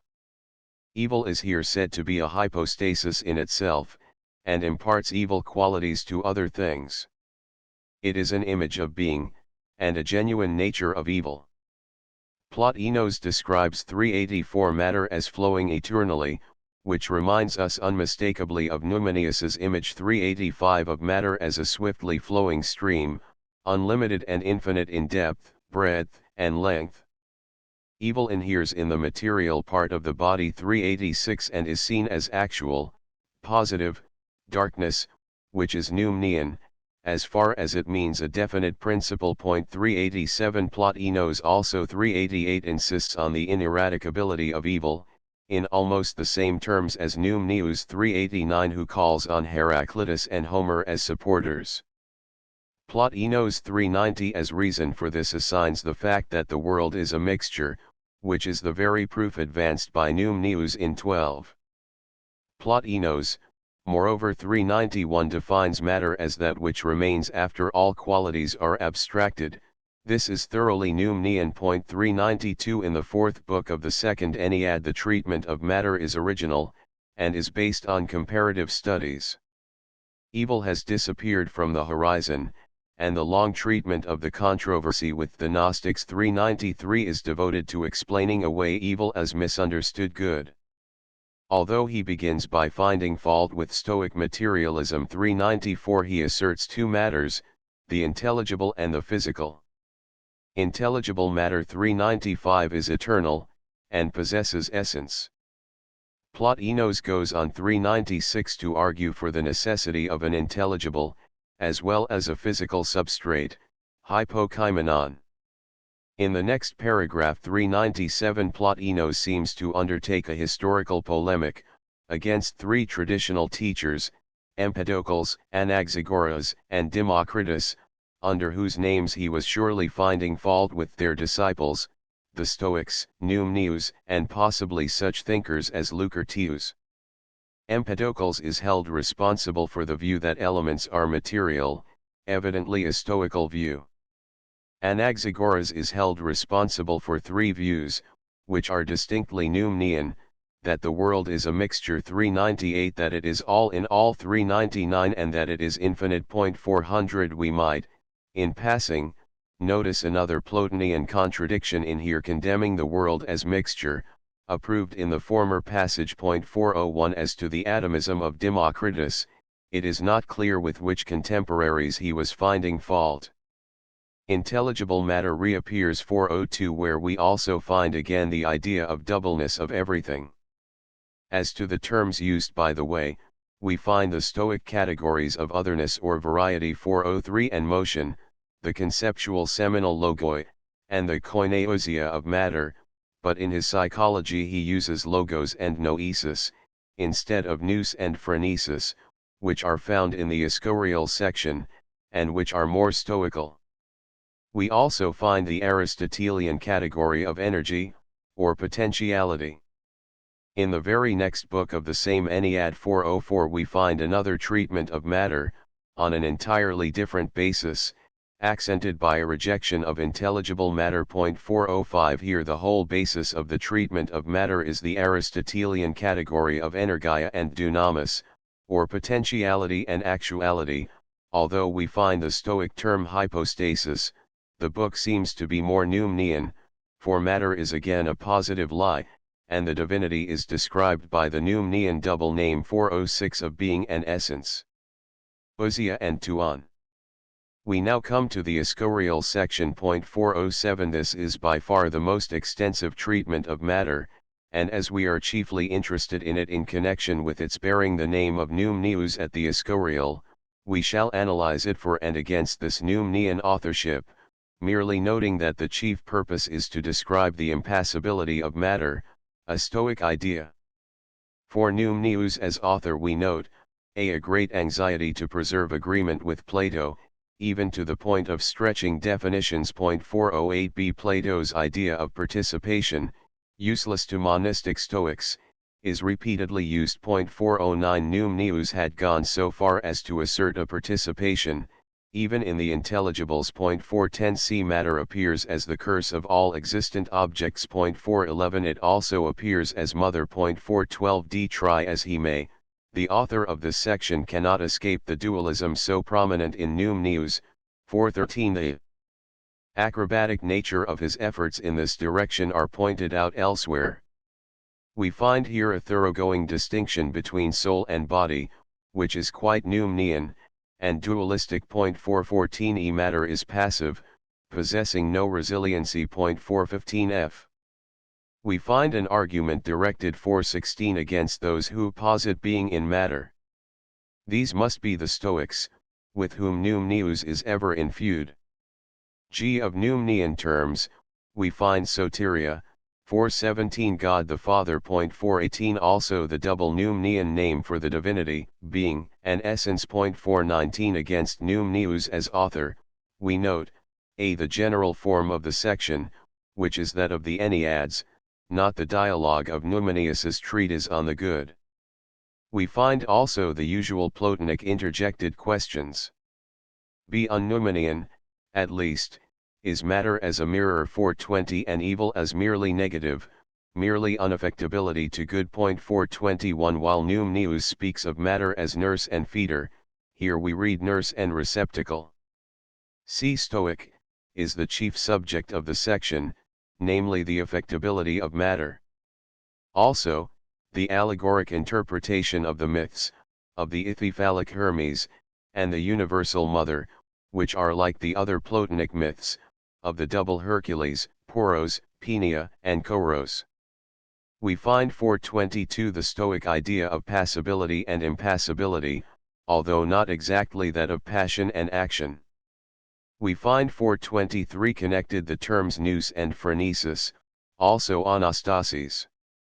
The term hypostasis, though used undogmatically, as mere explanation of thought, is found. 424 Frequent. 425 are the conceptual logoi of the divine mind, the seminal logoi, which enter into matter to clothe themselves with it, to produce objects. We also have the Stoic category heterotes, 426 and the application of sex as explanation of the differences of the world. 427 D. Aristotelian, are the energia and dunamis. 428 E. Plotinic, are the latter ideas, for they are used in the same connection. 429 Also the myths of Poros, Penia, and Choros, which are found elsewhere in similar relations. 430 On the whole, therefore, the Plotinic authorship is much more strongly indicated than the Numnean. The next treatment of matter in the fourth Ennead, is semi-stoical. 431 The opposite aspects of the universe appear again as phronesis and physis. We find here the Stoic doing and suffering, and 432 hypostasis. Nevertheless, the chief process illustrated is still the Platonic image reproduced less and less clearly in successively more degraded spheres of being. Plotinos seems to put himself out of the Numnean sphere of thought, referring to it in abstract historical manner, as belonging to the successors of Pythagoras and Pherecydes, who treated of matter as the element that distinguished objects in the intelligible world. The last treatment of matter 433 seems to have reached the extreme distance of Numneanism. Instead of a dualism, with matter an original, positive principle, Plotinos closes his discussion by stating that perhaps form and matter may not come from the same origin, as there is some difference between them. He has just said that being is common to both form and matter, as to quality, though not as to quantity. A little above this he insists that matter is not something original, as it is later than many earthly, and than all intelligible objects. As to the Numnean double name of the divinity, being, and essence, he had taken from Aristotelianism the conceptions of energia and dunamis, and added them as the supreme hypostasis, so as to form in theological dialect the triad he, following Numneus and Plato, had always asserted cosmologically: good, intellect, and soul. The developed energy 434 assumes hypostasis, as if from a great, nay, as from the greatest hypostasis of all, and so it joins essence and being. Reviewing these various treatments of matter, we might call the first 435 Numeneian, the next 436 Platonic, as most independent, and historically treated, the next 437 as Aristotelian, the Eschorial section as semi-Stoic, 438 as also another short notice point, 439 the last treatment of matter, in 6. 3.7, is fully Stoic, in its denial of the evil of matter. How then shall we explain these differences? Chiefly by studying the periods in which they are written, and which they therefore explain. When we try to study the periods in Plotinos's thought, as shown in his books, we are met with great difficulties, which are chiefly due to Porphyry. Exactly following the contemporary methods of the compilers of the Bible, he undiscerningly confused the writings of the various periods, so as to make up an anthology, grouped by 6 groups of 9 books each, according to subjects, consisting first of ethical disquisitions, second, of physical questions, third, of cosmic considerations, fourth, of psychological discussions, fifth, of transcendental lucubrations, and sixth, of metaphysics and theology. 440 As the reader might guess from the oversymmetrical grouping, and this pretty classification, the apparent order is only illusory, as he may have concluded from the fact that the discussions of matter analyzed above are scattered throughout the whole range of this anthology. The result of this Procrustean arrangement was the same as with the Bible, a confusion of mosaic, out of which pretty nearly anything could be proved, and into which almost everything has been read. Compare the outlines of the doctrines of Plotinos by Ritter, Zeller, Uberweg, Chainet, Mead, Guthrie, and Drews, and it will be seen that there is very little agreement between them, while none of them allow for the difference between the various parts of the Enneads. How fearful the confusion is, will best be realized from the following 2 tables, made up from the indications given in Porphyry's Life of Plotinos. Porphyry gives 3 lists of the works of the various periods. Identifying these in the present Ennead arrangement, they are to be found as follows: the works of the Amylian period are now I6, 4, 7, 3, 1, 4, 2, V9, 4, 8, 4, 4, 4, 9, 6, 9, V1, V2, 2, 4, 3, 9, 2, 2, 3, 4, I9, 2, 6, V7, I2, I3, I8. The works of the Porphyrian period are now 6, 5, 6, V6, 2, 5, 3, 6, 4, 3 to 5, 3, 8, V8, V5, 2, 9, 6, 6, 2, 8, I5, 2, 7, 6, 7, 6, 8, 2, 1, 4, 6, 6, 1 to 3, 3, 7. The works of the latest or Eustachian period are, I4, 3, 2, 3, V3, 3, 5, I8, 2, 3, I1, I7. For Eustachius, see Scholion to ENN 44.29, 27.86, Kreutz 1, 300, and 1 Kirchhoff. A more convenient table will be the converse arrangement. Following the present normal order of the books in Enneads, we will describe its period by a letter, referring to the Amylian period by A, to the Porphyrian by P, and the Eustachian by E. I, EAPAA. 2. pap. 3. Iaiapa. 4. Oppae. V. Aiapapa. 6. P. This artificial arrangement into enneads should therefore be abandoned, and in a new English translation that the writer has in mind, the books would appear in the order of their periods, while an index would allow easy reference by the old numbers. Then only will we be able to study the successive changes of Plotinos's thought, in their normal mutual relation, and it is not difficult to prophesy that important results would follow. Having thus achieved internal proof of development of doctrines in Plotinos, by examination of his views about matter, we may with some confidence state that the externally known facts of the life of no philosopher lend themselves to such a progress of opinions more readily than that of Plotinos. His biographer, Porphyry, as we have seen, had already given us a list of the works of three easily characterized periods in Plotinos's life: the period before Porphyry came to him, the period while Porphyry stayed with him, and the later period when Plotinos was alone, and Porphyry was in retirement, or banishment, in Sicily. An external division into periods is therefore openly acknowledged, but it remains for us to recall its significance.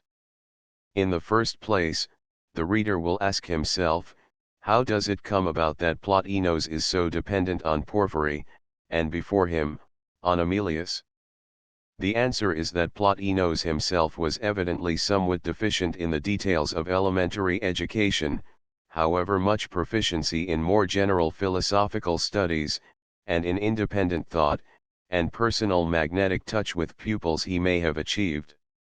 His pronunciation was defective, and in writing he was careless, so much so that he usually failed to affix proper headings or notice of definite authorship. 441 These peculiarities would to some extent put him in the power, and under the influence of his editors, and this explains why he was dependent on Porphyry later, and Emilius earlier. 442 These editors might easily have exerted potent, even if unconscious or merely suggestive influence, but we know that Porphyry did not scruple to add glosses of his own. 443 Not to speak of hidden Stoic and Aristotelian pieces. 444 For he relied on Aristotle's metaphysics. Besides, Plotinos was so generally accused of pluming himself on writings of Numnius, falsely passed off as his own, that it became necessary for Emilius to write a book on the differences between Numnius and Plotinos, and for Porphyry to defend his master, as well as to quote a letter of Longinus on the subject.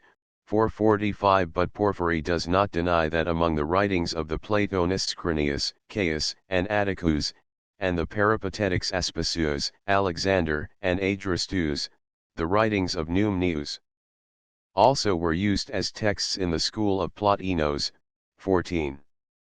Having thus shown the influence of the editors of Plotinos, we must examine who and what they were. Let us however first study the general trend of the Plotinic career. His last period was Stoic practice, for so zealously did he practice austerities that his death was, at least, hastened thereby. 446 It is unlikely that he would have followed Stoic precepts without some sympathy for, or acquaintance with their philosophical doctrines, and as we saw above, Porphyry acknowledges Plotinos's writings contain hidden Stoic pieces. 447 Then, Plotinos spent the last period of his life in Rome, where ruled, in philosophical circles, the traditions of Cicero, Seneca, Epictetus, and Marcus Aurelius. That these Stoic practices became fatal to him is significant when we remember that this occurred during the final absence of Porphyry, who may, during his presence, have exerted a friendly restraint on the zealous master.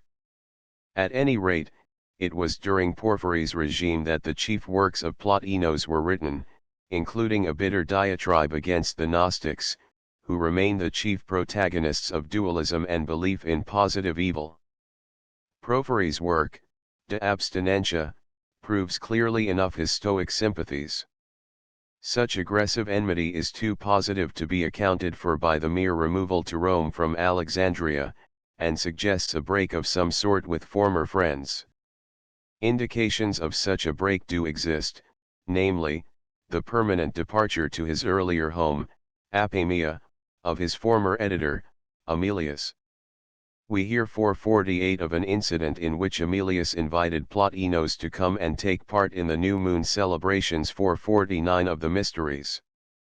Plotinos, however, refused, on the grounds that they must come to me, not I go to them. Then we hear 450 of bad blood between this Aemilius and Porphyry, a long, bitter controversy, patched up, indeed, but which cannot have failed to leave its mark. Then this Aemilius writes a book on the differences between Plotinos and Numneus, which, in a long letter, he inscribes to Porphyry 451 as if the latter were the chief one interested in these distinctions. Later, Aemilius, who before this seems to have been the chief disciple and editor of Plotinos, departs, never to return, his place being taken by Porphyry. It is not necessary to possess a vivid imagination to read between the lines, especially when Plotinos, in the last work of this period, Against the Gnostics, section 10, seems to refer to friends of his who still held to other doctrines. Now, in order to understand the nature of the period when Aemilius was the chief disciple of Plotinos, we must recall who Aemilius was. In the first place, he hailed from the hometown of Numneus, Apamea in Syria.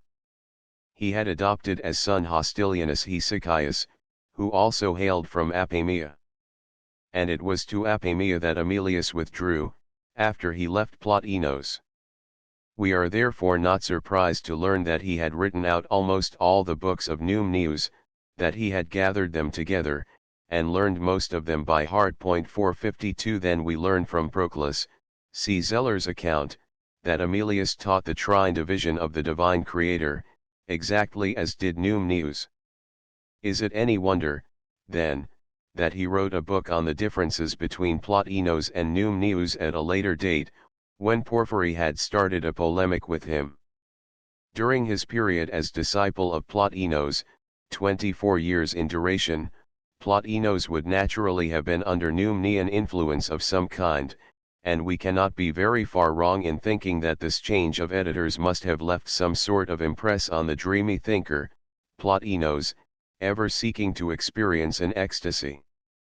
In this account of the matter we have restrained ourselves from mentioning one of the strangest coincidences in literature, which would have emphasized the nature of the break of Aemilius with Plotinos, for the reason that it may be no more than a chance pun, but that even as such it must have been present to the actors in that drama, there is no doubt. We read above that Aemilius invited Plotinos to accompany him to attend personally the mystery celebrations at the Numenia, a time sacred to such celebrations. 453 But this was practically the name of Numneus, and the text might well have been translated that Aemilius invited him to visit the celebrations as Numneus would have done, and indeed, from all we know of Numneus, with his initiation at Eleusis and in Egypt, that is just of what we might have supposed he would have approved. In other words, we would discover Aemilius in the painful act of choice between the two great influences of his life, Numneus and Plotinos.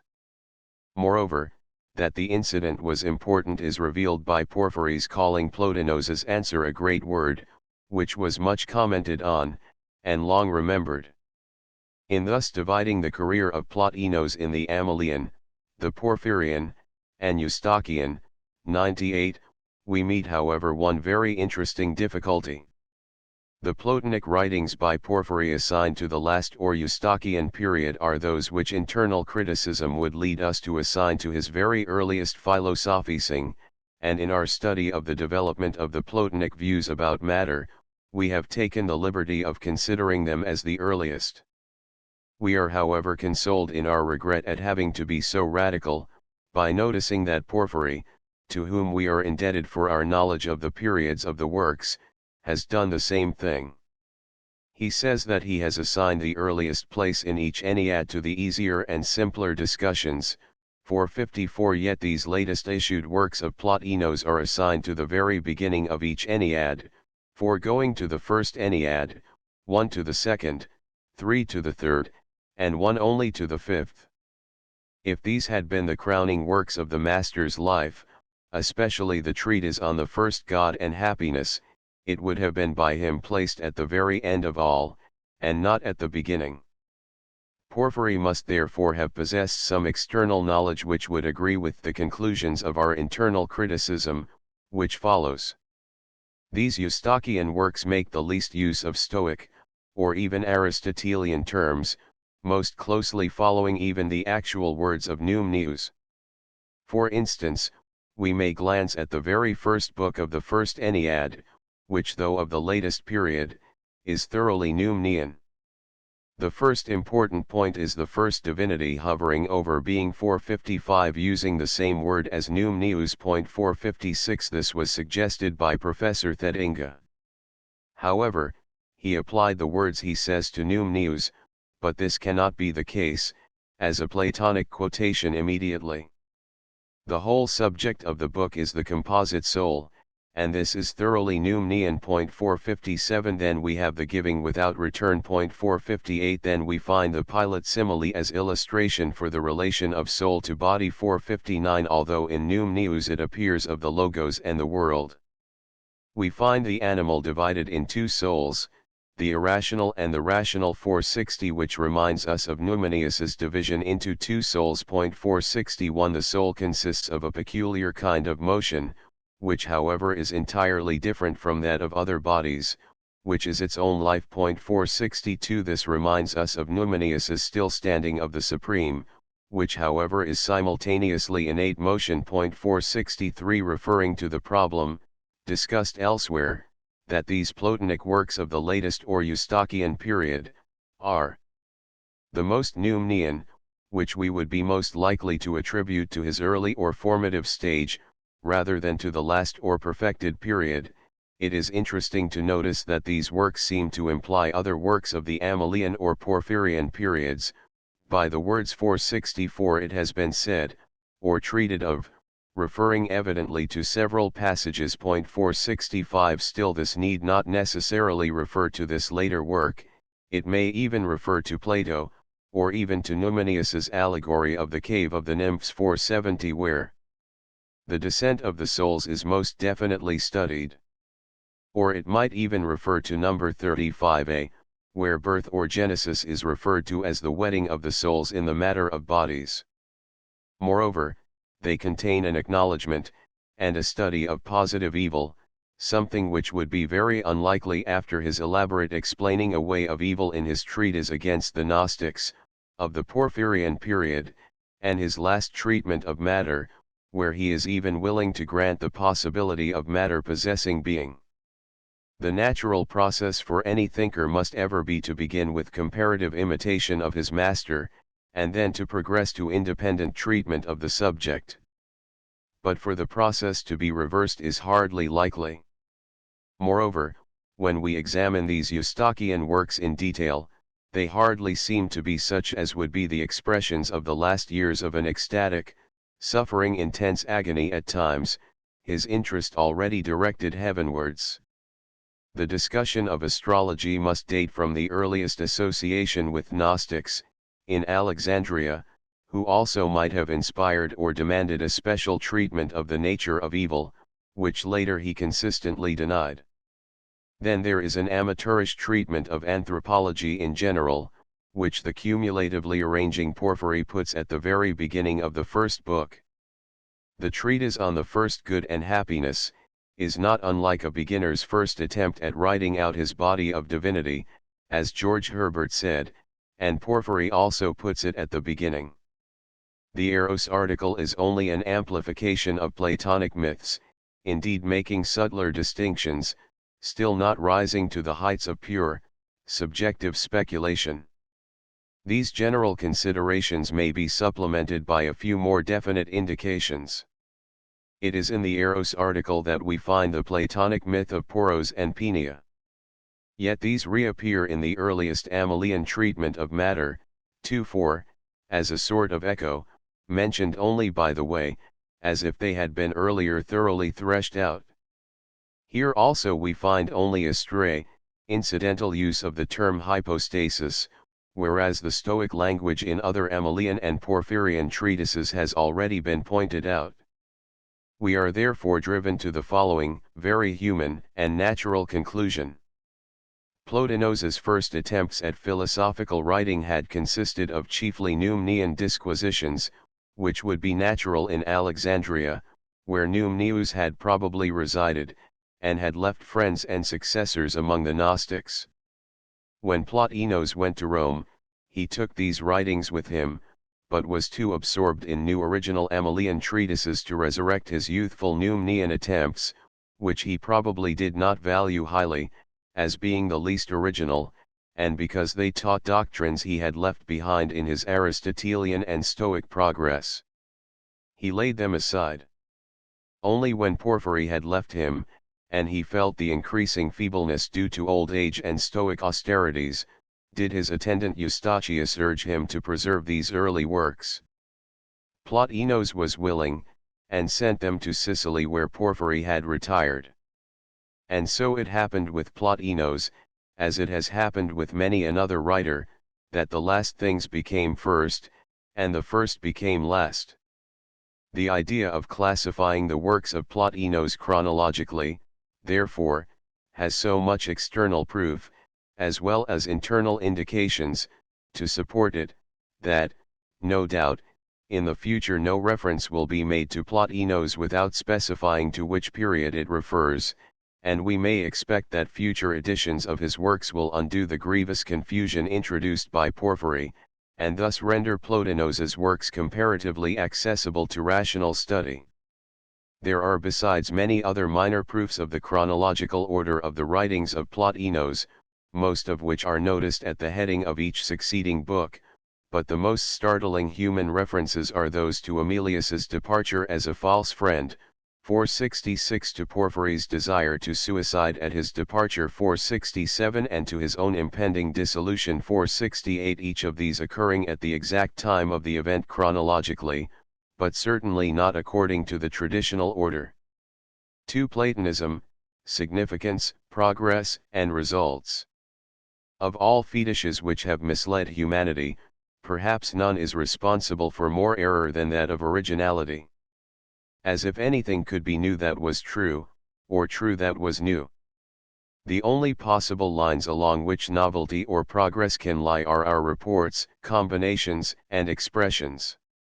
Some people think they have done for a poet if they have shown that he made use of suitable materials in the construction of his poem. So Shakespeare has been shown to have used whole scenes from earlier writers. So Virgil, by Macrobius, has been shown to have laid under contribution every writer then known to be worth ransacking. Dante has also been shown to have re-edited contemporary apocalypses. So Homer, even, has been shown to retell stories gathered from many sources. The result is that people generally consider Shakespeare, Virgil, or Homer great in spite of their borrowings, when, on the contrary, the statement should be that they were great because of their rootage in the best of their period. In other words, they are great not because of their own personality, which in many cases has dropped out of the ken of history, but because they more faithfully, completely, and harmoniously represent their periods than other now forgotten writers. Therein alone lay their cosmic value, and their assurance of immortality. They are the voices of their ages, and we are interested in the significance of their age, not in them personally.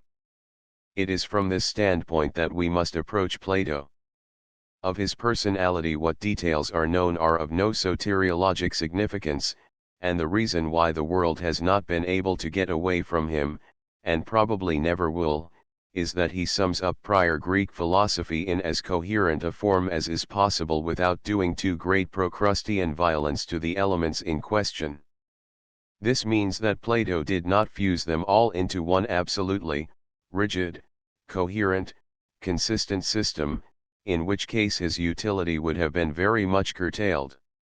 The very form of his writings, the dialogue, left each element in the natural living condition to survive on its merits, not as an authoritative oracle, or Platonic pronunciamento, or creed. For details, the reader is referred to Zeller's fuller account of these pre-Platonic elements. 471. But we may summarize as follows: the physical elements to which the Hylacists had in turn attributed finality Plato united into Pythagorean matter, which remained as an element of dualism. The world of nature became the becoming of Heraclitus. Above that he placed the being of Parmenides, in which the concepts of Socrates found place as ideas. These he identified with the numbers and harmonies of Pythagoras, and united them in an Eleatic unity of many, as an intelligible world, or reason, which he owed to Anaxagoras. The chief idea, that of the good, was Megaro-Socratic. His cosmology was that of Timaeus. His psychology was based on Anaxagoras, as mind, on Pythagoras, as immortal. His ethics are Socratic, his politics are Pythagorean. Who therefore would flout Plato, has all earlier Greek philosophy to combat, and whoever recognizes the achievements of the Hellenic mind will find something to praise in Plato. When, therefore, we are studying Platonism, we are only studying a blending of the rays of Greece, and we are chiefly interested in Greece as one of the latest, clearest, and most kindred expressions of human thought. If however we should seek some one special Platonic element, it would be that genuineness of reflection, that sincerity of thought, that makes of his dialogues no cut and dried literary figments, but soul tragedies, with living, breathing, interest and emotion. Plato thus practiced his doctrine of the double self. 472. The higher and the lower selves, of which the higher might be described as superior to oneself.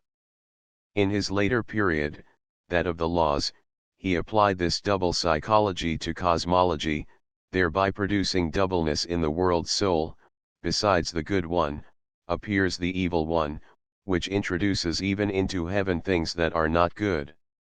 It was only a step from this to the logical deduction of Xenocrates that these things in heaven were spirits or guardians, both good and evil, assisting in the administration of human affairs. 473. Such is the result of doubleness introduced into anthropology, introduced into cosmology. It establishes Pythagorean indefinite duality as the principle opposing the unity of goodness. The next step was taken by Plutarch. The evil demons had, in Stoic phraseology, been called physical, and so, in regard to matter, they came to stand in the relation of soul to body. Original matter, therefore, became twofold: matter itself, and its moving principle, the soul of matter. This was identified with the worse world soul by a development, or historical event, which was the ordering of the cosmos, or creation. This then was the state of affairs at the advent of Numenius. Although his chief interest lay in practical comparative religion, he tried, philosophically, to return to a mythical original Platonism or Pythagoreanism. What Plato did for earlier Greek speculation, Numenius did for post-Platonic development. He harked back to the latter Platonic stage, which taught the evil world soul. He included the achievements of Plutarch, the soul of matter, and the trine division of a separate principle, such as providence. To the achievement of Xenocrates he was drawn by two powerful interests: the Egyptian, Hermetic, Serapistic, in connection with the evil demons, and the Pythagorean, in connection with the indefinite duality. Thus Numenius's history of the Platonic succession is not a delusion.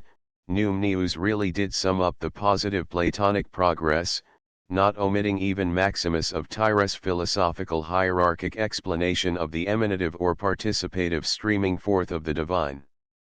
But Numenius was not merely a philosopher; of this gathering of Platonic achievements he made a religion. In this he was also following the footsteps of Pythagoras, who limited his doctrines to a group of students. but Numenius did not merely copy Pythagoras. Numenius modernized him, connecting up the Platonic doctrinal aggregate with the mystery rites current in his own day. Nor did Numenius shirk any unpleasant responsibilities of a restorer of Platonism. He continued the traditional academico-stoical feud. Strange to say, the last great Stoic philosopher, Posidonius, AD 135 to 151, hailed from Numenius's hometown, Apamea, so that this Stoic feud may have been forced on Numenius from home personalities or conditions. It would seem that in Numenius and Posidonius we have a reenactment of the tragedy of Greek philosophy on a Syrian theatre, where dogmatic Stoicism died, and Platonism admitted Oriental ideas. Apamea, however, had not yet ended its role in the development of thought. Numenius's pupil, Aemilius, had gathered, copied, and learned by heart his master's works. It was in Apamea that he adopted as son Hostilianius Hesychius. After a 24-year sojourn in Rome he returned to Apamea, and was dwelling there still at the time of the death of Plotinos, with whom he had spent that quarter of a century. Here then we have a historical basis for a connection between Numenius and Plotinos, which we have elsewhere endeavored to demonstrate from inner grounds. It was however by Aemilius that philosophy is drawn into the maelstrom of the world city. Plotinos, in his early periods a Numenian Platonist, will later go over to Stoicism, and conduct a polemic with the Gnostics, the Alexandrian heirs of Platonic dualism, under the influence of the Stoic Porphyry. However, Plotinos will not publicly abandon Platonism.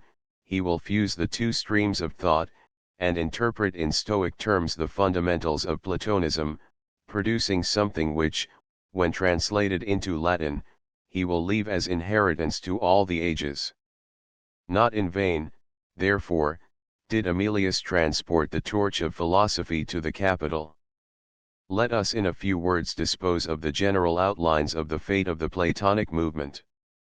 Plotinos was no religious leader, he was before everything else a philosopher, even if he centered his efforts on the practical aspects of the ecstatic union with God. Indeed, Porphyry relates to us the incident in which this matter was objectively exemplified. At the new moon, Aemilius invited him to join in a visit to the mystery celebrations.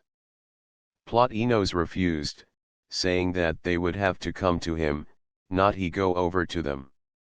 This then is the chief difference between Numenius and Plotinos, and the result would be a recrudescence of pure philosophic contentions, as those of Plotinos against the Gnostics. As to the general significance of Plotinos, we must here resume what we have elsewhere detailed, that with the change of editors, from Aemilius to Porphyry, Plotinos changed from Numenian or Pythagorean dualism to Stoic monism, in which the philosophic feud was no longer with the Stoics, but with the Alexandrian descendants of Numenian dualism, the Gnostics. Even though Plotinos showed practical religious aspects in his studying and experiencing the ecstasy, there is no record of any of his pupils being encouraged to do so, and therefore Plotinos remains chiefly a philosopher. The successors of Plotinos could not remain on this purely philosophic standpoint. Instead of practicing the ecstasy, they followed the Gnostics in theorizing about practical religious reality in their cosmology and theology, which took on, more or less, the shape of magic, not inconsiderably aided by Stoic allegoric interpretations of myths, as in Porphyry's Cave of the Nymphs. What Plato did for early Greek philosophy, what Numenius did for post-Platonic thought, that Proclus Diaticus, the successor, did for Plotinos and his followers. For the first time since Numenius we find again a comparative method. By this time religion and philosophy have fused in magic, and so, instead of a comparative religion, we have a comparative philosophy. Proclus was the first genuine commentator, quoting authorities on all sides. he was sufficient of a philosopher to grasp Neoplatonism as a school of thought, and far from paying any attention to Ammonius, as recent philosophy has done, as source of Neoplatonism, he traces the movement as far as Plutarch, calling him the father of us all, inasmuch as he introduced the conception of hypostasis. Evidently, Proclus looked upon this as the center of Neoplatonic development, and therefore we shall be justified in a closer study of this conception, and we may even say that its historic destiny was a continuation of the mainstream of creative Greek philosophy, or, if you prefer, of Platonism, or Numenianism, or even Plotinian thought. Did Greek philosophy die with Proclus? The political changes of the time forced alteration of dialect and position, but the accumulations of mental achievements could not perish. This again we owe to Proclus. Besides being the first great commentator, he precipitated his most valuable achievements in logical form, in analytic arrangement, in the form of crystal-clear propositions, theorems, demonstrations, and corollaries. Such a highly abstract form was inevitable, inasmuch as Numenius had turned away from Aristotelian observation of nature. Just like the Hebrew thinkers, who finally became commentators and abstract theorizers, nothing else was left for a philosophy without connection with experiment, when whittled down by the keenest intellects of the times. This abstract method, still familiarly used by geometry, reappeared among the schoolmen, notably in Thomas Aquinas. Later it persisted with Spinoza and Descartes. However, rising experimentalism has gradually terminated it, its last form appearing in Kant and Hegel. Kant's Ding in sich, reached after abstracting all qualities, is only a restatement of Numenius and Plotinus's subject, or, definition of matter, and Hegel's dialectic, beginning with being and not being, more definitely proclaimed by Plotinos, goes as far back as the Eleatics and Heraclitus, not to mention Plato. However, Kant and Hegel are the great masters of modern thought, and although at one time the rising tide of materialism and cruder forms of evolution threatened to obscure it, Karl Pearson's Grammar of Science, generous as it is in invective against Kant and Hegel, in modern terms clinches Berkeley's and Kant's demonstration of the reality of the supersensual, thus vindicating Plotinos, and, before him, Numenius. It must not be supposed that in thus tracing the springs of our modern thought we necessarily approve of all the thought of Plotinos, Numenius, or Plato. On the contrary, they were far more likely to have committed logical errors than we are, because they were hypnotized by the glamour of the terms they used, which to us are mere laboratory tools. The best way to prove this will be to appraise at its logical value for us Plotinus's discussion of matter, elsewhere studied in its value for us. 3. Plotinus's view of matter. We have elsewhere pointed out the hopelessness of escaping either aspect of the problem of the one and the many, and that the attempt of the Stoics to avoid the Platonic dualism by a materialistic monism was merely a change of names, the substance of the dualism remaining as the opposition of the contraries, such as active and passive, male and female, the predominant elements 474 etc. Plotinos, in his abandonment of Numenian dualism, and championing of Stoicism, undertaking the feud with the Gnostics, the successors of Numenius, must therefore have inherited the same difficulties of thought, and we shall see how in spite of his mental agility he is caught in the same traditional meshes, and that these irreducible difficulties occur in each one of his 3 periods of life, the Eustochian, the Amylian, and the Porphyrian.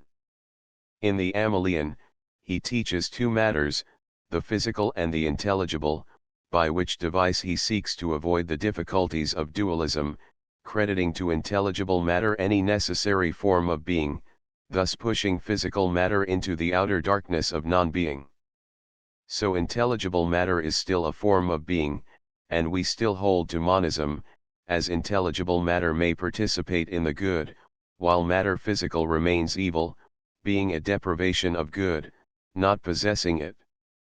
This, of course, is dualism, and he thus has a convenient pun on the word matter, by which he can be monist or dualist, as the fancy takes him, or as exigencies demand. This participation, therefore, does not eliminate the dualism, while formally professing monism. Therefore Plotinos tries to choose between monism and dualism by surreptitiously accepting both. In the Porphyrian period, he rejected the idea of intelligible matter. 475 Forced to fashion entirely new arguments, he seizes as tool the Aristotelian distinction between potentiality and actuality, or energy as dynamic accomplishment. 476 But no logical device can help a man to pull himself up by his bootstraps. If by being you mean existence, then its opposite must be negative, and to speak of real non-being, as something that shares being, is an evasion. To say that matter remains non-being, while having the possibility of future being, which however can never be actualized, is mere juggling with words. Even if matter is no more than a weak, confused image, it is not non-being. If it is a positive lie, it is not non-being. To talk of a higher degree of non-being, that is real non-being, is simply to confuse the actuality intended with the thought of non-being, which of course is a thought as actually existing as any other. Moreover, if matter is imperishable, it cannot be non-being, and if it possesses being potentially, it certainly is not non-existence. The Aristotelian potentiality could help to create this evasion, but did not remove its real nature. It merely supplied Plotinos with an intellectual device to characterize something that would not be actually existing as still having the possibility of existence, but this is not non-existence. In another writing 477 of this period, Plotinos continues his evasions about the origin and nature of matter. First, he grants that it is something that is not original, being later than many earthly, and all intelligible objects, although, if he had returned to the conception of intelligible matter, he would have been at liberty to assert the originality of the latter. Then he holds that being is common to both form and matter, as to quality, but not as to quantity. Last, he closes the paragraph by saying that perhaps form and matter do not come from the same origin, as there is a difference between them. In Plotinos's third, or Eustochian period, the same evasions occur. For instance, 478 he limits being to goodness. Then he acknowledges the existence of evil things, and derives their evil quality from a primary evil, the image of essence, the being of evil. That he is conscious of having strained a point is evident from the fact that he adds the clause, if there can be a being of evil.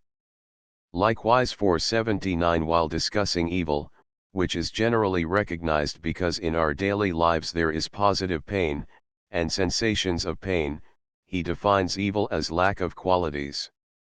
To say that evil is not such as to form, but as to nature is opposite to form is nonsense, inasmuch as life is full of positive evils, as Numnius brought out in 16, and Plotinos acknowledged even in spite of his polemic against the Gnostics. Finally, Plotinos takes refuge in a miracle 480 as explanation of unparticipating participation. This is commentary enough, it shows he realized the futility of any arguments. But Plotinos was not alone in despairing of establishing an ironclad system. Before him Numnius had, just as pathetically, despaired of a logical dualism, and he acknowledged in Fragment 16 that Pythagoras's arguments, however true, were wonderful and opposed to the belief of a majority of humanity. In other words, monism is as unsatisfactory to reason as dualism. This was the chief point of agreement between Pythagoras and the Stoics, and pragmatism has in modern times attempted to show a way out by a higher sanction of another kind. Perhaps the reader may be interested in a sidelight on this subject. Drews is interested in Plotinos only because Plotinos' super-rational divinity furnishes a historical foundation for Edouard Hartmann's philosophy of the unconscious.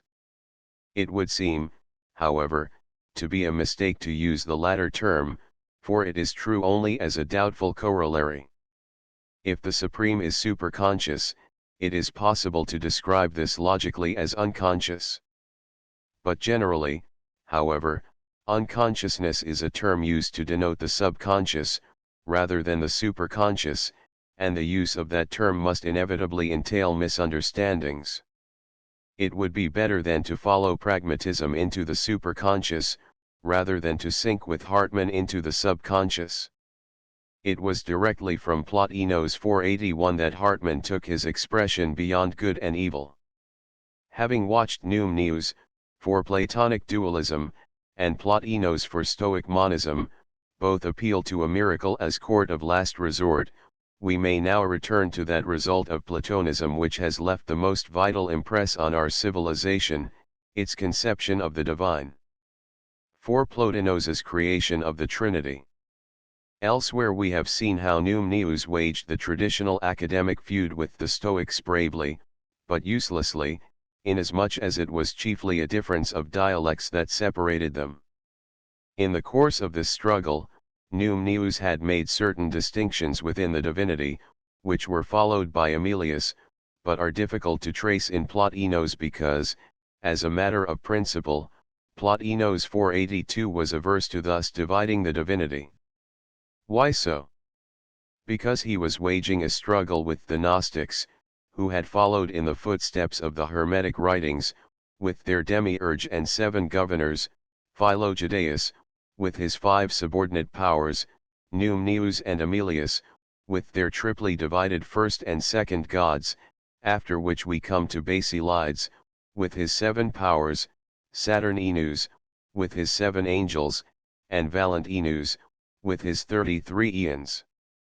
This new feud between Plotinos and the Gnostics is however just as illusory as the earlier one between Neus and the Stoics.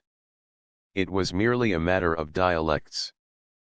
Plotinos indeed found fault with the Gnostics for making divisions within the divinity, but wherever he himself is considering the divinity minutely, he, just as much as the Gnostics, is compelled to draw distinctions, even though he avoided acknowledged divisions by borrowing from Plutarch a new, non-Platonic, non-Numenian, but Aristotelian, Stoic, Cornutus and Sextus, and still Alexandrian, Philo, Septuagint, Lucian, term hypostasis. The difference he pretended to find between the Gnostic distinctions within the divinity and his new term hypostasis was that the former introduced manifoldness into the divinity, by splitting him 483, thus allowing the influence of matter to pervade the pure realm of being. Hypostasis, on the contrary, wholly existed within the realm of pure being, and was no more than a trend, a direction, a characterization, a function, a face, or orientation of activity of the unaffected unity of being. Thus the divinity retained its unity, and still could be active in several directions, without admixture of what philosophy had till then recognized as constituting manifoldness. But reflection shows that this is a mere quibble, an evasion, a paralogism, a quaternio terminorum, a pun. How it came about we shall attempt to show below. In thus achieving a manifoldness in the divinity without divisions, Plotinos did indeed keep out of the divinity the splitting influence of matter, which it was now possible to banish to the realm of unreality, as a negation, and a lie. Monism was thus achieved, but at the cost of 2 errors, denial of the common-sense reality of the phenomenal world 484 and that quibble about 3 hypostases without manifoldness, genuinely a distinction without a difference. This intellectual dishonesty must not however be foisted on Aristotle 485 or Plutarch. The latter, for instance 486, adopted this term only to denote the primary and original characteristics, or distinctions within, existing things, from a comparative study of Aristotle's De Anima, and Plato's Phaedo 487. These 5 hypostases were the divinity, mind, soul, forms immanent in inorganic nature, hexis, in Stoic dialect, and to matter, as apart from these forms. So important to Neoplatonism did this term seem to Proclus, that he did not hesitate to say that Plutarch, by the use thereof, became our first forefather. He therefore develops it further. Among the hidden and intelligible gods are three hypostases. The first is characterized by the good, it thinks the good itself, and dwells with the paternal monad. The second is characterized by knowledge, and resides in the first thought, while the third is characterized by beauty, and dwells with the most beautiful of the intelligible. They are the causes from which proceed three monads which are self-existent but under the form of a unity, and as in a germ, in their cause. Where they manifest, they take a distinct form, faith, truth, and love, Cousin's title, du vrai, du beau, et du bien. This trinity pervades all the divine worlds. In order to understand the attitude of Plotinos on the subject, we must try to put ourselves in his position. In the first place, on Porphyry's own admission, he had added to Platonism peripatetic and Stoic views.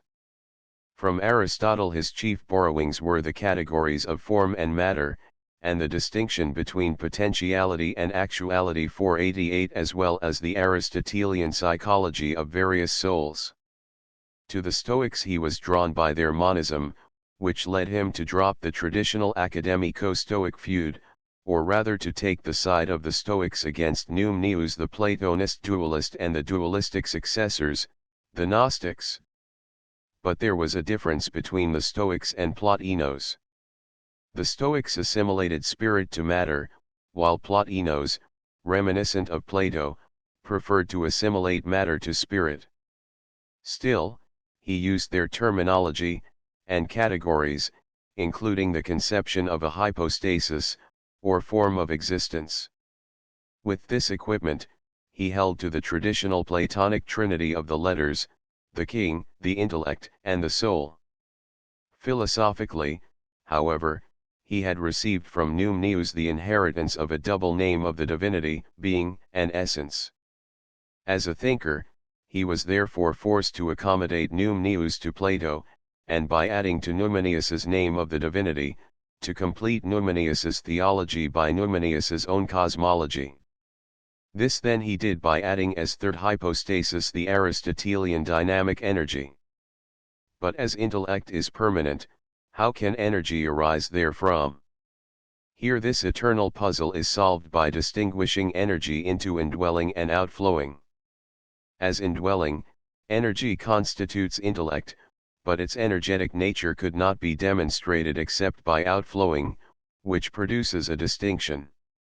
Similarly, there are two kinds of heat, that of the fire itself, and that emitted by the fire, so that the fire may remain itself while exerting its influence without.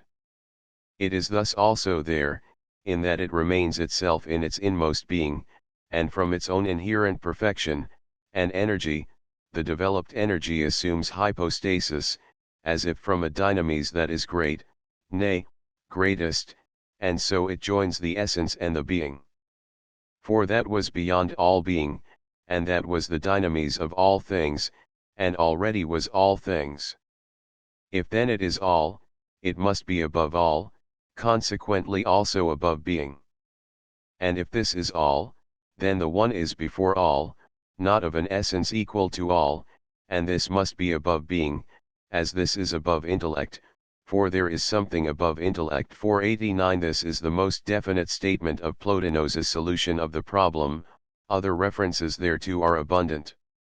So we have a trinity of energy, being, and essence 490, and each of us, like the world soul, has an eros which is essence and hypostasis. 491 Reason is a hypostasis after the nous, and Aphrodite gains an hypostasis in the ousia. 492 The one is intellect, the intelligible, and ousia, or, energy, being, and the intelligible, essence.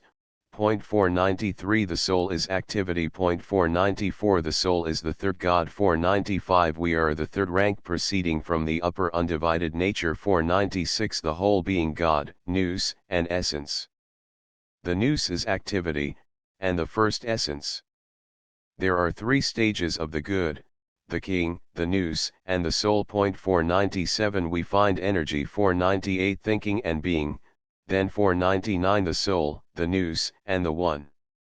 We find providence threefold, as in Plutarch, 503 ranks of gods, demons, and world life. 501 Elsewhere, untheologically, or, rather, merely philosophically, he speaks of the hypostasis of wisdom. 502 Chainet summary of this is 503 that 504 Plotinos holds that every force in the intelligible is both being and substance simultaneously, and reciprocally that no being could be conceived without hypostasis, or directed force.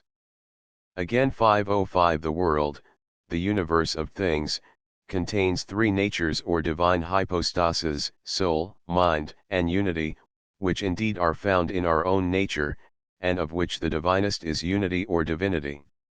Let us now try to understand the matter. Why should the word hypostasis, which unquestionably in earlier times meant substance, have later come to mean distinctions within the divinity?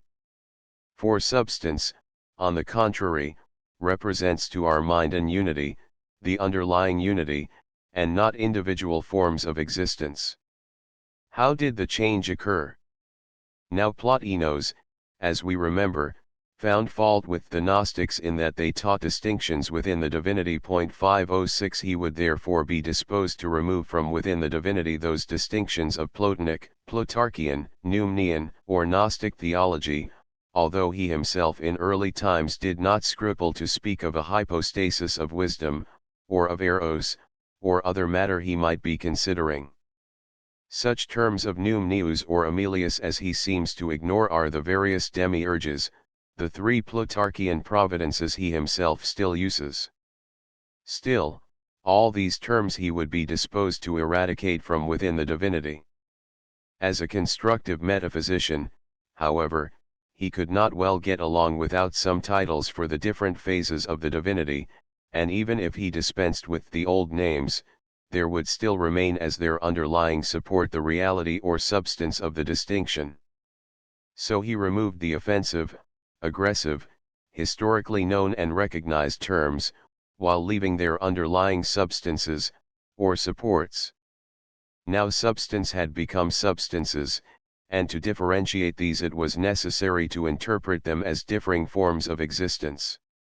The change was most definitely made by Athanasius, who at a synod in Alexandria, in AD 362,507 fastened on the Church, as synonymous with hypostasis the popular term prosopon or face. That this was an innovation appears from the fact that the Nicene Council had stated that it was heretical to say that Christ was of a hypostasis different from that of the Father, in which case the word evidently meant still the original underlying, singular, substance. With this official definition in vogue, the original, singular, substance became forgotten, and it became possible to speak in the plural, of three faces, as indeed Plotinos had done. In other words, so necessary were distinctions in the divinity, that the popular mind supplied other individual names to designate the distinctions Plotinos had successfully banished, for demiurges and providences no longer return. Thus more manifold differences re-entered into the divinity, than Plotinos had ever emptied out of it, although under a name which the poverty of the Latin language rendered as persons, which represents to us individual consciousness of a far more distinctive kind than was ever implied in three phases of providence, or of the demiurge. Thus the translation into Latin clinched the illicit linguistic process, and the result of Plotinos's attempt to distinguish in the divinity phases so subtle as not to demand or allow of manifoldness, resulted in the most pronounced differences of personality. This was finally clinched by Plotinos's illustration of the three faces around a single head 508, which established the idea of three persons, masks, from personae, in one God.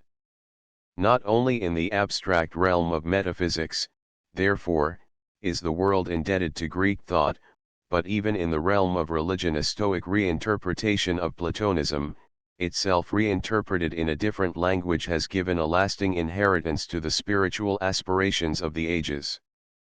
V. Resemblances to Christianity. Trinitarian significance of Plotinos. Plotinos's date being about AD 262, he stands midway between the Christian writings of the New Testament, and the Council of Nicaea, AD 325. As a philosopher dealing with the kindred topics the soul and its salvation, and deriving terminology and inspiration from the same sources, Platonism and Stoicism, we would expect extensive parallelism and correspondence. Though Plotinos does not mention any contemporaneous writings, we will surely be able to detect indirect references to Old and New Testaments. But what will be of most vital interest will be his anticipations of Nicene formulations, or reflection of current expressions of Christian philosophic comment. While we cannot positively assert this Christian development was exclusively Plotinian, we are justified in saying that the development of Christian philosophy was not due exclusively to the Alexandrian catechetical school, that what later appears as Christian theology was only earlier current Neoplatonic metaphysics, without any exclusive dogmatic connection with the distinctively Christian biography.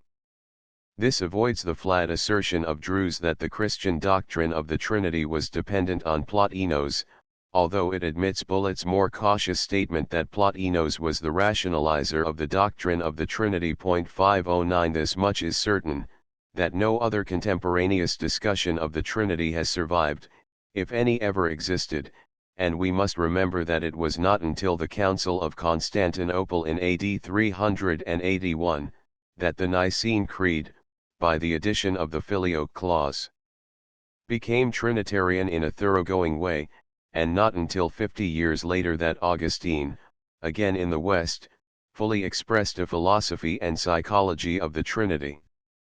To Plotinos therefore is due the historical position of protagonist of Trinitarian philosophy. Non-Christian origin of parallelisms to Christianity. Christian parallelisms in Plotinos have a historical origin in Christian parallelisms in his sources, namely, Stoicism, Numenius and Plato. To Christian origins in Plato never has justice been done, not even by Big. His suggestion of the crucifixion of the just man, his reference to the Son of God are only commonplaces, to which should be added many minor references. The Christian origins in Numenius are quite explicit, mention of the Hebrews as among the races whose scriptures are important, of Moses among the great religious teachers, of the Spirit hovering over the waters, of the names of the Egyptian magicians which, together with Pliny, he hands down to posterity. He also was said to have told many stories about Jesus, in an allegorical manner. The Christian origins in Stoicism have been widely discussed, for instance, by Chainet. But it is likely that this influence affected Christianity indirectly through Plotinos, along with the other Christian ideas we shall later find. At any rate, Plotinos is the philosopher who uses the term spiritual body most like the Christians. 510 The soul is a slave to the body. 511 and has a celestial body. 512 as well as a spiritual body. 513 Within us are two men opposing each other. 514 The better part often being mastered by the worse part, as thought St. Paul. 515 In the struggle between the inner and outer man. 516 With Plotinos the idea of procession is not only cosmic but psychological. In other words, when Plotinos speaks of the procession of the Godhead, he is not, as in Christian doctrine, depicting something unique, which has no connection with the world. He is only referring to the cosmic aspect of an evolution which, in the soul, appears as educational development. 517 as the opposite of the soul's procession upwards, there is the soul's descent into hell. 518 or, in other words, the soul's descent and ascension. 519 This double aspect of man's fate, upward or downward, is referred to by Plotinos in the regular Christian term sin, as consisting in missing one's aim. 520 The soul repents. 521 and its duty is conversion. 522 As a result of this conversion comes forgiveness. 523 Old Testament references.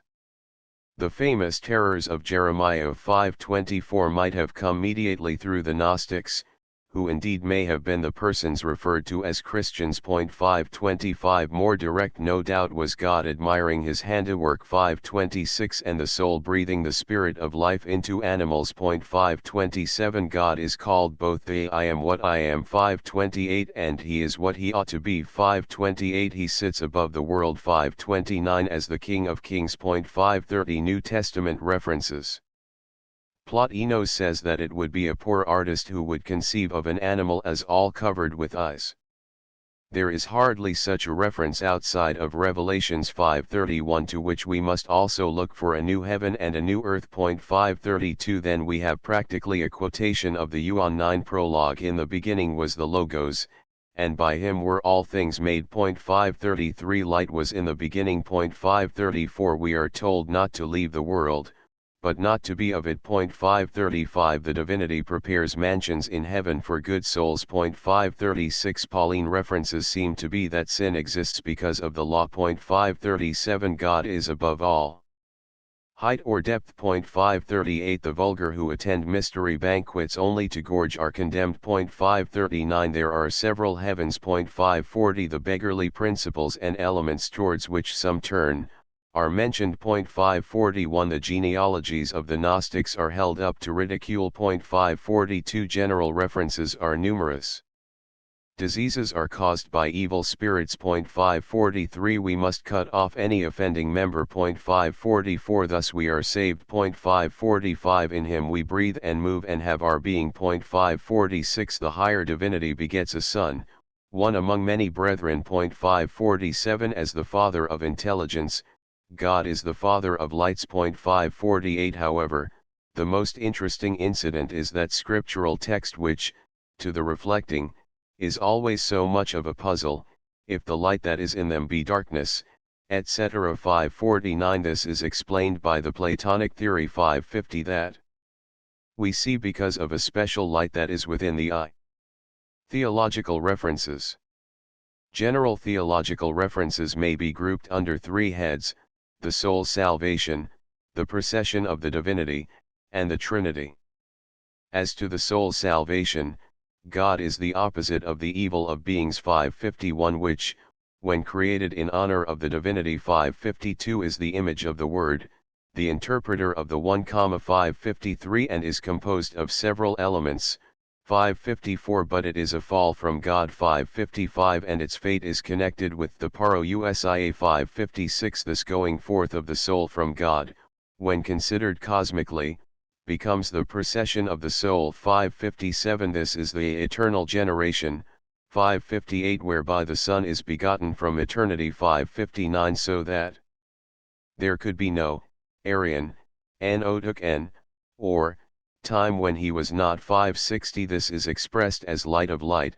561 And explained by the Athanasian light and ray simile. 562 We find even the Yuan 9 and Philonic distinction between God and the good. 563 The world is the first begotten. 564 And the intelligence is the logos of the first God. 565 As the hypostasis of wisdom is ousia, or being.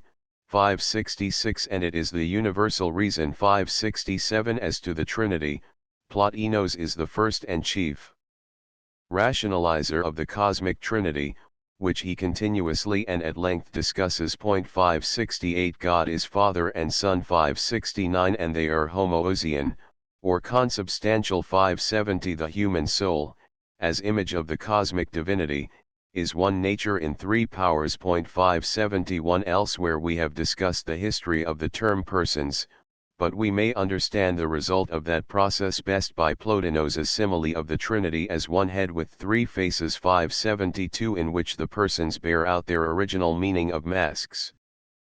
Personare. Henceforward the Trinity was an objective idea. Note, although mentioned above, special attention should be given to the parable of the vine and the branches, 3.748, 1088 with JNO. 15:1-8, and the divinities begetting a son, v 8.1231, 571. The significant aspect of this is that it is represented as being the content of the supreme ecstatic vision, what you might call the crown of Plotinos' message. He tells us that he has seen the divinity beget an offspring of an incomparable beauty, producing everything in himself, and without pain preserving within himself what he has begotten. His Son has manifested himself externally. By him, as by an image, Chronological 15, you may judge of the greatness of his Father, enjoying the privilege of being the image of his eternity. 7. Plotinos' indebtedness to Numenius. 1. Historical relations between Numenius and Plotinos. We have, elsewhere, pointed out the historic connections between Numenius and Plotinos. Here, it may be sufficient to recall that Aemilius, native of Numenius's hometown of Apamea, and who had copied and learned by heart all the works of Numenius, and who later returned to Apamea to spend his declining days, bequeathing his copy of Numenius's works to his adopted son Gentilianus Hesychus, was the companion and friend of Plotinos during his earliest period, editing all Plotinos's books, until displaced by Porphyry. We remember also that Porphyry was Aemilius's disciple, before his spectacular quarrel with Aemilius, later supplanting him as editor of the works of Plotinos.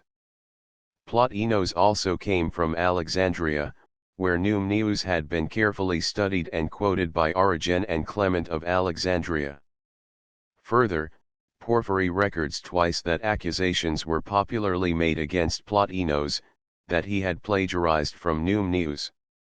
In view of all this historical background, we have the prima facie right to consider Plotinos chiefly as a later restater of the views of Numenius, at least during his earlier or Aemilian period.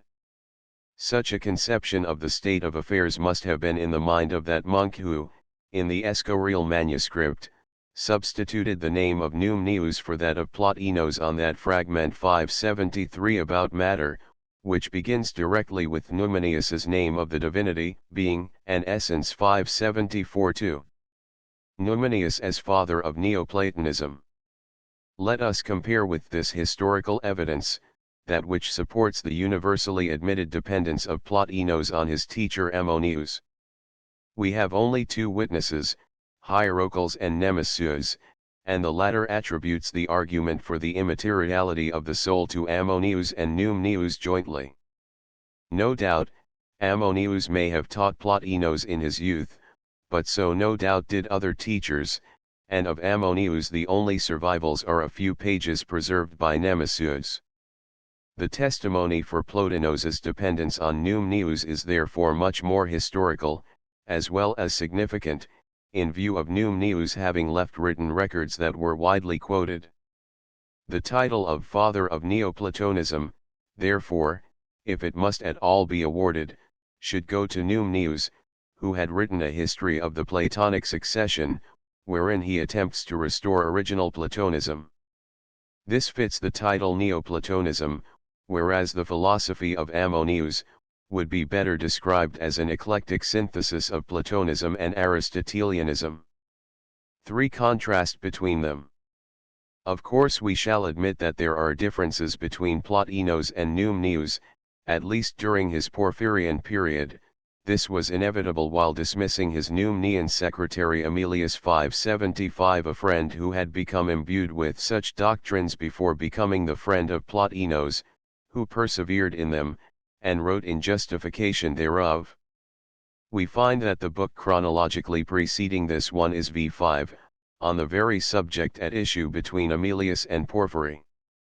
Plotinos took his stand with the latter, and therefore against the former, and through him, against Numnius, and indeed we find him opposing several Gnostic opinions which can be substantiated in Numnius, the creation by illumination or emanation 576, the threefoldness of the Creator 577, and the Pilot's forgetting himself in his work 578. But, after all, these points are not as important as they might seem, for in a very little while we find Plotinos himself admitting the substance of all of these ideas, except the verbiage. He himself uses the light and ray simile, the light of light. 579. He himself distinguishes various phases of the allegedly single intelligence 580, and the soul, as pilot of the body, incarnates by the very forgetfulness by which the Creator created. 581. Further, as we shall show, during his last or Eustachian period, after Porphyry had taken a trip to Sicily to avoid suicide, he himself was to return to Numnian standpoints. This may be shown in a general way as follows. Of the 9 Eustachian essays, 582 only 2 583 betray no similarities to Numnian ideas, while 7 584 do. On the contrary, in the Emilio-Porphyrian period 585, written immediately on Emilius's dismissal, only 6 586 are Numnian, and 6 587 are non-Numenian. In the succeeding Holy Porphyrian period 588 we have the same equal number of Numnian 589 and non-Numnian 590 books. An explanation of this reversion to Numnian ideas has been attempted in the study of the development in Plotinos's views. On the whole, therefore, Plotinos's opposition to Numnius may be considered no more than episodic. For direct indebtedness of Plotinos to Numenius. As Plotinos was in the habit of not even putting his name to his own notes, as even in the times of Porphyry the actual authorship of much that he wrote was already disputed, as even Porphyry acknowledges principles and quotations were borrowed, we must discover Numnian passages by their content, rather than by any external indications. As the great majority of Numenius's works are irretrievably lost, we may never hope to arrive at a final solution of the matter, and we shall have to restrict ourselves to that which, in Plotinos, may be identified by what Numnian fragments remain. What little we can thus trace definitely will give us a right to draw the conclusion to much more, and to the opinion that, especially in his Amalian period, Plotinos was chiefly indebted to Numnian inspiration. We can consider 591 the mention of Pythagoreans who had treated of the intelligible as applying to Numnius, whose chief work was on the good, and on the immateriality of the soul. The first class of passages will be such as bear explicit reference to quotation from an ancient source. Of such we have 5, that is why the Pythagoreans were, among each other, accustomed to refer to this principle in a symbolic manner, calling him apoio, which name means a denial of manifoldness. 592 That is the reason of the saying, the ideas and numbers are born from the indefinite doubleness, and the one, for this is intelligence. 593 That is why the ancients said that ideas are essences and beings. 594 Let us examine the general view that evils cannot be destroyed, but are necessary. 595 The divinity is above being. 596 A sixth case is, how manifoldness is derived from the first. 597 A seventh case is the whole passage on the triunity of the divinity, including the term Father. 598 Among doctrines said to be handed down from the ancient philosophers. 599 Are the ascents and descents of souls. 600 And the migrations of souls into bodies other than human. 601 The soul is a number. 602 Moreover, Plotinos wrote a book on the incorruptibility of the soul. 603 As Numnius had done. 604 And both authors discuss the incorporeity of qualities. 605 Besides these passages where there is a definite expression of dependence on earlier sources, there are 2 in which the verbal similarity. 606 is striking enough to justify their being considered references. Besides, no body could subsist without the power of the universal soul. Because bodies, according to their own nature, are changeable, inconstant, and infinitely divisible, and nothing unchangeable remains in them, there is evidently need of a principle that would lead them, gather them, and bind them fast together, and this we name soul. 607. This similarity is so striking that it had already been observed and noted by Bullet. Compare. We consider that all things called essences are composite, and that not a single one of them is simple, with Numnius, who believes that everything is thoroughly mingled together, and that nothing is simple. 6085. Uncertain indebtedness of Plotinos. As Plotinos does not give exact quotations and references, it is difficult always to give their undoubted source. As probably Platonic, we may mention the passage about the universal soul taking care of all that is inanimate, 609, and when one has arrived at individuals, they must be abandoned to infinity. 610. Also other quotations. 611. The line, it might be said that virtues are actualizations, 612 might be Aristotelian. We also find 613 thus, according to the ancient maxim, courage, temperance, all the virtues, even prudence, are but purifications. That is the reason that it is right to say that the soul's welfare and beauty lie in assimilating herself to the divinity. This sounds Platonic, but might be Numnian. In this connection it might not be uninteresting to note passages in Numnius which are attributed to Plato, but which are not to be identified. O men, the mind which you dimly perceive is not the first mind, but before this mind is another one, which is older and diviner. That the good is one. 614. We turn now to thoughts found identically in Plotinos and Numnius, although no textual identity is to be noted. We may group these according to the subject, the universe, and the soul. 6 particular similarities. God is Supreme King. 615. Eternity is now, but neither past nor future. 616. The King in heaven is surrounded by leisure. 617. The good is above being. 618. The divinity is the unity above the being and essence. 619. And connected with this is the unitary interpretation of the name Apoio. 620. Following in the footsteps of Plutarch. Nevertheless, the inferior divinity traverses the heavens. 621. In a circular motion. 622. While Numnius does not specify this motion as circular. 623. It is implied, inasmuch as the creators passing through the heavens must have followed their circular course.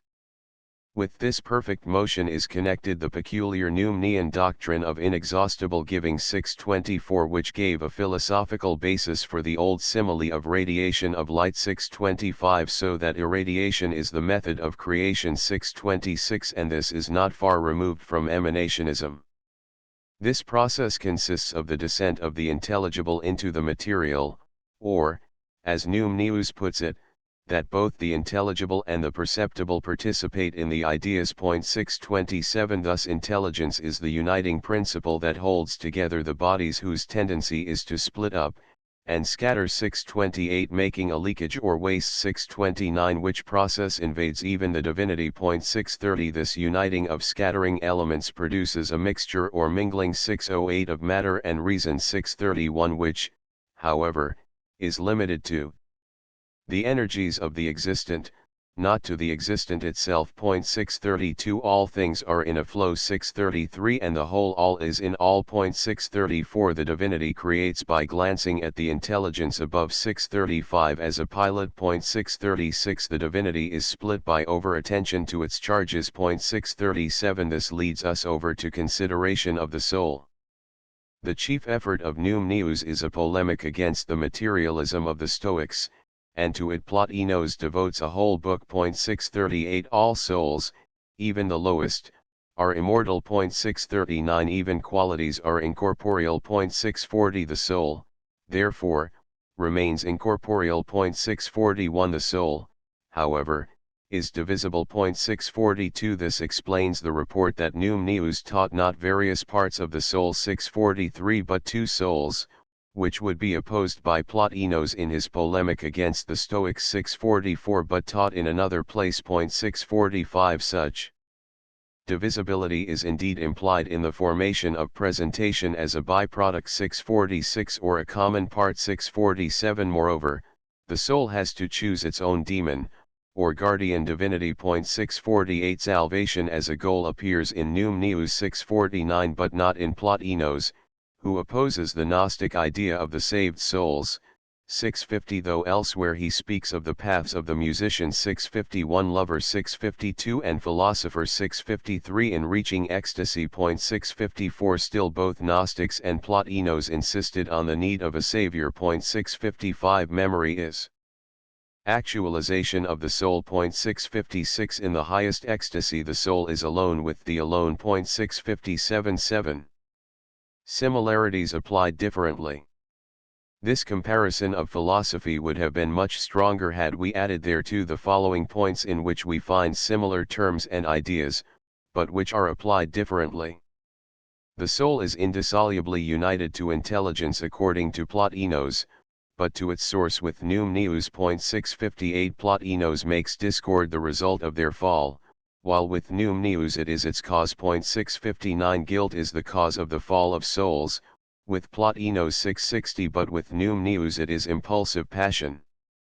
The great evolution or world process is by Plotinos called the eternal procession, while with Numenius it is progress. 661 The simile of the pilot is by Plotinos applied to the soul within the body, while with Numenius, it refers to the Logos, or creator in the universe. 662 While in both cases the cause of creation for the creator. 663 And incarnation for the soul. 664 is forgetfulness. There is practically no difference here, however.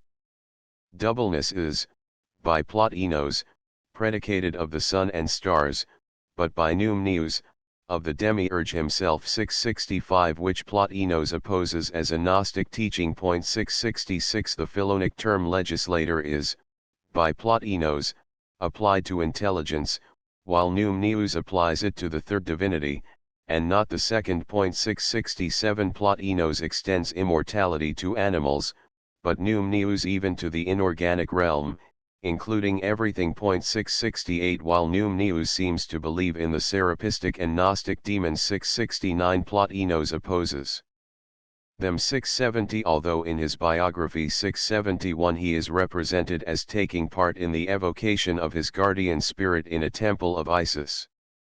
We thus find a tolerably complete body of philosophy shared by Plotinos and Numenius, out of the few fragments of the latter that have come down to us. It would therefore be reasonable to suppose that if Numenius's complete works had survived we could make out a still far stronger case for Plotinos's dependence on Numenius. At any rate, the Dominican scribe at the Escorial who inserted the name of Numenius in the place of that of Plotinos in the heading of 672 the fragment about matter, must have felt a strong confusion between the two authors. 8 Philosophical relations between Numenius and Plotinos. To begin with, we have the controversy with the Stoics, which, though it appears in the works of both, bears in each a different significance. While with Numenius it absorbed his chief controversial efforts. 673 With Plotinos 674 it occupied only one of his many spheres of interest, and indeed, he had borrowed from them many terms, such as pneuma, the spiritual body, and others, set forth elsewhere. Notable, however, was the term hexis, habituation, or form of inorganic objects. 675 And the phantasia, or sense presentation. 676 Like them, the name apoio is interpreted as a denial of manifoldness. 677 Next in importance, as a landmark, is Numenius's chief secret, the name of the divinity, as being an essence, which reappears in Plotinos in numberless places. 678 Connected with this is the idea that essence is intelligence. 679 9 Pythagorean similarities. It is a commonplace that Numenius was a Pythagorean, or at least was known as such, for though he reverenced Pythagoras, he conceived of himself as a restorer of true Platonism. It will, therefore, be all the more interesting to observe what part numbers play in their system, especially in that of Plotinos, who made no special claim to be a Pythagorean disciple. First, we find that numbers and the divine ideas are closely related. 680 Numbers actually split the unity of the divinity. 681 The soul also is considered as a number. 682 And in connection with this we find the Pythagorean sacred tetractys. 683 Thus numbers split up the divinity. 684 Though it is no more than fair to add that elsewhere Plotinos contradicts this, and states that the multiplicity of the divinity is not attained by division. 685 Still, this is not the only case in which we will be forced to array Plotinos against himself. The first effect of the splitting influence of numbers will be doubleness. 686 which, though present in intelligence. 687 nevertheless chiefly appears in matter. 688 As the Pythagorean indefinite dyad. 689 Still, even the supreme is double. 690 So we must not be surprised if he is constituted by a trinity. 691 In connection with which the supreme appears as grandfather. 692 If then both Numnius and Plotinos are really under the spell of Pythagoras, it is pretty sure they will not be materialist. They will believe in the incorporeality of the divinity. 693 Of qualities, 694 And of the soul. 695 Which will be invisible. 696 And possess no extension. 697 A result of this will be that the soul will not be located in the body, or in space, but rather the body in the soul. 698 From this incorporeal existence. 699 There is only a short step to unchangeable existence. 700 Or eternity. 701 This, to the soul, means immortality. 702 One theory of which is reincarnation. 703 To the universe, however, this means harmony. 704 There are still other Pythagorean traces in common between Numnius and Plotinos. The cause that the indeterminate dyad split off from the divinity is tolma, rashness, or boldness. 705 Everything outside of the divinity is in a continual state of flux. 706 Evil is then that which is opposed to good. 707 It also is therefore unavoidable, inasmuch as suppression of its cosmic function would entail cosmic collapse. 708 The world stands thus as an inseparable combination of intelligence and necessity, or chance. 709-10 Platonic traces. Platonic traces, there would naturally be, but it will be noticed that they are far less numerous than the Pythagorean. To begin with, we find the reverent spirit towards the divinities, which prays for their blessing at the inception of all tasks. 710 To us who live in these latter days, such a prayer seems out of place in philosophy, but that is only because we have divorced philosophy from theology, in other words, because our theology has left the realm of living thought, and, being fixed once for all, we are allowed to pursue any theory of existence we please as if it had nothing whatever to do with any reality. In other words, we are deceiving ourselves.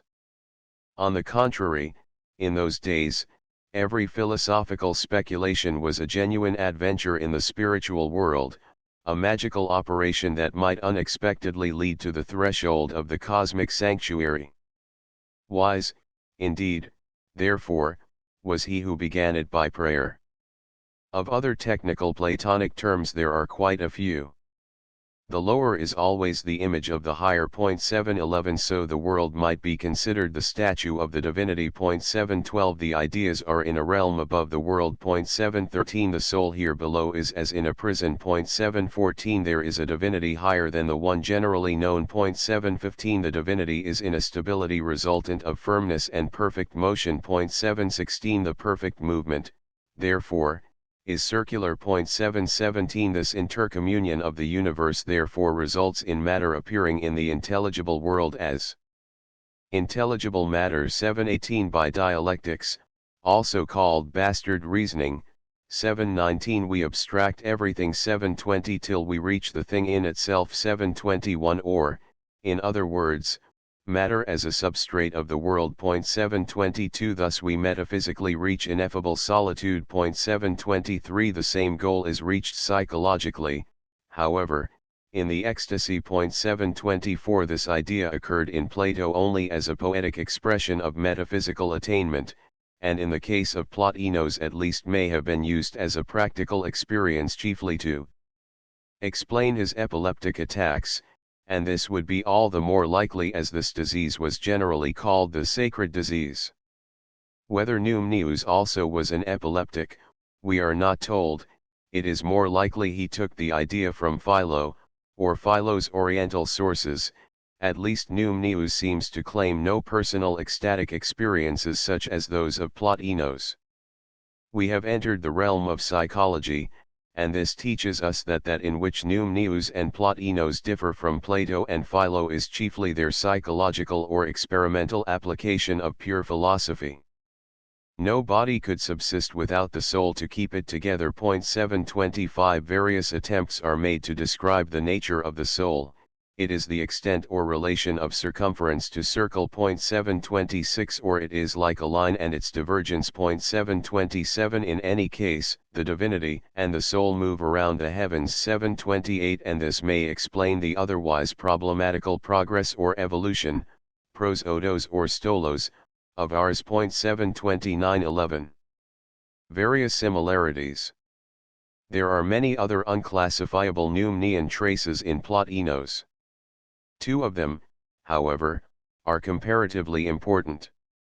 First, is a reaffirmation of the ancient Greek connection between generation, fertility of birth of souls and wetness. 730 which is later reaffirmed by Porphyry in his Cave of the Nymphs. Plotinos, however, later denies this. 731 Then we come to a genuine innovation of Numenius's, his theory of divine or intelligible giving. Plato had, of course, in his genial, casual way, sketched out a whole organic system of divine creation and administration of this world. The conceptions he needed he had cheerfully borrowed from earlier Greek philosophy without any rigid systematization, so that he never noticed that the hinge on which all was supposed to turn was merely the makeshift of an assumption.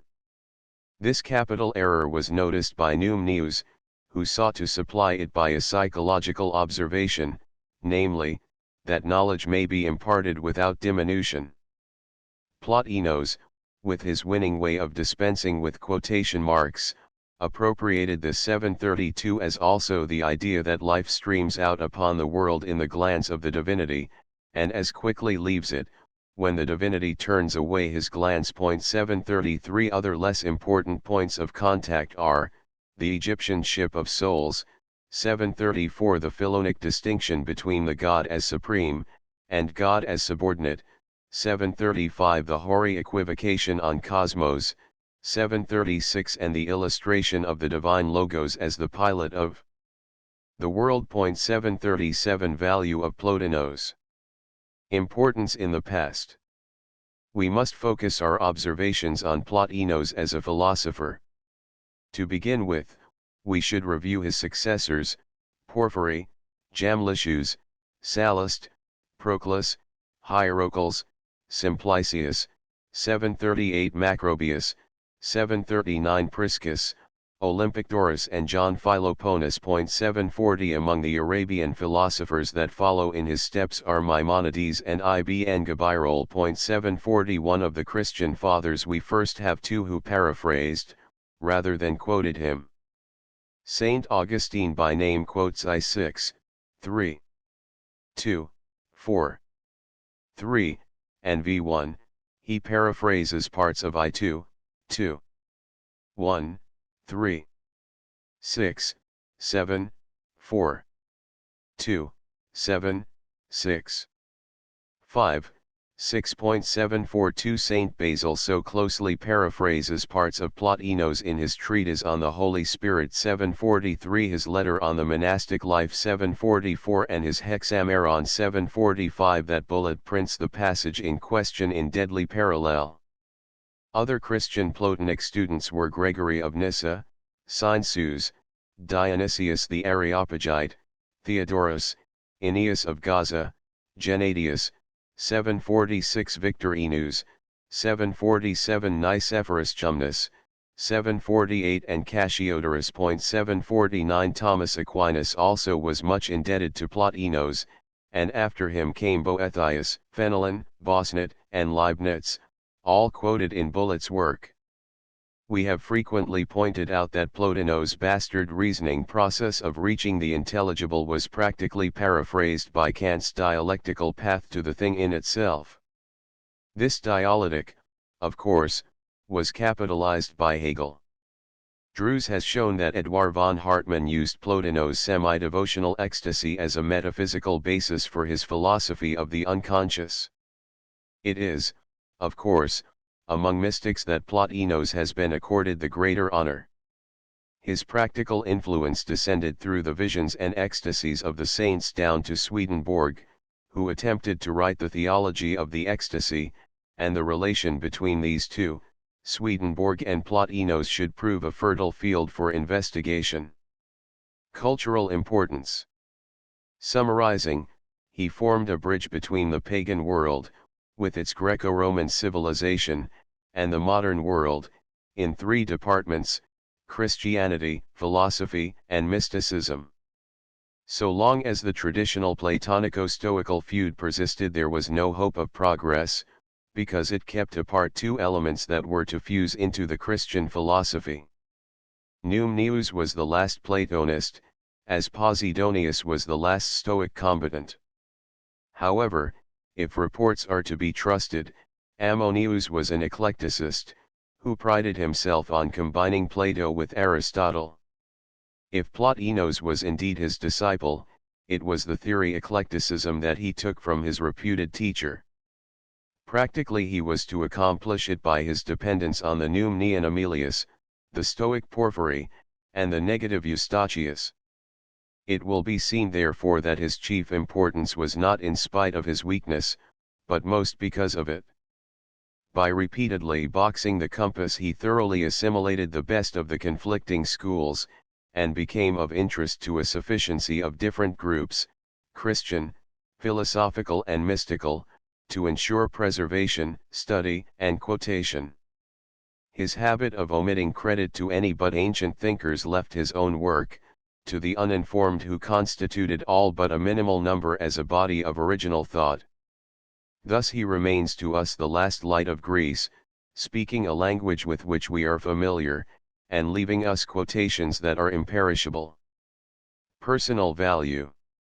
While therefore providentially Plotinos has ever been of great importance theologically, philosophically, and mystically, we cannot leave him without honestly facing the question of his value as an original thinker. It is evident that his success was in inverse ratio to originality, but we can also see that he could not have held together those three spheres of interest without the momentum of a wonderful personality. This will be evident at a glance to any reader of his biography.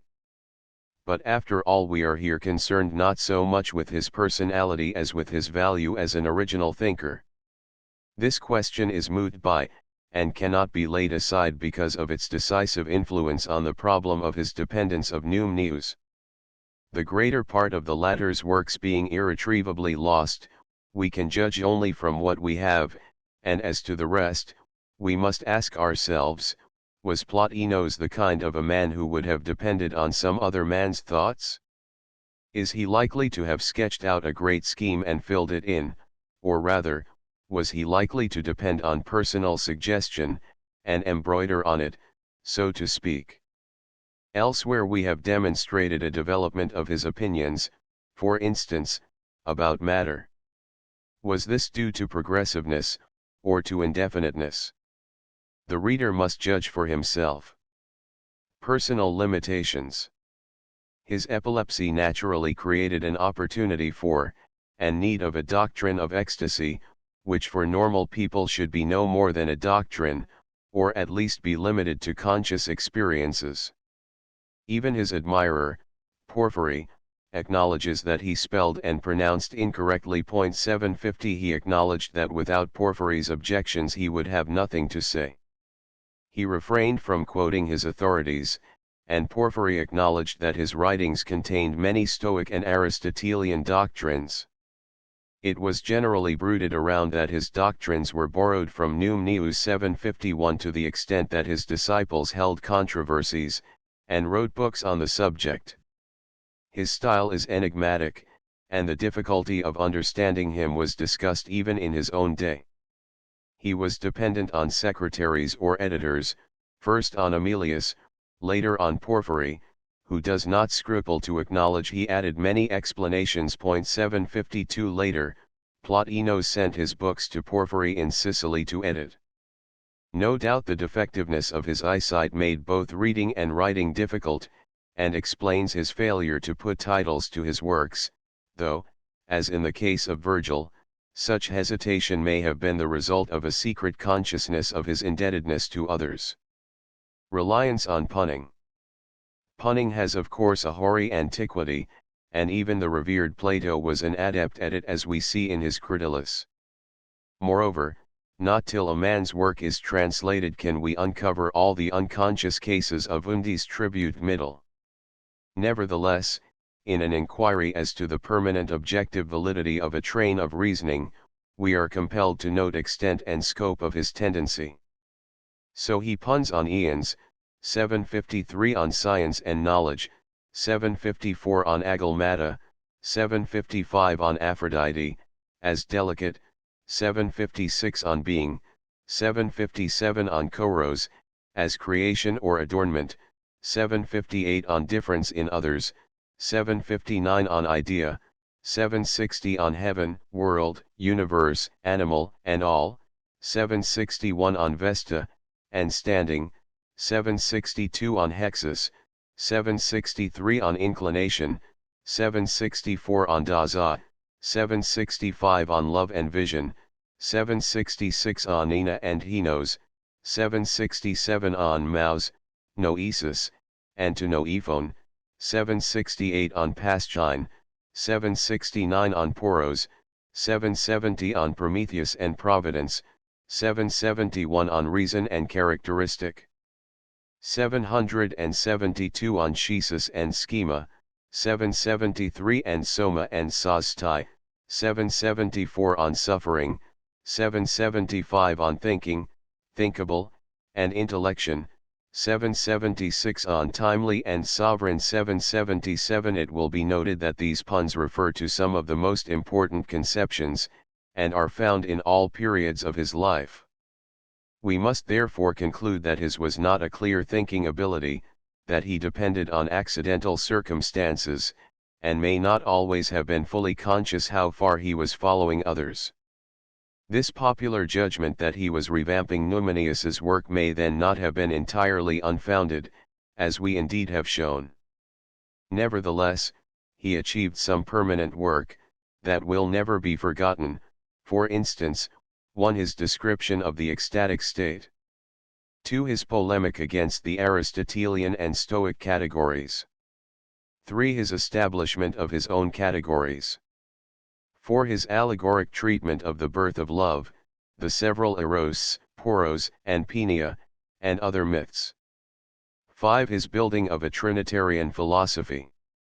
6. His threefold spheres of existence, underlying Swedenborgian interpretation. 7. His aesthetic theories.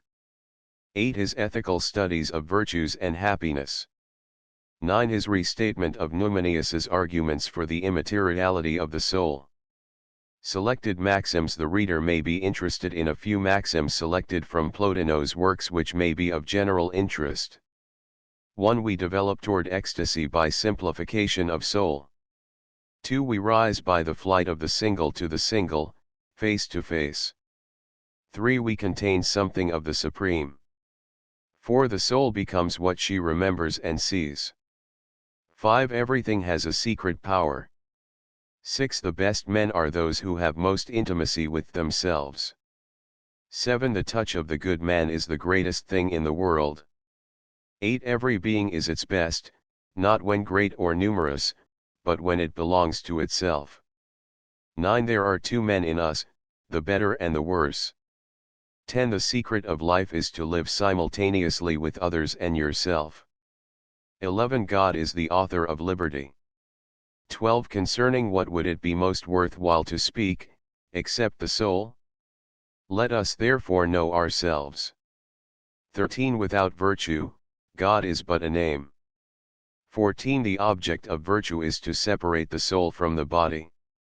15 We can never become perfect, because he who thinks himself so has already forgotten the supreme divinity towards which he must hasten. 16 The world was created by a concurrence of intelligence and necessity. 17 The soul is the image, word, and interpreter of the One. 18 The divinities, though present to many human beings, often reveal themselves only to some one person, because he alone is able to contemplate them. 19 To act without suffering is the sign of a great power. 20 Only virtue is independent. 21 We are beautiful when we know ourselves. 22 The soul is the child of the universal Father. 23 True happiness is being wise, and exercising this within oneself. 24 To become again what one was originally is to live in the superior world. 25 The desired goal is not to cease failing, but to grow divine. 26 Virtue demands preliminary purification. 27 Our effort at assimilation should be directed not at mere respectability, but at the gods themselves. 28 One should study mathematics in order to accustom oneself to think of incorporeal things, and to believe in their existence. 29 Soul is not in body, but body in soul. 30 The soul's higher part remains in heaven. 31 We should not leave the earth, but not be of it. 32 The object of life is not to avoid evil, or copy the good, but to become good. 33 Dying, to Eustachius, I am awaiting you, in order to draw the divine in me to the divine in all. Footnotes 1 It is significant that the subject of the first treatise of Plotinos, after the departure of Porphyry, should treat of happiness as the object of life. These may have been the arguments he advanced to persuade Porphyry to abstain from suicide, to which he refers in sections 8, 16, and, rather, to take a trip to Sicily, the land of natural beauty. He also speaks of losing friends, in section 8. The next book, On Providence, may also have been inspired by reflections on this untoward and unexpected circumstance. We see also a change from abstract speculation to his more youthful fancy and comparative learning and culture. 2 Diog. Layard. X. Cicero, De Fin I 14, 46. 3 Cicero, De Fin 11, 26. 4 C Arist. Niceth 7. 13, Sextus Empiricus, Hypotip. Piran, 3. 180, Stab. Ical. 27. 5 Arist. Niceth I 10, 14. 6 Stab. Floral. I 76. 7 C6. 8 In Plutarch, of Wickedness, and in Seneca, De Tranquil, Animae, 14. 9 De Providentia, 3. 10 De Provid. 5 11 Aeschylus, 7 Against Thebes, 327. 12 The vegetative soul, the power that presides over the nutrition and growth of the body, c4. 3.23 13 Ci 8, also Num News, 16. 14 I 2.4. 15 Cicero, Tusculans. 2.7. 16 The animal, Ci 1.10. 17 Ci 1.8, 10. 18 See the Theaetetus, p. 176. Carve. 84, The Phaedo. p. 69, Carey, 37, The Republic, 6. p. 509, Carey, 19, xp 613, Carey, 12, The Laws, 4. p. 716, carry, 8, also Plotinos I 2.1. 19 CI 9. 20 A Stoic Confutation of Epicurus and the Gnostics. As soon as Porphyry has left him, Plotinos harks back to Aemilius, on whose leaving he had written against the Gnostics. He also returns to Numidian thoughts. Bullet notices that here Plotinos founded himself on Chrysippus, Marcus Aurelius, and Epictetus, and was followed by Nemesius. This new foundation enabled him to assume a rather independent attitude. Against Plato, he taught that matter derived existence from God, and that the union of the soul and body is not necessarily evil. Against Aristotle, he taught that God is not only the final, but also the efficient cause of the universe. Against the Stoics, he taught that the human soul is free, and is a cause, independent of the world soul from which she proceeded. Against the Gnostics, he insisted that the Creator is good, the world is the best possible, and providence extends to mundane affairs. Against the Manichaeans, he taught that the evil is not positive, but negative, and is no efficient cause, so that there is no dualism. 21 Diog. Laird. X 133. 22 C4. 2.4, 6. 7, see Plato, Philebus, p. 30, Carey, 56, Philo, Leg. Alleg, 6. 723 Lactantius, de Iradei, 13. 24 Irenaeus, ref her. 2-3. 25 as in 6. 7.126 Philo, Decrete Ioni Mundi, 6. 27 as the Gnostics taught, c2. 9.128 as was held by the Gnostics, who within the divinity distinguished potentiality and actuality, as we see in 2. 9.129 c2. 9.38. 30 Numidius, 32. 31 Plato, Timaeus, p. 48, Carey, 21. Statesman, p. 273, Carey, 16, Laws, xp 904, Carey, 12. 32 c2. 9.233 from Aristotle, De Anima, 2. 34 This is the Aristotelian psychological scheme. 35 Clem. Al. Strom. VP 712, Stobius, Ickle. Physical IP 372, 446. 36 4. 8.12, Plato, Tim p. 41. 69, Carey, 16, 44. 37 Staub. Ickle. ETH2. 738 3. 2.1339 p. 253, Carey, 74. 40 Senior 526. 41 According to Plato's Theaetetus, p. 176, Carey, 83, Numidius 16. 42 Seneca, De Pravid. 243 in his Republic, 9. p. 585, Carey, 10. 44 c3. 1.945 c4. 3.1246 c4. 3.547 Gregory of Nyssa, Catech. Orad. 748 as thought Sallust, Consp. Cat. 5249 Republic XP 620, Carey, 16, Numidius, 57. 50 as said Sallust, Conspiration of Catiline, 52. 51 as thought Epictetus, Manual, 31. 52 in his Republic, 6.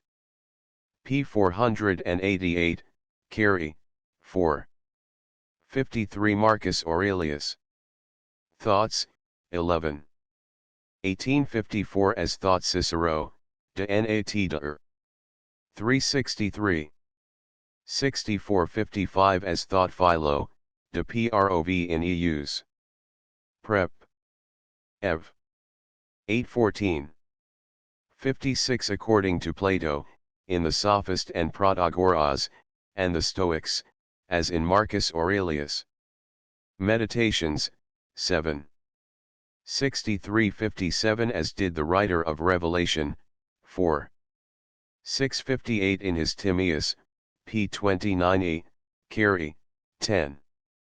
59 as said Chrysippus in Plutarch, de comm not. Adverb Stoicos, 13. 60 mentioned by Plato in his Phaedrus, p. 248, carry, 59, Republic. VP 451, carry, 2, and in the famous hymn of Cleanthes, Stobiacicle. Physical I3. 61 like the figure of the angel Mitra, C. Frank, Locable, p. 366.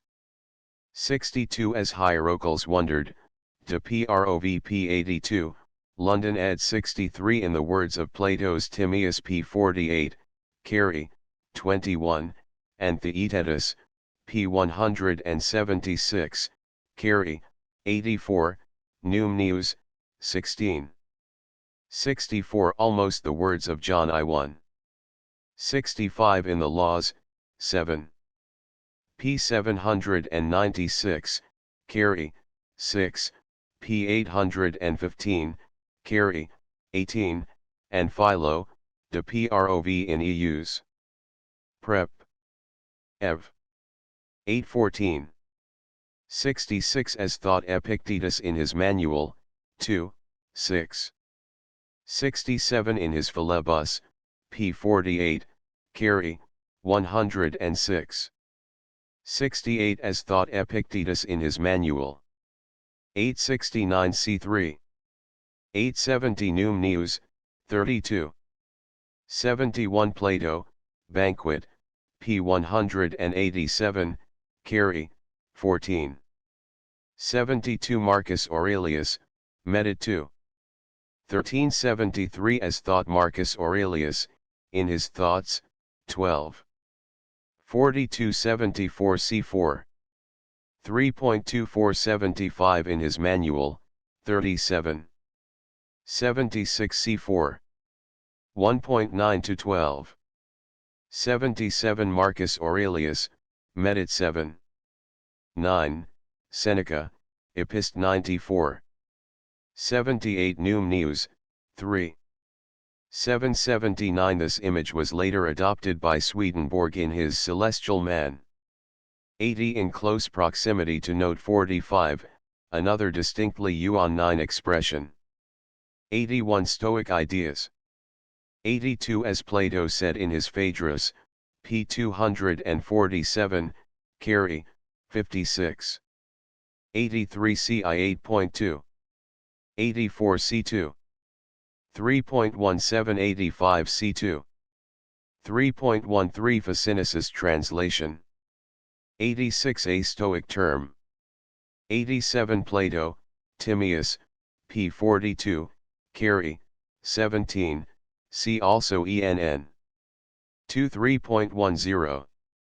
11, 15, 16. 88 Timaeus, p. 42, 91, carry, 17, 72, 73. 89 c2. 3.13 90 Alcinous, de Doctrina Plato Nica, 26. 91 Gregory of Nyssa, Catech. Oratio, 7, Dionysius Areopagite, Divine Names, 4. 92 c2. 3.793 c3. 2.694 Plato, Timaeus, p. 31 c, carry, 11. 95 c Numneus. 1496 Clem. Alstrom. V 689. 97. In this book we no longer find detailed study of Plato, Aristotle, and the Epicureans, as we did in the works of the Porphyrian period. Well indeed did Plotinos say that without Porphyry's objections he might have had little to say. 98. Porphyry, Principles of the Theory of the Intelligibles, 31. 99. Olympiodorus, in Phaeton M, Cousin, Fragments, p. 404. 100 IB, p. 432. 101 IB, p. 418. 102 IB, p. 431. 103 John Philoponus, comm in Arist, de Anima, I1. 104 C3. 6.1 105 by a triple pun, on nous, noesis, and to noeton. 106 Porphyry, Principles, 32. 107 by a pun. 108 see John I4, 9. 109 This anticipates Athanasius's explanations of the divine process. 110 CV 1.4. 111 Porphyry, Principles, 26. 112 The Eleusinian Mysteries, Hymn to Ceres, 279, c6. 9.11 113 CV 3.14. 114 In this book Plotinos harks back to the first book he had written, I6, to Plato's Banquet and Chronological. Porphyry later agreed with some of it. Like St. John, Plotinos returns to God as love, in his old age. His former book had also been a restatement of earlier thoughts. 115 C3. 5.6 116 CI 6.2, 3. 117 CI 6.3, 7. 118 Plato, Banquet, p. 206 to 208, Carey, 31, 32. 119 Plato, Banquet, p. 210, Carey, 34, SQQ. 120 Porphyry, Biography of Plotinos, 15. 121 CI 3.2. 122 C Section 5, 6. 123 Plato, Banquet, p. 185, Carey, 12, 13. 124 by Plato, in his Chronological, p. 396, Carey, 29, 30, interpreted to mean pure intelligence. 125 This is the principal power of the soul, c2. 3.17 126 CV 8.12, 13. 127 Plotinos thus derives eros from oasis, which, however far-fetched a derivation, is less so than that of Plato, from esros, meaning to flow into, Chronological, p. 420, Carey, 79, 80. 128 For this distinction, c2. 3.17, 18.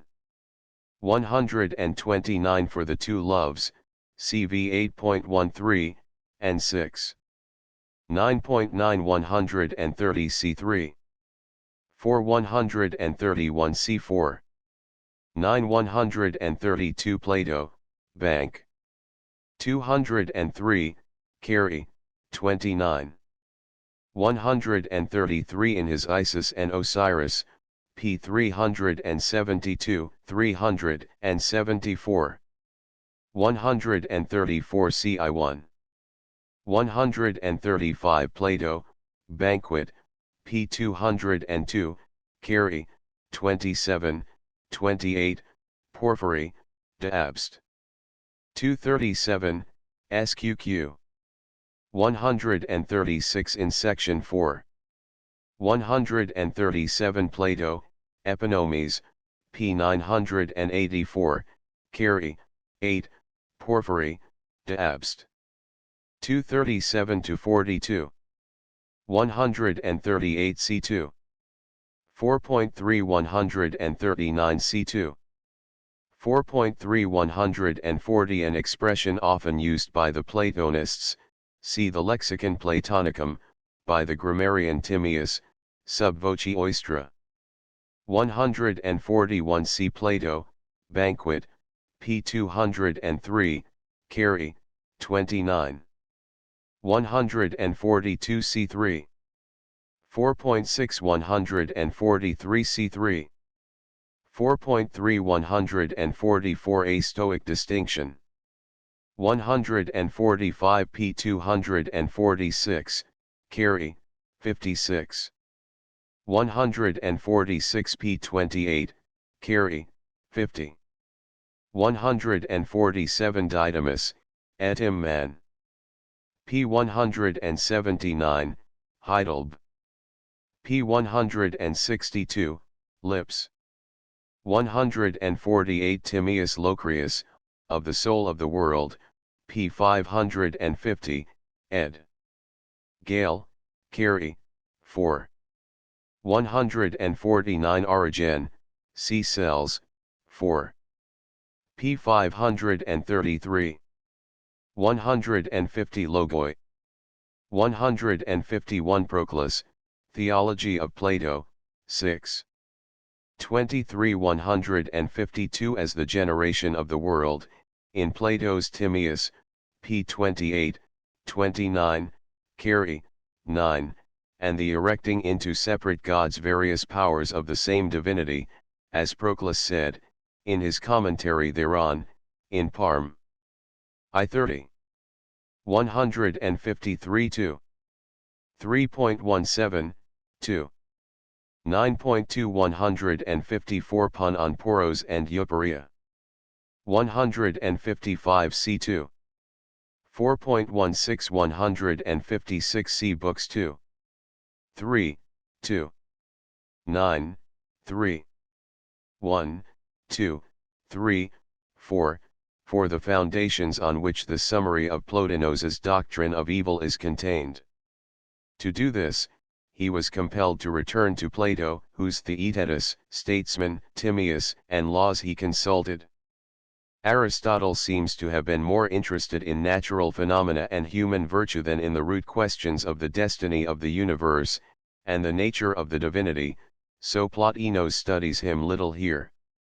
But it will be seen that here Plotinos entirely returns to the later Plato, through Numnius. 157 As thought Empedocles, 318-320. 158 I 6.2. 159 I 8.7. 160 I 8.3. 161 As thought Plato in his Laws, 4. p. 716, Carey, 7, 8. 162 As thought Plato in his Philebus, p. 28, Carey 49, 50. 163 CV1, 6. 9.2 164 Numnius, fr 32. 165 As said Plato, in his second letter, 2.312. 166 C3. 8.9, 4. 7.14, 6. 4.2, 6. 9.2 167 As held by Plato in the Parmenids and First Alcibiades. 168 C2. 4.8 16. 169 It is noteworthy that Plotinos in his old age here finally recognizes evil in itself, just as Plato in his later work, The Laws, XP 897, Carey, 8, adds to the good world soul, an evil one. This, for Plotinos, was harking back to Numenius's evil world soul, Fr 16. 170 in his first Alcibiades, p. 122, Carey, 37. 171 ci 1.12. 172 This means created things, which are contingent and perishable, c2. 4.5, 6. 173 c2. 4.10 to 12. This idea of irradiation is practically emanationism, and besides Plotinos's interest in Orientalism, Porphyry biography, 3, it harks back to Numenius, Fr 26.3, 27a.10. 174 held by Plato in his Theaetetus, p. 176, Carey, 84, 85, and Republic, 2. 279, Carey, 18, and of Numenius, Fr 16. 175 ci 2.1. 176 in the Theaetetus, p. 176, Carey, 84, 85. 177 Numenius, Fr 10, Plato, Republic 6. p. 509b, Carey, 19. 178 as Plato suggested in his Philebus, p. 23, Carey, 35 to 37. 179 Numenius, Fr 17. 180 mentioned by Plato in the Timaeus, pages 28, 30, 38, Carey, 9, 10, 14. 181 from the Timaeus, p. 41, Carey, 16, 17. 182 ci 2.1, I 6.8. 183 that is, the relative inferiority of beings which, proceeding from each other, become more and more distant from the good, c2. 5.5, 2. 9.8, 13, v1, Philo, leg. Aleg. 2p 74. 184 ci 8.1. 185 2. 4.12 186 Numenius, Fr 26.3. 187 Diog. Layered 7. 188 c2. 6 189 2. 4.13 190 I 8.15. 191 as thought Plato in his Banquet, p. 211, Carey, 35. 192 as said Plato, Republic, 7. p. 534, Carey, 14. 193 as Plato says in his Phaedrus, p. 246, Carey, 54, 56. 194 as wrote Plato in his Banquet, p. 203, Carey, 28, 29, and c3. 7.14 and 3. 5.9 as well as 3. 6.14 195 according to the interpretation of Ficinus. 196 c2. For this is an added confirmation of the chronological order, in the Enneatic order this book is later, not earlier.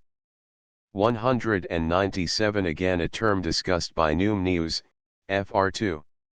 8, 13, and 3, ci 1.9, 4. 3.3, 30, 31, I 4.10. 198 We notice how these latter studies of Plotinos do not take up any new problems, chiefly reviewing subjects touched on before. This accounts for Porphyry's attempt to group the Plotinic writings, systematically. This reminds us of the suggestion in the biography, that except for the objections of Porphyry, Plotinos would have nothing to write. Notice also the system of the last Porphyrian treatises, contrasted with the more literary treatment of the later. All this supports Porphyry's table of chronological arrangement of the studies of Plotinos. This book is closely connected with the preceding studies of Fate and Providence, 3. 1-3, for he is here really opposing not the Gnostics he antagonized when dismissing Aemilius, but the Stoic theories on Providence and Fate. 199 c3. 1.5, 6, 3. 6, 4. 4.30 to 44. 200 macrobins. Insom. Scipianes. 201 Cicero, De Divinatione, I39. 202 Julius Firmicus Maternus, Astral 2. 23 203 with Ptolemy's Tetrabiblion, IP 17. 204 c4. 4.31 205 discussed in PAR 4. 206 This incomprehensibility was no doubt due to Plotinos's advancing blindness and renal affection. 207 Num News, FR 32. 208 Cicero, De Nat Deorum, 2. 46 209 c4. 4.32 210 According to the Stoics, Alex. Afrod.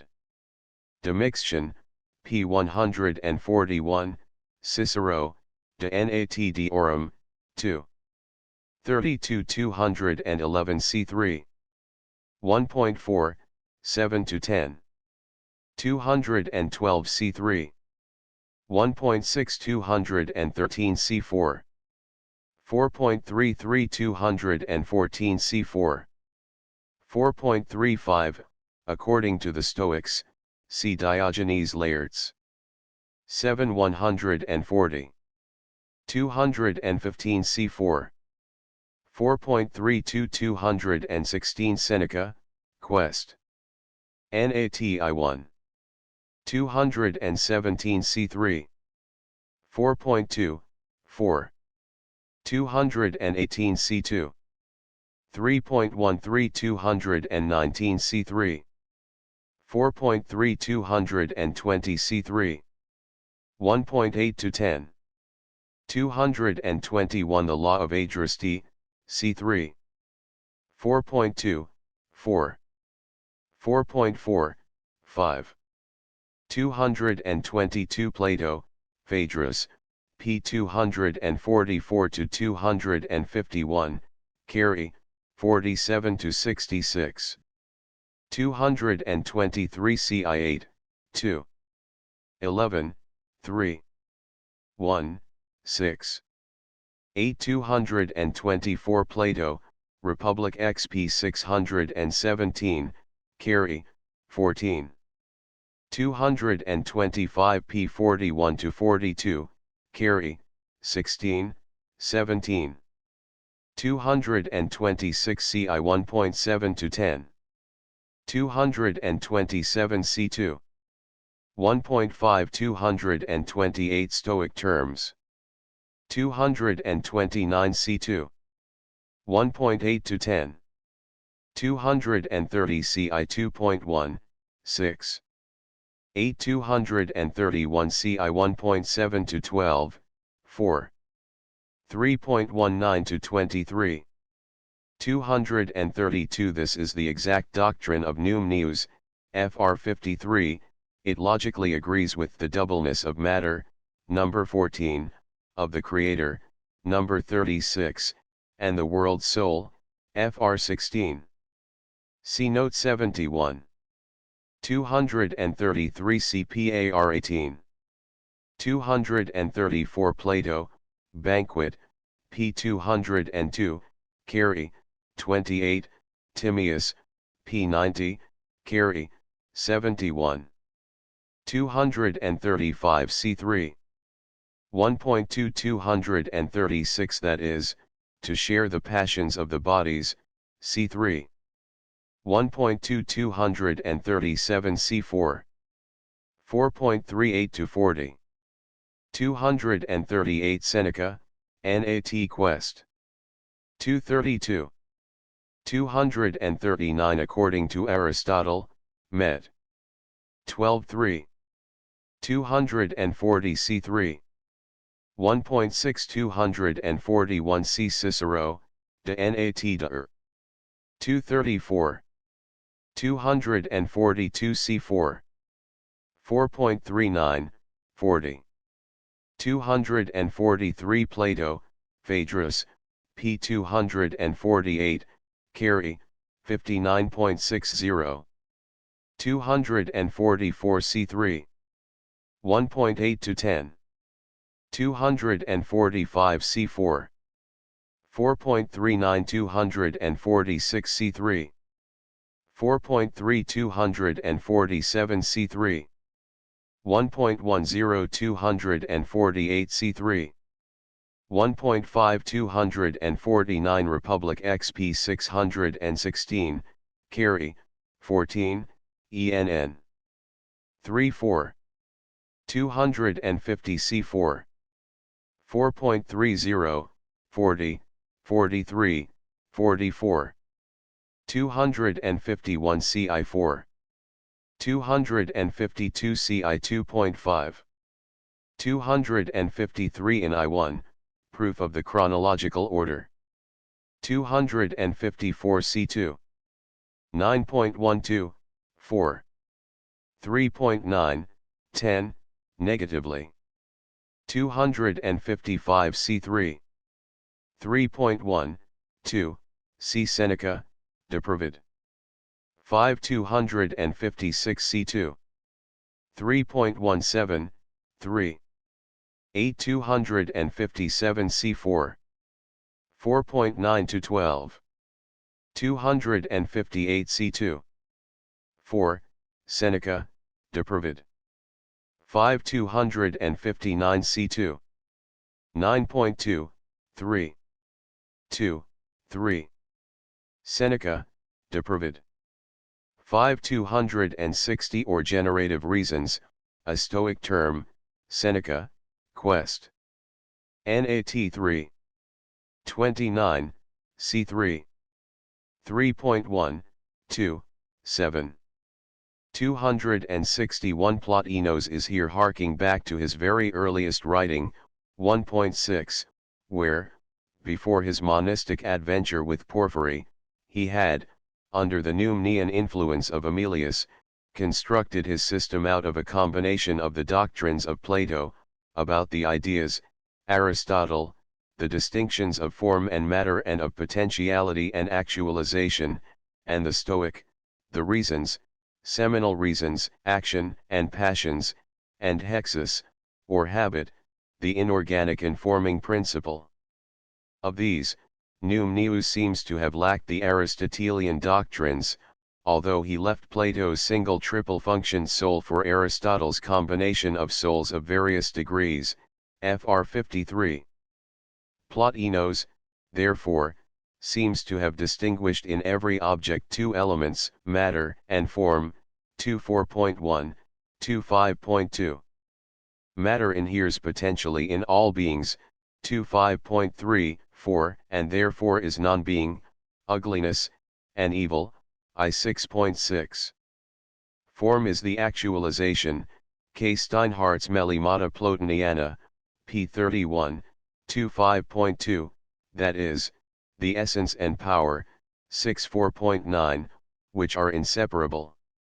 Form alone possesses real existence, beauty, and goodness.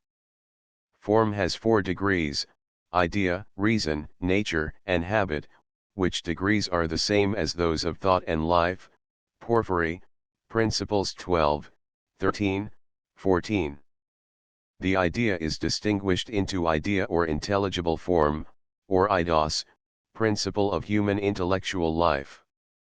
Reason is 1, divine, Dias Logos, I6, 2, the reason that comes from the universal soul, 4.3.10, 2, human, principle of the rational life, See Plotinus on 26.2, 3, the seminal or generative reason, principle of the life of sensation, which imparts to the body the sense form, morph, 3.12 and, bullet, I 365.